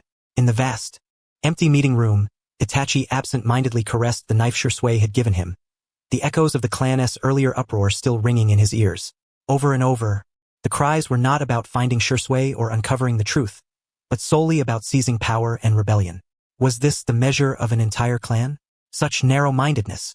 Itachi's mind replayed Shursui's last words before his disappearance. Protect Konoha, protect the Uchiha. But were these clan members truly worthy of such protection? There was no hope left. These people, there was no hope left for them. Itachi rose and left, having yet to visit his beloved younger brother today. Meanwhile, at Kakashi's home, Kakashi had just completed another circuit around Konoha, still failing to catch sight of that elusive green figure. Obscured, Obito silently followed him on his rounds, cursing Kakashi's incompetence countless times under his breath. Not long after Kakashi returned, a knock sounded at the door. Lazily, he lifted his half-open, dull eye. "Come in." The door was flung open abruptly, flooding one of Kakashi's eyes with green. Might Guy strode in, but his normally radiant white smile was dimmed. His once youthful, thick eyebrows and spiky hair hung lifelessly. Kakashi's hand paused mid-motion, his anxiety of the past several days finally easing. He had scoured every corner of Konoha, unable to locate Guy, fearing the worst. Yet here he was, still wearing that groggy expression, yawning. "Ah, it's you, Guy." Under normal circumstances, Guy would have leapt up, shouting about youth. But today, he merely rushed to the table. His face twisted with tangled worry and panic, pouring out the experiences of recent days. From the sleepless nights of Boss Zhao Gao to encountering Danzo's seizure of Shursui outside the village, then battling the Umbu route, and finally being captured. It turned out Boss Zhao Gao was none other than Qi Yugao, once presumed dead 5 years ago. A man now commanding the entire root faction and the senior who had helped both him and his father in the past. Kakashi, who had been relaxing, straightened up bit by bit, his visible eye narrowing. Danzo was dead? Shursui was likely close behind? Qi Yugao, the rogue ninja declared dead years ago? The senior who had comforted him after his father's death? The one who had once researched Chidori with him? The medical ninja at Konoha Hospital who had alleviated the strain on his Sharingan? He was secretly operating within Konoha, had killed Danzo, and now controlled Root? Tell me, Kakashi, what is really going on? Guy finished, pulling a scroll from his bosom and trembling as he placed it before him. Look, this is what he left me. He was still that kind-hearted senior back then. Why has he become like this now? What am I supposed to do? Kakashi took the scroll and unrolled it slowly. The handwriting was intimately familiar. Within were Qi Yugao's modifications to Gaia's lightning release body technique, accounting for the hidden injuries accumulated over years of 8 Gates training, with each step's key points meticulously detailed. After reading, Kakashi folded the scroll and handed it back to Guy, remaining silent for a long moment. He had witnessed the darkest depths of Konoha. His father's death, the loss of his teacher and mentor, the departure of the Sannin. All had given him inklings. He knew well what desperate choices a person made when driven to the edge, just as his father had chosen suicide. Why Qi Yugao had defected, why he had come to this point, Kakashi needed no explanation, he could guess most of it. But these truths he could not share with Guy. Gaia's world was pure youth, protection, Konoha. He could not burden him with such heavy darkness. At last, Kakashi merely raised a hand and patted Gaia's shoulder. Don't overthink it. Train hard with what he gave you. But Guy wanted to say more. Guy, Kakashi interrupted, his gaze unusually earnest. Only by becoming strong enough yourself can you protect what you want to protect. The rest isn't ours to control, nor can it be. Focus on your training, that's what matters most. Guy stared into his eyes for a long while, then finally nodded firmly, shoving the scroll back into Kakashi's hands. Neither noticed the figure lurking in the shadows outside the window, Obito passing by chance. The chill in his single eye deepened. Naturally malevolent Qi Yugao, have you also set your sights on Kakashi's Sharingan, the so-called waste? Humph, once the clan extermination is over, I'll settle this score with you. In a clandestine laboratory somewhere within the shinobi world, the air was thick with the scent of serpents. Large incubation tanks bubbled, and the walls were plastered with dense diagrams of genetic sequences. Orochimaru's pale skin was still slick with the culture fluid, his golden vertical pupils sparkling with excitement. He licked his lips and chuckled lowly. How utterly fascinating, Qi Yugao. You never cease to surprise me. Kabuto's hoarse voice betrayed his exhilaration. The demon sprout that Qi Yugao traded has already been incorporated into my living corpse reanimation. From now on, every time I possess a new body, all its abilities will be securely locked within my soul and genetic code. No matter how many times I change vessels, these powers will follow, and the living corpse reanimation bodies will better synchronize with my soul, extending their usability by 3 more years. Beside him, Kabuto pushed up his glasses and bowed slightly with a smile. Congratulations, Lord Orochimaru. Now nothing can limit you. You will have more time for your research than ever before. But the excitement was short-lived. Orochimaru turned and approached another experimental table, where a body, long since broken down, lay in ruin, flesh torn and mangled, bearing the violent marks of repeated ice release, crystal release, and magnet release attacks. After the third simulated possession, the fused genetic chain began to reject the integration. After the fifth, the genes might collapse entirely, even damaging the soul itself. Orochimaru's golden pupils contracted into narrow vertical slits. Kabuto offered reassurance. Lord Orochimaru, what Kyu Takahashi has traded to you is not the complete Kagenro technique, merely a superficial fragment. The core of Kagenro remains entirely concealed by the other party. Once you obtain that core or manage to decipher it yourself, you will undoubtedly overcome these obstacles. Orochimaru gazed at his newly upgraded version of the living corpse reincarnation with a hint of regret. Without that core, even if he fused Kagenro with the living corpse reincarnation, he could only change bodies 4 times at most. Beyond that lay only a dead end. He pondered. But Kyu Takahashi and Barufu have studied Kagenro for decades, yet they have only fused 2 types. Have they realized something? Are they devising a solution? Or have they already resolved the gene collapse issue but simply not chosen their target yet? Or perhaps all of the above. Turning around, Orochimaru looked at the dossier of Kyu Takahashi pinned to the wall, a sinister smile curling at the corner of his mouth once more. Whispering the name Kyu Takahashi, he grinned wickedly. Truly surprising, Barufu, your talent is so poor, yet you have encountered such a disciple. He then faced Kabuto and commanded, Kabuto, Kyu Takahashi must be in Konoha now. Continue your undercover work there. If the opportunity arises, you may discreetly make contact with Danzo's root faction. Have them investigate Kyu Takahashi and Barufu, and remind Danzo to be cautious not to meet an untimely end. I find myself increasingly intrigued by this young man. Kabuto bowed his head and responded obediently, yes, Lord Orochimaru. Orochimaru had ample time and patience to slowly engage with Kyu Takahashi. After all, there were few individuals left in this world who could captivate his interest so profoundly. Before Kabuto departed, Orochimaru added, by the way, keep an eye on the Uchiha clan's movements. Soon, there will be quite a few fascinating developments emerging from there. While Orochimaru diligently pursued scientific research to grow stronger, Kyu Takahashi was also on the path of mutation. Humans have limits. Kyu Takahashi could only transcend humanity. Yet transcending humanity was no small feat. Inside a laboratory within Root's facility. Shursui, do you still want your Sharingan? If not, I'll just take it. After several confirmations, Kyu Takahashi, seeing the unconscious Shursui remain silent, took his consent as implicit. With slow, deliberate movements of his left and right hands, he removed Shursui's pair of Mangekyo Sharingan. Rewinding the motion, he then removed his own eyes. The Sharingan, resembling light bulbs, were plug-and-play. After a simple medical ninjutsu treatment, the optic nerves were effortlessly connected. Still defying conventional science, yet perfectly in line with the science of the ninja world. The freshly transplanted Mangekyo Sharingan carried a slight foreign sensation. A cold chakra continuously radiated outward along the IS meridians without pause. Kyu Takahashi infused his own chakra, and the intricate Mangekyo pattern slowly swirled at the base of his eye. The consumption was roughly equivalent to continuously employing D-rank or E-rank ninjutsu every minute or so. Given the good compatibility with his body, an ordinary person would consume chakra equal to 2 D-rank ninjutsu every minute. Judging by this, Kakashi must have quite a large chakra reserve. With the immense chakra of the Uzumaki clan as a foundation, multiplied several times by the demonic integration of the corpse vein, not to mention just 2 Mangekyo Sharingan, he would gladly welcome 2 Rinnegan as well. The moment he lifted his gaze, time seemed to slow. Is this the insight of the Sharingan?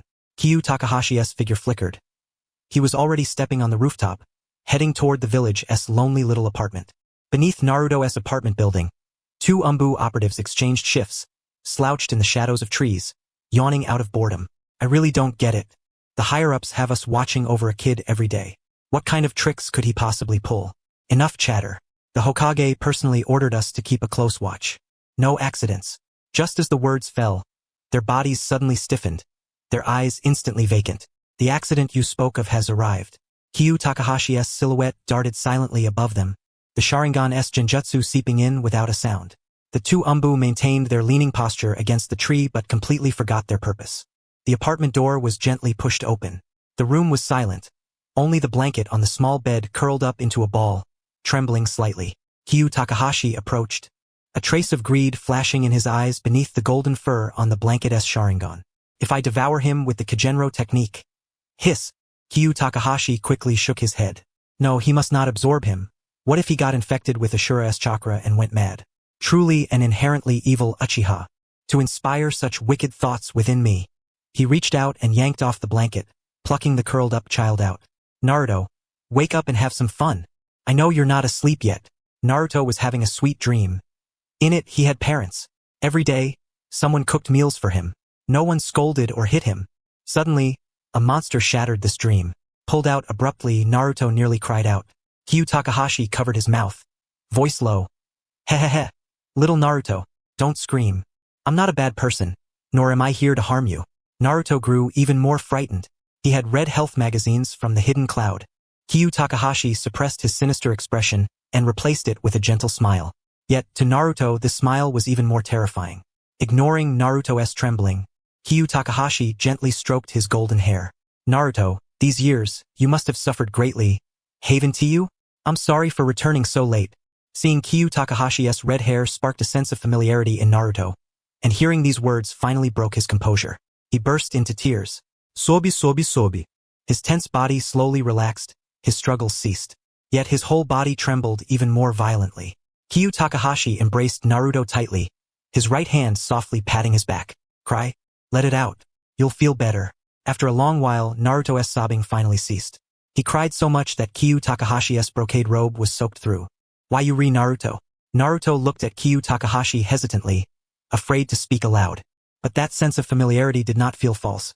He had only felt it before from that boss Xiaogao. Finally, biting his lip, he looked at Kyu Takahashi with hopeful eyes. Are you my father?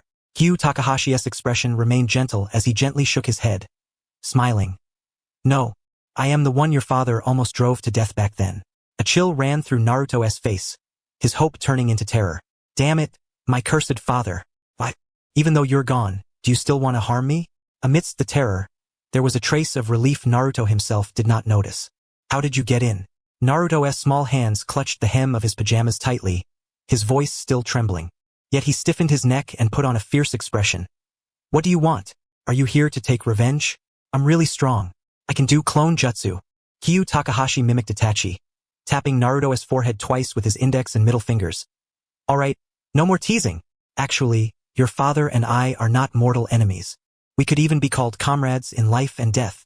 In our last few encounters, we were evenly matched. Back then, he was only half a move behind me. Seeing Naruto's blustering yet timid demeanor, Kyu Takahashi did not beat around the bush, staring straight into his eyes. Naruto, do you want to know who your parents really are? Those words struck Naruto like a thunderbolt, directly crashing down upon his head. His entire body froze. The feigned fierceness in his blue eyes vanished in an instant, leaving only an overwhelming wave of shock. His grip on his pajamas tightened progressively, his fingers whitening with the pressure, lips trembling several times before he managed to squeeze out a faint voice. You? What did you say? I have parents too? I really have parents? Qi Yugao clutched his chest and drew a sharp breath. The conscience once seized by Danzo was rediscovered after a long absence. I truly deserve to die for teasing such a pitiful child. Wait, no, this is helping him. He should be grateful. He should say thank you. Yes, you have parents. I know who your parents are. Qi Yugao repeated once more. I also know why they left you here all alone. Naruto nearly collapsed to the ground, his small hand clutching Qi Yugao's sleeve so tightly his nails nearly pierced the fabric. Tears could no longer be held back, falling patteringly onto Qi Yugao's sleeve. The villagers called him a monster. No one wanted to speak to him. They only beat and scolded him. Seeing others with parents, he truly envied them. Even if those parents were the ones who beat and scolded him alongside others. Countless nights spent hiding under the covers, wondering what his mother and father were like. Did they hate him? Why did they abandon him? Now suddenly, someone was telling him that they knew the answer. Really? Naruto wiped his tears with one hand, his face blurred with tears. You're not lying to me? Who are they? Are they still alive? If you want to know, stay silent and follow me. Qi Yugao did not answer directly, but gently placed his hand upon Naruto's lower abdomen. Before Naruto could react, he felt a gentle chakra flow into his body, settling deeply within his abdomen. The scene before him spun wildly. By the time he regained his footing, he was no longer in the small apartment. Surrounding him was a pitch-black enclosed space, with icy, filthy water reaching his ankles. At the far end stood a colossal iron cage, inside which a massive orange-red figure was curled up. Naruto had never seen anything so enormous. Frightened, he shrank back, hiding firmly behind Qi Yugao, daring only to peek out halfway. The figure stirred, lifting its enormous head, 9 tails swaying slowly behind it. Naruto stood dazed, his mind utterly unable to comprehend. A fox, a great fox. People had called him the son of a demon fox before, and combined with tonight's words, could it be? He swallowed nervously, whispering in the cavernous space, "Are you my father?" Upon hearing this, the 9 tails was stunned for a full 2 seconds before erupting into a booming laugh, its 9 tails thumping loudly against the iron cage. "Ha ha ha, kid, you call me father." As it laughed, it sniffed sharply twice, its expression suddenly changing. An aura of the Sharingan filled with hatred to the bone, mingled with a faintly familiar scent, its gaze fixed intently on Qi Yugao, only to meet the swirling patterns of the Mangekyo Sharingan in his eyes. Uchiha! The 9 tails instantly bristled, its 9 tails striking the cage violently, causing the entire space to tremble fiercely. The roaring shook Naruto's ears to a buzzing roar. "You damn Uchiha again! Trying to control me once more!" A furious wave of energy surged forward. Naruto's legs weakened, and he collapsed into the filthy water, trembling violently, his face drained of color. The fleeting thought of calling the beast his father vanished without a trace. Qi Yugao did not even furrow his brow. He raised his left hand, forming a sword finger before his chest. Golden chains shot out from behind him, wrapping tightly around the iron cage. The 9 tails' tail strikes were firmly bound. Simultaneously, the Mangekyo Sharingan spun faster. An invisible oppressive force pressed forward with the Sharingan's power, firmly anchoring itself within the 9 tails' consciousness. Silence. 2 words, golden chains combined with the pressure of the Mangekyo Sharingan. The 9 tails was immobilized instantly. Its earlier rage was forcibly suppressed. It could only glare viciously at Qi Yugao, growling lowly through clenched teeth. Finally regaining composure, the 9 tails scrutinized the man before it, sensing carefully. No, this Sharingan isn't native to him. It lacks the sinister aura engraved in the bones of the Uchiha. Instead, this boy's chakra is mostly of the Uzumaki clan, with a peculiar fusion of various bloodline traits. Seems familiar somehow. The 9 tails' hostility lessened slightly. Its tail twitched but failed to break free, reluctantly crawling back down. "Forget it. Since you're fighting the Uchiha, I'll give you some face." Naruto sat on the ground, still trembling from fright, now staring wide-eyed as Qi Yugao subdued the once ferocious great fox with a mere gesture. His gaze fell upon the golden chains behind Qi Yugao. For some reason, they felt inexplicably familiar, much like the hair had before. Slowly, Naruto rose from the ground, retreating once more behind Qi Yugao, clutching his clothing's edge, whispering, "Big brother, who exactly are you? Do you really know my mother and father?" Qi Yugao did not answer, his gaze fixed on the cage's door. He stepped forward 2 paces, chakra flowing along the ceiling talisman, probing steadily within. The 9 tails watched his movements without interference, only sneering, "Don't bother. That seal set by Minato Namikaze is impossible for ordinary people to break." Qi Yugao ignored the remark, delving deeper with his chakra. Soon, he halted his movements. At the seal's deepest point, adjacent to the chakra prison containing the 9 tails chakra, 2 warm, distinctly different clusters of chakra lay quietly. One was sharp yet gentle, like a small sun, Minato Namikaze. The other was scorching, soft, and tempestuous, sharing the same origin, Kushina Uzumaki. "Found them." He glanced back at Naruto, who still clung to his clothing, eyes full of curiosity and anticipation. Then he looked once more at the impatient 9 tails within the cage, slowly withdrawing the Mangekyo Sharingan. "Minato, you leaked just a little bit back then. Today I'm repaying the favor. But how will you and your wife repay me?" Qi Yugao combined his chakra with the Sharingan, meticulously inspecting the seal. He examined the 8 trigram seal inside and out, gaining a clear understanding of its structure. Under the Sharingan's gaze, Qi Yugao formed countless hand seals, gradually dismantling and modifying the 8 trigram seal. Ultimately, he guided the portion of the 9 tails chakra originally destined to leak through the seal into the 2 clusters of light at the seal's deepest point. Then, the 8 trigram seal dissolved. First, a golden-haired figure materialized, Minato Namikaze clad in the 4th Hokage's ceremonial robe.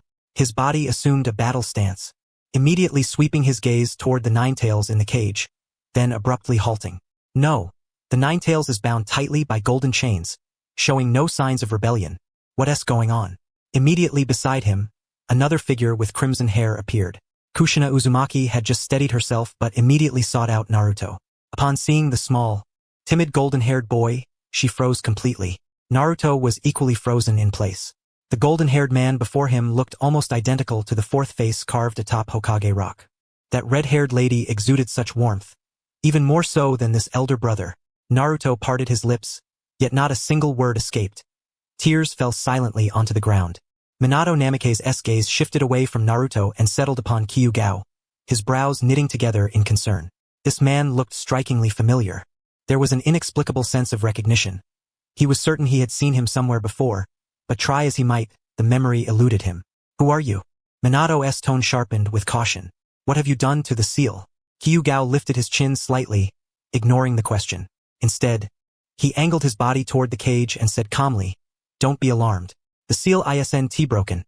I merely made a small adjustment. I have control over the Ninetales, it won't harm anyone." He paused briefly, his eyes scanning Kushina Uzumaki, who was still intently watching Naruto, then added, "If there's anything to discuss, speak to the child first. Naruto has been waiting for you for years." Kushina's gaze finally left Naruto's face and fell upon Qi Yugao's crimson hair. The tension in her shoulders eased considerably. Sharing the bloodline of the Uzumaki clan, that feeling of kinship was unmistakable. The Uzumaki. There are no villains among them. She also noticed the Mangekyo Sharingan flickering in Qi Yugao's eyes and felt a twinge of curiosity. Yet that curiosity was but a shadow compared to the overwhelming concern for her son, whom she had never before seen. She disregarded Qi Yugao and reached out her hand toward Naruto. "Naruto, my Naruto." Naruto looked at her outstretched hand, then glanced at Minato, whose expression was gentle and reassuring. After clutching the hem of his clothes for a long moment, he finally released his grip and hurried forward, burying himself in Kushina's embrace. Minato watched the mother and son clinging to each other, his eyes reddening. He cast a glance toward Qi Yugao, his curiosity urging him to ask questions, but Kushina tugged at his arm to hold him back. The three figures followed the glow of chakra, slowly stepping into the innermost core of the seal, vanishing completely from before the cage. Silence fell instantly, broken only by the heavy breathing of the Ninetales within. Qi Yugao turned around, leaning his back against the iron cage. He raised his eyes to the Ninetales, whose fur was bristling and who had remained silent for a long while, and casually called out, "Ninetales, Karama." The moment his voice echoed, the entire space seemed to freeze. The Ninetales, who had been lying down, instantly tensed. Its 9 tails snapped upright, and its lantern-sized eyes fixed unblinkingly on Qi Yugao, filled with utter astonishment. It had lived for over 1,000 years. Since the Sage of Six Paths separated it from the Ten Tails, no one but that old man had ever known its true name.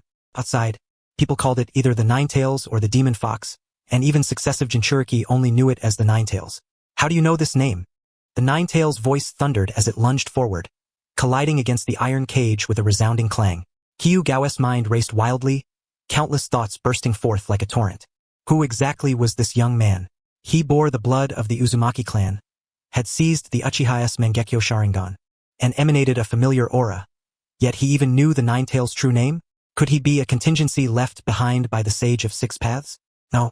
That old man had been dead for many years. Or had he encountered the other-tailed beasts? No. Those 8 wouldn't have divulged such secrets. The Ninetales' alarm deepened, his gaze toward Qi Yugao shifting. The prior hostility and ferocity vanished, replaced by a mind brimming with questions and an unmistakable wariness. What was his true intent? At last, the Ninetales strained against the adamantine chains, gritting its teeth as it demanded, "Who exactly are you?" No ordinary person could possibly know this name. Qi Yugao leaned against the iron cage, his expression composed and unperturbed. "What I know far exceeds what you imagine." His eyes swept over the Ninetales once more, the Mangekyo Sharingan within them slowly turning. "I have no desire to control you, nor to harm you. If you wish to live, then cooperate with Naruto as he grows." The Ninetales fixed its gaze on Qi Yugao's eyes. Though presently outmatched, the pride of a tailed beast was innate. "Ah yes. I am the mighty Ninetales, a being who has lived for over 1,000 years. Your bones will turn to dust, yet I shall endure." "That's a reasonable argument," Qi Yugao countered, narrowing his Sharingan. He transmitted the memories of the healthy, shadowy Nagato and the visage of the outer path puppet to the Ninetales. "This is a man I have encountered. Under his command is an inherently malevolent Akatsuki organization. Their goal is to gather all 9-tailed beasts, resurrect the Ten-Tails, and become its Jinchuriki." Long moments passed, yet the Ninetales remained silent. In truth, it had believed everything upon seeing the Rinnegan, and then the outer path puppet and the Ten-Tails Jinchuriki. It was utterly stunned, its mind spiraling into panic. Gradually, it lowered its raised tails, no longer daring to bristle. The Ten Tails resurrection? That would consume half its chakra. But it would not show fear aloud. Humph! I shall grudgingly cooperate with that brat. Suddenly, the Nine Tails bent its body forward, locking eyes with Qi Yugao. Don't think you've hidden your malice well. Since you entered that brat Naruto's room, I have sensed your hostility. This malice is not only directed at that child, but at me as well. Qi Yugao replied, it seems there is no path to pacify you. He sighed. What can one do? Who wouldn't he want such a colossal Nine-Tails? The Ten-Tails Jinchuriki. That is the path to immortality in the shinobi world. His ambition was much like that of Obito and Madara, though uncertain about the future of the demonic roots technique and his own power. Perhaps due to extensive research, he preferred to remain hidden in the shadows, quietly developing, which had made him somewhat cautious and prudent. Rest assured, Kurama, I will never let him succeed. Man and Fox had reached a tentative, superficial alliance. At that moment, the light within the sealess core brightened once more, and Minato Namikaze and Kushina Uzumaki emerged, holding Naruto's hands. Naruto's eyes were red, tears still clinging to his cheeks. His small hands gripped their clothing tightly, unwilling to let go for even a moment. Minato stared at Qi Yugao for a long while, yet still could not recall who he was. Who exactly are you? We should have met before. Kushina paused, glancing at Minato. You know him? Do you still remember the name Qi Yugao? Qi Yugao smiled, confident that his demonic roots technique had succeeded. Qi Yugao? Minato's memory stirred swiftly, the words from long ago still striking him deeply. He had eagerly planned to change everything after becoming Hokage, but fate had intervened. Minato observed Qi Yugao now and noted a faint resemblance, though the age did not match. He speculated, are you a relative? Or perhaps his son? Given Senior Gao's personality, secretly hiding an Uzumaki-san outside would not be surprising. Qi Yugao responded, I feel my reputation has been unfairly tarnished, but it no longer matters. I am Qi Yugao, the very Senior Gao you spoke of back then. What? You are Senior Gao Qiyu? And with such power? Minato's eyes widened as he rapidly connected the dots. Frowning. You faked your death back then. Your forbidden jutsu with Hiruko succeeded. You even devoured an Uzumaki. Gaining their power, you managed to undo the 8-trigram seal. It seems you may have infiltrated Konoha and stolen the village's techniques. Was it on the night Naruto was born? That's correct. The very night Naruto was born, Qi Yugao admitted. And the Sharingan, Minato said, staring into Qi Yugao's eyes. Not only that, but an Uchiha fell victim to your treachery. Minato, Qi Yugao said, before you concern yourself with these matters, perhaps you should take a good look at your son. He needs you now to save him from the flames. The Sharingan of Qi Yugao spun silently, without a single wasted word, forcefully imprinting a slightly modified and edited montage of Naruto's experiences directly into the minds of Minato Namikaze and Kushina Uzumaki. Frame by frame, the scenes unfolded before them, accompanied by the melancholic strains of an Eru rendition of sorrow and lament. Naruto, just having turned 1 year old, still unsteady on his feet as he learned to walk, was pointed at and cursed by the village elders as a demon fox, terrified into a corner of a crumbling wall, crying hoarse until he fainted, unattended. From the age of 3, he lived alone in a drafty, leaky apartment, without thick blankets in winter, wrapped in thin clothing beneath his bed, lips turning purple from the cold, unable to sleep through the night. Whenever he ventured outside, children hurled stones at him, spat upon him, and adults pushed him away harshly. Even approaching shops invited curses. He could only watch longingly as other children were cradled in their parents' arms, his heart aching with sorrow and envy.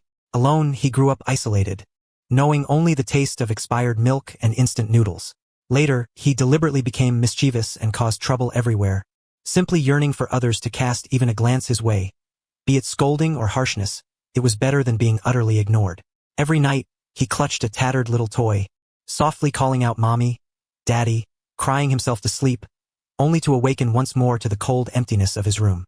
As the memories faded, Kushina reopened her eyes, her chakra erupting uncontrollably, fiery red hair bristling as the entire sealed space trembled violently. The once radiant young Minato now appeared darkened, his entire demeanor clouded with gloom.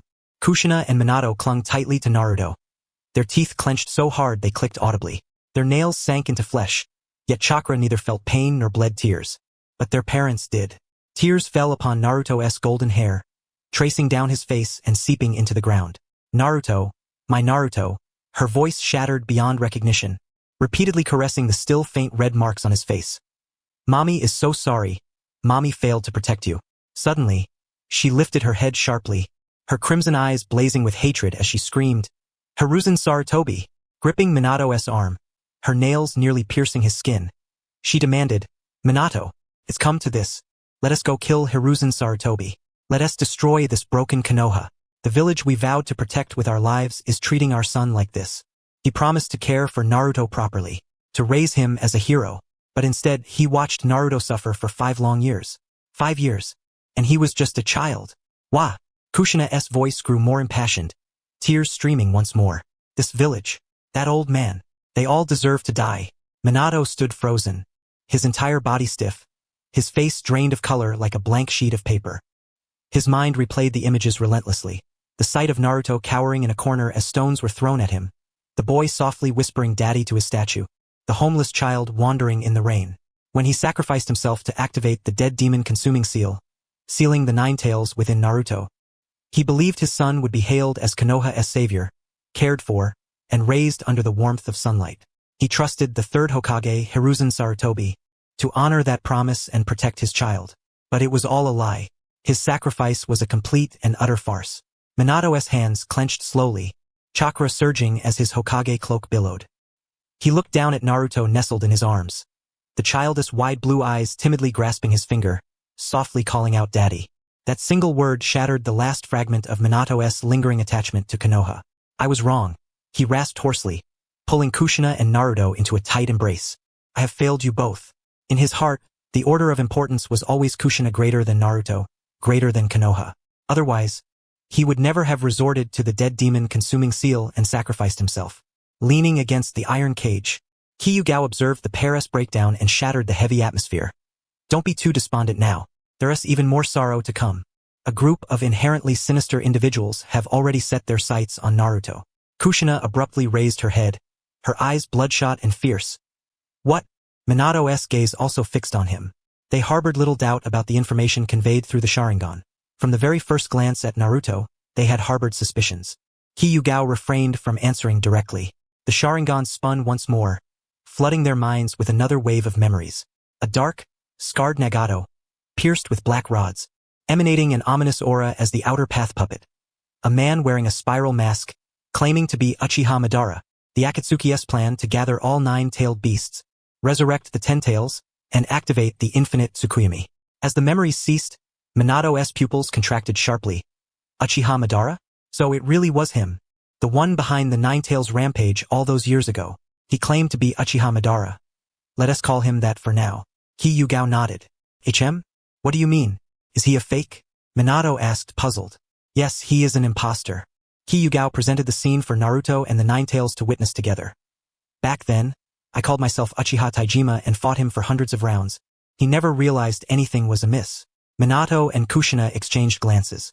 They suspected even a simpleton like Doto would know that Uchiha Taijima was Uchiha Madara's father. Yet the man claiming to be Uchiha Madara never noticed anything wrong? Something's not right. Minato sensed deceit in the boasting above. Yet Kushina's entire focus remained on Naruto. They want to collect all the tailed beasts? Then Naruto and the 9 tails must be their final target. Qi Yugao looked at her. Once they gather all 9-tailed beasts, Naruto will have the 9 tails forcibly extracted alive and die on the spot. The entire ninja world will be trapped within the infinite Tsukuyomi, becoming nourishment for the divine tree, living in a false dream until death. Damn those old fools in Konoha. They only use Naruto as a shield and never truly protect him. Kushina growled fiercely, turning to Minato. Minato, I'll cooperate with them. As long as it means protecting Naruto, I'm willing to do anything. Minato lowered his gaze to Naruto in his arms, the child clutching his finger, smiling foolishly and softly, brimming with complete trust in his father. Unaware of the grim atmosphere, he resembled Kushina's own carefree nature in some ways. Minato raised his head, looking firmly at Qi Yugao. Very well. The 4th Hokage is dead. Now, I am Kushina's husband and Naruto's father, Minato Namikaze. We will cooperate with you. But one thing, how do you know so much detail? And why did you seek us out? Qi Yugao responded proudly. Because I am an undercover agent. And as for why I found you, that is my pleasure. Casting one last glance at the tightly embraced family of 3 and the fox, he turned toward the exit of the sealed space. His purpose here was fully accomplished. What Konoha owes us, I will make them witness everything they least wish to see. With that, Qi Yugao's figure vanished from the sealed space. Minato gently patted Kushina's back, suppressing the turbulence of anger and guilt within, securing Naruto firmly between them. The shadows on his face gradually lifted, revealing the calm demeanor characteristic of the fourth Hokage once more. Even after such a devastating blow, he would never allow his emotions to cloud his judgment. Kushina, try not to be too agitated, Minato said softly. We cannot believe everything Senior Gao has said, but neither can we dismiss it entirely. Kushina clenched her fists tightly, yet upon gazing at the bewildered Naruto cradled in her arms, she forcibly suppressed the urge to roar and nodded firmly. I understand, Minato. I will heed your counsel. Minato turned his gaze toward the Ninetales confined within the iron cage, his eyes laden with solemnity. Ninetales, you endured the chaos wrought by the Ninetales rampage years ago and crossed blades with the man behind the Uzumaki mask. Tell me honestly, is he truly Madara Uchiha? The Ninetales retorted disdainfully. Do you even know what you're saying? Have you lost your wits from shock? Are your emotions clouding your judgment? Enough. For the sake of the Ten-Tails' dignity, I shall not quarrel with him. Shaking his numb, bound tail, the crimson vertical pupils brimmed with scorn as he sneered Madara? That brat is utterly unworthy. I have memorized Madara Uchiha's chakra aura for a lifetime, overbearing and chilling, and it is nothing like that masked imp.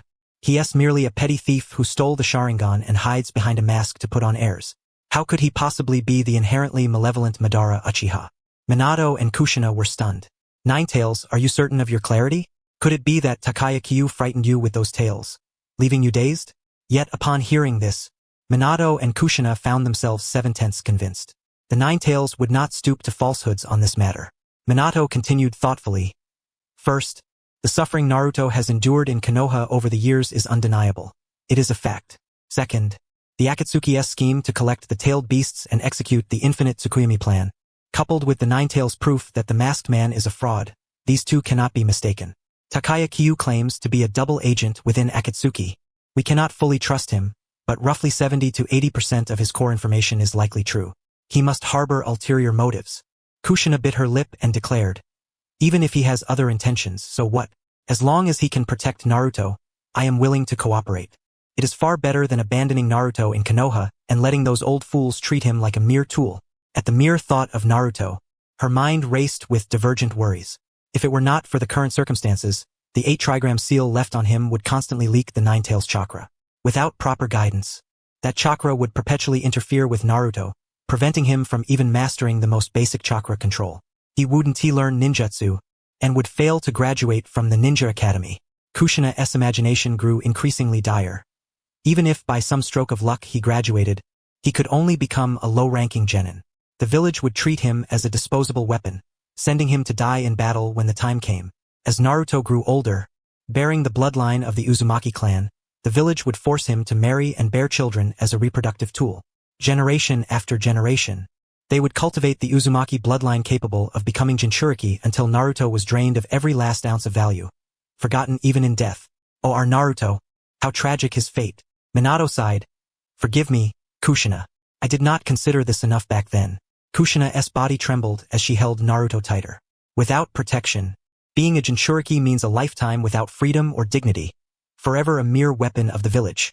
Thankfully, she had Granny Mito, then Tsunade, and later Minato himself. But her son had nothing.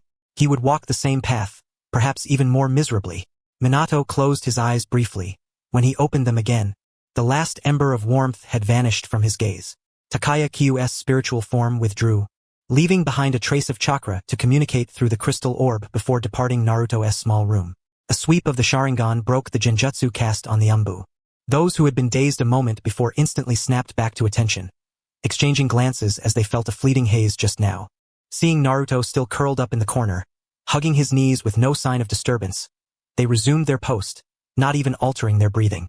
Takaya Kyu departed with satisfaction, his form melting into the shadows, then swiftly ascending to the root underground laboratory. The laboratory glowed with cold white light as Hiruko operated on Shusue's flesh and blood. Back already? Hiruko did not look up, continuing his research. The preliminary dissection of Shusue's Sharingan genetic sequence is complete. Thank you for your hard work, Sensei. Takaya Kyu approached casually, projecting the footage recorded earlier in the sealed space onto the crystal orb. Unsurprisingly, both were utterly incinerated. Hiruko glanced at Kushina's fiery red hair blazing in the crystal orb, a flicker of amusement crossing his eyes before he quickly suppressed it. That is the fourth Hokage. Could he truly betray Konoha? But Konoha has already betrayed him. Takaya curled his lips slightly. I intend to show them what the Konoha they risk their lives for truly is. He turned and pressed the communicator at the corner of the desk. His voice instantly chilled. Transmit my orders. Forge commands from the Hokage's direct umbu, informing those obstinate villagers that the Jinchuriki is the son of the Ninetails, the true culprit behind the deaths of their loved ones years ago. It is only the Hokage's kindness that spared him. Continue to secretly target Naruto with beatings, insults, discrimination, and more. Above all, make Naruto feel the sting of suffering. Understood, came the respectful reply through the communicator. Hiruko raised his eyes to him. Are you trying to pour oil on the fire? If I don't pour oil, how can the flames burn hotter? Takaya slipped into research mode.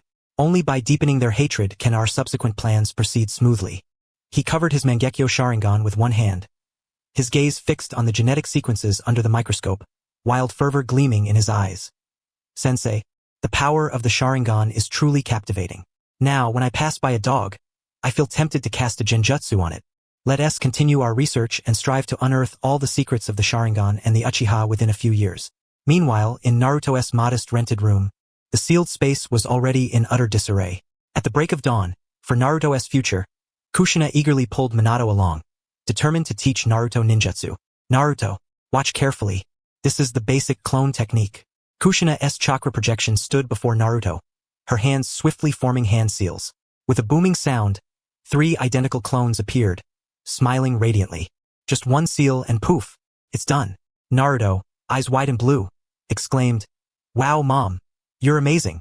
Yet, when he considered his own attempts at the clone technique, embarrassment flushed his cheeks. Kushina taught enthusiastically, determined to make up for the years of lost education with Naruto. Naruto, did you see clearly? This clone technique is really simple, right? Naruto looked up, his blue eyes wide open, shaking his head as he shouted, "No, I didn't see." Kushina's smile contracted slightly. "Then I'll do it again, slower this time." Another round of clone technique followed. "Did you see clearly this time?" "I saw it clearly, but I didn't remember it." Kushina took a deep breath and patted her chest, reminding herself this was her son. "All right, this time one seal at a time." Finally, with a bang, a puff of white smoke dispersed, leaving only a limp, distorted clone of Naruto on the floor, its features incomplete. It wobbled twice before dissolving completely. Ah! Kushina's cascade of red hair suddenly billowed upward, transforming into a terrifying 8-armed octopus. Minato gently eased the tension. "It's all right, it's all right. This is Naruto's first time learning. We'll take it slow. Come, let Dad teach you. Make your hand seals more deliberate, stabilize the chakra, and control its flow direction." He was incredibly patient, guiding Naruto hand in hand through the seals, again and again, from dawn until the sun was high in the sky. Yet, Naruto either failed to distinguish his clones or produced one's missing arms and legs. Even the most fundamental chakra control was so poor that chakra leaked everywhere. Kushina folded her arms, her face darkening with frustration, suppressing her anger as she reminded herself that this was her fault, that her shortcomings had caused Naruto to learn so slowly. "Enough, Minato. Let us skip the clone technique and move straight to the substitution jutsu." Kushina grew increasingly anxious with each passing moment. Another 2 hours slipped by. Kushina was so furious her hair nearly stood on end. Had Naruto not been pouting and close to tears, she would have lost control on the spot and given him a fierce lesson in love. Next, the transformation jutsu. "Surely you can master that." Gritting her teeth, Kushina personally demonstrated, forming the hand seals with a flick, instantly transforming into Minato himself. Identical in every way, even the aura was indistinguishable. As his closest companion, Kushina knew Minato inside and out. Naruto's eyes lit up with joy. "I know this one." At last, he could show his parents what he was capable of. Seeing the confidence radiating from Naruto's face, Kushina and Minato began to feel hopeful. Transformation jutsu. A plume of white smoke exploded. The anticipation on Kushina and Minato's faces froze instantly. Standing there was neither Kushina nor Minato, nor the mysterious Qi Yugao from before. Instead, there stood a woman, a seductive female clone based on Naruto's template, completely naked, coquettishly playing to the onlookers. Her cheeks flushed a delicate pink, exuding a shy yet flirtatious charm. The air fell into a 3-second deathly silence. Uzumaki Naruto. Kushina's roar nearly shattered the ceiling space. She punched Minato squarely in the stomach, sending him flying backward into the iron cage imprisoning the Nine Tails. Then she charged at Naruto's small backside, delivering a fierce beating that left him wailing uncontrollably. I told you to do the transformation jutsu, not to make all this nonsense. What on earth is going on in your head? Mom, I'm sorry. I'm really sorry. Naruto sobbed, crying and dodging simultaneously. Parental love cascaded like a landslide, and through their loving discipline, Naruto's childhood was completed. At last, Kushina relented, not because she was too tired to hit him, but because she felt pity. She sat cross-armed and fuming on the sidelines, watching Naruto rub his sore bottom with tears in his eyes. The fire of her frustration had nowhere to vent and was ultimately directed at Sarutobi Hiruzen. Damn Sarutobi Hiruzen. That old man is to blame. Kushina bit her lip, hatred shining in her eyes. If he hadn't abandoned Naruto here for 5 years with no one to teach or care for him, how could Naruto have failed to learn even the basics of ninjutsu? And yet he somehow learned this kind of jutsu. That damn old pervert must have done something. He corrupted our pure and kind Naruto on purpose. He deliberately ruined our son. Minato got to his feet, having already discarded the 4th Hokage's ceremonial robe and Konoha's green vest. This was merely a matter of expending some of the Nine Tails chakra. Clenching his fists, he declared, Konoha is hell for Naruto. I will create a future where Naruto is happy and joyful. In the days that followed, Naruto's life was a mixture of pain and joy. Within the sealed space, Kushina pressed his head down daily to learn ninjutsu. Failure meant punishment. Yet moments later, he could be held by his parents, listening to stories of the past, being treated to delicious food, and embraced at night as they sang him lullabies. By the time he turned 5, he had never been this happy before. Is this what having parents feels like? The once empty little house now seemed filled with the presence of his mom and dad. He no longer had to cower alone under the bed in fear. Even when Kushina punished him, he could turn around and act coquettishly toward Minato, his face bursting with radiant smiles, only for them all to be scolded together by Kushina. In the laboratory, Qi Yugao had just finished a round of experiments when he happened to witness Naruto attempting the seduction jutsu on Minato and Kushina. He shook his head with a wry smile. Who would have thought Naruto, so young and still a boy, dared to perform such a jutsu right in front of his parents? Most would hide whenever their parents are around. That moment was duly recorded. Lately, Naruto had been grinning foolishly, his lips never ceasing to curl upward. This baffled the Umbu assigned to monitor him. Previously, Naruto either sulked in corners or acted out mischievously to get attention. When had he ever smiled so foolishly every day? The Umbu promptly reported the situation to Sarutobi Hiruzen. In the Hokage's office, Sarutobi Hiruzen sat smoking his pipe, frowning deeply as he listened to the Umbu's report. Smiling foolishly every day? Not going out? And no trouble? Yes, Third Hokage-sama, Naruto-sama has barely left the house recently. When he does, he only takes a quick stroll downstairs before returning. He sometimes talks to himself and occasionally laughs aloud. We suspect Naruto-sama may be experiencing some mental issues. Sarutobi Hiruzen put down his pipe and tapped his fingers on the desk, his eyes full of puzzlement. He had worried that Naruto's young age and the Nine Tails chakra agitation might cause problems, yet now this behavior was so abnormal. Could it be that the Nine Tails chakra was eroding his mind? A vague unease settled in Sarutobi Hiruzen's heart, and he simply ordered, "Continue to keep watch. Report immediately if anything unusual occurs." Yes, sir. Several days later, Kushina was utterly exasperated by Naruto's lack of progress. After nearly 10 days of training, aside from steady improvement in the transformation jutsu, there was almost no advancement. Clutching her chest, Kushina felt as though if she continued teaching, she might pass out from sheer frustration. Get out! Get out! Kushina pushed Naruto out of the sealed space. Go get some sun. I need a break. If I keep teaching, I'm going to lose my mind. Naruto was about to be pushed out, blinking in confusion. Mom, aren't you coming with me? Naruto, haven't you forgotten?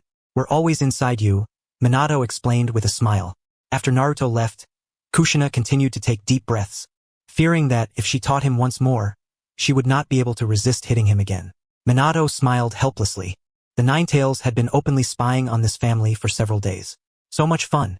How did I never realize humans were this entertaining before? Naruto had long dared not venture near the shops in town, as the shopkeepers would always berate him the moment he approached. But this time, before he even got close to the grocery store, the shopkeeper's face instantly darkened upon seeing Naruto. He grabbed a broom by the door and swung it at him. Ninetales, get out. Don't dirty my shop. The broom sliced through the air, and Naruto instinctively dodged with a practiced ease that was almost heartbreaking. Kushina and Minato's chakra flared fiercely. Then they saw several adults nearby pointing at Naruto and muttering curses. That's him, the son of the Ninetales, the one who killed the fourth Hokage. Why is he still alive? It would be better if he were dead. Stay away. Don't get possessed by the Ninetales. A few older children picked up stones from the ground and hurled them at Naruto, shouting, "Kill the Ninetales." Naruto curled up, clutching his head, and crouched down, shrinking into a ball to dodge the stones. His movements were so practiced it seemed as if he had done this 1,000 times. Nothing like the clumsy fumbling he showed when learning ninjutsu. Kushina and Minato's hearts felt as though gripped mercilessly by a single hand, the pain so intense it stole his breath away. They had only witnessed this in the memories granted by Kyuutai before. Yet now, to see their own son so cruelly tormented with their own eyes, they felt an overwhelming urge to break the seal and tear the entire street apart. Naruto. Kushina's voice roared within the sealed space, her entire body trembling with sobs. Fight back. Why don't you fight back? At that moment, a stone struck Naruto's forehead, instantly staining it red.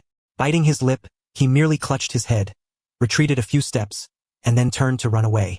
He ran until he reached a deserted alley, where he finally stopped, leaning against the wall and slowly sliding down to sit. His head bowed low, his small hands clenched tightly. Minato, burning with anger yet overwhelmed by guilt, whispered, "Naruto, we're sorry. We came too late." Within the sealed space, Naruto lifted his head, eyes red-rimmed, yet he offered Minato and Kushina a smile filled with happiness, softly saying, "Mom, Dad, just being able to see you is enough." They had said these words so many times before. He had grown accustomed to them. The phrase grown accustomed struck like twin blades, piercing Minato and Kushina's hearts mercilessly. Inside the sealed space, Kushina held Naruto tightly, crying with a heart-wrenching anguish. Her son was only 5 years old. He ought to have been cherished as the heroic child held gently in loving hands, yet he had grown used to being beaten, scolded, and pelted with stones. Minato raised his hand, gently patting Naruto's back. His touch was tender, but his voice carried a piercing chill. "Naruto, it will never happen again." Kushina clung to Naruto tightly. "Mom and Dad will never let you suffer like this again. We will never leave you." That very night, a knock echoed through Naruto's tiny rented room. As Naruto opened the door, he saw Hiruzen Sarutobi standing there, clad in the Hokage's attire, his face bearing a kind and gentle smile. He carried a fruit basket, a bag of snacks, and some medicinal supplies. "Good evening, Naruto." Hiruzen's voice was warm as he bent down to ruffle Naruto's hair. "Grandfather has come to see you." Naruto's eyes instantly lit up. In the past, only this grandfather and boss Zhao Gao would occasionally visit, bringing food and smiling at him.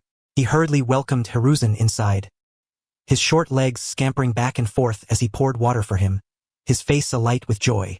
"Grandfather, what are you doing here?" "Grandfather missed you and came to see how you're doing," Hiruzen replied, settling into a chair and handing Naruto the snacks. Watching Naruto gleefully unwrap the treats, a flicker of guilt crossed Hiruzen's eyes, but for the sake of the village's stability, it was quickly suppressed.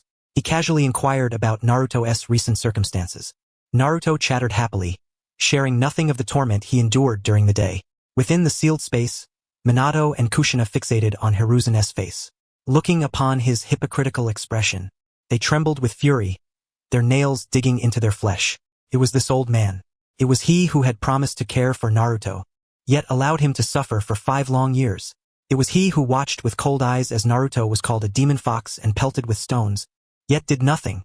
And now, here he was, still pretending to be a benevolent figure, deceiving their innocent son. After less than 15 minutes, Hiruzen rose to leave. Before departing, he patted Naruto's head and said, "If you need anything, come find grandfather." The door had just closed when the smile on Naruto's face had yet to fade, but Kushina's tear-choked voice echoed in his mind. "Naruto, don't trust him." Naruto froze. "Mom, what's wrong?" "That very grandfather was the one who caused you so much suffering." Minato's voice followed, gentle yet resolute. The smile on Naruto's face stiffened instantly. He shook his head instinctively. "No, that grandfather is good to me. He brings me food. If he truly cared for you, he wouldn't have let you live alone here for 5 years. He wouldn't have allowed you to be called a demon fox, to go without a warm meal, or to be pelted with stones, only to say you've grown accustomed to it." Kushina's voice was laden with suppressed sobs and anger. Minato's tone grew stern. Naruto, your mother and I sacrificed our lives to protect Konoha, sealing the nine tails within you. We believed you would be hailed as the village's savior and treated with care. We entrusted Hiruzen Sarutobi, that very grandfather, to watch over you. But he failed. To maintain order among the villagers, he tacitly accepted their hatred toward you, their bullying, and their isolation of you. The snacks and feigned concern he offered were nothing more than a balm for his own conscience. As for the deeper darkness, it was better not to reveal it to Naruto yet. He was still a child, and such knowledge would wound his spirit deeply. Naruto remained rooted to the spot, his small frame stiffening bit by bit.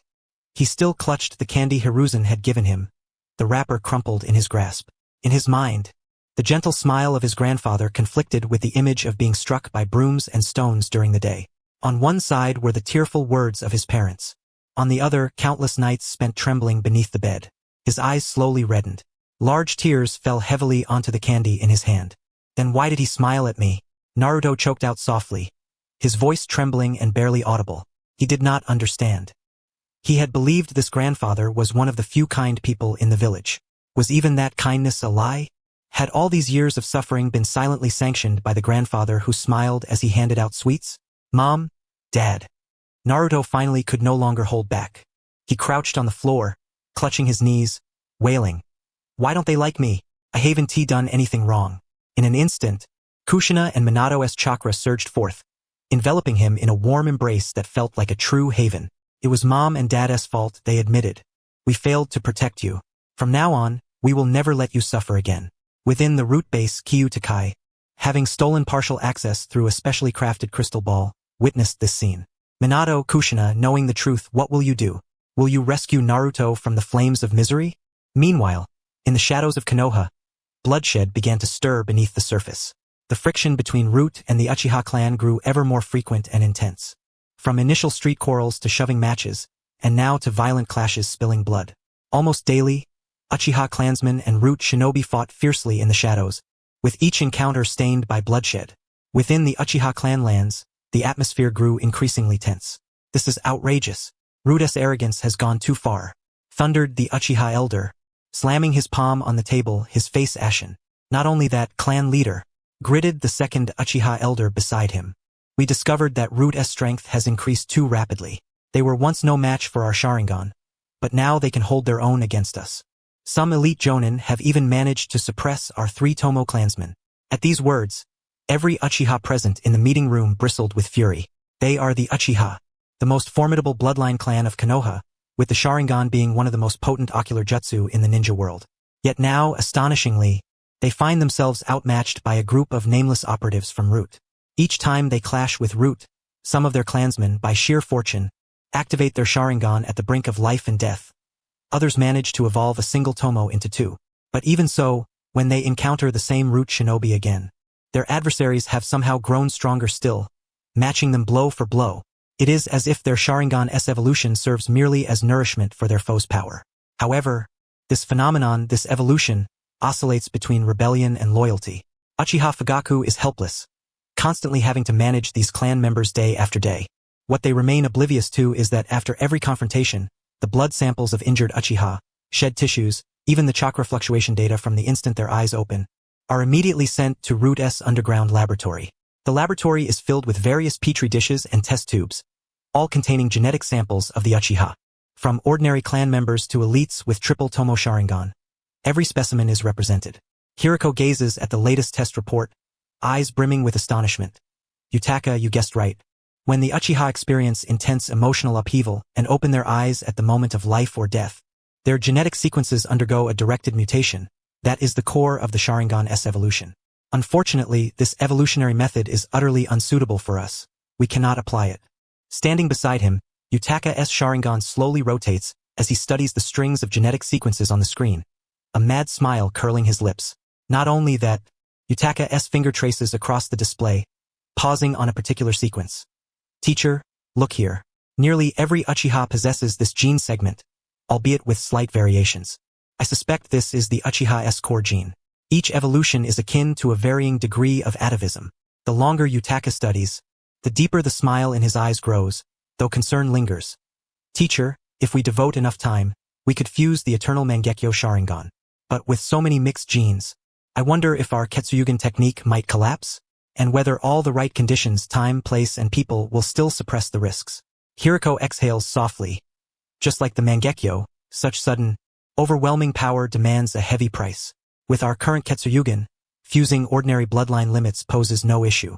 But the eternal Mangekyo is different. A single pair of eyes outmatches thousands in the ninja world. The greater the risk, the greater the reward. Ordinary bloodlines simply don't deserve our Katsuyugen. Only the Uchiha's eternal Mangekyo can elevate this technique to its pinnacle.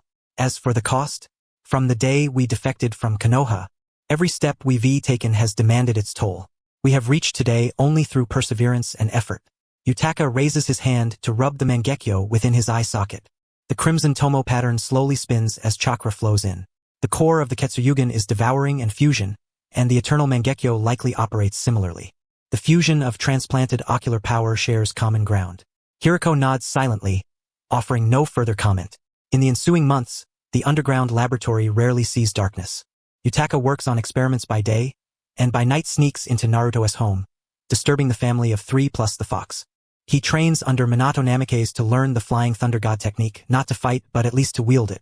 During the day, Hiruko and Yutaka, armed with Uchiha blood samples collected from past conflicts, organized specimens, and, with numerous test subjects provided by Root, push experiments relentlessly. Using gene editing technology, they embed the Uchiha core bloodline sequences into artificially cultivated embryos, birthing batch after batch of humanoid pseudo-beings. Alternatively, they employ the Katsuyugen to fuse multiple Uchiha genes into adult test subjects. Hiruko shakes his head as he observes these creations. Fused with multiple Uchiha genes, these pseudo-beings lack autonomous consciousness.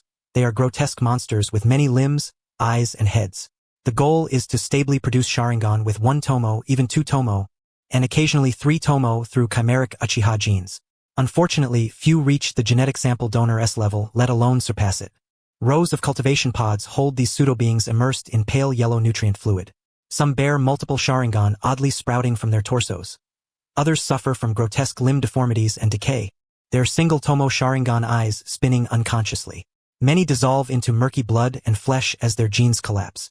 Their genetic structure is fundamentally broken, raising doubts about the efficacy if transplanted into humans. Yutaka pats the cultivation pod before him.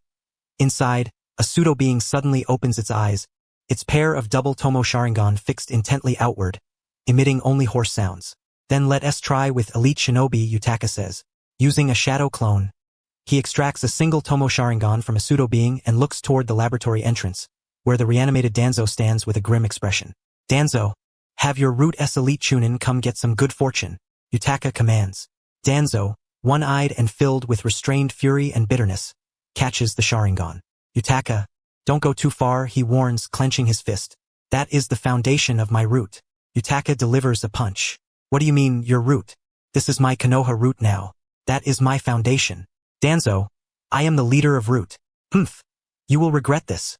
Danzo blurts, then tries to slam the door shut. But when his hand grasps the door, he realizes something is amiss. Soon, over a dozen Root Chunin volunteer to enter, deadly soldiers Danzo trained years ago, lacking self-awareness and only capable of following orders.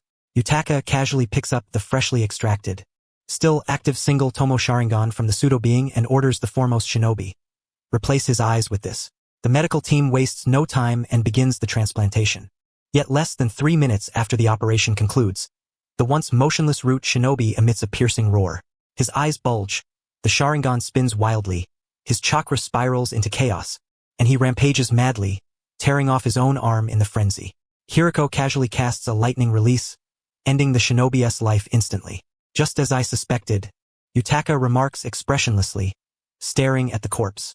This multi-gene fusion Sharingan, even when transplanted, either drains chakra completely or triggers mental collapse and madness. But the shinobi seemed utterly unaffected. Yutaka then points at another, continue with the double tomo samples. One corpse after another is dragged away. Repeated transplantation failures fill the laboratory with the stench of blood. In a corner, Danzo, sealed in place by the reanimation jutsu, appears on the verge of collapse himself. He tries to scream but no sound emerges. Only hatred. These Root shinobi represent decades of painstaking effort, and now Yutaka casually uses them for experiments, discarding failures effortlessly, incinerating eyes and bodies alike. Yet their bodies refused to obey, forced to watch helplessly. During breaks in the experiments at night, Yutaka reliably enters the sealed space within Naruto's body. Minato has long awaited him there, standing on a cleared area filled with flying Thunder God technique runes and various theoretical writings. Beside him, Kushina was crouching on the ground, endeavoring to teach Naruto together.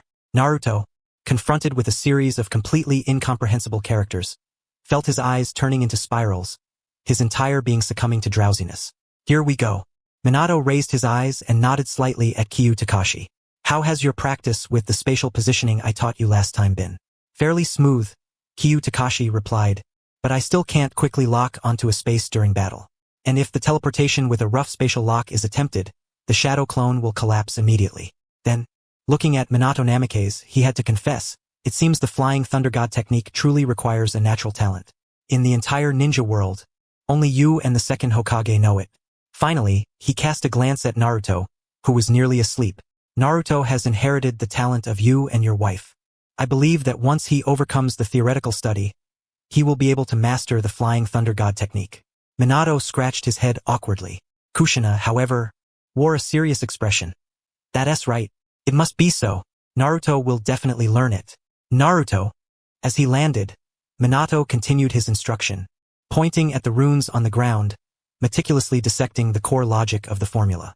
From the most basic marker positioning to short-distance consecutive jumps, he explained everything thoroughly and clearly. He never asked Kyu Takashi what the purpose of learning the Flying Thunder God technique was, nor did he mention anything about Konoha. Several hours later, the evening study finally came to an end. Minato looked at him, fell silent for a moment, then suddenly spoke. There's been a lot of commotion from the Uchiha side recently. Were you behind the conflict between Root and them? Yes. Kyu Takashi did not conceal the truth. I need a large number of Uchiha genetic samples, and I also need them to be in chaos. The more chaotic, the better for us. Minato's lingering sentiment towards Konoha had long since been worn away by Hiruzen Sarutobi and those villagers. But towards the Uchiha, he still regarded them as comrades. Don't involve Naruto, Minato said with only this single sentence. Rest assured. Kyu Takashi nodded. None of my plans will harm even a single strand of Naruto's hair. Meanwhile, as Hiruko and Kyu Takashi prepared for mutation, Orochimaru was engaged in similar undertakings. Somewhere in the ninja world, within a subterranean laboratory suffused with the stench of serpents, Orochimaru's months of research had finally culminated in readiness for his first experiment. The first reanimation technique without a corpse. But what to choose? Orochimaru had pondered for a long time. Initially, he had wanted to select merely a suitable soul. However, he had been somewhat provoked by Hiruko and Kyu Takashi. Quite interesting. Orochimaru licked his lips and chuckled softly. Ordinary vessels no longer satisfy me. At that moment, from the shadows of the laboratory, a pitch-black figure silently emerged. Orochimaru did not even lift his head, as if he had anticipated this visitor's arrival. What? An intelligence ninja from the Akatsuki actually has time to come to me? Has the leader sent you to urge me back for a mission? I'm not here to relay messages for the leader. Kuratsuchi shook his head. I'm here to make a deal with you. A deal? Orochimaru finally raised his eyes, intrigued by Kuratsuchi's inhuman form. The golden vertical pupils gleamed with great interest. What sort of deal could we possibly make? Do you want me to study your body? Kuratsuchi shuddered with a wave of chills. This snake actually coveted his body. Hiruko and Kyu Takashi now controlled Konoha's root, having seized the body of Uchiha Shursui. Next time, they planned to use the Kaguya technique to devour and merge with Uchiha Shursui. Their growth rate had already exceeded everyone's control, including yours, hadn't it? Moreover, Orochimaru, you wouldn't want to see those two who once lagged far behind you leave you in the dust, would you? Orochimaru laughed, his long tongue caressing his face. So, you want me to help you deal with them? Not just help me, but help us. Including you, Kuratsuchi corrected him. I can give you what you desire. All the clues to the bloodline limits throughout the ninja world, whether extinct or hidden clans, I know them all. Any bloodline you want, I can help you find. He thought that Orochimaru, having been defeated by Hiruko and the others for so many years, would be moved by this proposition. But Orochimaru shook his head, his smile fading, his tone dripping with undisguised disdain. Those miscellaneous ordinary bloodlines hold no interest for me. Over the years, the only ones worthy of my attention have always been the Uchiha and Senju bloodlines, at most adding the Kaguya clan's corpse lineage and the Uzumaki clan's constitution. At these words, Kuratsuchi's face instantly darkened further, his body stiffening. Again with this, you want to become an Akatsuki too? Kyu Takashi was fixated on the Uchiha. And now Orochimaru too. The Uchiha and Senju were descendants of the rebel Yui. Kyu Takashi was already uncontrollable, ruthlessly exploiting the Uchiha bloodline. Now, would there be yet another like Orochimaru eyeing these bloodlines? Kuratsuchi's inner rage surged, yet no one could read his expression. After a moment of silence, he slowly spoke. I can also give you the clues to these bloodlines, but you must keep Hiruko and Kyu Takashi in check, and eliminate them when necessary. Orochimaru raised an eyebrow, neither agreeing nor refusing. He was fully aware that Kuratsuchi harbored ill intentions, merely intending to use him as a pawn to counterbalance Kyu Takashi. Yet, conversely, the bloodline clues in Kuratsuchi's possession were a rare boon for him. As for eliminating Kyu Takashi, he was not foolish enough for that. Agreed. Orochimaru finally spoke. First, give me the information on those ordinary bloodlines. As for Hiruko and Kyu Takashi, I will keep an eye on them. He would require some interest after all. Kuratsuchi looked at him deeply, said no more, and left behind a thick dossier and scroll. His figure melded once more into the shadows and vanished.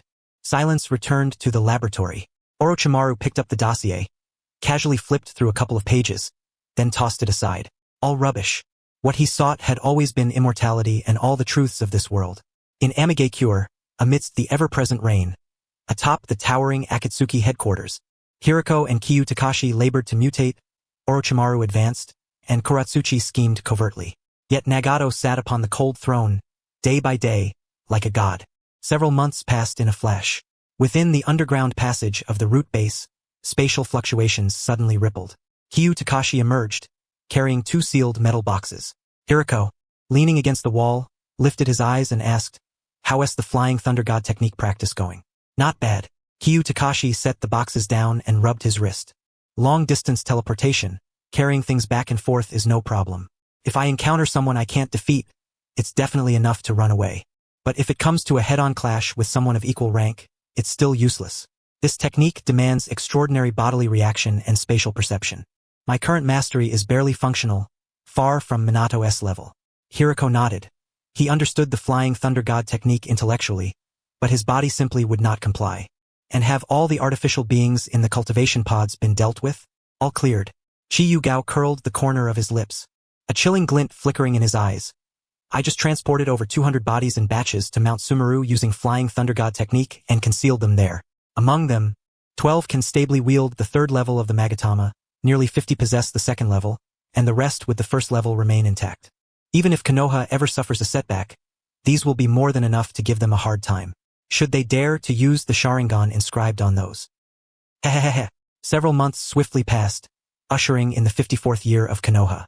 It was the day the Ninja Academy commenced. The school gates were densely packed, brimming with parents seeing off their children. Some handed out sweets, others crouched to tidy clothes, and the air buzzed with bustling chatter filled with words of caution. Naruto Uzumaki stood at the entrance, observing the children around him surrounded by their mothers and fathers. In the past, he would have long since slipped aside, green with envy. Yet now, his heart was warm and full. His parents had always been with him, residing within his very being, never once leaving. Nearby, a few adults whispered and pointed at him, while children cowered behind their guardians, muttering insults, branding him as the demon fox. Previously, Naruto would have erupted in rage and charged forward, but now he didn't even raise an eyelid, utterly indifferent. Such idle gossip was nothing compared to the voices of his parents. It was not even worth a fart. At that moment he suddenly sensed a cold, hooked gaze resting upon him. Instinctively turning around, Naruto caught sight of 2 elder Uchiha standing not far off, accompanied by a small boy dressed immaculately. The boy's black hair and eyes were taut with tension, unblinking as he stared directly at Naruto. As if fate had decreed it, 2 6-year-old children locked eyes across the bustling crowd, the surrounding clamor fading into distant silence. While Naruto was still dazed, a hand gently landed atop his head, softly ruffling his blonde hair. Looking up, he saw Qi Yugao's Xiaogao identity. In one hand, he carried a bulging new school bag, which he promptly handed into Naruto's arms. "Happy first day of school, little Naruto." Qi Yugao's voice was gentle. "I've prepared a gift for you. Inside, I've organized 6 years of genin and 3 years of chunin materials, enough for you to study until you grow old." Naruto clutched the weighty school bag, tears welling in his eyes. Within the ceiling space, Kushina Uzumaki and Minato Namikaze smiled. Qi Yugao did not linger long. Watching Naruto enter the school gates, his gaze swept across the crowd, memorizing the chakra signatures of several target children. Just as he turned to leave, he noticed Hiruzen Sarutobi leaning on his cane, approaching at a leisurely pace. Master Zhao Gao, what a coincidence. Hiruzen Sarutobi's face bore a kind smile, but his eyes were sharp with scrutiny. I never expected you'd come specially to deliver a gift to Naruto. That boy appeals to me, so giving him something is no trouble. Qi Yugao's expression remained unchanged. I did not expect the third Hokage, so burdened with affairs, to find time to visit the Ninja Academy. That is natural. The Ninja Academy is also part of my duties. This old man here is still the principal of the Ninja Academy, Hiruzen replied. Oh? The third Hokage is so busy. Have you ever thought of abdicating in favor of someone else? I hear Lord Danzo is quite competent. I believe he would lead Konoha to great prosperity. Hiruzen suddenly snapped awake. I see now. Everything makes sense. The two exchanged a few awkward pleasantries before Qi Yugao departed. Watching his retreating figure, the smile on Hiruzen's face slowly faded. Danzo had quietly seized control of the treasury. Meanwhile, near the school, Itachi Uchiha stood atop a utility pole, gazing at Sasuke at the school gates. After a brief glance, he turned and vanished into the shadows. His heart felt as if weighed down by a 1,000-pound stone, suffocating him. Shursui had been missing for nearly a year, no sign of life, no corpse. Every clue pointed to Root, to Chimera Danzo. He had contemplated infiltrating Root numerous times, but each time his resolve to protect Konoha held him back. Torn between his closest brother and mentor Shursui, and the village he was desperate to safeguard, he lived in daily torment, unable to sleep soundly. In the darkness of Konoha, Kurahaku and Obito observed Itachi's every move. Kurahaku remarked, Itachi Uchiha has not witnessed Shursui's death firsthand, so he cannot awaken the Mangekyo Sharingan yet. However, his current state is just one trigger away from fully unlocking it. Once he opens his eyes, we will have him firmly in our grasp, an asset both to use against the Uchiha and to restrain Qi Yugao. Beneath his mask, Obito's Sharingan slowly rotated. Trigger? What trigger could surpass witnessing the death of one's most cherished younger brother with one's own eyes? At that moment, he will realize this world is an illusion. Kurahaku smiled. Exactly. 3 days later, at the training ground behind the Uchiha compound, Sasuke had been clutching his kunai, waiting inside the training area, his small face tightly drawn, eyes shining brightly. Just yesterday, he had finally arranged for his brother to teach him the fire style, great fireball technique. From last night, he had been so excited that he arrived before dawn. After nearly an hour of waiting, he finally heard footsteps. Just as he was about to joyfully call out brother, a figure clad in a black cloak suddenly appeared before him. Sasuke had no time to react before he fainted and was taken away. An artificial white Zetsu immediately took his place. Not long after, when Itachi Uchiha arrived at the training ground, he witnessed the rogue ninja Qi Yugao beheading Sasuke with a single stroke, blood spraying in a line through the air. Itachi's world turned monochrome. Time seemed frozen at that very moment. Rogue ninja Qi Yugao held the still-dripping blade, while Itachi's most beloved younger brother, Sasuke, lay severed from his head. The small body collapsed in a pool of blood, eyes wide open in terror. Sasuke! Ah! Itachi's mind went blank in an instant. A thunderclap exploded in his brain. All sounds vanished except for the frantic pounding of his heart and the roaring surge of blood. Staggering forward, he knelt in the bloodstain, his hands trembling violently, too afraid even to touch Sasuke's body. How could this be? He was only a few minutes late. He had promised Sasuke just yesterday to teach him the great fireball technique, to watch him grow stronger. But now, his brother, the person he cared for most in this world, had died right before his eyes.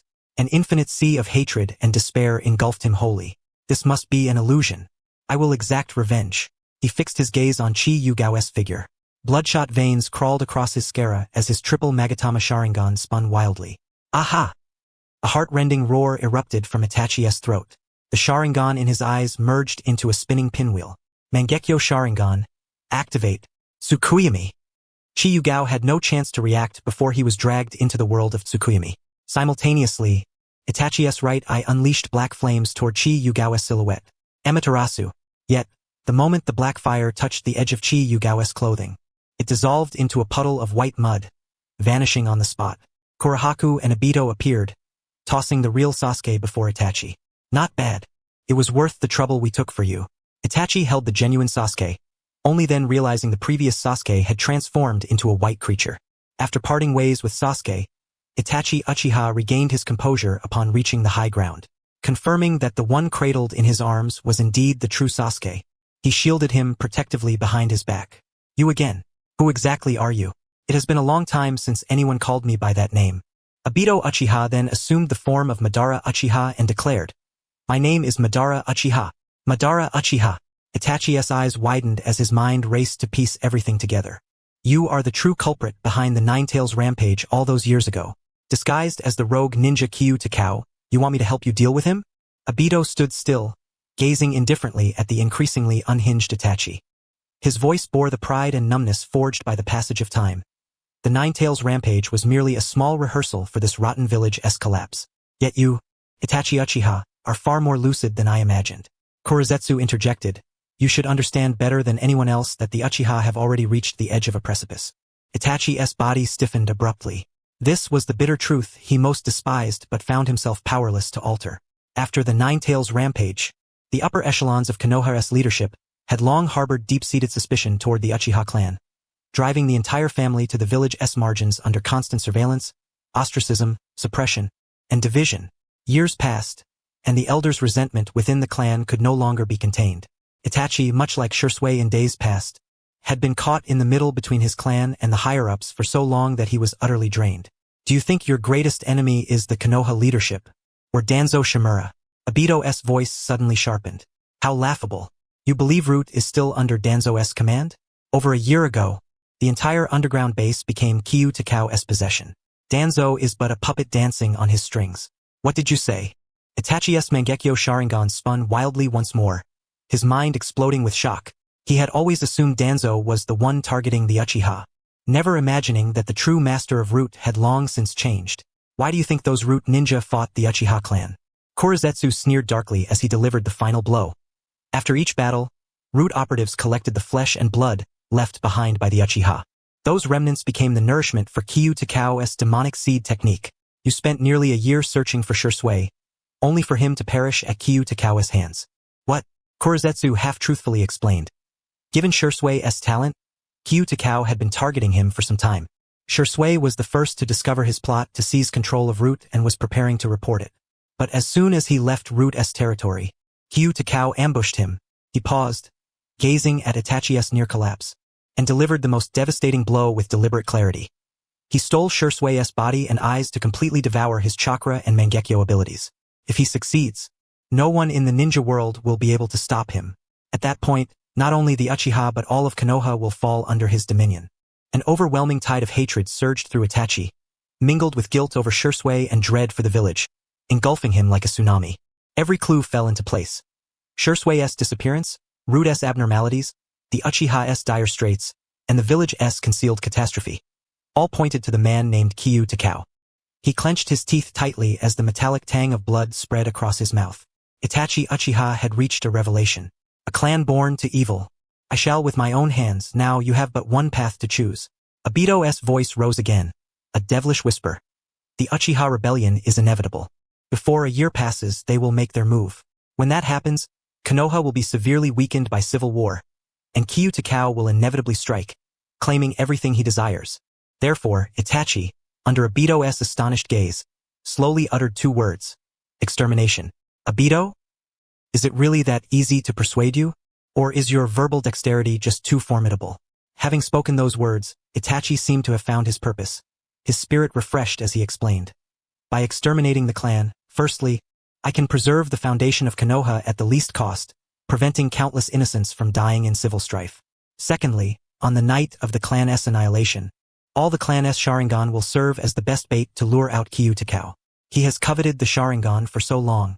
He will not miss this opportunity to capture them all. At that point, we will unite to kill him, avenge Shisui, and eradicate this calamity that threatens to destroy Konoha once and for all. Thirdly, this will finally end the conflict between the Uchiha and Konoha. Obito and Korozetsu were utterly stunned upon hearing this. Could their infinite Tsukuyomi have already succeeded? Was this truly Itachi Uchiha? Obito still remembered his role. A commendable junior. This is a false world. Even if the clan is wiped out, we can recreate a world with the Uchiha. There, you will see all that you desire. Itachi had already formulated his plan. This man before him was undoubtedly an ambitious schemer. For Konoha's sake, he needed to infiltrate the enemy and uncover his true intentions. I will help you, but I have one condition. Sasuke must not die. All emotions vanished from Itachi's eyes, replaced by a chilling void as he reiterated. Sasuke must live. Agreed. Obito consented without hesitation, his single eye filled with admiration for this devoted Uchiha scion. You will witness Sasuke's role in the future. There is one more matter. Itachi guarded Sasuke closely. If you are truly Madara Uchiha, then why fear Qi Yugao and Hiruko? Obito's expression darkened again. My battle with Hashirama left me gravely wounded, and now I barely cling to life. Amaterasu. Itachi unleashed his attack without hesitation. Fortunately, Obito remained vigilant against the new Mangekyo Sharingan, ready to phase out at a moment's notice. The black flames of Amaterasu pierced through, yet Itachi's expression remained unchanged, as if the flames were not his own doing. Very well, I will contact the third Hokage. With that, Obito moved toward the clan's stronghold, carrying Sasuke. Obito, half the plan is complete. Kurizetsu's sinister smile revealed his satisfaction. With Itachi's intervention, the Uchiha clan's Sharingan will be within reach. Not only that, Obito's Mangekyo slowly revolved. Hiruko and Qi Yugao, those uncontrollable variables, have disrupted too many of my schemes. This time, I will use the clan's extermination as a pretext to kill him. He paused and then gave his orders.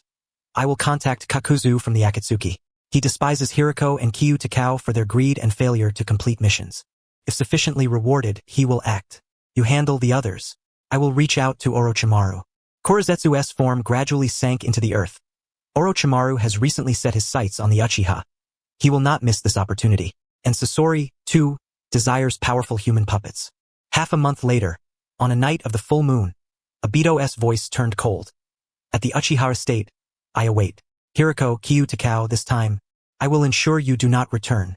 Meanwhile, in Rude's underground base, the reanimated Danzo Chimera kept a constant watch on a crystal orb.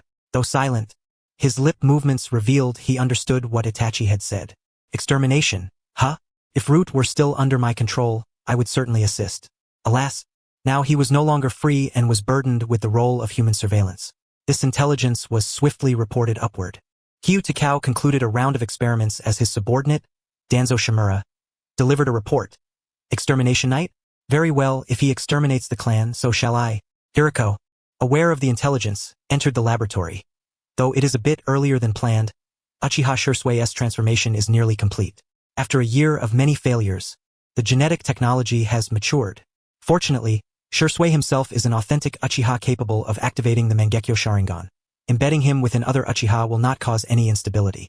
However, relying solely on ordinary Uchiha makes attaining the eternal Mangekyo Sharingan a daunting feat. Let it be for now. I shall contact the Raikage and simultaneously find a secure small ninja village. Chiyu executed a flying Raikage technique once more and vanished. Several days later, within the Hokage's office, Hiruzen Sarutobi was scrutinizing the intelligence laid out before him. His brows furrowed into a knot. The dossier contained nothing but investigation results about Zhao Gao.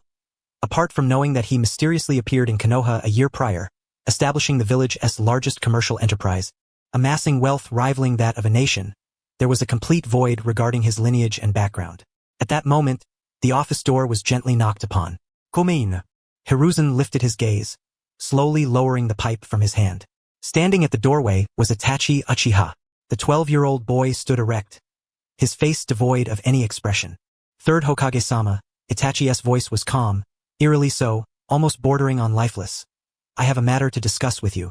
It concerns the Uchiha clan and the future of Konoha. Hiruzen's heart skipped a beat. He knew that what was inevitable had finally arrived. The atmosphere within the office stiffened instantly. His fingers clenched, his cloudy, aged eyes filled with astonishment. He had imagined countless scenarios. For instance, Itachi confronting him with bloodshot eyes demanding the whereabouts of Shursui, or raging accusations against the village's discrimination toward the Uchiha. Uchiha Itachi, righteous and resolute. Third Hokage-sama, I shall personally annihilate the clan.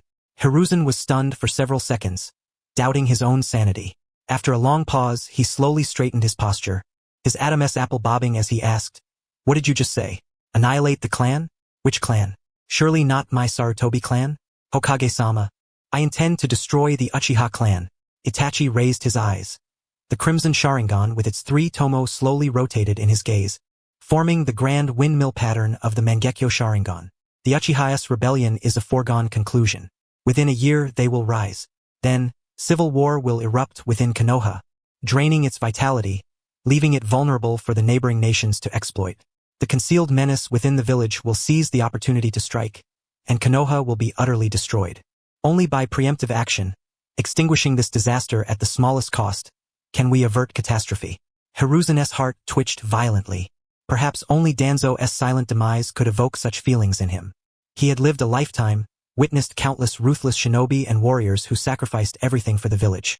Yet he had never seen anyone so calmly declare the intent to exterminate their entire clan. This was the Uchiha, the clan that had, alongside the Senju, founded Konoha. But years steeped in political intrigue enabled him to suppress the tumultuous shock and complexity instantly. He looked at the boy before him, whose frame was still slender with youth, yet whose gaze was more steadfast than that of most jonin. He admired and said, "Itachi, you possess the mindset of a Hokage." Itachi's gaze remained unwavering. In the past, he would have been ecstatic as an Uchiha, but now he had more pressing matters. He stepped forward half a pace, letting his next words strike Hiruzen's heart like a hammer. 3 days ago, a man claiming to be Uchiha Madara approached me, inviting me to join forces to annihilate the clan. He also informed me that Lord Danzo has long been dead. What? Hiruzen slammed the desk and rose abruptly, his composure shattered utterly. His heart nearly stopped. Danzo was dead? The old rival who had contended with him for decades, who had traversed the end of the Warring States period alongside him, was dead. He was dead? It's more than that, Itachi comforted. He has been dead for at least a year. For the past year, the one issuing orders from the root base has never been Lord Danzo, but a rogue ninja named Qi Yugao. What? Hiruzen felt a chill surge from his feet to his head. Dead for a whole year. Root was right beneath Konohara's surface. Under his very nose. He had been utterly oblivious. Danzo, with whom he had negotiated for decades, had long been replaced. Moreover, during this past year, he had personally approved Root's funding and loans for several years. Shusui's disappearance was also his doing. Itachi suppressed his hatred. He covets the Uchiha's Sharingan, craves Konoha's foundation, and even aims to exploit the internal strife between the Uchiha and the village to profit, intending to annihilate all of Konoha. My proposal to exterminate the clan is not only to prevent civil war, but also to lure him out from the shadows using the clan's Sharingan and eradicate this calamity once and for all. Hiruzen slowly sat back down, cold sweat breaking out across his back. If Danzo could die silently, so could he. He remained silent for a long while, then lifted his eyes to Itachi. The warmth in his eyes vanished, replaced solely by the resolute decisiveness befitting the Hokage. What is your plan? The night of annihilation shall be executed by my own hand. Itachi's tone held no hesitation. I will exchange the blood of my clan for Konoha's peace and for Qi Yugao's emergence. Very well. Hiruzen nodded, the aura of a seasoned shinobi returning in full force. I shall personally mobilize all direct Umbu forces to seal off the Uchiha clan's perimeter. First, to prevent any leakage of information that could incite panic among the villagers. Second, to immediately assist you when Qi Yugao appears. If necessary, I will personally intervene. To avenge Danzo. Itachi nodded gravely and added, I have but one condition. Uchiha Sasuke, my younger brother, must survive. Hiruzen fixed his gaze on this devoted son, awaiting another condition. After a long silence, he said, I agree. As long as I remain Hokage, Sasuke shall not suffer even the slightest harm. Half a month later, on a night bathed in full moonlight, Itachi gave a slight bow and turned to leave. Before taking action, I shall send you a signal. The office door gently closed behind him. Hiruzen stared at the empty doorway, slowly picking up his pipe, but did not light it for a long time. His eyes drifted toward the direction of Root, swirling with complex emotions, ultimately dissolving into a heavy sigh. Meanwhile, within the Akatsuki's treasury, Kakuzu casually tossed in another bag of money without inspecting it closely. In his heart, nothing was safer than the Akatsuki's coffers. Given the leader's strength, no outsider could seize it, and with the leader and Byako being so reclusive, Kakuzu trusted them implicitly. He would sooner believe they had children than that they would steal from their own funds. Obito, donning the iconic Uzumaki mask, stood before Kakuzu. Within the dim underground base, the Mangekyo Sharingan in his single visible eye slowly rotated, the oppressive aura of Uchiha Madara's chakra unfurling, thickening the very air.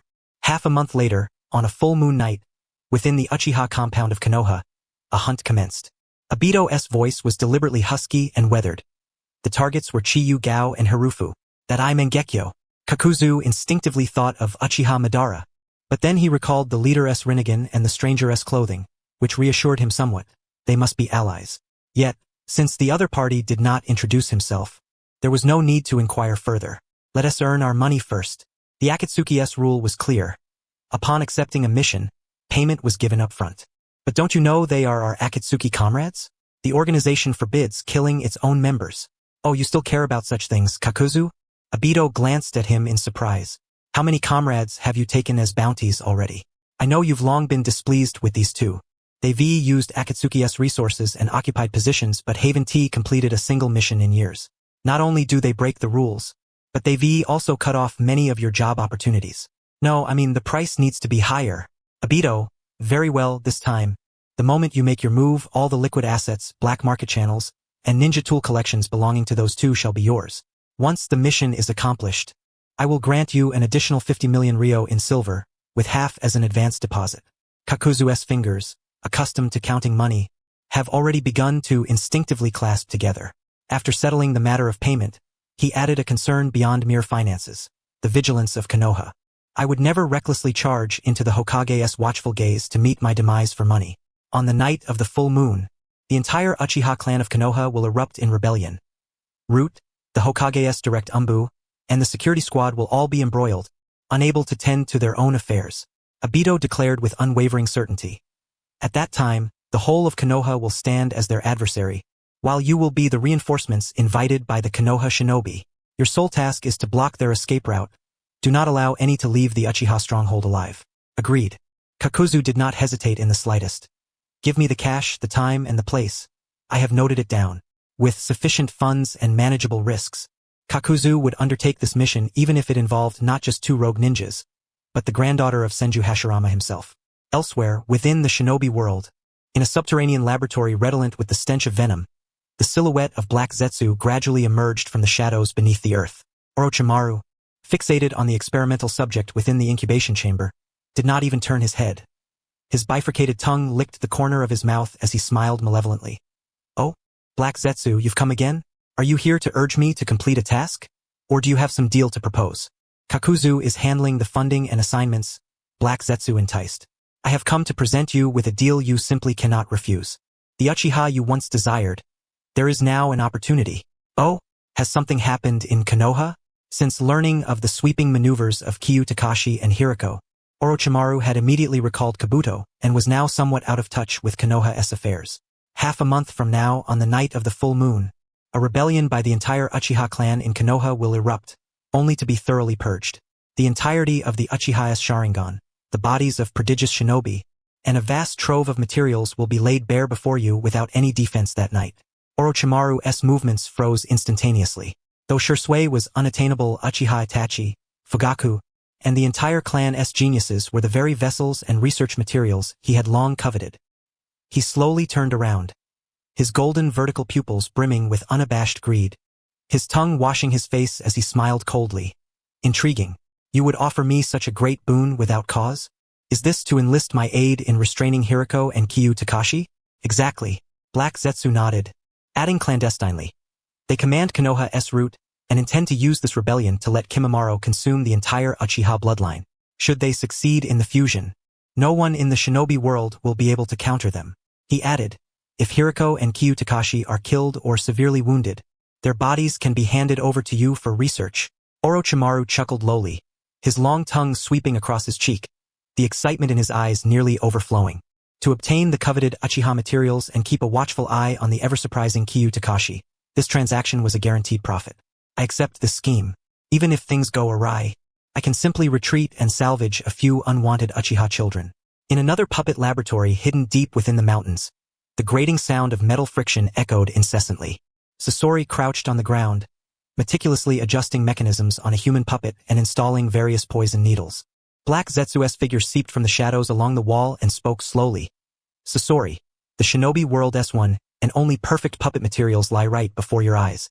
Sasori paused his movements, his puppet's face devoid of any expression. What do you mean?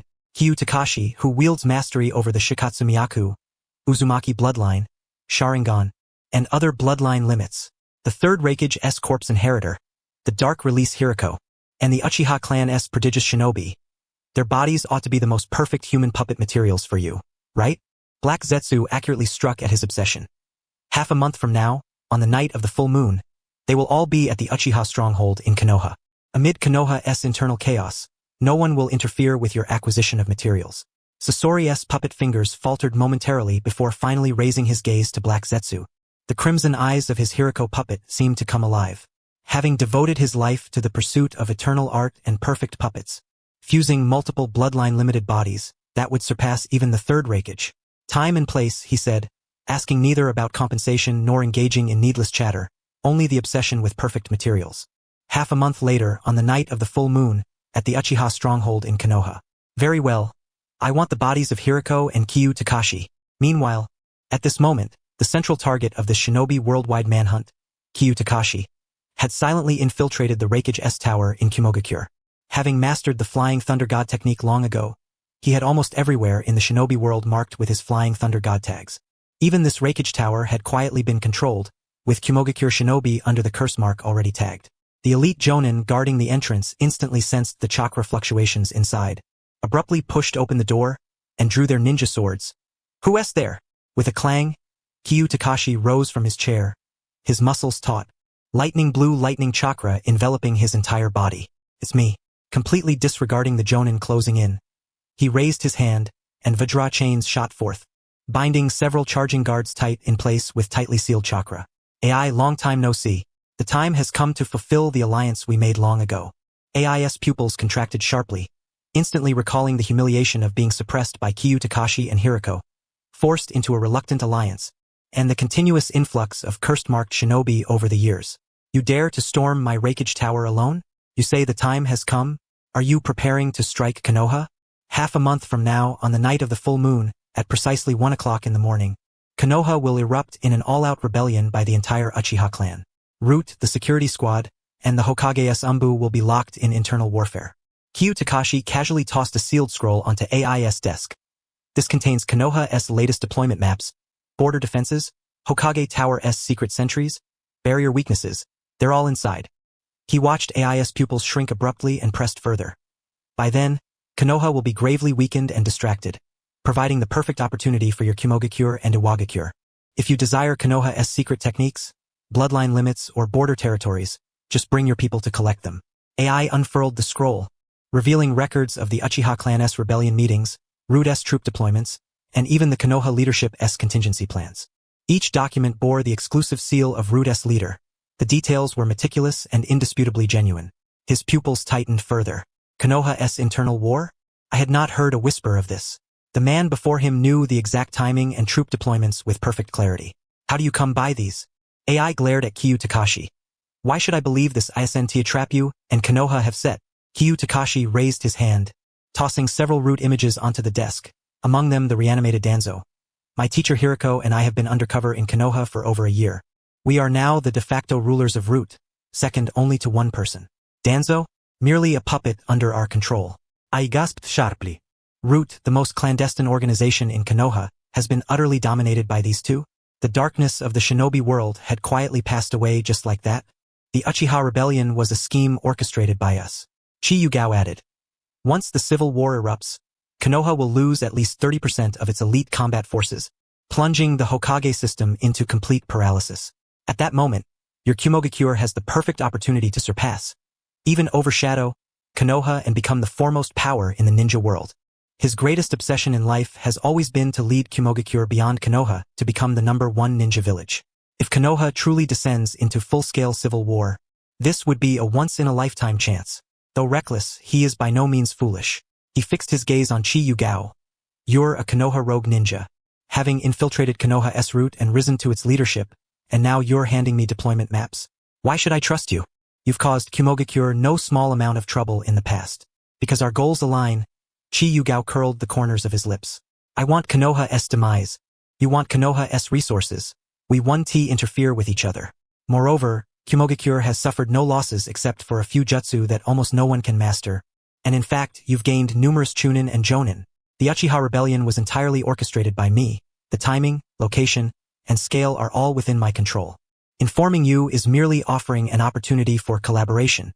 AI stared at him for a full 10 seconds, then slammed his fist onto the desk with such force that the teacup jumped. Fine. Qimogakure is in. After a moment's thought, AI grit his teeth and added. Also, I will personally visit Iwagakure and bring Inoki along. He still remembered the promise from years ago. Those who have set their sights on Inoki's body, if they harm Inoki, they will have to answer to Qimogakure. Besides, there is enmity between him and Inoki. Bringing him along will both double the blow to Konoha and share the risk, while avenging grievances and preventing Qi Yugao from causing trouble for Qimogakure afterward. 4 gains in 1 move. Qi Yugao smiled upon seeing AI so agreeable. Excellent, Lord Tsuchikage. Your assistance is greatly needed. As his words fell, he activated the Flying Thunder God mark. Within a second, his figure vanished from the office, leaving behind only the lingering echoes of lightning release and a room full of bound and immobilized guards. AI clenched his fists as he gazed at the now empty office, his eyes ablaze with ambition. Summon all elite Chunin and Jonin who have undertaken special missions in the village immediately. Yes, Lord Raikage. Also, prepare letters. I will personally visit Iwagakure. 2 hours later, in the land of bears, Hoshigakure. This small ninja village, hidden deep within the mountains and isolated from the world, thrives quietly and secludedly, cultivating unique secret arts powered by a celestial meteorite that fell from the heavens. But this night, that tranquility was utterly shattered. Qi Yugao's figure silently appeared in the central square of Hoshigakure, his gaze fixed on the village's core, the Star Hall. According to unreliable fan fiction speculation, the star is a fragment of the Ten Tails. If true, it must stabilize the Onmyo sorcery, resolving the genetic collapse problem that would otherwise afflict the 5th ninja upon assimilation. The ninja of this village would thus serve as the next batch of experimental subjects and energy sources. Patrolling ninjas immediately detected his presence and rushed out, brandishing ninja tools and shouting sharply, "Who are you? Trespassing in Hoshigakure? You're asking for death."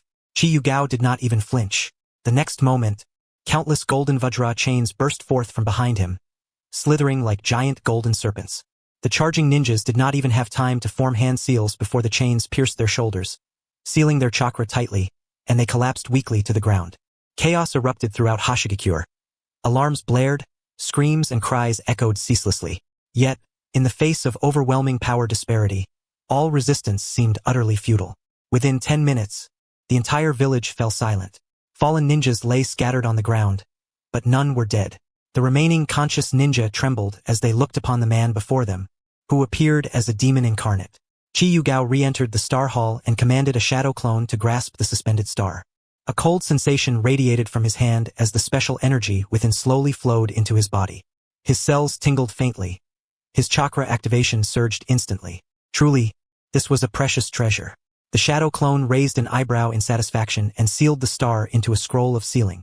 Then, dozens of shadow clones were dispatched to seal the chakra of every ninja in the village and bring them to the hall to await orders. Qi Yugao instructed the clones. Send all miners back to Mount Sumeru. Take all secret jutsu scrolls from the village. At the entrance of the Tsuchikage's office in Iwagakure, AI stood at the forefront, followed by nearly all the ninjas who had been experimented on. These were mission fanatics who, after repaying their debts within a few years, continued to undertake missions to repay the Raikage. Just as they stepped out of the door, a dozen figures blocked their path in unison. The middle-aged ninja leading them bowed deeply with his comrades behind him and resolutely said, "Lord Raikage, please take us with you." AI furrowed his brows and recognized the group. They were the ninjas who had learned self-detonation techniques after being treated by Qi Yugao and Hiruko. Nonsense. AI naturally understood their intentions. This time we're heading straight for Konoha. If you go, you're just marching to your deaths. Our lives were already spared once. The leading ninja suddenly raised his head, his single eye burning with fanaticism. After what happened back then, you spared our lives so we could fight for Qimogakure. This Konoha civil war is our final chance to contribute to the village. Even if we die, we will drag Konoha's ninjas down to hell with us. The dozen behind him knelt on one knee in unison. "Lord Raikage, please take us with you." AI looked at these clansmen who had long since cast aside any fear of death. He was not one for hesitation and spat out a single word. "Go!" The group instantly swelled in number as they set out toward the land of Earth. In the Tsuchikage's office of Iwagakure, Inoki clenched the secret message sent by the Raikage, his murky eyes flashing with keen light as his fingers tapped rhythmically on the desk. The yellow earth ninja standing below could not help but speak. "Father, The Raikage's news is too outrageous. The entire Uchiha clan is rebelling? The Uchiha are one of Konoha's founding clans. How could such a thing happen? If this is a trap and our Iwagakure elites all fall in, the consequences would be unimaginable. Hearing this, Inoki smiled with satisfaction. Yellow Earth, you've finally learned to think with your brain. He continued, that reckless AI may not be the sharpest, but he wouldn't gamble with the entire future of Kimogakure. Besides, the Uchiha madmen have long been estranged from Konoha's upper echelons. If a rebellion were to break out, it would not be surprising. Having lived nearly 70 years, he had witnessed the terror of Madara Uchiha firsthand and knew better than anyone how formidable the Uchiha clan's power truly was. No one understood the danger of the Uchiha better than he did. Yet Yellow Earth still wanted to persuade further. But the message came from the Raikage. He has enmity with us. Can we really trust him? Precisely because it's him, it's more credible. Inoki tapped the desk. Kimogakure has always loved stealing bloodline techniques. Without this opportunity, why would he personally intervene? He wants an Uchiha clan of Kimogakure for himself. Moreover, the Uchiha are too powerful. Konoha fears and fails to cherish them. Then we will help. We'll bring some Uchiha here to our village and nurture them. Inoki imparted nearly all his experience as a shadow ninja to this rare son who had finally opened his mind. After meticulously guiding Tsukio's to arrange everything, Inoki finally set out with a portion of the demolition squad, arriving just outside Iwagakure. Yet, no sooner had they arrived than an exasperated voice blared out. Old man, you're going out? Take me with you. I want to show the other villages my art. Deidara, carrying his clay pouch on his back, his golden hair gleaming, eyes shining brightly, charged straight up to Inoki. Nonsense. Inoki blew out his beard and glared. This is a matter of the village, not a place for your clay play. Get back outside the village at once. Old man, how dare you insult my art? My art. Deidara immediately flared up, already molding 2 clay birds in his hands. Let me show you my art. Art is explosion. Though old in years, Inoki was still sharp. With a wave of his hand, he unleashed a small dust release technique, reducing the clay bombs to molecules. You refuse to learn dust release, but insist on playing with that worthless clay. Then, with a swift strike, he subdued Deidara in his grasp. Staring at him for a long moment, he began to ponder. Deidara's detonating clay was astonishingly powerful and could fly. Indeed, an excellent asset. Moreover, this time they were heading to Konoha, which was far better than having this kid blowing up Iwagakure's buildings every day. At last, he snorted coldly. If you want to come, you must obey my orders completely. If you act on your own, I will burn all your clay. Don't worry, old man. I will be obedient. Art is explosion. This time, I'll blow your mind. Deidara was so excited he bounced on the spot, nearly detonating the clay birds in his hands. 2 days later, in a concealed canyon at the border of the Land of Earth, AI, leading an elite squad from Kimogakure, finally met with Inoki and his group. At first sight, AI's lightning release chakra surged, old grudges from the battlefield with Inoki flooding back instantly.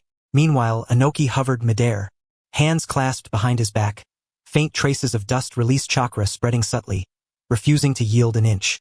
Inoki, I didn't expect you'd really dare come. AI spoke first. Humph, AI boy, even your father wouldn't dare talk to me like that. Inoki chuckled.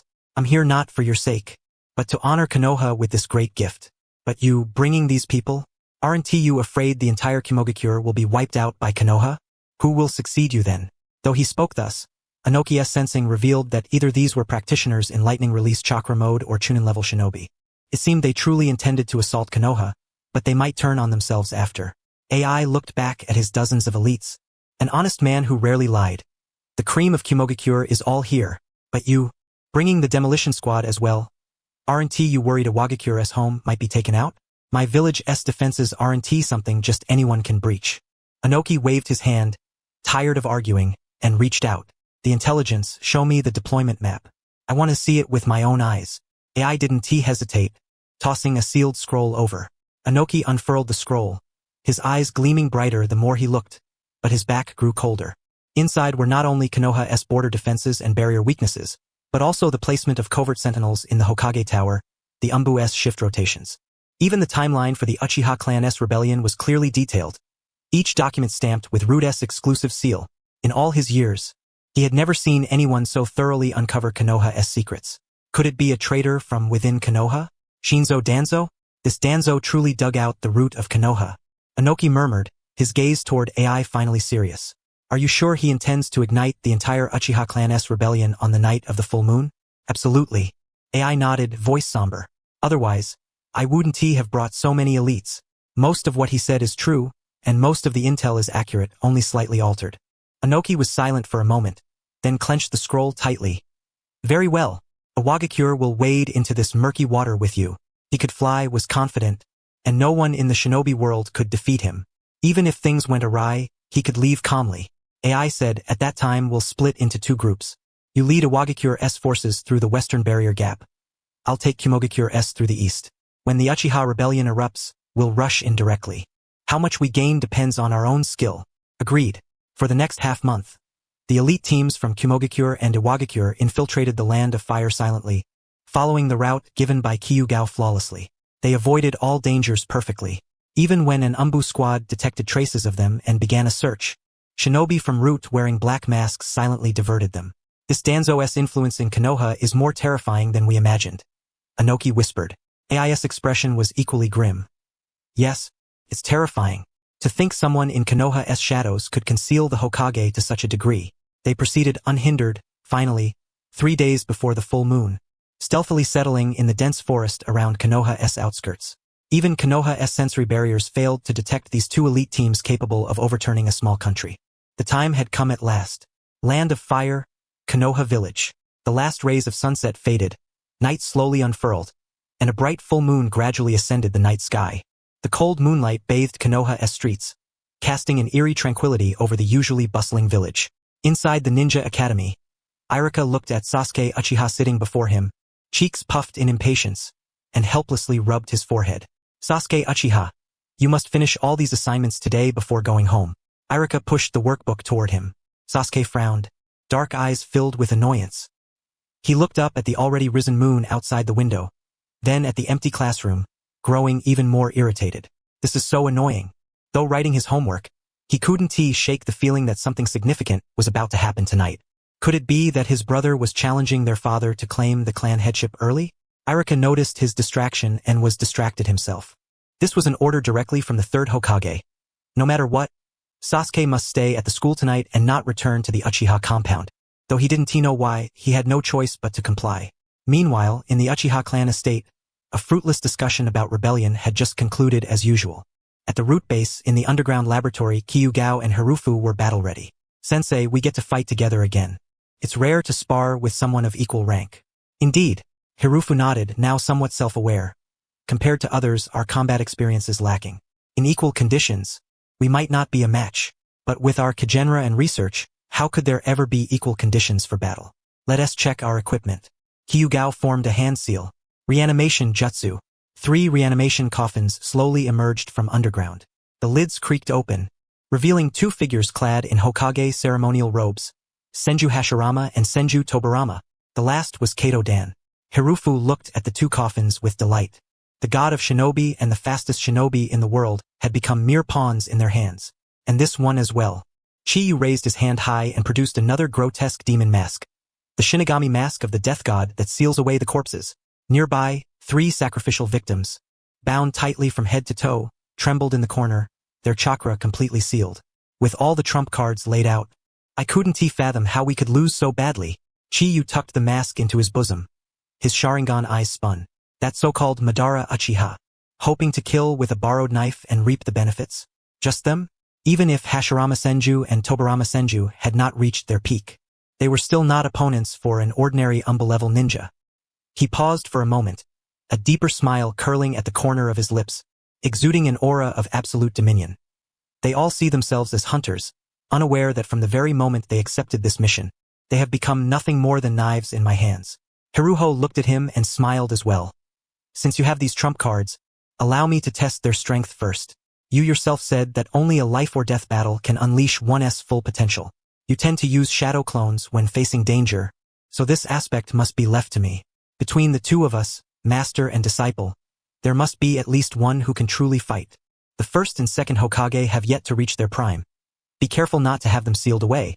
That would mean losing 2 vital cards. Chiyu said, oh no. It seems he has found a way to lose.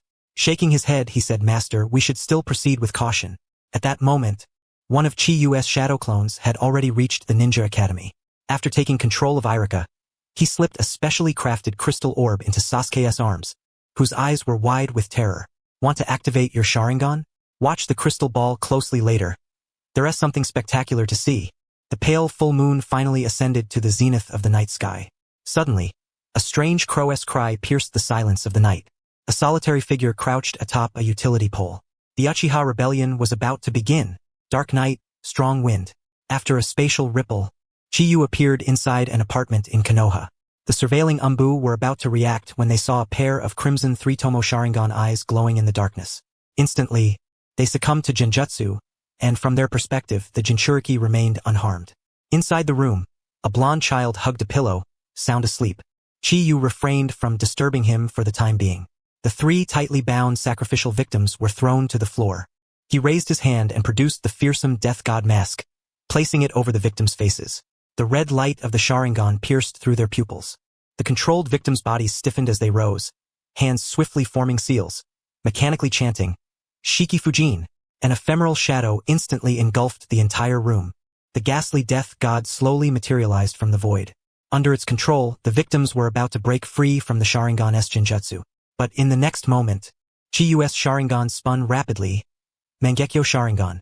Even without the Susanoo, these eyes alone were first-class Genjutsu eyes. The enormous chakra combined with Mangekyo-level ocular power synchronized with the sealing curse on the victims. The victims fell silent once more, then slashed their own stomachs with knives. Now was the moment.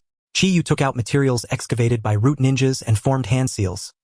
Edo Tensei. Snap. Black runes crawled along the materials, extending to the other two victims. The terrifying, gaping mouths of Naruto's parents gradually spread over the victims. The two victims clearly felt death approaching. Ah! Two screams rang out, just as Naruto rolled over, catching sight of the most horrific ghostly father and mother. Ah! Naruto kicked his legs and fainted from fright. The freshly resurrected Minato and Kushina blinked open their eyes in fury. What's going on? Aren't we supposed to be dead? Kushina scratched her head, then looked at the child on the bed who had fainted from fear. That one looks like little Minato, doesn't he? You two connect your chakra and see for yourselves. Qi Yu stepped aside without explanation. After inserting the cursed seals into their necks, he forcibly controlled them and went to perform the sealing. Soon, the Edo Tensei Kushina's eyes snapped open in rage. Teeth gritted. You actually let Naruto see our scariest side. He was scared faint by his own parents. Minato scratched his head awkwardly, feeling the growing difficulty of his own parenting. No time to explain. You two act freely and provide support at any time. The surrounding Umbu are under my Sharingan's control. What's happening? Are you going to start dealing with Konoha? Minato quickly sensed multiple Umbu-level chakras. It was from the Uchiha direction. Qi Yu withdrew his hand. An Uchiha has become a great traitor aiming to annihilate the clan. I'm going to help him. Before anyone could call out to stop him, Qi Yu's figure had already vanished into the night. Huh? Kushina tilted her head, puzzled. A great traitor Uchiha? Should I warn Makoto to take the two boys into hiding? Minato shook his head. No need. Lord Fugaku's strength is formidable.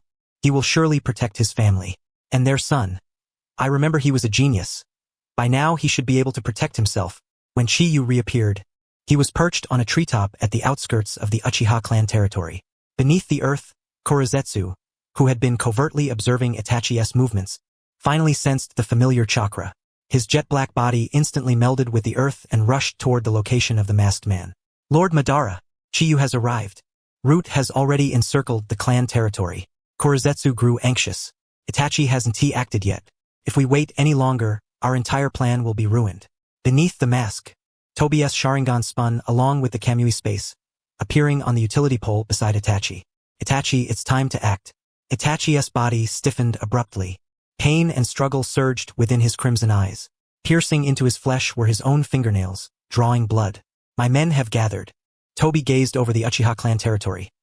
Either you personally end the sins of the Uchiha, or Qi Yu and Root's forces break in and the entire clan, including your brother, will be torn to shreds. This declaration utterly shattered Itachi's final hesitation. The Mangekyo Sharingan flared sharply beneath the full moon, which seemed to momentarily transform into a blood moon. A piercing scream finally shattered the stillness of Konoha's night.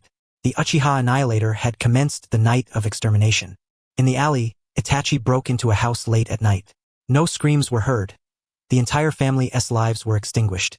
Meanwhile, inside the clan territory, the Uchiha Security Division, led by Masked Tobi, activated Kamui. All Uchiha clan members attempting to break out and seek help were absorbed into the Kamui dimension before they could utter a single scream. On the other side of the clan territory, Chiyu strode through a silent alley, followed by dozens of root ninjas. Alongside them was an Edo Tensei Shursui Uchiha, whose eyes burned with madness.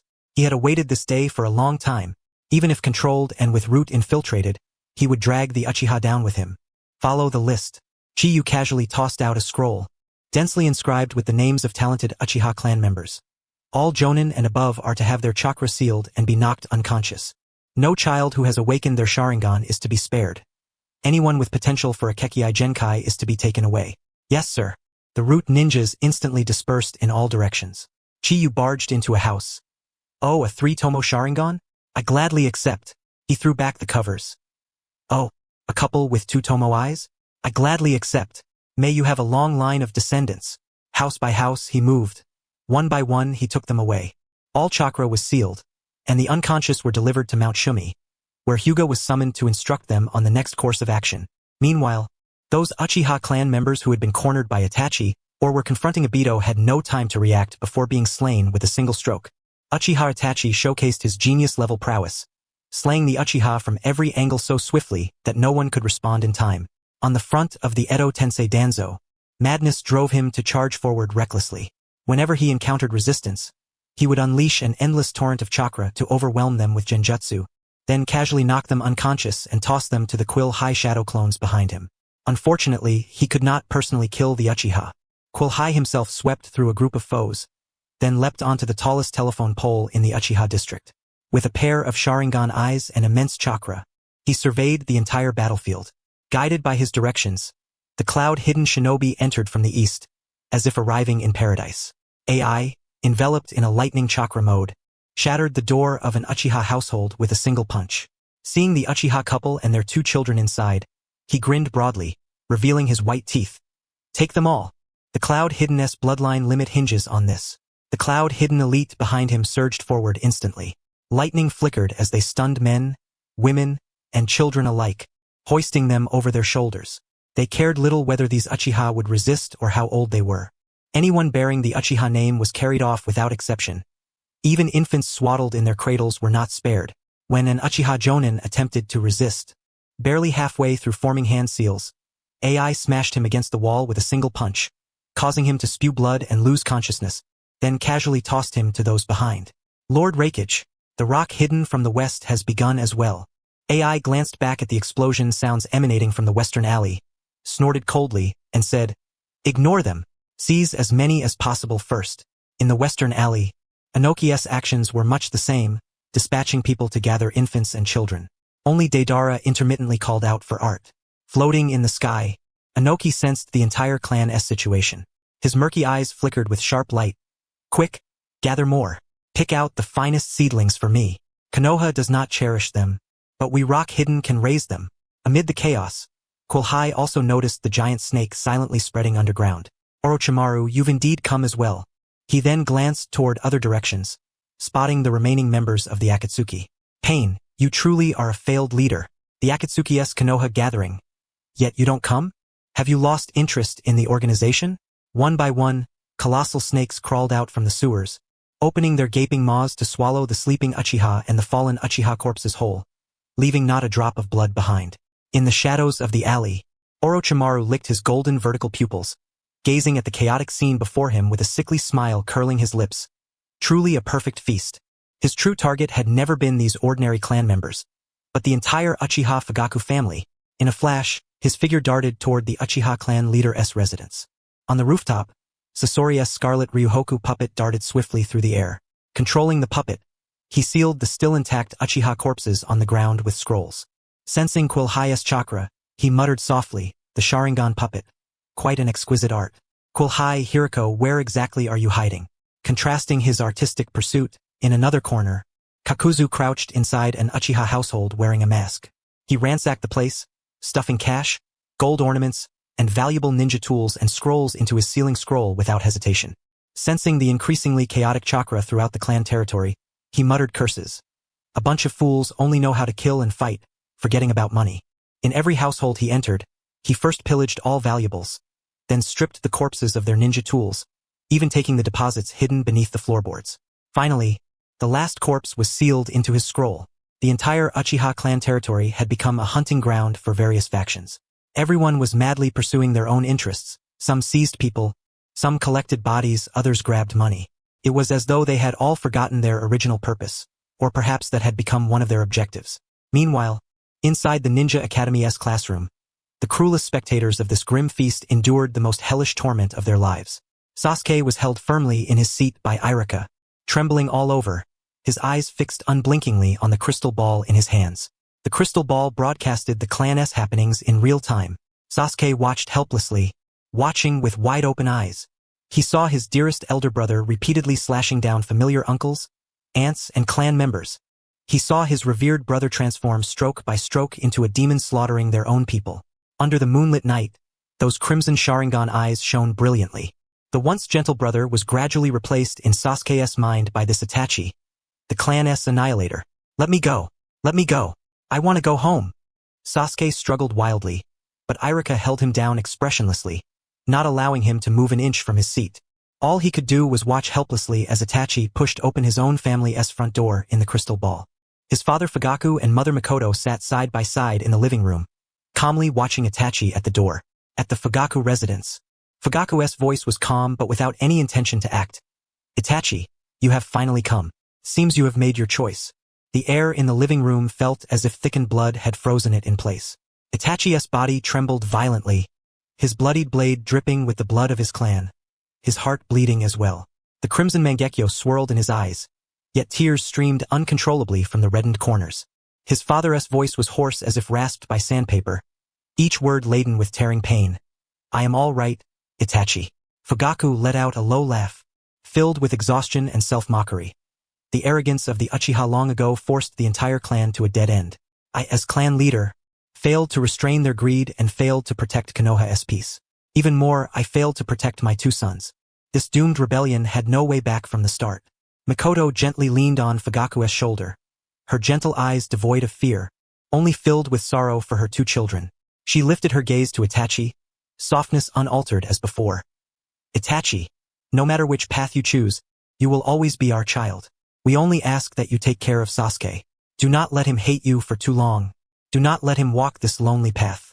Itachi's tears fell harder, his hand gripping the blade trembling almost beyond control. Fugaku finally closed his eyes slowly, drawing Makoto closer to his embrace, his voice carrying final relief. You are finally free. You no longer have to worry about the Uchiha or Konoha. Strike now, Itachi.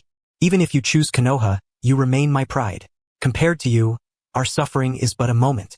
Even as the clan annihilator Itachi raised his blade against his parents, he too felt the pain. Fugaku closed his eyes peacefully. Do not fear. This is your choice and it is ours as well. Itachi gritted his teeth. The clan annihilator was about to become the family's annihilator. Swish, the clan annihilating blade sliced through the air. Itachi closed his eyes briefly. The strike he delivered was without hesitation, an instinctual decision made. Father, mother, please do not blame me. The sharp clan-annihilating blade slashed diagonally into Fugaku's left neck.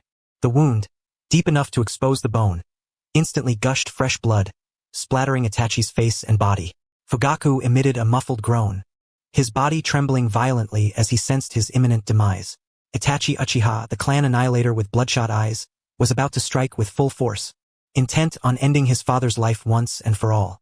At this critical juncture, a shadow suddenly materialized between the two, a hand encased in the Vajrasil grasping Itachi's wrist. The immense strength rendered Itachi's movement utterly frozen, unable to advance even an inch. The dramatic patricide scene of Itachi Uchiha had reached its limit. In the darkness, the three-tomo Sharingan of Qi Yugao gleamed with a piercing radiance. He cast a glance at the feebly breathing Fugaku, clicking his tongue in disapproval. Casually, he dispatched a shadow clone whose medical ninjutsu swiftly sealed the wound, immediately staunching the torrent of blood. After all, the clan head, who had awakened the Mangekyo Sharingan, dying by his own son's hand was too great a waste. Itachi froze entirely. His Mangekyo Sharingan abruptly contracted, every hair on his body standing on end. Disaster. Tonight's mission had gone awry. The Sharingan. It was Shirsue's Sharingan. So it was you who killed Shursui. What unsettled him even more was the unmistakable sensation of an unfathomable chakra emanating from the other, far more terrifying than any formidable opponent he had ever encountered. Qi Yugao. Itachi summoned a fierce burst of strength, attempting to break free, only to find the other's grip as unyielding as iron. At that moment, several thick, wild snakes erupted from the living room floor, instantly coiling around Makoto's entire body. Several venomous tongues pierced her skin, rendering her defenseless. A chilling laugh echoed from the shadows as Orochimaru's pale face emerged from the darkness. His golden vertical pupils greedily swept over Fugaku before settling on Itachi. His tongue flicking over his lips, filled with a morbid obsession. What a splendid display of father-son affection. The wild snakes tightened their grip, dragging Makoto firmly to Orochimaru's side. His hand clasped her neck, his vertical pupils brimming with desire. The Uchiha bloodline, especially the clan head couple's Mangekyo Sharingan, and your perfect eyes, Itachi-kun, are simply irresistible. Orochimaru. Itachi's eyes instantly turned blood red, murderous intent nearly solidifying into a tangible force. Release my mother. What? Have you come to kill? Qi Yugao taunted. You. Itachi seethed, at a loss for words but resolute in his intention to kill. Surveying the chaotic scene before him, Qi Yugao sneered. Forming a brief hand seal, a spatial distortion enveloped the feebly breathing Fugaku. Before anyone could react, Fugaku's figure vanished from the living room, transported to Mount Sumeru. I've taken the person. The rest of you can play as you please. Qi Yugao released his grip on Itachi's wrist, his form flickering as he retreated to the courtyard, casually brushing the bloodstains from his clothes. Itachi's eyes reddened instantly. His parents were not dead. They had been snatched away by two who coveted the Uchiha's power? Damn it!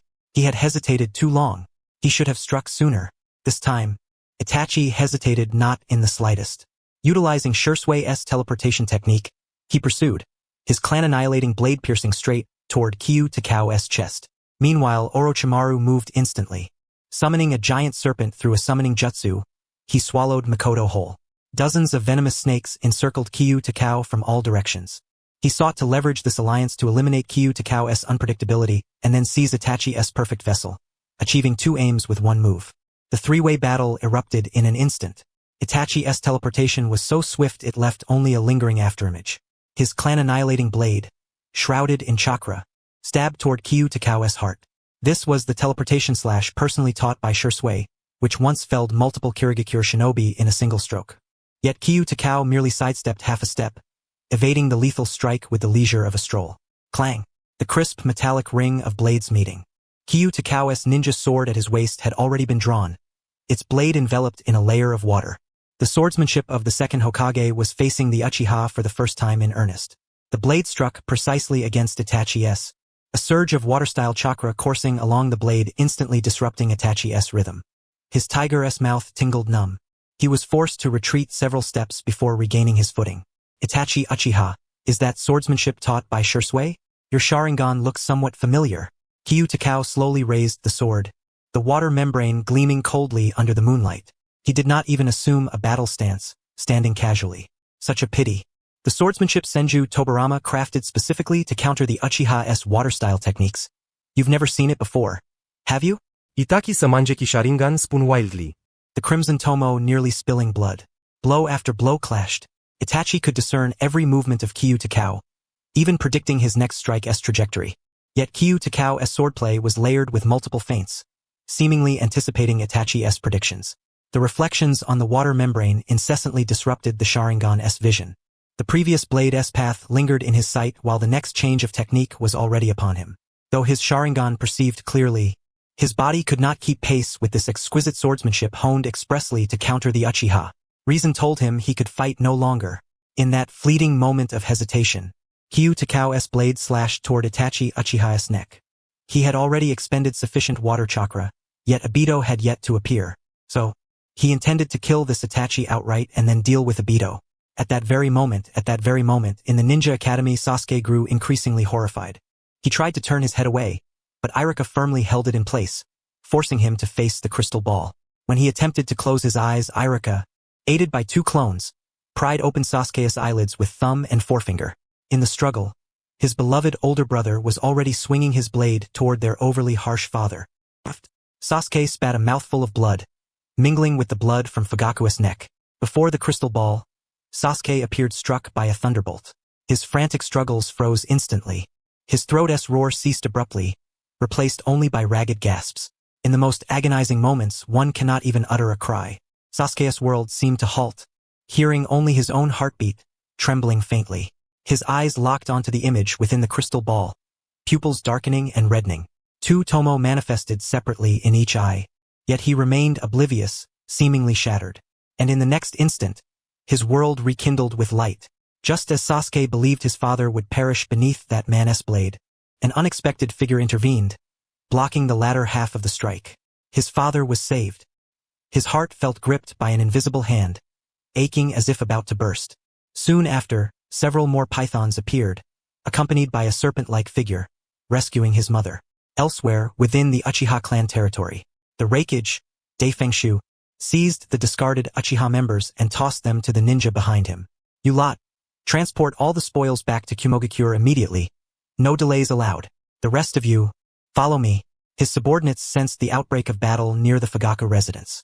This murky affair demanded their involvement, lest Qi Yugao and Hiruko again stir trouble in Kusagakure as they had today. Almost simultaneously, within the Iwagakure faction, Onmyo issued an identical command. He ordered his subordinates to first transfer the spoils they had acquired, while he himself was set to fly to the Fugaku residence. Beside him, Deidara immediately approached, brandishing the explosive clay in his hand, clamoring insistently to accompany him, claiming he wanted to witness whether there would be an explosion worthy of his art. Inoki was reluctant to agree, unwilling to give in, but Deidara was adamant. He was determined to go. In a certain corner, Sasori was thoughtfully gathering the bodies of the Uchiha clan members, sealing them into a scroll. When he sensed the familiar chakra emanating from the direction of the Fugaku household, he paused momentarily. Was that the third Kazakage's chakra? Or Orochimaru's? With Orochimaru present, there must be something valuable. Controlling his puppet, Hiruko, he silently swept towards the Fugaku residence. Meanwhile, at another location, Kakuzu had just finished ransacking dozens of Uchiha houses, making a significant contribution to the Akatsuki's treasury. Finally, he stared at the cabinet, which had been plundered down to just a few copper coins. His face darkened like the bottom of a pot, muttering curses under his breath. How could these Uchiha families be so impoverished?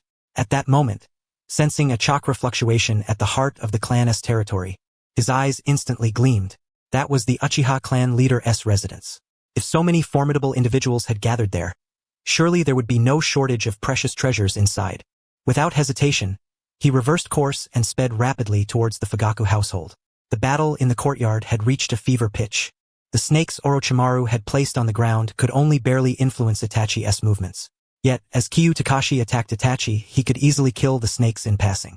Just as Qi Yugao was about to deliver a fatal slash to Itachi, Orochimaru quickly formed his seals. Edo Tensei, the third Kazakage, was summoned, the coffin shielding that deadly strike. Itachi immediately used his Shunshin no Jutsu to create distance. In his opponent's swordsmanship, he sensed an immense malice directed towards the Uchiha. Clang! Qi Yugao blade struck the coffin's lid with a harsh metallic ring. The hard coffin board cracked deeply, bone deep, yet it stubbornly blocked the lethal blow. It was a coffin made from iron sand. The coffin lid shattered with a resounding blast, and a figure slowly emerged, surrounded by swirling iron sand. The third Kazakage, resurrected by Edo Tensei.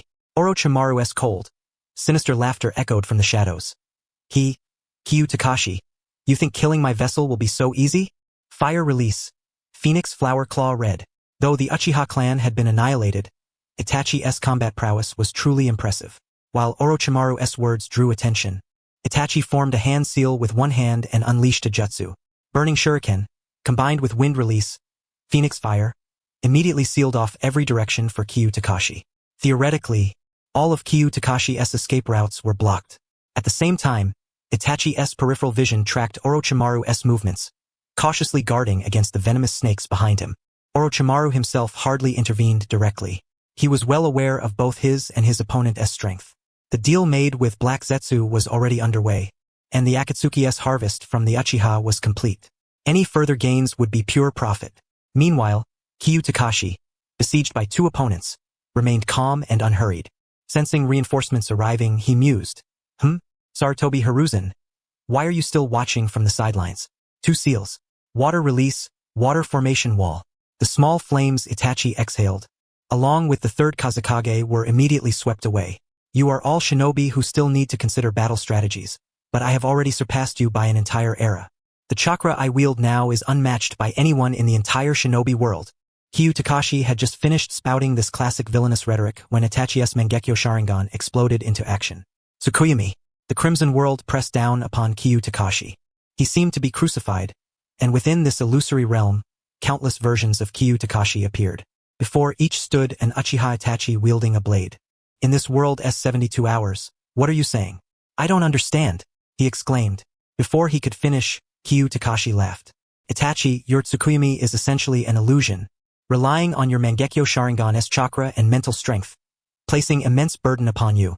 But Kyu Takashi's Mangekyo Sharingan flared suddenly, their ocular powers clashing instantly. Nearly equal in level, combined with vastly greater chakra and mental fortitude, boom. The Tsukuyomi realm shattered explosively before him. Itachi groaned, staggering back half a step. Sharp pain lanced through his eyes, blood trickling from one. His mind reeled in shock. This man had mastered Shusui's Mangekyo Sharingan with such skill. At that moment, Orochimaru's ambush arrived as expected. The iron sand controlled by the third Kusagakure in the air, along with several giant pythons bearing their fangs, suddenly lunged from below.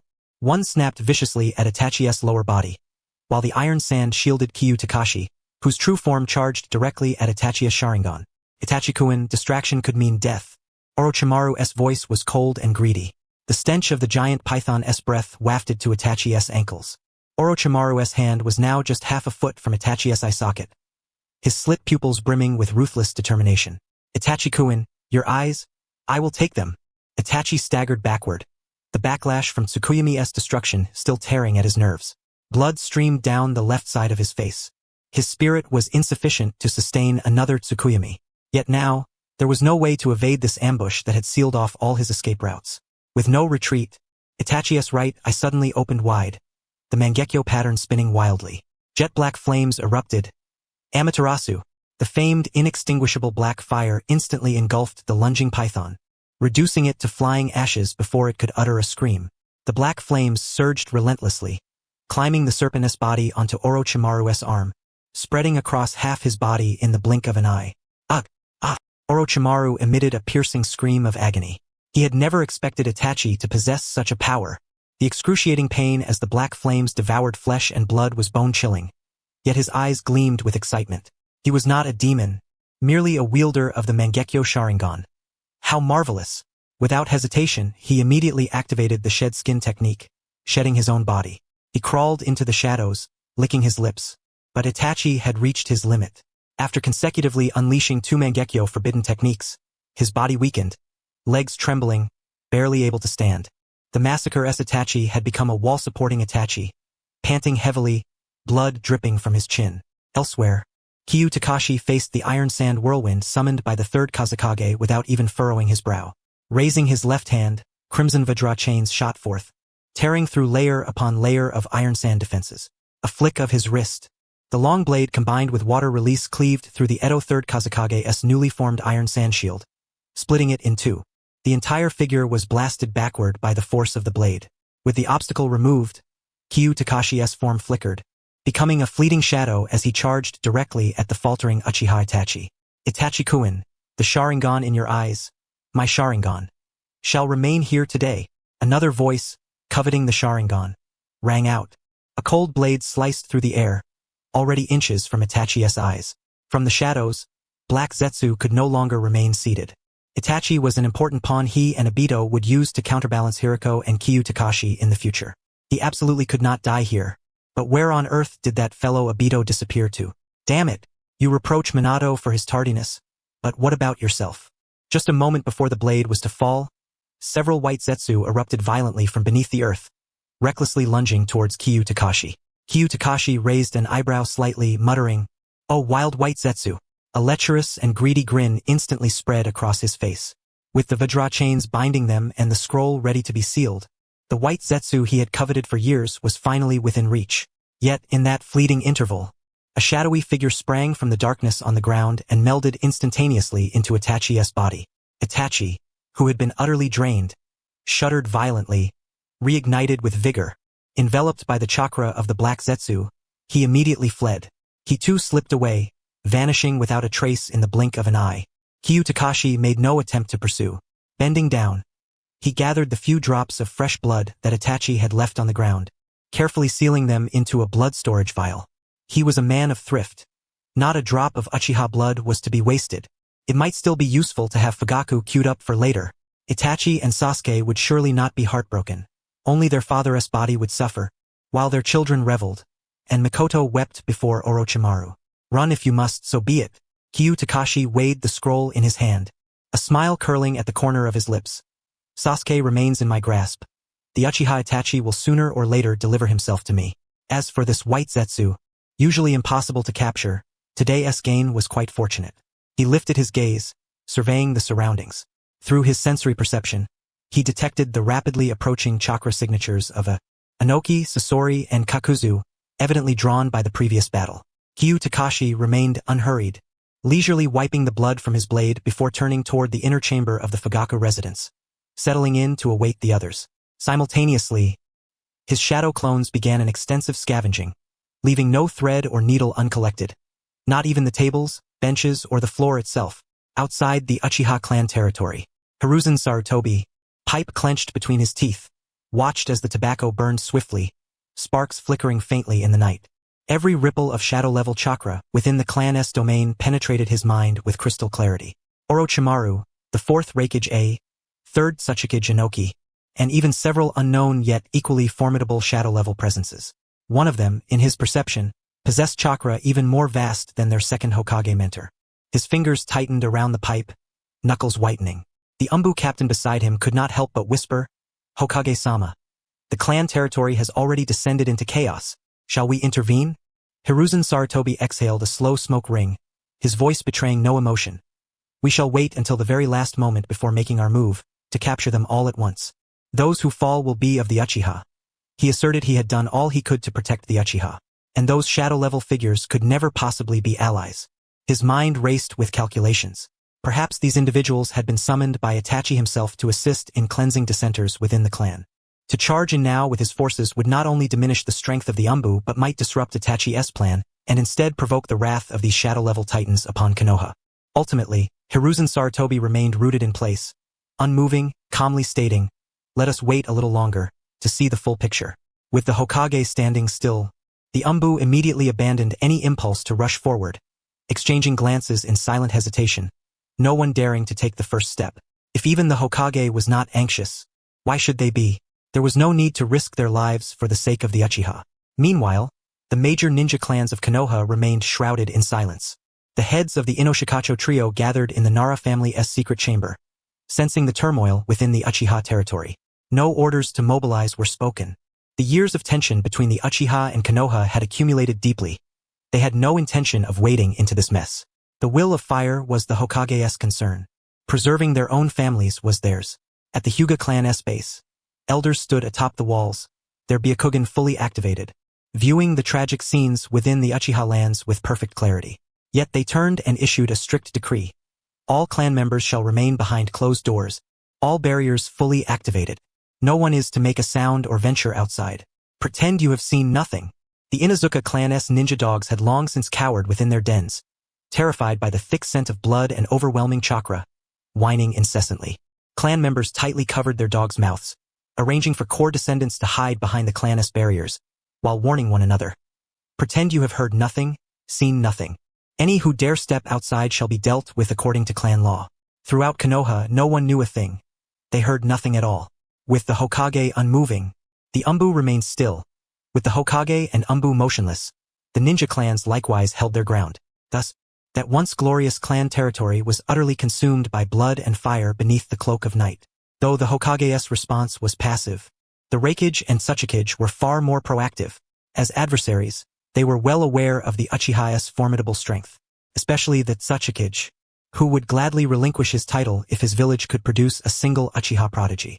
Before long, Raikage arrived with the Hidden Cloud's forces, accompanied by Third Raikage Inoki and Devour from the skies. Orochimaru, Sasori, and Kakuzu, having fled but returned, also converged upon the Fugaku residence. The courtyard lay in disarray, scorched black by Amaterasu flames, scattered with fragments of iron sand, clear signs of a fierce battle recently fought. The various factions stiffened instantly upon meeting, their gazes wary and unyielding, none daring to make the first move. In their hearts stirred both astonishment and suspicion. One Uchiha had managed to attract so many shadow-level warriors? Both unexpected and yet somehow inevitable. Yet most peculiar was the fact that despite the prolonged conflict, Hiruzen Sarutobi, the Hokage of Konoha, had yet to make an appearance.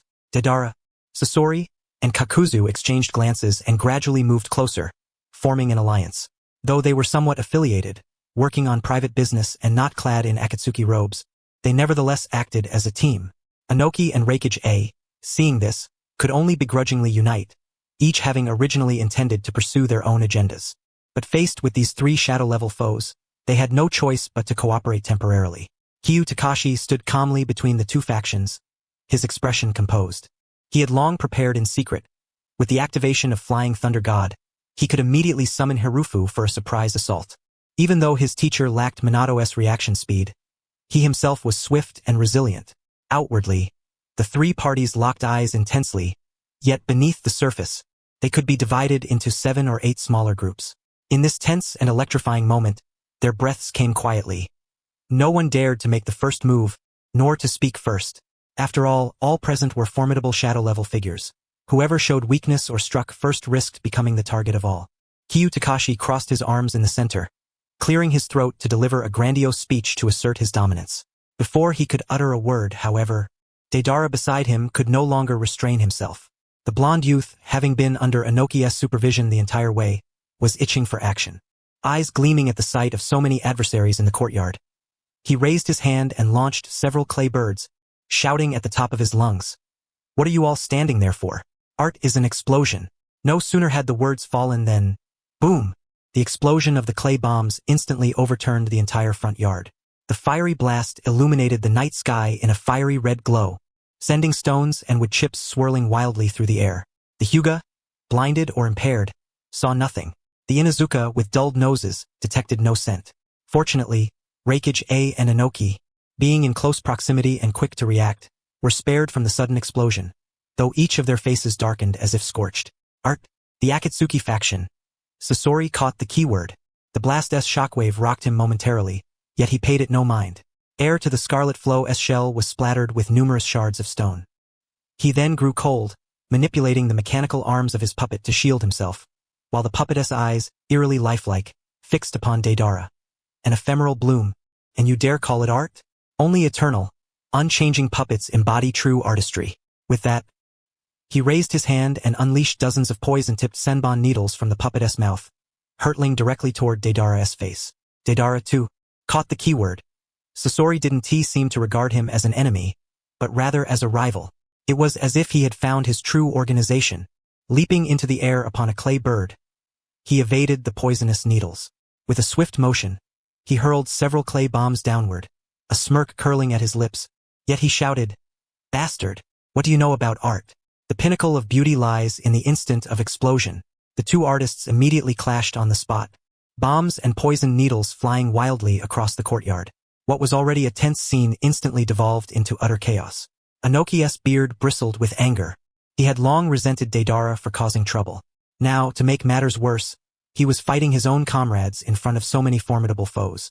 Watching the puppet grow increasingly fierce, its poisonous needles nearly sweeping the Iwagakure shinobi, he could no longer contain himself. He raised his hand and unleashed a dust release, detachment of the primitive world. A nearly transparent conical form shot toward Sasori, annihilating the very air molecules in its path. Sasori's expression changed instantly. He hurriedly commanded the Scarlet Flow to retreat, narrowly evading the strike. The very ground where he had stood was melted away by the dust release, leaving a bottomless pit. Had the attack hit his puppet, a single dust release would have ignited all the gunpowder barrels on the field, obliterating everything. Engage. The heads of the Tsuchikage and Raikage are worth more than the Uchiha. Kakuzu, already fixated on the bounties adorning the Iwagakure shinobi, saw Inoki strike first. He cursed aloud as 5 hearts beat simultaneously within his chest. Enveloping himself in earth-style chakra, he activated a broad-scale 5 natures ninjutsu against the enemy, including the direction where Kyuku stood. lightning release, false darkness, fire release, head burning, wind release, crushing harm, water release, rising curtain, earth release, earth spear. The 5 natures ninjutsu. The ordinary shinobi present were astounded. Besides the Hokage and Kyuku, no one else in the shinobi world could wield all 5 elements to such an extent. They couldn't even withstand one, let alone all 5. Raikage, already simmering with fury, immediately activated his lightning release armor, lightning crackling fiercely around him as he charged headlong into the onslaught. I'll take the first wave of ninjutsu for you. Boom! Aiden led the charge, crashing wildly through the barrage of techniques, as the Qimogakure shinobi behind him were ready to sacrifice themselves for their Raikage. The modified ninjutsu users activated their defensive techniques to block the assault. When the 2 forces collided, the residual shockwave spread outward, fracturing the earth with countless fissures. The remainder was left to the modified lightning release chakra shinobi. Their offensive barrage dissolved completely. Kakuzu could hardly believe it. Qimogakure's shinobi possessed such high caliber? Surely the Raikage wouldn't have dispatched all Qimogakure's elite forces at once? Orochimaru chuckled sinisterly, sensing a familiar scent within the fray. His gaze fixed on Kyuku. He thought, hehehe, Kyukakuin, you continue to surprise me. Are these Qimogakure shinobi truly loyal to the Raikage? Or are they yours? His golden vertical pupils gleamed with calculation as he fought while retreating. Anoki, Raikage A, Sasori, Orochimaru, Kakuzu, alongside Deidara and Qimogakure's Jonin-level foot soldiers, were engulfed in the melee. For a time, the entire Fugaku household courtyard, the last memory of Uchiha Sasuke, dissolved amid the battle. Lightning release S electric flashes, dust release S white glow, igniting clay bombs fiery light, the stench of serpents, the poisonous mist of puppets, the iron sand of 2 Third Kazekage puppets, and the cacophony of ninjutsu explosions rekindled the Uchiha Patriarch's estate. At the storm I stood Kyuku, who had quietly retreated to the courtyard wall, seeking the best vantage point. He initiated video recording. Within the shinobi world, not even the great shinobi wars gathered so many Kage-level shinobi in one place. The Uchiha clan had, in a sense, died gloriously. They had received the treatment befitting Madara Uchiha himself. Kyuku observed the battlefield. Old man Inoki is already advanced in age, yet he still unleashes dust release so frequently. Well, the more he fires, the more chakra he burns. Let him weaken himself, so I won't have to exert much effort later to finish him off. Kyuku's objective was nearly complete. He had secured the Uchiha's artifacts and even gained White Zetsu as a bonus. Only Inoki remained. Yet his eyes remained vigilant. His 3 Tomo Sharingan continually scanned the shadows and spatial fluctuations around him. With Black Zetsu now revealed, Obito was surely lurking nearby, perhaps concealed within some alternate dimension, waiting to reap the spoils. Obito, if you don't come out, I'll go find Kakashi myself. The chaotic melee raged from dusk deep into the night's latter half. The Fugaku estate had long since lost all semblance of its former self. The courtyard lay utterly devastated, with not a single smooth patch remaining. Raikage bore no injuries but was panting heavily. He was suffocated with frustration, confident he could single-handedly take on the entire opposing force, yet his Qimogakure shinobi fell one by one behind him, some deliberately self-destructing to eliminate enemy puppets, Orochimaru, and some unknown masked fiends. This forced him to divide his attention, guarding the few remaining subordinates, unable to unleash his full strength in a head-to-head fight.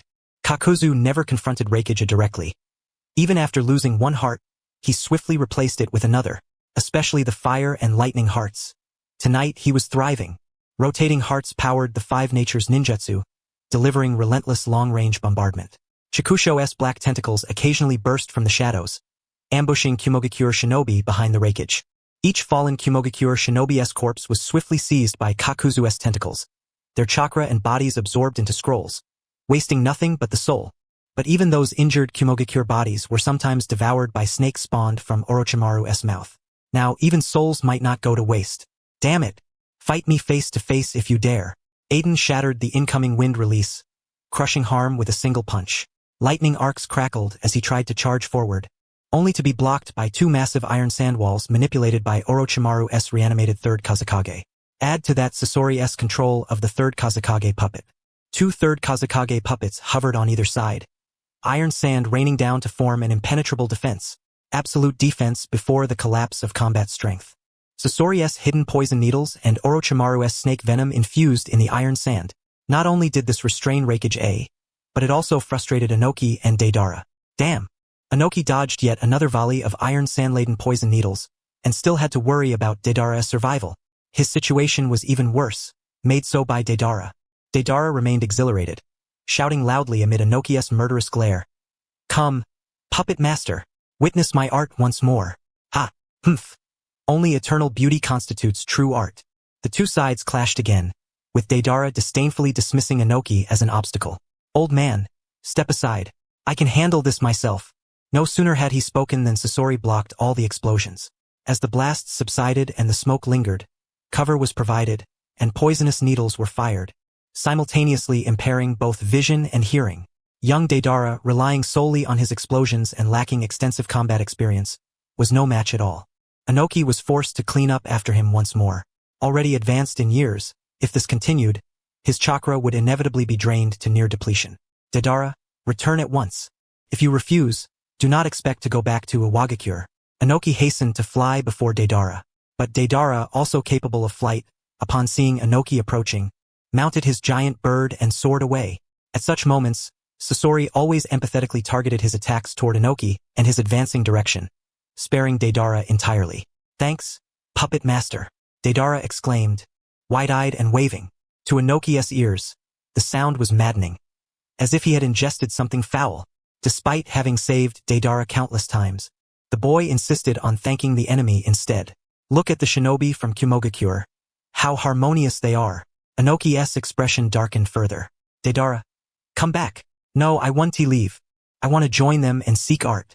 Deidara shook his head firmly at Inoki. Old man, I found my group. You can return to Iwagakure on your own. Crack. Inoki could no longer hold back.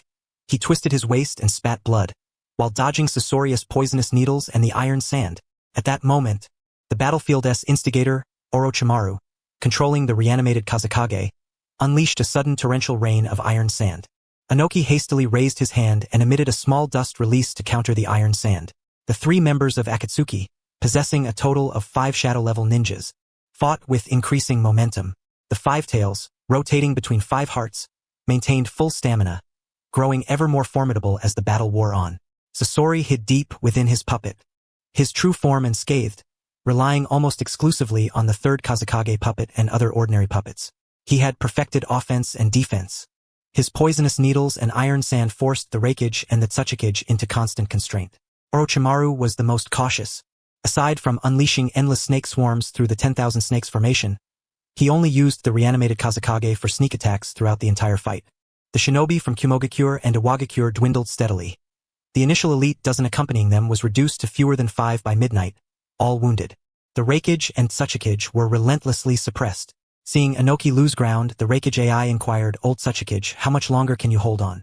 As he spoke, he smashed a fist through the charging snake swarm. Inoki's earth release blocked the iron sand. Humph, I'm not dead yet, but you, Raikage boy, can't even break through to close combat? Though he spoke boldly, he knew deep down that if the fight dragged on, they would both perish today. Hiruzen Sarutobi, that old man, had yet to appear. It was clear he intended for them to weaken each other to the brink, with no intention of rescue. Or perhaps this was all part of his design. No, that couldn't be right. Hiruzen Sarutobi wasn't so sinister. Could it be Danzo Shimura? Inoki remained convinced he had been betrayed. Otherwise, how could the ninja world have encountered a flying shinobi, especially a shadow level one, much less 2? Worse still, the dead had been resurrected to fight against him. Damn it all. The fury clouded his mind. Finally, Inoki declared with certainty, I suspect someone is targeting me. Most likely Danzo Shimura. Raikage AI remained silent, panting heavily. He was an honest man who seldom lied. Such treachery would surely trouble his conscience. Inoki furrowed his brows, then sneered. Ha! Raikage boy, you fall far short of your father. Your old man perished only after 3 days and nights of siege by tens of thousands of Iwagakure shinobi. And you can't last this long? Raikage AI muttered. He truly deserves to die, forgetting his hatred amidst a siege. Those words left no doubt his conscience was long gone. Perched atop the academy wall, Kiba gazed intently throughout the night, his 3-tomo Sharingan perceiving the entire chakra flow of the battlefield with crystal clarity. He had learned many jutsu, and even those beyond his reach were carefully memorized. This is about right, he chuckled darkly, a sinister smile curling the corner of his mouth. His grin twisted further. Inoki had only half his chakra remaining. At that moment, the battlefield shifted once more. Deidara, seemingly inflamed by the relentless bombardment, his eyes bloodshot, utterly ignored Inoki's warnings. Suddenly, he mounted his clay bird and charged toward the center of the field, holding high a clay bomb and shouting at the top of his lungs, "Witness this. Art is explosion." But as soon as he hurled the bomb, 2 Third Kazakage puppets controlled by Sasori instantly reversed course, flanking him from both sides. A dense cage of iron sand materialized, closing in harshly around Deidara, while dozens of poisoned senbon aimed straight at his forehead and heart. "Deidara, return." Inoki's face turned pale. He was about to activate dust release, but Deidara, as if mad, had charged too far, leaving no time to react. Helplessly, Inoki watched as the iron sand and poison needles threatened to pierce Deidara's body, his eyes widening in anguish. In this critical moment, a red and black afterimage flashed by in an instant. Water release. Hard whirlpool water blade. Kiba moved swiftly, arriving near the battlefield, simultaneously molding a water spear and launching it at the iron sand above. Boom! The water spear exploded, shattering the iron sand in midair. After the blast, the water spun rapidly, forming a colossal water tornado that swept away the remaining iron sand along with the poison needles. Magnificent and devastating. Deidara stood dumbfounded, repeatedly murmuring, "Art. Art. The art of explosion. Hey kid, if you want to die, don't do it here." Kiba glanced at him coolly. Only then did Deidara come to his senses, his eyes sparkling as he looked at Kiba, who had shielded him from harm. Scratching his head, he chuckled, "Thanks, senpai. Your jutsu is way more artistic than that old man's." Inoki exhaled deeply, his heart settling back into his chest. Just as he prepared to thank Kiba and even contemplated a future collaboration, in that very instant of relaxation, Kiba's Mangekyo Sharingan patterns suddenly surged violently, and an invisible genjutsu, like a tidal wave, mercilessly flooded into Inoki's mind. Those eyes! A buzzing sound echoed in Inoki's head, and a single thought consumed him. Those eyes resembled the Uchiha Madara he had seen long ago. Back then, the 5 great shinobi villages had just been founded, and he was but a child, trembling under the formidable presence of Madara alongside his teacher, Mu. His chakra instantly became a chaotic tangle. He lost even the strength to maintain flight, his gaze vacant as he plummeted stiffly downward. At the very second the genjutsu took hold, Kiba's right hand slammed fiercely into the ground, stamping a flying thunder god mark. Then water release. Water ride surged forward in a slide toward Inoki's direction. Space warped, and Hiruko's figure was instantly teleported in. The moment he touched down, he staggered, clutching his mouth as he bent over. The intense motion sickness drained the color from his face, nearly causing him to vomit on the spot. "You brat, you!" Hiruko gritted his teeth and cursed. Everyone present was stunned by this sudden turn of events. Kakuzu, Sasori, and Orochimaru, upon seeing Hiruko's abrupt appearance, wasted no time and unleashed all their reserved attacks without hesitation. Lightning release.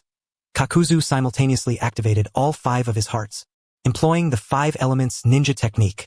Iron Sand World Technique. Sasori manipulated 2 Third Raikage puppets, instantly condensing iron sand into dozens of massive spears that pierced forward with a piercing whistle. Iron Sand World Technique. Orochimaru followed suit. All eyes were riveted on this onslaught and on Hiruko himself. Although Hiruko failed to complete the surprise attack that Qi Yugao had anticipated, he succeeded in drawing everyone's attention. Despite cursing under his breath, Hiruko's reactions were swift. Facing the incoming barrage, he instead took a step forward, fully activating Dark Release. The chakra points in both of his hands glowed brightly. With a cold sneer, Hiruko absorbed the incoming chakra in mere seconds, completely draining it without leaving even a trace. As long as it wasn't an explosive-tailed beast bomb, he felt no panic at all. Even confronted with a tailed beast bomb, he now had the confidence to face it head-on. And just as everyone was stunned by the terrifying power of Dark Release, golden chains shot out from behind Qi Yugao, wrapping around the descending Inoki. From his arms to his legs, from his chest to his neck, the chains bound him tightly, instantly sealing off all chakra flow throughout his body. With a casual tug, Qi Yugao pulled the immobilized Inoki close to his side, leaning against the courtyard wall as he smiled and glanced at the suddenly silent crowd. Hiruko's clothing was only slightly soiled. He shook his still dizzy head and took a few steps to stand beside Qi Yugao, positioning themselves on either side. The Dark Release chakra points continued to turn faintly as they fixed their gaze on the 3 members of the Akatsuki opposite them. Underground, Kurozetsu, having sent Uchiha Itachi away, had returned. Seeing Inoki bound like a wrapped dumpling, his entire body stiffened as he frantically shouted within his consciousness. Obito? Why haven't you made a move? Inoki has been captured. The situation is completely out of control. What on earth are you waiting for? Are you scared? You have Kamui. Why hesitate? Kurizetsu received no response from Obito, but Inoki, trapped in an illusion, finally began to regain awareness. His consciousness gradually broke free from the childhood scene that had ensnared him. The suffocating pressure of Uchiha Madara still lingered in his nerves, but Madara was dead. He no longer felt fear or dread. His muscles trembled uncontrollably as he finally blinked his eyes open. The figure of Madara was no longer before him. Only the tightly wrapped golden chains remained. So it was an illusion after all. No big deal. An illusion. Damn it. Inoki's eyes widened, but he was utterly unable to break free. He had escaped the terror of the illusion, only to be trapped by the reality of the chains. He was done for. Someone was truly targeting him. Not caught by the underhanded schemes of Danzo Shimura, but ensnared by the very Sharingan Genjutsu he had feared all his life. Had it been any ordinary Sharingan, or any other illusion? Inoki struggled to move his eyes and immediately spotted Hiruko standing beside Qi Yugao. He bore a 5-point resemblance to the Third Raikage, but his eyes were like a starving wolf fixated on a fat piece of meat, locked unblinkingly on Inoki. His mouth even twitched involuntarily, saliva nearly dripping down. Death was inevitable. Having fought through 3 great ninja wars, evolving from a small kid trailing behind his teacher to the 3rd Tsuchikage of Iwagakure, Inoki had faced every life or death scenario imaginable. Yet, at this moment, he felt no fear, only a suffocating bitterness swelling in his chest. His gaze uncontrollably swept past the crowd and settled on the nearby broken wall. Deidara crouched there, eyes sparkling as he argued about art with his enemies, never once casting a glance in Inoki's direction. Sigh. Qi Yugao and Hiruko were kind-hearted enough to wait for him just like this. Inoki felt exhausted. He had risked his life to repeatedly block the poisonous needle iron sand. The person he desperately wanted to save just moments ago was now filled with nothing but hostility toward him. Completely unaware that he was near death, a lump rose in Inoki's throat. Except for that time with Uchiha Madara, this old man, who had been as tough as stone his entire life and never bent his back, now had tears welling in his eyes first. Qi Yugao folded his arms, neither urging nor speaking, simply granting him these final moments. Raikage AI stood behind the rubble, panting heavily and averting his gaze without a word. As a fellow village leader, he understood all too well the burdens of such desperate attachments. Kakuzu, Sasori, and Orochimaru also remained still, their eyes sweeping over the bound Inoki before returning to Qi Yugao and Hiruko. No one broke the heavy silence. Deidara. Inoki spoke, bitter and sorrowful, yet holding onto a final thread of hope. His mind flashed through memories, almost entirely of Iwagakure and moments shared with Deidara. Deidara turned back impatiently, frowning tightly as he shouted. What now, old man? Don't start nagging me again. I've already said I'm not going back to Iwagakure. I want to discuss true art with the puppet master. Inoki did not scold him nor glare as he had before. He simply looked at him. Deidara, since you successfully detonated your explosive clay at the age of 5, I have believed you are the future of Iwagakure. Return to Iwagakure. I don't ask you as the Tsuchikage but plead with you as your teacher. Deidara's impatience instantly froze. This was not the same speech he had heard before. Inoki continued, you once learned explosive ninjutsu and blew up half the village. I do not blame you for that. I only hope you can use your art to protect Iwagakure. Art. Deidara's eyes widened in disbelief. He actually heard those 2 words from this stubborn old man. Deidara, don't die out there. The gates of Iwagakure will always remain open for you. Come back and study Dust Release. Come back and learn my art. Having spoken, Inoki closed his eyes with relief. If his death could awaken Deidara, then he would have died a worthy death. The clay in Deidara's hand dropped to the ground with a soft clatter. Old man, are you crazy to say such things? Though you speak well. But I still say only the fleeting beauty of an explosion is true art. Inoki spat out a mouthful of old blood and fainted. Deidara, shut up. Sasori's puppet spirit tried to frown, but the puppet's body would not allow it. Manipulating iron sand, Sasori forcibly silenced Deidara for the moment. At that moment, kind-hearted Qi Yugao allowed Inoki to finish his final words before raising his sword finger. But moments later, the space rippled, and Inoki was teleported away. Deidara watched as Inoki vanished like that. The freshly shaped clay in his hand fell to the ground with a clack. Sasori silently backed away, wary of the mentally unstable golden-haired brat potentially causing him harm. Deidara had been stubborn all along. Who was Inoki? He was the third Tsuchikage who had faced Uchiha Madara and fought in 3 great ninja wars. There was no way he could be brought down by a single genjutsu. He clung grimly to disbelief, convinced that the old man was acting, looking for an opportunity to trick the others and lure him back to Iwagakure. Not until the moment the person was teleported away, leaving not even a shadow behind, did he suddenly realize. This was no act. It was genuine. The old man. Deidara's eyes reddened. This time, it was no illusion. Mounted on his clay bird, he was about to charge forward and avenge the old man. Sasori immediately manipulated his iron sand to seize Deidara. Don't go. This time, no one will come to save you. He did not argue with Deidara about artistic philosophy as before. Instead, he maneuvered the scarlet Ryuko puppet closer to himself, and the third Kazekage's puppet promptly positioned itself between the two of them. Together, they faced off against Kyu Takashi and Hiruko. If Inoki had witnessed this scene, perhaps he would have felt some relief. Sasori's repeated attacks on Deidara seemed to target this brat who failed to comprehend eternal art. Yet, each strike was precisely timed to coincide with Inoki's rescue, all designed to gradually exhaust that old man's chakra. Once he was drained, the plan was to transform the only living shinobi in the ninja world capable of dust release into an eternal human puppet. Now, the duck that was within reach had flown away. Yet Sasori did not vent his frustration on Deidara. On the contrary, he inexplicably felt that this brat resembled himself. Both were misunderstood by their villages, both stubbornly clung to their own defined art, even the third Tsuchikage. Brat, calm down. Sasori's voice emerged from the puppet, still cold, but devoid of previous hostility. You cannot defeat them. What do you mean I can't win? I don't understand. Deidara gripped his explosive clay, yet for once he did not shout about art. Elsewhere, Raikage looked on as Inoki was taken away, then glanced at the few injured cloud-hidden jonin remaining beside him. His mind made an immediate decision. Continuing this attrition would not only forfeit any chance of picking up the pieces but risk his own demise. You several, bearing the spirits of our fallen comrades, withdraw to the cloud hidden immediately, no delays allowed.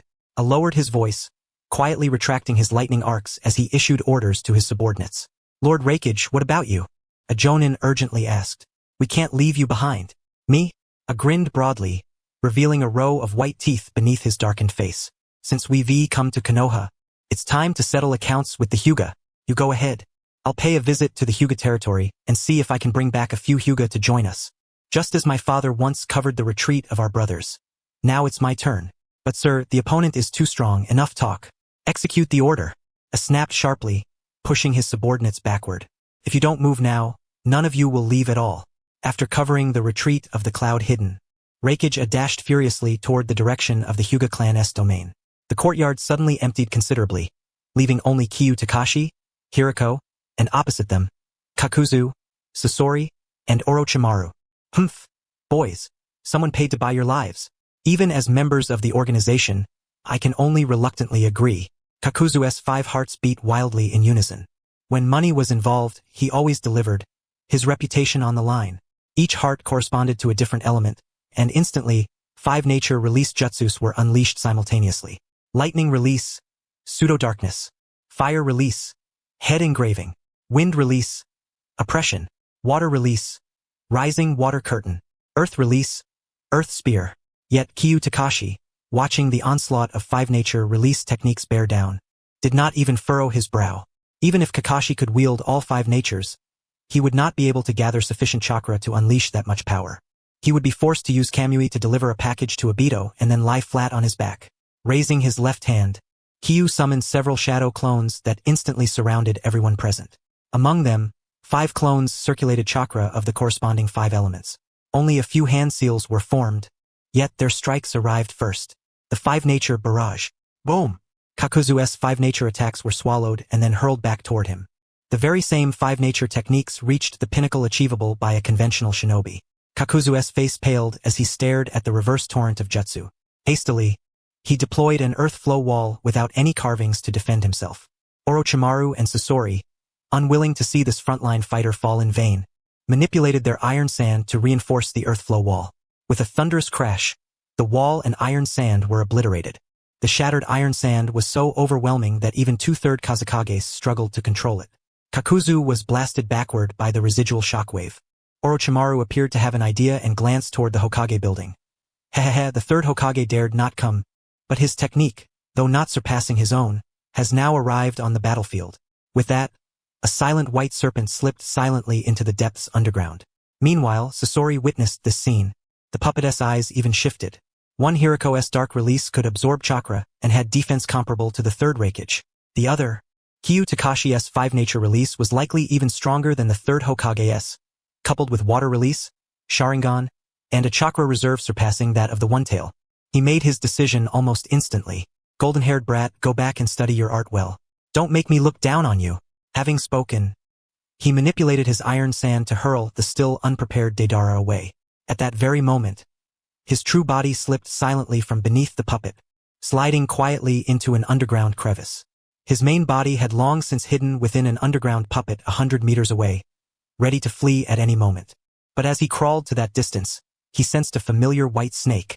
The white snake sensed a familiar chakra fluctuation as well. These two not quite human entities simultaneously conceived the same thought. Sasori and Orochimaru have fled? Then only Kakuzu remains? What a pity. Still a fine specimen. Within just a few breaths.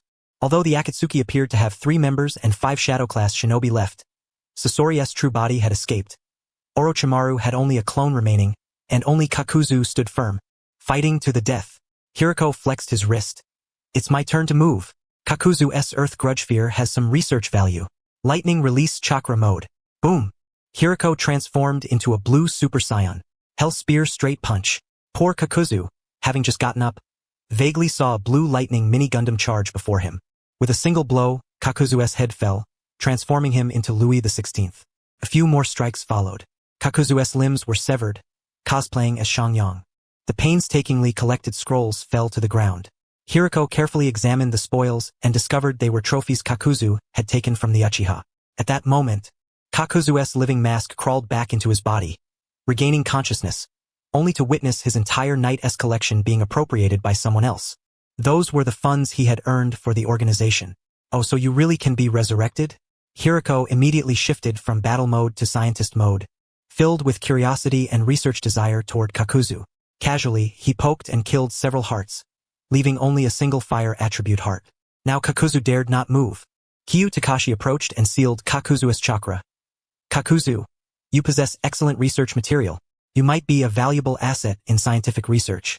Cooperate with us well, and perhaps we can provide you with an unexpected heart, one that surpasses the limits of Earth Grudge Fear. Kakuzu nodded. All right, I willingly cooperate. As a long-lived elder, he loved money and feared death. Given the current situation, cooperating was his only option. He had no other choice. With the battle concluded, the Uchiha clan's domain returned to tranquility. Beneath the blood moon, not a single Uchiha shinobi's corpse was illuminated, making the subsequent task of clearing the battlefield considerably easier, sparing the need to dig as many graves, or at least allowing the pits to be dug smaller. Ninja Academy. Sasuke had broadened his horizons, witnessing a rare, shadow-level melee in the ninja world, an eye-opening experience for him. That night, Sasuke was forced to assume the mantle of clan head of the Uchiha family in Konoha prematurely, yet not a shred of joy touched his heart. His eyes remained fixed, unblinking on the crystal orb, staring at the utterly devastated visage of his family within. Even when he fainted, Iruka's water release technique revived him, compelling him to continue watching the real-time surveillance of his clan's annihilation. As the smoke of the battlefield gradually dissipated, the full moon above still shone its pale light. That night was not the 15th day of the 8th lunar month, nor did the ninja world have the custom of celebrating the Mid-Autumn Festival. Yet most of the Uchiha clan members gathered neatly below, creating a semblance of festivity. Only a small fraction remained aloof, scattered across various places. Hiruko casually lifted the tightly bound Kakazu, then bent down to scoop up the scattered scrolls and the remains of fallen shinobi, stuffing them all into a sealing scroll. Weighing the heavy spoils in his hand, he looked toward Kyuga. I'll return to the route first and properly store these items. Kakazu, this living specimen, and Ono's body must be handled with care. Understood. Kyuga nodded, retrieving a syringe and a petri dish. I still need to visit the Ninja Academy to collect some samples. With that, the two parted ways. Hiruko headed straight for the route base, while Kyuga continued his journey by flying Thunder God Technique to the Konoha Ninja Academy. Inside the ninja school classroom, the lighting was stark and pale. Sasuke oscillated between unconsciousness and wakefulness, continuously performing sit-ups while lying on his back. Kyuga pushed open the classroom door, blocking the moonlight from outside. But in Sasuke's eyes, it was this man who brought him moonlight. Uchiha Sasuke, I regret to inform you, Kyuga, rarely showing a trace of sympathy, said, from today onward, you shall be the head of the Uchiha clan of Konoha. Sasuke's eyes widened. His mouth gaped open. Then he convulsed and fainted once again. Ah, poor child. You haven't even thanked me yet. Kyuga stared into Sasuke's eyes, greed blossoming again just as it had when he looked at Naruto's body. Alas, it was still a single tomo. The chakra needle pierced Sasuke's eyelid, collecting some ocular cells. He then took a few drops of blood from Sasuke's fingertips, storing them in a blood preservation vial. Administering a medical ninjutsu treatment, he forcibly revived Sasuke. Live well, Sasuke. Kyuga rose, secured his items, casually lifted the suppression on Iruka and Sasuke, and turned to leave. Only by becoming stronger can you personally kill that man. The door closed again, leaving only Sasuke's uncontrollable sobs and a bewildered Iruka inside the classroom. Before long, the belated dismissal bell rang, allowing Sasuke to walk home bathed in moonlight. Only this time, there was no brother waiting at the utility pole to accompany him after school. Several dozen meters underground at the Root S-Core laboratory. When Kyuga pushed open the door, Hiruko had already placed Ono's body into a specially designed cultivation tank. He was hunched over the lab bench, scribbling on the genetic sequence schematics. Did you retrieve the samples? Hiruko glanced up without stopping his pen. Yes, all accounted for. Kyuga placed a complete set of Uchiha direct lineage genetic samples on the bench, then turned to the cultivation chamber on the other side. He sequentially injected the genetic samples of Fugaku, Itachi, and Sasuke into the chamber, while Kyuga's chakra infiltrated the chamber, gently guiding the embedding and modification of the genetic chain. Sensei, this is our third attempt at the demonic sprout technique. Hiruko nodded, his gaze returning to Ono's body in the cultivation tank. He paused, then scratched his head with a wry smile. In the past, no matter the risks, we would fuse directly for power's sake. But now, with Sumeru in hand, with Root with nearly unrivaled strength in the ninja world, we dare not take reckless gambles. Kyuga nodded. Indeed, if it were the beginning, we wouldn't care so much. Like my first, the mother of Korin, regardless of whether she had an origin deficit. We used her outright. The second, Kimimaro, was consumed the very night we found him. Now, at the third, Shursui, we're even considering the future and the risks of genetic collapse. But caution is no fault. If it truly collapses, all previous efforts are for naught. Hiruko took a deep breath and dove back into the experiment. He had spent his life pursuing the perfect ninja by fusing all bloodlines. But now, guided by his disciple, he had become cautious, unwilling to make even the slightest mistake. This massive body was still too cumbersome for experiments. Hopefully, Ono's body could serve as a proper balance. A year of preparation, a night of chaotic slaughter, all culminating here in the final experiment and materials. Meanwhile, at the Hyuga clan estate in Konoha, from afar, the Hyuga clan caught sight of a violent lightning-style chakra hurtling at high speed. They could not see the situation in the Uchiha territory, but this they had to witness clearly. Hyuga Hizashi immediately ordered all main family core members, especially the Hyuga children, hide in the underground tunnels. At the same time, notify our third Hokage. With that, the Hyuga clan sprang into motion. Yet the elders secretly altered the order. Main family members flee first, branch family cover the rear. Not long after, Raikage stormed directly into the Hyuga estate. Raikage, your trespass into the Hyuga lands is an act of provocation aimed at igniting war between Qimogakure and Konoha. The branch family's jonin formed a line. Their Byakugan activated, assuming gentle fist stances, and shouted sternly, "War?" A grinned broadly, revealing a mouthful of white teeth, his entire body crackling with arcs of lightning. I'm here today to collect some interest. What Konoha owed Qimogakure back then. It's time to pay up. The branch members exchanged confused glances. SNT at Qimogakure that owes the Hyuga? Before the words finished, Raikage moved. His speed was incredible. The Byakugan saw it, but the body could not keep up. The Hyuga's gentle fist barely started before Raikage's fist smashed them flying, blood spewing from their mouths. The remaining shinobi swarmed, but against overwhelming speed and power, they were utterly helpless. I paid them no mind, his target clear, rushing straight for the main family's estate. But upon entering, he found it long abandoned. Not a single soul remained. Only a few branch family shinobi recklessly charging to block him. Fast runners, accursed, uninterested in prolonged combat, and swiftly incapacitated 2 males and 2 females among the branch family shinobi. Having a large frame was advantageous. He could capture more at once. Turning, he dashed out. Although branch family members, their Byakugan was genuine. After years of development, they too could be recognized as Hyuga. When Sarutobi Hiruzen arrived at the Hyuga estate with the Umbu in a rush, he saw only devastation and a few injured branch family shinobi. Raikage had long since fled Konoha, disappearing without a trace. What frustrated Sarutobi Hiruzen most was how quickly the Hyuga main family fled. They didn't even give the captured branch family shinobi a chance to self-destruct as caged birds, essentially handing Qimogakure several pairs of Byakugan eyes. No, they handed the Hyuga clan, Hokage-sama, the Raikage, an elder of the Hyuga clan emerged, sweating profusely, anxiously looking at Sarutobi Hiruzen. Sarutobi's face darkened, but he gritted his teeth and said, "First, tend to the wounded. Seal off Konoha's borders. I will immediately send a negotiation document to Qimogakure." In his heart, he knew negotiations would be utterly futile. Raikage was brazen enough to storm in and seize the Uchiha, let alone the Hyuga clan. They never even feared his negotiations. Overnight, the entire Uchiha clan of Konoha was annihilated, and several Hyuga clansmen were abducted. The Raikage, the Tsuchikage, and members of the Akatsuki plunged Konoha into utter chaos. As the Hokage, he had not once grasped even an ounce of initiative throughout the ordeal. Hiruzen Sarutobi drew a deep breath, contemplating retirement in favor of Jiraiya or Tsunade. Suddenly, he recalled the Uchiha clan lands he had neglected overnight and turned to the Umbu. "Let us go to the Uchiha territory." The moonlight that had illuminated the massacre vanished, and the morning sun ascended over the Hokage rock, casting golden rays upon the streets of the Uchiha lands, but no warmth penetrated this place. When Hiruzen Sarutobi and the Umbu entered the clan territory, he froze in place. He had envisioned countless scenarios. A ground littered with corpses, the horrors of a clan's annihilation, the traces left by Itachi. Yet, what lay before him was the Uchiha domain, eerily pristine as if swept clean by a plague of locusts.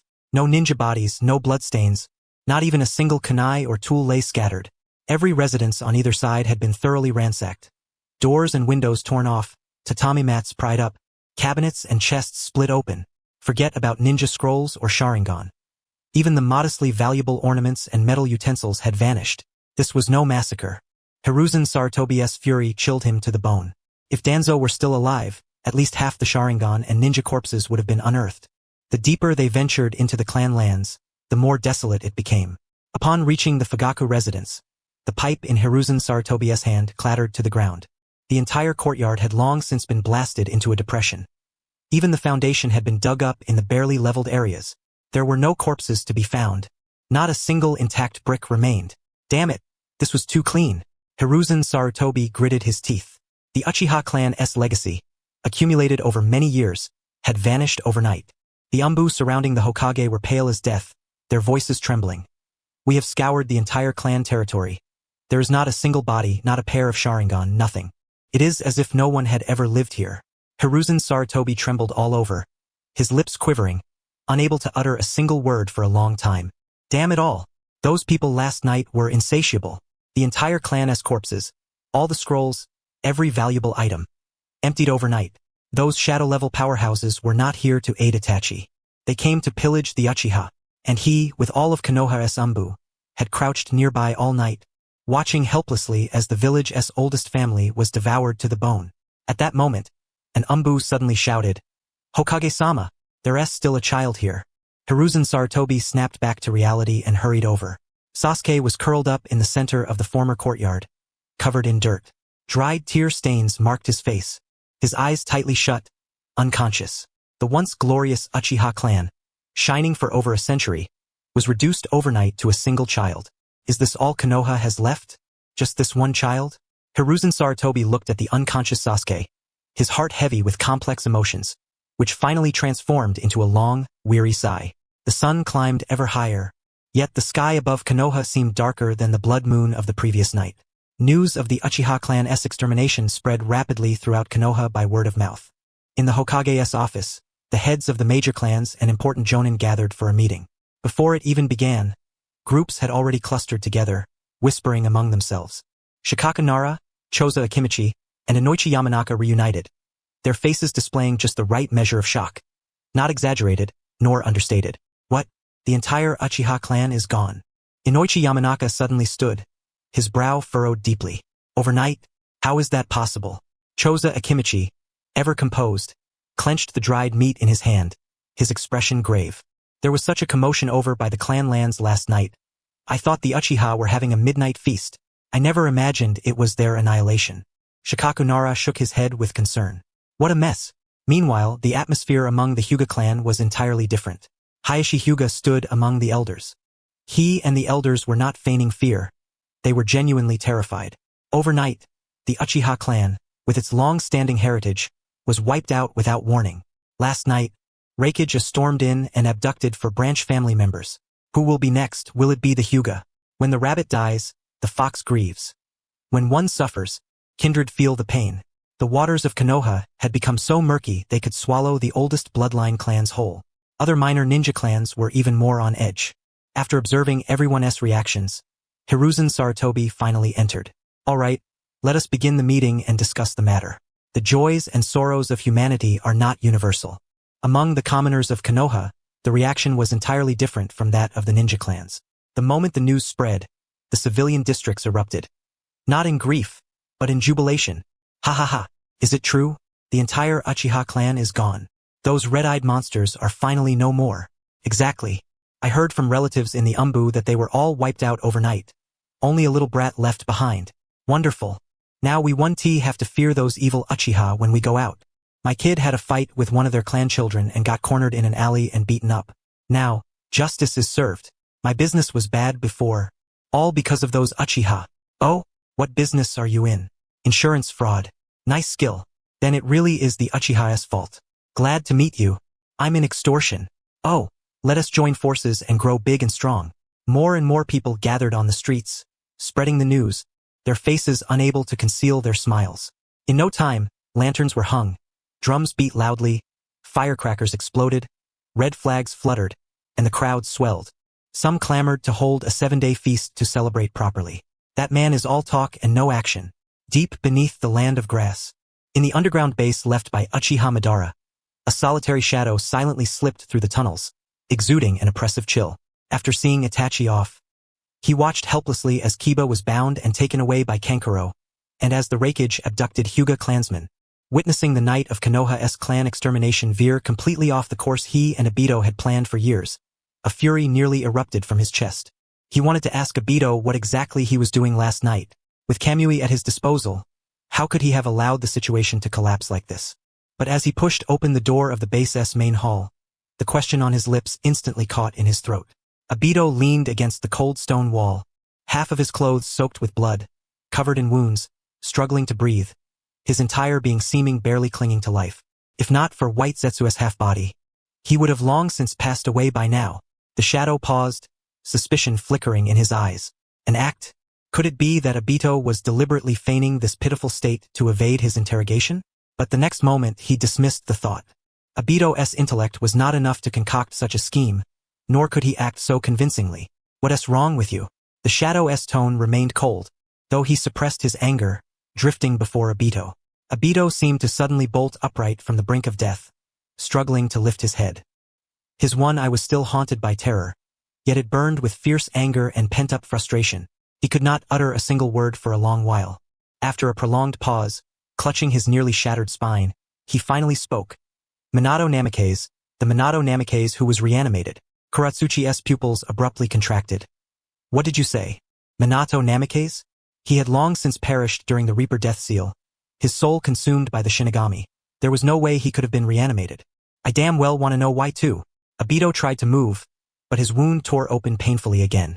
Before the chaotic battle even began last night, those greedy bastards all went after the Uchiha, all after the Sharingan. What else could I do? There were so many Sharingan. Before I could even start digging them out, they were going to be taken away, so I had to beat them to it, dig out a few more pairs first. Obito's voice grew more and more heated. Then, after just 4 pairs, suddenly a Rasengan struck my back. It nearly shattered my spine. Turning around, I saw Minato Namikaze, blonde hair, the Hokage robe, holding the flying thunder god kunai, just like during the Ninetales rampage back then. It was still the reanimated Minato Namikaze. His chakra flowed endlessly, flying thunder god marks everywhere. I even used Kamui, but couldn't evade it. As Obito spoke, his entire body trembled with cold. He had not spoken so much in a long time, but last night, he was truly stifled. After acquiring Kamui, the only time he was injured was by Minato Namikaze.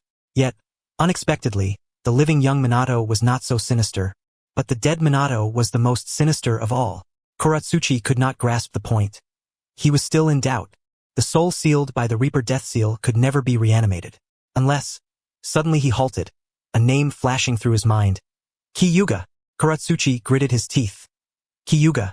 Only that man transformed himself into a whirlpool and mastered the whirlpool sealing technique. Perhaps he truly dealt with the Reaper Death Seal. This fellow not only disrupted our clan's extermination plan, depriving us of so many Sharingan, but also captured Inoki, and even released Minato Namikaze. Someone who can control reanimated Minato, even reanimated Uchiha Shursui, the reanimated Third Raikage, and the Third Raikage. Kuratsuchi felt the imbalance in battle power grow ever more severe. At this rate, even Nagato might not be a match. As for Obito, he was nearly a roadside corpse by now. Kuratsuchi's face was pale with rage. Why not resurrect Madara Uchiha? Orochimaru can perform reanimation. Then let him reanimate Madara Uchiha. Obito, still gasping beside him, said, I must kill him, Qi Yugao. All of this must be tied to him. His Sharingan glowed as a sudden idea struck him. We should tell Nagato about last night's events. No matter how divine he is, he would never allow them to challenge his so-called divine dignity. Kuratsuchi said nothing. He suspected Nagato would think that he and Obito had challenged the divine dignity. But for now, let Nagato try. If that fails, we can only pry open Madara's coffin. If we do nothing, the chance to resurrect Mother, which has waited 1,000 years, will be utterly destroyed by this brat. Sigh. If only that guy were my brother. I truly wish he were on our side. An undercover agent on the opposing side. Only Obito remained in the base, clutching his bleeding wound, gazing at his own disheveled shadow cast upon the stone wall. The rain of Amigakure had never ceased. The sky here was truly overcast. Yet the village folk's spirits had cleared. Even when a few unruly Amigakure miscreants appeared, what survivors of Hanzo's legacy dared impersonate Amigakure residents. At the village's high tower, the grotesque figure of the outer path golem drained Nagato, who had grown emaciated. Nagato sat upon a mobile throne, his pale face devoid of expression. He had maintained the posture of a god for so long, he nearly forgot he still had the Akatsuki organization. Until footsteps approached Konan's, her bluish-purple hair still graceful. Nagato, the organization's treasury has a problem. Nagato's Rinnegan shifted slightly, his gaze settling on her. The treasury had not been replenished for nearly 3 months. Konan handed over the real ledger. The numbers on the pages were pitifully sparse. The remaining funds in the treasury were insufficient to sustain the village's daily operations, to supply various outposts. There was not even as much as the blank paper I slipped in to deceive the treasury. Nagato's brow furrowed lightly. What is wrong with Hanzo? Is he not trying hard enough? Has he forgotten the dignity of a god? Let others go earn the money. Nagato activated his godlike intellect, devising a solution. No money? Then send people to make money. With so many Umbu in the Akatsuki, are they afraid they can't earn money? No contact. Konan shook her head gently. Nagato understood. He controlled pain and infused chakra into the ring. No contact with Hiruko and Qi Yugao is one thing. But even the rings of Sasori, Orochimaru, and Hanzo cannot connect. It's like they are all collectively missing. Are they planning to defect? Do they even care about the organization? Seems they want to feel some pain. Nagato's godlike facade became ever more seamless, fully immersing himself in it. Just then, a pitch-black presence entered.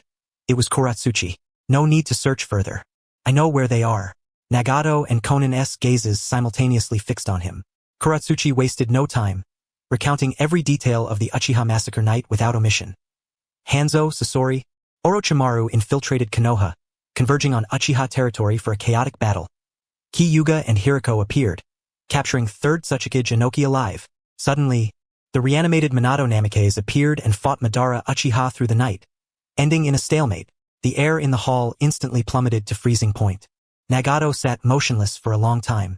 The patterns of his Rinnegan glowed, and a terrifying aura, as tangible as a physical force, pressed heavily upon Kuratsuchi. You mean the core members of Akatsuki collectively went to Konoha to wage war? And I, their leader, was utterly oblivious from beginning to end? He was almost laughing with rage. Am I truly the leader? Or are you the real leaders? Every word Nagato uttered was heavy. Yet in Kuratsuchi's ears, he wanted to reply. They are the true leaders. Kuretsuchi's body sank slightly but still forced himself to speak. Lord Madara was also caught off guard by Qi Yugao. But that is not the point. Madara was testing their strength and whether they were controllable. Qi Yugao's motives against the Uchiha are unknown. But he obtained Uchiha Shursui a year ago. Now that his plan succeeds, he will surely grow to, Kuretsuchi's yellow eyes fixed on Nagato, approach the level of a god, and that Hiruko, having captured the third Raikage, must be after dust release. Should he acquire dust release, he shifted his gaze toward Konan and the Deva Path Pain. Even White Tiger Konan and Pain will be threatened. Nagato, you do not want Konan and Yahiko to be harmed again, do you? He deliberately directed all accusations toward Qi Yugao and Hiruko. The real problem now lies with Qi Yugao and Hiruko. From the very beginning, these two individuals have existed on the fringes of the organization. Now, they have descended into lawlessness, launching assaults against its members and mastering the art of impure world reincarnation. Besides the reincarnated Minato Namikaze, it is estimated that the Third Raikage, Uchiha Shursui, and in the future, the reincarnated Uchiha Fugaku and the Third Raikage, are also involved. Their formidable power has already surpassed that of the Akatsuki. This poses a tremendous obstacle to the peace of the ninja world and to the future Moon Eye plan. Moreover, as rogue ninjas from Konoha, they first joined our Akatsuki, then defected to the Hidden Cloud, only to betray again and return to Konoha. They are utterly treacherous, fickle, and mercenary villains with 3 family names. They hold no regard for the organization, nor for you, the divine. If left unchecked, their audacity will only grow boundless. By then, not only will the Moon Eye plan be utterly disrupted, but the entire ninja world will forget who truly governs the rules as God. Choju, with a lengthy tirade, caused Nagato's already wavering resolve to falter once more. Konan stood nearby, her brows knitting ever tighter. She cared little for anything else, only worrying about Nagato's frail body. Nagato's body had long since been hollowed out. She spoke softly, with a hint of persuasion. Nagato, shall we wait a little longer? Let us contact Kakuzu and the others first, clarify the situation, and then proceed. No need to wait. Nagato interrupted her, driven not only by the plan but also by concern for Konan and Yahiko. He could tolerate members secretly scheming, tolerate their unilateral actions driven by self-interest, and even tolerate Obito and Choju circumventing him under Uchiha Madara's name. But he would not permit Konan and Yahiko to be threatened again. If he could not protect them, what meaning was there in making the world feel pain or creating true peace? Chiyu Hiruko. Nagato's eyes gleamed once more. Since they have forgotten Akatsuki's rules, forgotten who truly commands this organization, I shall personally remind them. Let them suffer firsthand. Let them experience the divine power. The majesty of God brooks no defiance. Disobedient pawns must either obey meekly or be utterly crushed. With that, Nagato turned his gaze to Choju. Choju bowed slightly. The will of the Rinnegan's master is the absolute law. Only under God's guidance will the ninja world attain peace. After all his words, this was precisely what Nagato had been waiting to hear. Nagato's Rinnegan was currently the only trump card capable of suppressing Chiyu. Once Nagato acted, whether by killing Takai or subduing him, he could restore the derailed plan to its proper course. If all else failed, he would have no choice but to pry open Uchiha Madara's coffin prematurely. Deep within Mount Sumeru, in a clandestine underground base, Uchiha Shursui, immersed in yin-yang fluid, had successfully merged the genes of Uchiha Fugaku, Itachi, and Sasuke, the entire family of 3. Coupled with the majority of the Uchiha clan's genes fused in the previous year, could be said that Uchiha Shursui was now virtually the child of the entire Uchiha clan. Provided the genes did not collapse, Shursui's body remained at this moment the purest vessel for the Uchiha bloodline. Chiyu pressed the Shursui Mangekyo Sharingan back into place, then fitted his own eyes. To avoid waste, he even carved open Shursui's eye sockets to implant Fugaku's Sharingan, roughly modifying the visual nerves to connect them. For the sake of the eternal Mangekyo Sharingan and the faint possibility of awakening the Rinnegan himself someday, he had truly exhausted his mind.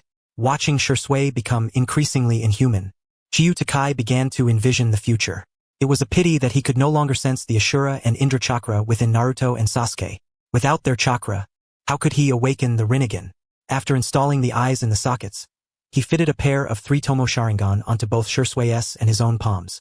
Since the Akatsuki possessed eyes in their palms, there must be a reason. He would, to some extent, follow their path. Hiruko, witnessing this, said nothing. His disciple must have his reasons. Perhaps it was caution, leaving 2 extra Izanagi techniques just in case. Having prepared everything, Chiyu said, Master, It has been several years since the last devouring fusion. Let us begin. Both Qi Yugao and Shursui lay flat. All right. Hiruko nodded heavily, connecting the energy sources from the star-hidden village and other captured test subjects. The reincarnated Third Raikage stood ready to assist at any moment. Qi Yugao formed a hand seal. Demonic Bud Technique. Ahum! The third demonic bud fusion officially commenced. Black mist instantly engulfed the entire fusion laboratory. Sinister black tendrils coiling around Uchiha Shursui and Qi Yugao, linking to all the energy sources present and the unique terrain of Mount Sumeru. In the realm of cultivation, this would be regarded as an evil demon-esque path, deserving universal extermination, devouring others to complete oneself. Unlike the relatively stable prior two fusions this time, the moment activation began, an excruciating, tearing agony swept through Qi Yugao's entire body instantly. Ah! The cry came not only from Qi Yugao but also from the vast energy reserves. For safety, Uchiha Shursui had long since destroyed his own consciousness. Countless fragments of Uchiha genes collided with his original bloodline S barriers. Alongside the Uzumaki clan S genes and the Shikatsumiyaku, dead bone pulse genes, under the demonic bud technique, they were once again remodeled and fused. Under the onslaught of innumerable alien Uchiha genes, chaos erupted instantly. Gene recombination occurred nearly every moment. His skin visibly cracked into fine fissures, only to heal swiftly again. Bones shattered, meridians ruptured, and the enormous chakra surged uncontrollably, crashing in every direction. Even his consciousness began to be torn apart by the surging bloodline memories. The obsessive spirits of numerous Uchiha clan members flooded his mind. Fugaku's endurance, Itachi's suffering and clan annihilation, Sasuke's vengeance. Among them, the most overwhelming was Shursui's own confusion, as countless shattered memory fragments poured into his brain. Each psychological shock intertwined with his own memories, nearly overwhelming his entire consciousness. Indeed, the spiritual power of the Uchiha was formidable. This spiritual force exceeded even the final mental assault that Hiruko endured in the original story. Among these were even the protective consciousness of Karen's mother, watching over Karen, and the faint awareness of Kimimaro. Boy, hold on. The gene sequence is beginning to falter. Beneath the black mist, Hiruko conjured a pure land, his eyes reddening as he stared at the frantically flashing red alarms on the instruments. Do not be swallowed by those bloodline memories. You are Qi Yugao. You are no one from the Uchiha. Qi Yugao could keenly feel his body undergoing countless instances of tearing and reassembly every single second. The demonic Bud's power was furiously fusing the Uchiha blood within Shursui, yet it was also constantly pushing the boundaries of collapse. Amid the excruciating pain, Qiyu's own memories were becoming blurred. The deepest impression left was the obsession that had traversed time itself. I fear death. I cannot die. I must continue devouring and fusing Senju Hashirama, Hyuga, and become an Akatsuki. I must acquire their techniques, possess all that they have. Step by step, I will climb to the summit. I will become the supreme Qi Yugao of the ninja world. I shall become the greatest Akatsuki Takai, Akatsuki Yutaka. This ordeal lasted 3 days and 3 nights. Throughout, the black mist never dissipated within the fusion laboratory. In the deep night of the third day, Qi Yugao suddenly opened his eyes wide. The chakra that had once been utterly chaotic suddenly contracted at this very moment, converging entirely into his eyes. A cool and refreshing chakra nourished his mind and brain, and all his obsessions erupted from the depths of his gaze. Ahum! 2 scarlet beams of light ignited within the black mist. Within his eyes, the distinctive patterns of the Mangekyo Sharingan slowly began to revolve. Mangekyo Sharingan. Activate. The tide turned. The Mangekyo in his left eye grew even brighter, spinning ever faster. Fusion sequence. The power of his ocular prowess instantly cleansed his entire body. Those half-collapsed genetic chains were instantly realigned with perfect order under this force. The original Uzumaki clan bloodline, the entire Uchiha clan S genes, the Shikatsumiyaku inheritance, all were precisely pieced together as if by an invisible hand. They melded flawlessly into the core of his genetic sequence, without the slightest hint of rejection. The long-feared genetic collapse caused by the Kaguya technique was utterly eradicated beneath the gaze of these eyes. Under this ocular power, he did not acquire strength through the Kaguya technique. Rather, he was born possessing all of it inherently. Simultaneously, the Mangekyo in his right eye illuminated in harmony. Imitation. The technique that once copied the Sharingan but was unusable, especially those bloodline limits, was now being replicated and inscribed step by step. The left eye's fusion sequence fused myriad bloodlines, merged countless sequences, and fixed the fundamental roots of his genetic heritage. The right IS imitation mimicked myriad techniques, restored countless foundations, and copied every ability in the world. The once sinister black mist gradually dissipated. Qi Yugao slowly rose from the experimental table, planting his feet firmly on the ground. His medium-length hair, once a reddish-white, had now transformed into a silver-gray hue, cascading over his shoulders, while his skin had grown even paler. Gao! Hiruko stared at his appearance, first stunned. Then his face drained of color as his heart leapt to his throat. A towering, muscular man over 2 meters tall, nearly brought to tears. What happened to your hair? Did the fusion fail? Did your genes collapse? Like a madman, he lunged toward the instrument, staring at the data on the screen, his entire body frozen in place. The instrument read, genetic stability 100%. As if it were innate, the bloodline vitality had reached the peak the instrument could detect. All data was wildly off the charts. Failure was out of the question. This was a perfect metamorphosis beyond rebirth. Teacher, don't panic. I succeeded. We succeeded. Qi Yugao smiled faintly, raising his hand to rub his brow. The mangekyo in his eyes slowly retracted, then instantly reactivated repeatedly, with no diminution of ocular power. I have succeeded. I have also gained a unique ocular technique of my own. Hiruko abruptly turned around, his voice trembling. You really succeeded? Then what about your hair and your eyes? What about Benton Shin? Benton Shin is gone. I pretend I'm not regretful, Qi Yugao said, lightly tapping his eyes with his fingertips as the mangekyo patterns spun anew. But I have acquired something more suited to me, something akin to a semi-eternal mangekyo Sharingan. As long as I don't overexert my ocular power, the consumed portion can be rapidly and fully restored. I will never go blind. Qi Yugao speculated it was probably due to the absence of Indra's chakra. Then he cautioned, I suspect I'm still missing some core element. After all, even if Senju Tobarama's scientific prowess was formidable, he was neither an Uchiha nor Madara Uchiha. When we eventually defeat Madara Uchiha, we'll have to study him carefully. He paused, then elaborated. The left IS ocular technique, fusion sequence, governs the order of all bloodline genes, fusing any bloodline limit without rejection. The aftermath of the Kaganjaku technique is completely resolved. The right IS ocular technique, imitation, allows me to replicate any ninjutsu or bloodline by observing the chakra pathways of its original. With fusion sequence assisting, I can even copy other Sharingan ocular techniques. Hiruko was dumbfounded, speechless for a long while. Benton Shin is gone, replaced by 2 monstrous ocular techniques. Fusion of myriad bloodlines, imitation of myriad techniques. This is no fusion failure. It's as if you transformed directly from a mere human into a being that commands the very laws of bloodlines and ninjutsu. Hiruko swallowed hard, gazing at the silver-gray-haired disciple before him, then suddenly laughed aloud. The anxiety that had gripped him for 3 days and nights was finally lifted. He is truly mad and truly made it. Qi Yugao also laughed, raising his hand in a fist as an icy blue chill instantly emanated from his palm, soon replaced by a swirl of iron sand. As for the Meitun and Jintun techniques, he decided not to provoke the teacher just yet. Moreover, copying a technique and mastering its combat use were 2 different matters.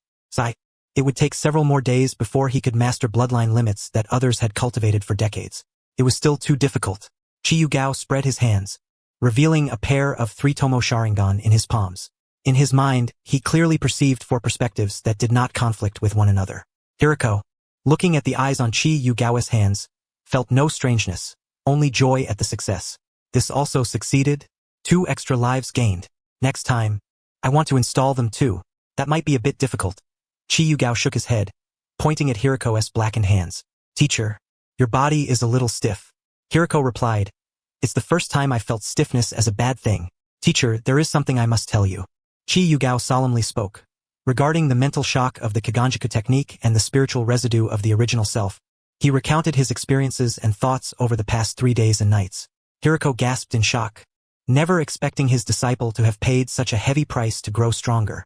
Moreover, the Uchiha clan was truly different. Each tiny gene carried such profound spiritual impact. Then he suddenly realized something. The Kaganjaku technique also leaves behind the lingering will of the consumed body. Could it be that I have already been influenced? No, it must be so, Hiruko firmly affirmed. The former me would never have developed such feelings for the Yuki hide. Not only did I help them grow stronger, but I never exploited them ruthlessly. He looked toward the reincarnated Third Raikage. It seems this was the Third Raikage's final effort for his son and village. Even now, I still do not wish to harm the Yuki hide. "It's all right, teacher," Qi Yugao reassured him. "My Mangekyo can help resolve these issues. As for the Yuki hide, they are of little use for the time being. The Fourth Raikage has also helped us greatly. During these 3 days and nights, the shinobi world had already been turned upside down. On the Konoha village bulletin board, an official notice from the Hokage Tower was posted. Evil rogue ninjas Hiruko and Qi Yugao infiltrated Route and conspired with foreign traitors, intending to overthrow Konoha and incite rebellion. Under the wise guidance of the third Hokage, Hiruzen Sarutobi, the Uchiha clan led a valiant suppression of the uprising, ultimately crushing the traitors. To protect Konoha, the entire Uchiha clan sacrificed themselves heroically. The announcement spread, causing a sensation throughout the shinobi world. The uninformed lauded, "Truly the strongest Hokage in the shinobi world." The official declaration placated the common folk, but it could not conceal the undercurrents among the major shinobi villages. Overnight, the Uchiha clan in Konoha was annihilated, while many Uchiha from other villages were taken captive. There were also the massacre of Itachi, the Konoha survivor Sasuke, and the Fourth Raikage wreaking havoc in Uchiha territory, along with the Third Tsuchikage and multiple Kaga-level chakra fluctuations. Those who needed to know were fully aware. Those who did not had no need to know. The depths were unfathomable. In the rain-hidden village, the underground base of the Akatsuki organization. In a vast hall, Biwa Juzo stood in a corner, his decapitating blades scraping the floor repeatedly. Clutching the intelligence dispatched by the organization, he flipped through it over a dozen times, each reading tightening the knot of frustration in his chest. The Uchiha clan territory in Konoha was thrown into chaos. What did it mean that all the principal members of the Akatsuki had gone? Orochimaru, Sasori, Kakuzu, even the rarely seen Hiruko and Kido were present? So it was an Akatsuki team gathering, and he was the only one left out? Juzo spat fiercely, planting his greatsword firmly on the ground.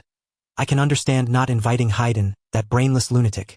He only chops people up and meddles with cults. Having him there would just be a nuisance. But why not call me? Do they underestimate my strength? They can't have forgotten me, can they?" The more he pondered, the angrier he grew, itching to seize his blade and confront pain to get a clear answer. An Akatsuki team gathering. Why was he excluded? Was it because they looked down on him? At that moment, footsteps echoed from the entrance of the hall. Obito's silhouette flickered past, leaving behind a fleeting shadow as he positioned the pale-faced Itachi beside a stone pillar. Without uttering a word, he slipped back into the Kamui dimension, genuinely intimidated by the maneuvers of Kido and Hiruko, unwilling to expose himself openly. He feared randomly encountering a golden-haired adversary. Leaning against the pillar, Itachi covered his still dully aching left eye, his breath trembling slightly. Having activated the Mangekyo Sharingan twice on the night of his clan's annihilation, he had yet to fully recover. After all, he was still a mere 12-year-old orphan of a wiped-out clan. Most children at this age hadn't even graduated. No sooner had he steadied himself than two figures entered in succession.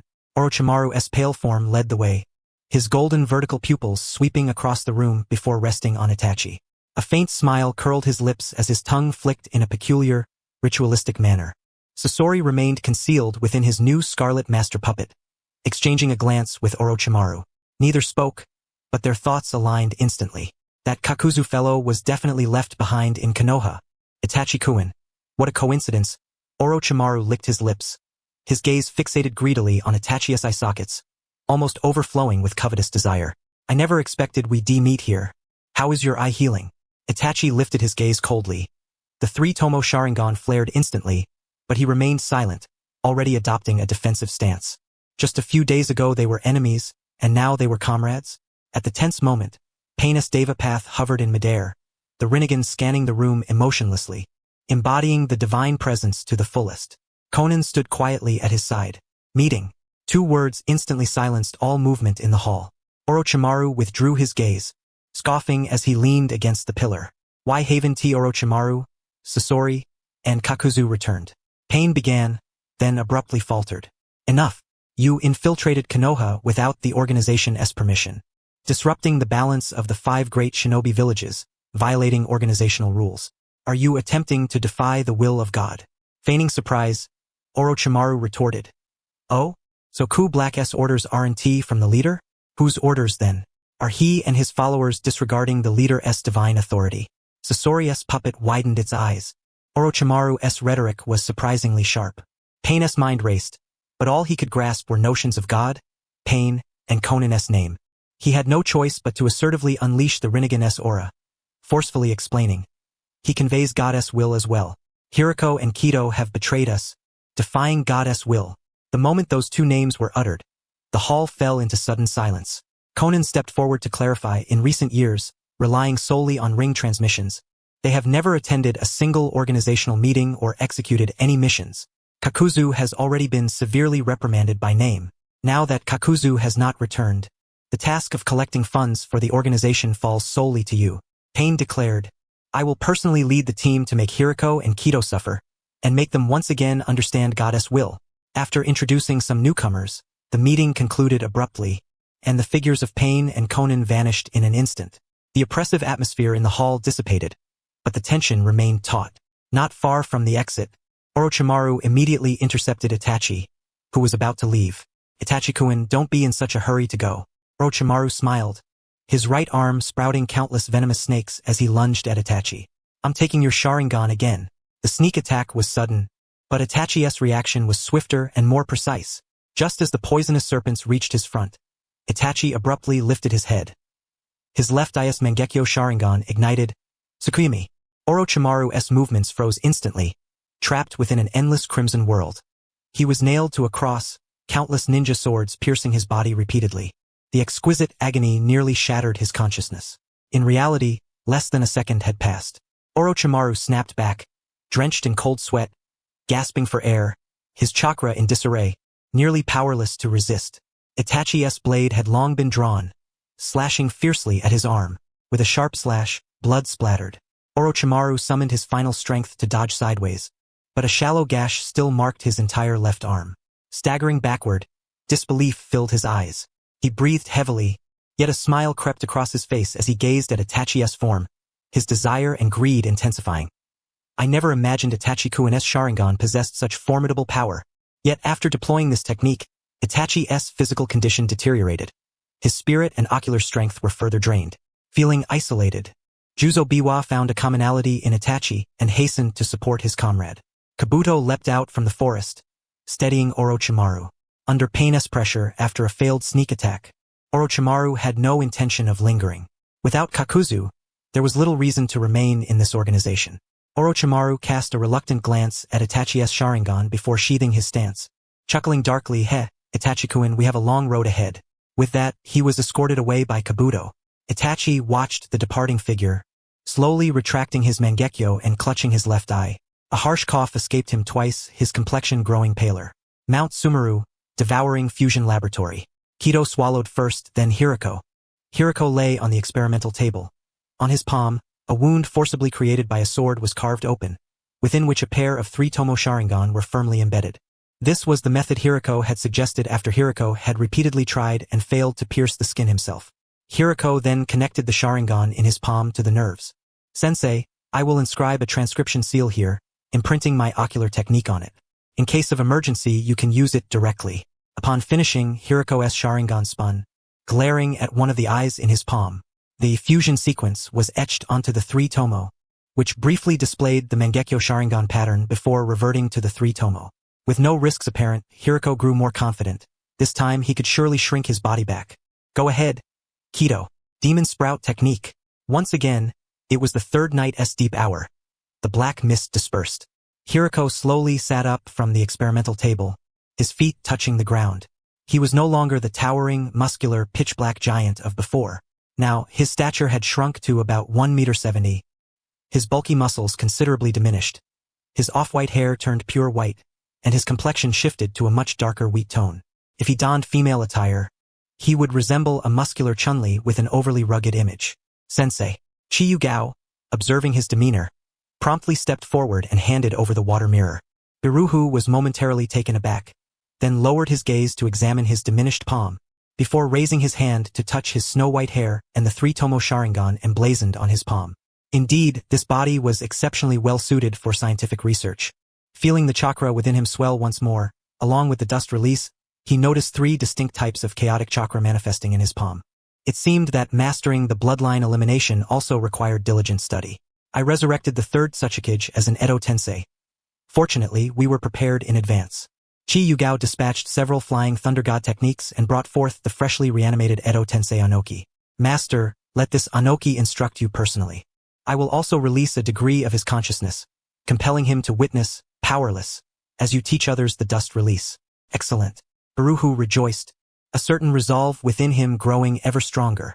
Meanwhile, within Orochimaru's secret base, Kabuto stood silently by, watching the somber-faced Orochimaru and softly inquired, Lord Orochimaru, are you all right? No matter, Orochimaru replied, his golden vertical pupils blazing with fervor as he gazed upon Makoto Uchiha's body. Uchiha Itachi is truly the perfect vessel. Alas, I have yet to fully command it. But that is of no consequence. He has a younger brother, Uchiha Sasuke, whom I trust possesses the same innate talent. Only a pity that he is still but a child. Kabuto adjusted his glasses, about to speak, but Orochimaru, accompanied by his followers, turned and proceeded to the innermost chamber. A pity that Itachi's body is unattainable. I must settle for the next best option. Placing his hand upon the petri dish, Orochimaru observed Uchiha Makoto within.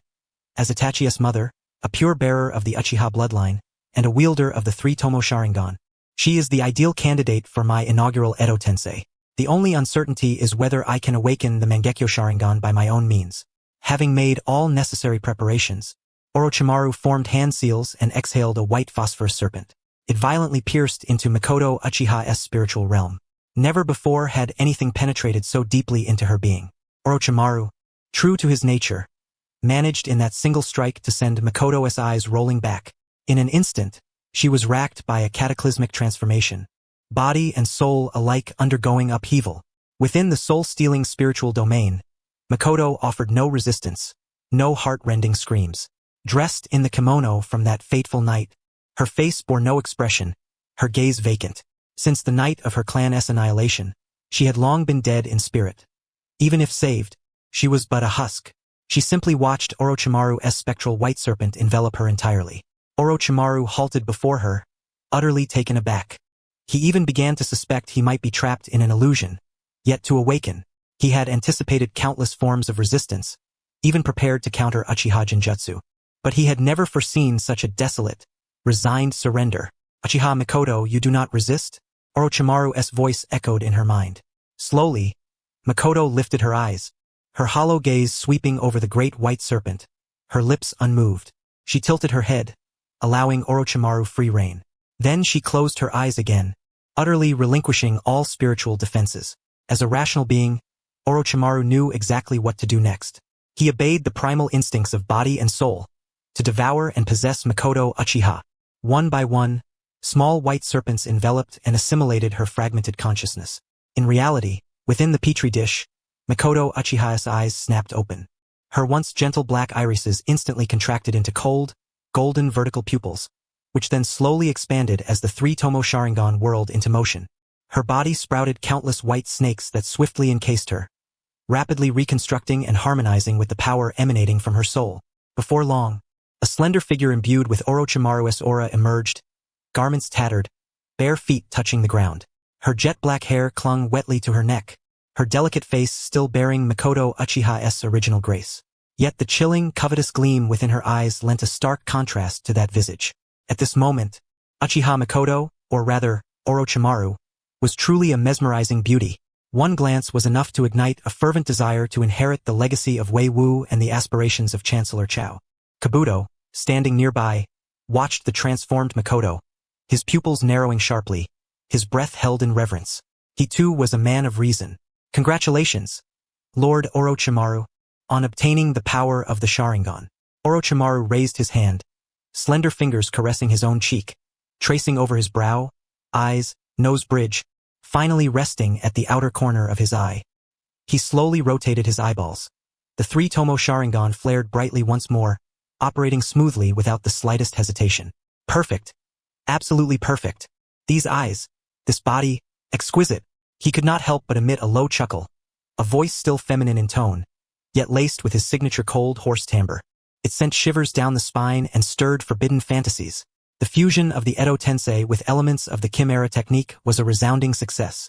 Not only had he flawlessly acquired Makoto Uchiha's body, pure Uchiha bloodline, and the three Tomo Sharingan, but all her original abilities remained wholly intact. Forming hand seals once more, His palm suddenly summoned several wild serpents. Kiburo, behold! Orochimaru turned to face him, Makoto's face smiling sweetly, eyes curved in gentle arcs. Yet this brought a cold sweat to Kiburo's back. Now I am, without question, the rightful mother of Uchiha Itachi and Uchiha Sasuke. He. Mount Sumeru. Qi Yugao finally embarked upon Naruto Uzumaki's extraordinary cultivation method. Within the laboratory, several shadow clones explored myriad possibilities involving White Zetsu's organization and Hashirama's cells. In the training arena, 5 shadow clones activated their 3 Tomo Sharingan, each molding Rasengan imbued with different elemental natures. The original body wielded a black and gray Susanoo. Since defecting from Konoha, he had devoted himself wholly to research and mutation of the Chimera Technique. It had been far too long since he had calmly honed and studied ninjutsu. Following the 3rd successful Chimera, his spiritual power surged tremendously, fully capable of sustaining his efforts.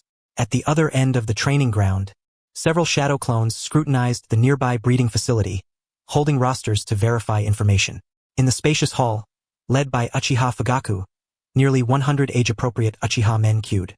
The summoned women, commoners and fallen clan Kunoichi alike, regarded these Uchiha men with eyes brimming with joy and hope.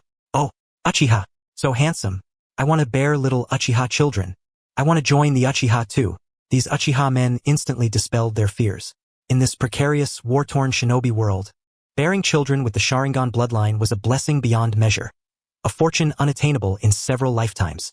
Not merely cooperating in reproduction, they would willingly settle on Mount Sumeru for life. Once the clan head of the Uchiha, now the sinner responsible for the clan's annihilation, Uchiha Fugaku, had become the foremost instrument in the Uchiha bloodline propagation project. The female Uchiha received special care, pairing with suitable Uchiha men to breed pureblood offspring. The original body had decreed the number must be restored within 1 year, and only surpass the peak within 10. There must be a continuous stream of Sharingan users. Several days later, beneath Mount Sumeru, Hiruko bade farewell to Kyutaka. Over the past few days, Hiruko, under the meticulous tutelage of Inoki through the reanimation jutsu, had thoroughly mastered the dust release and the series of light and heavy rock techniques.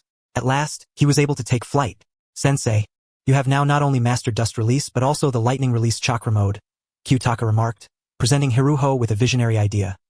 Perhaps in the future, one could soar through the skies at the speed of lightning release chakra, and then suddenly unleash a dust release attack upon the enemy. Or maybe even develop something akin to a dust release jumping gun. Hiruko nodded thoughtfully, day by day.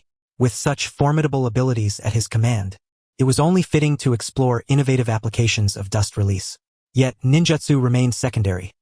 Their true focus was on research and experimentation. Next, I intend to thoroughly investigate that star from the Star Ninja Village, Hiruko declared. I have tested it, and it greatly enhances chakra activation. If we could eliminate its side effects, it might prove invaluable for our Kikuro technique.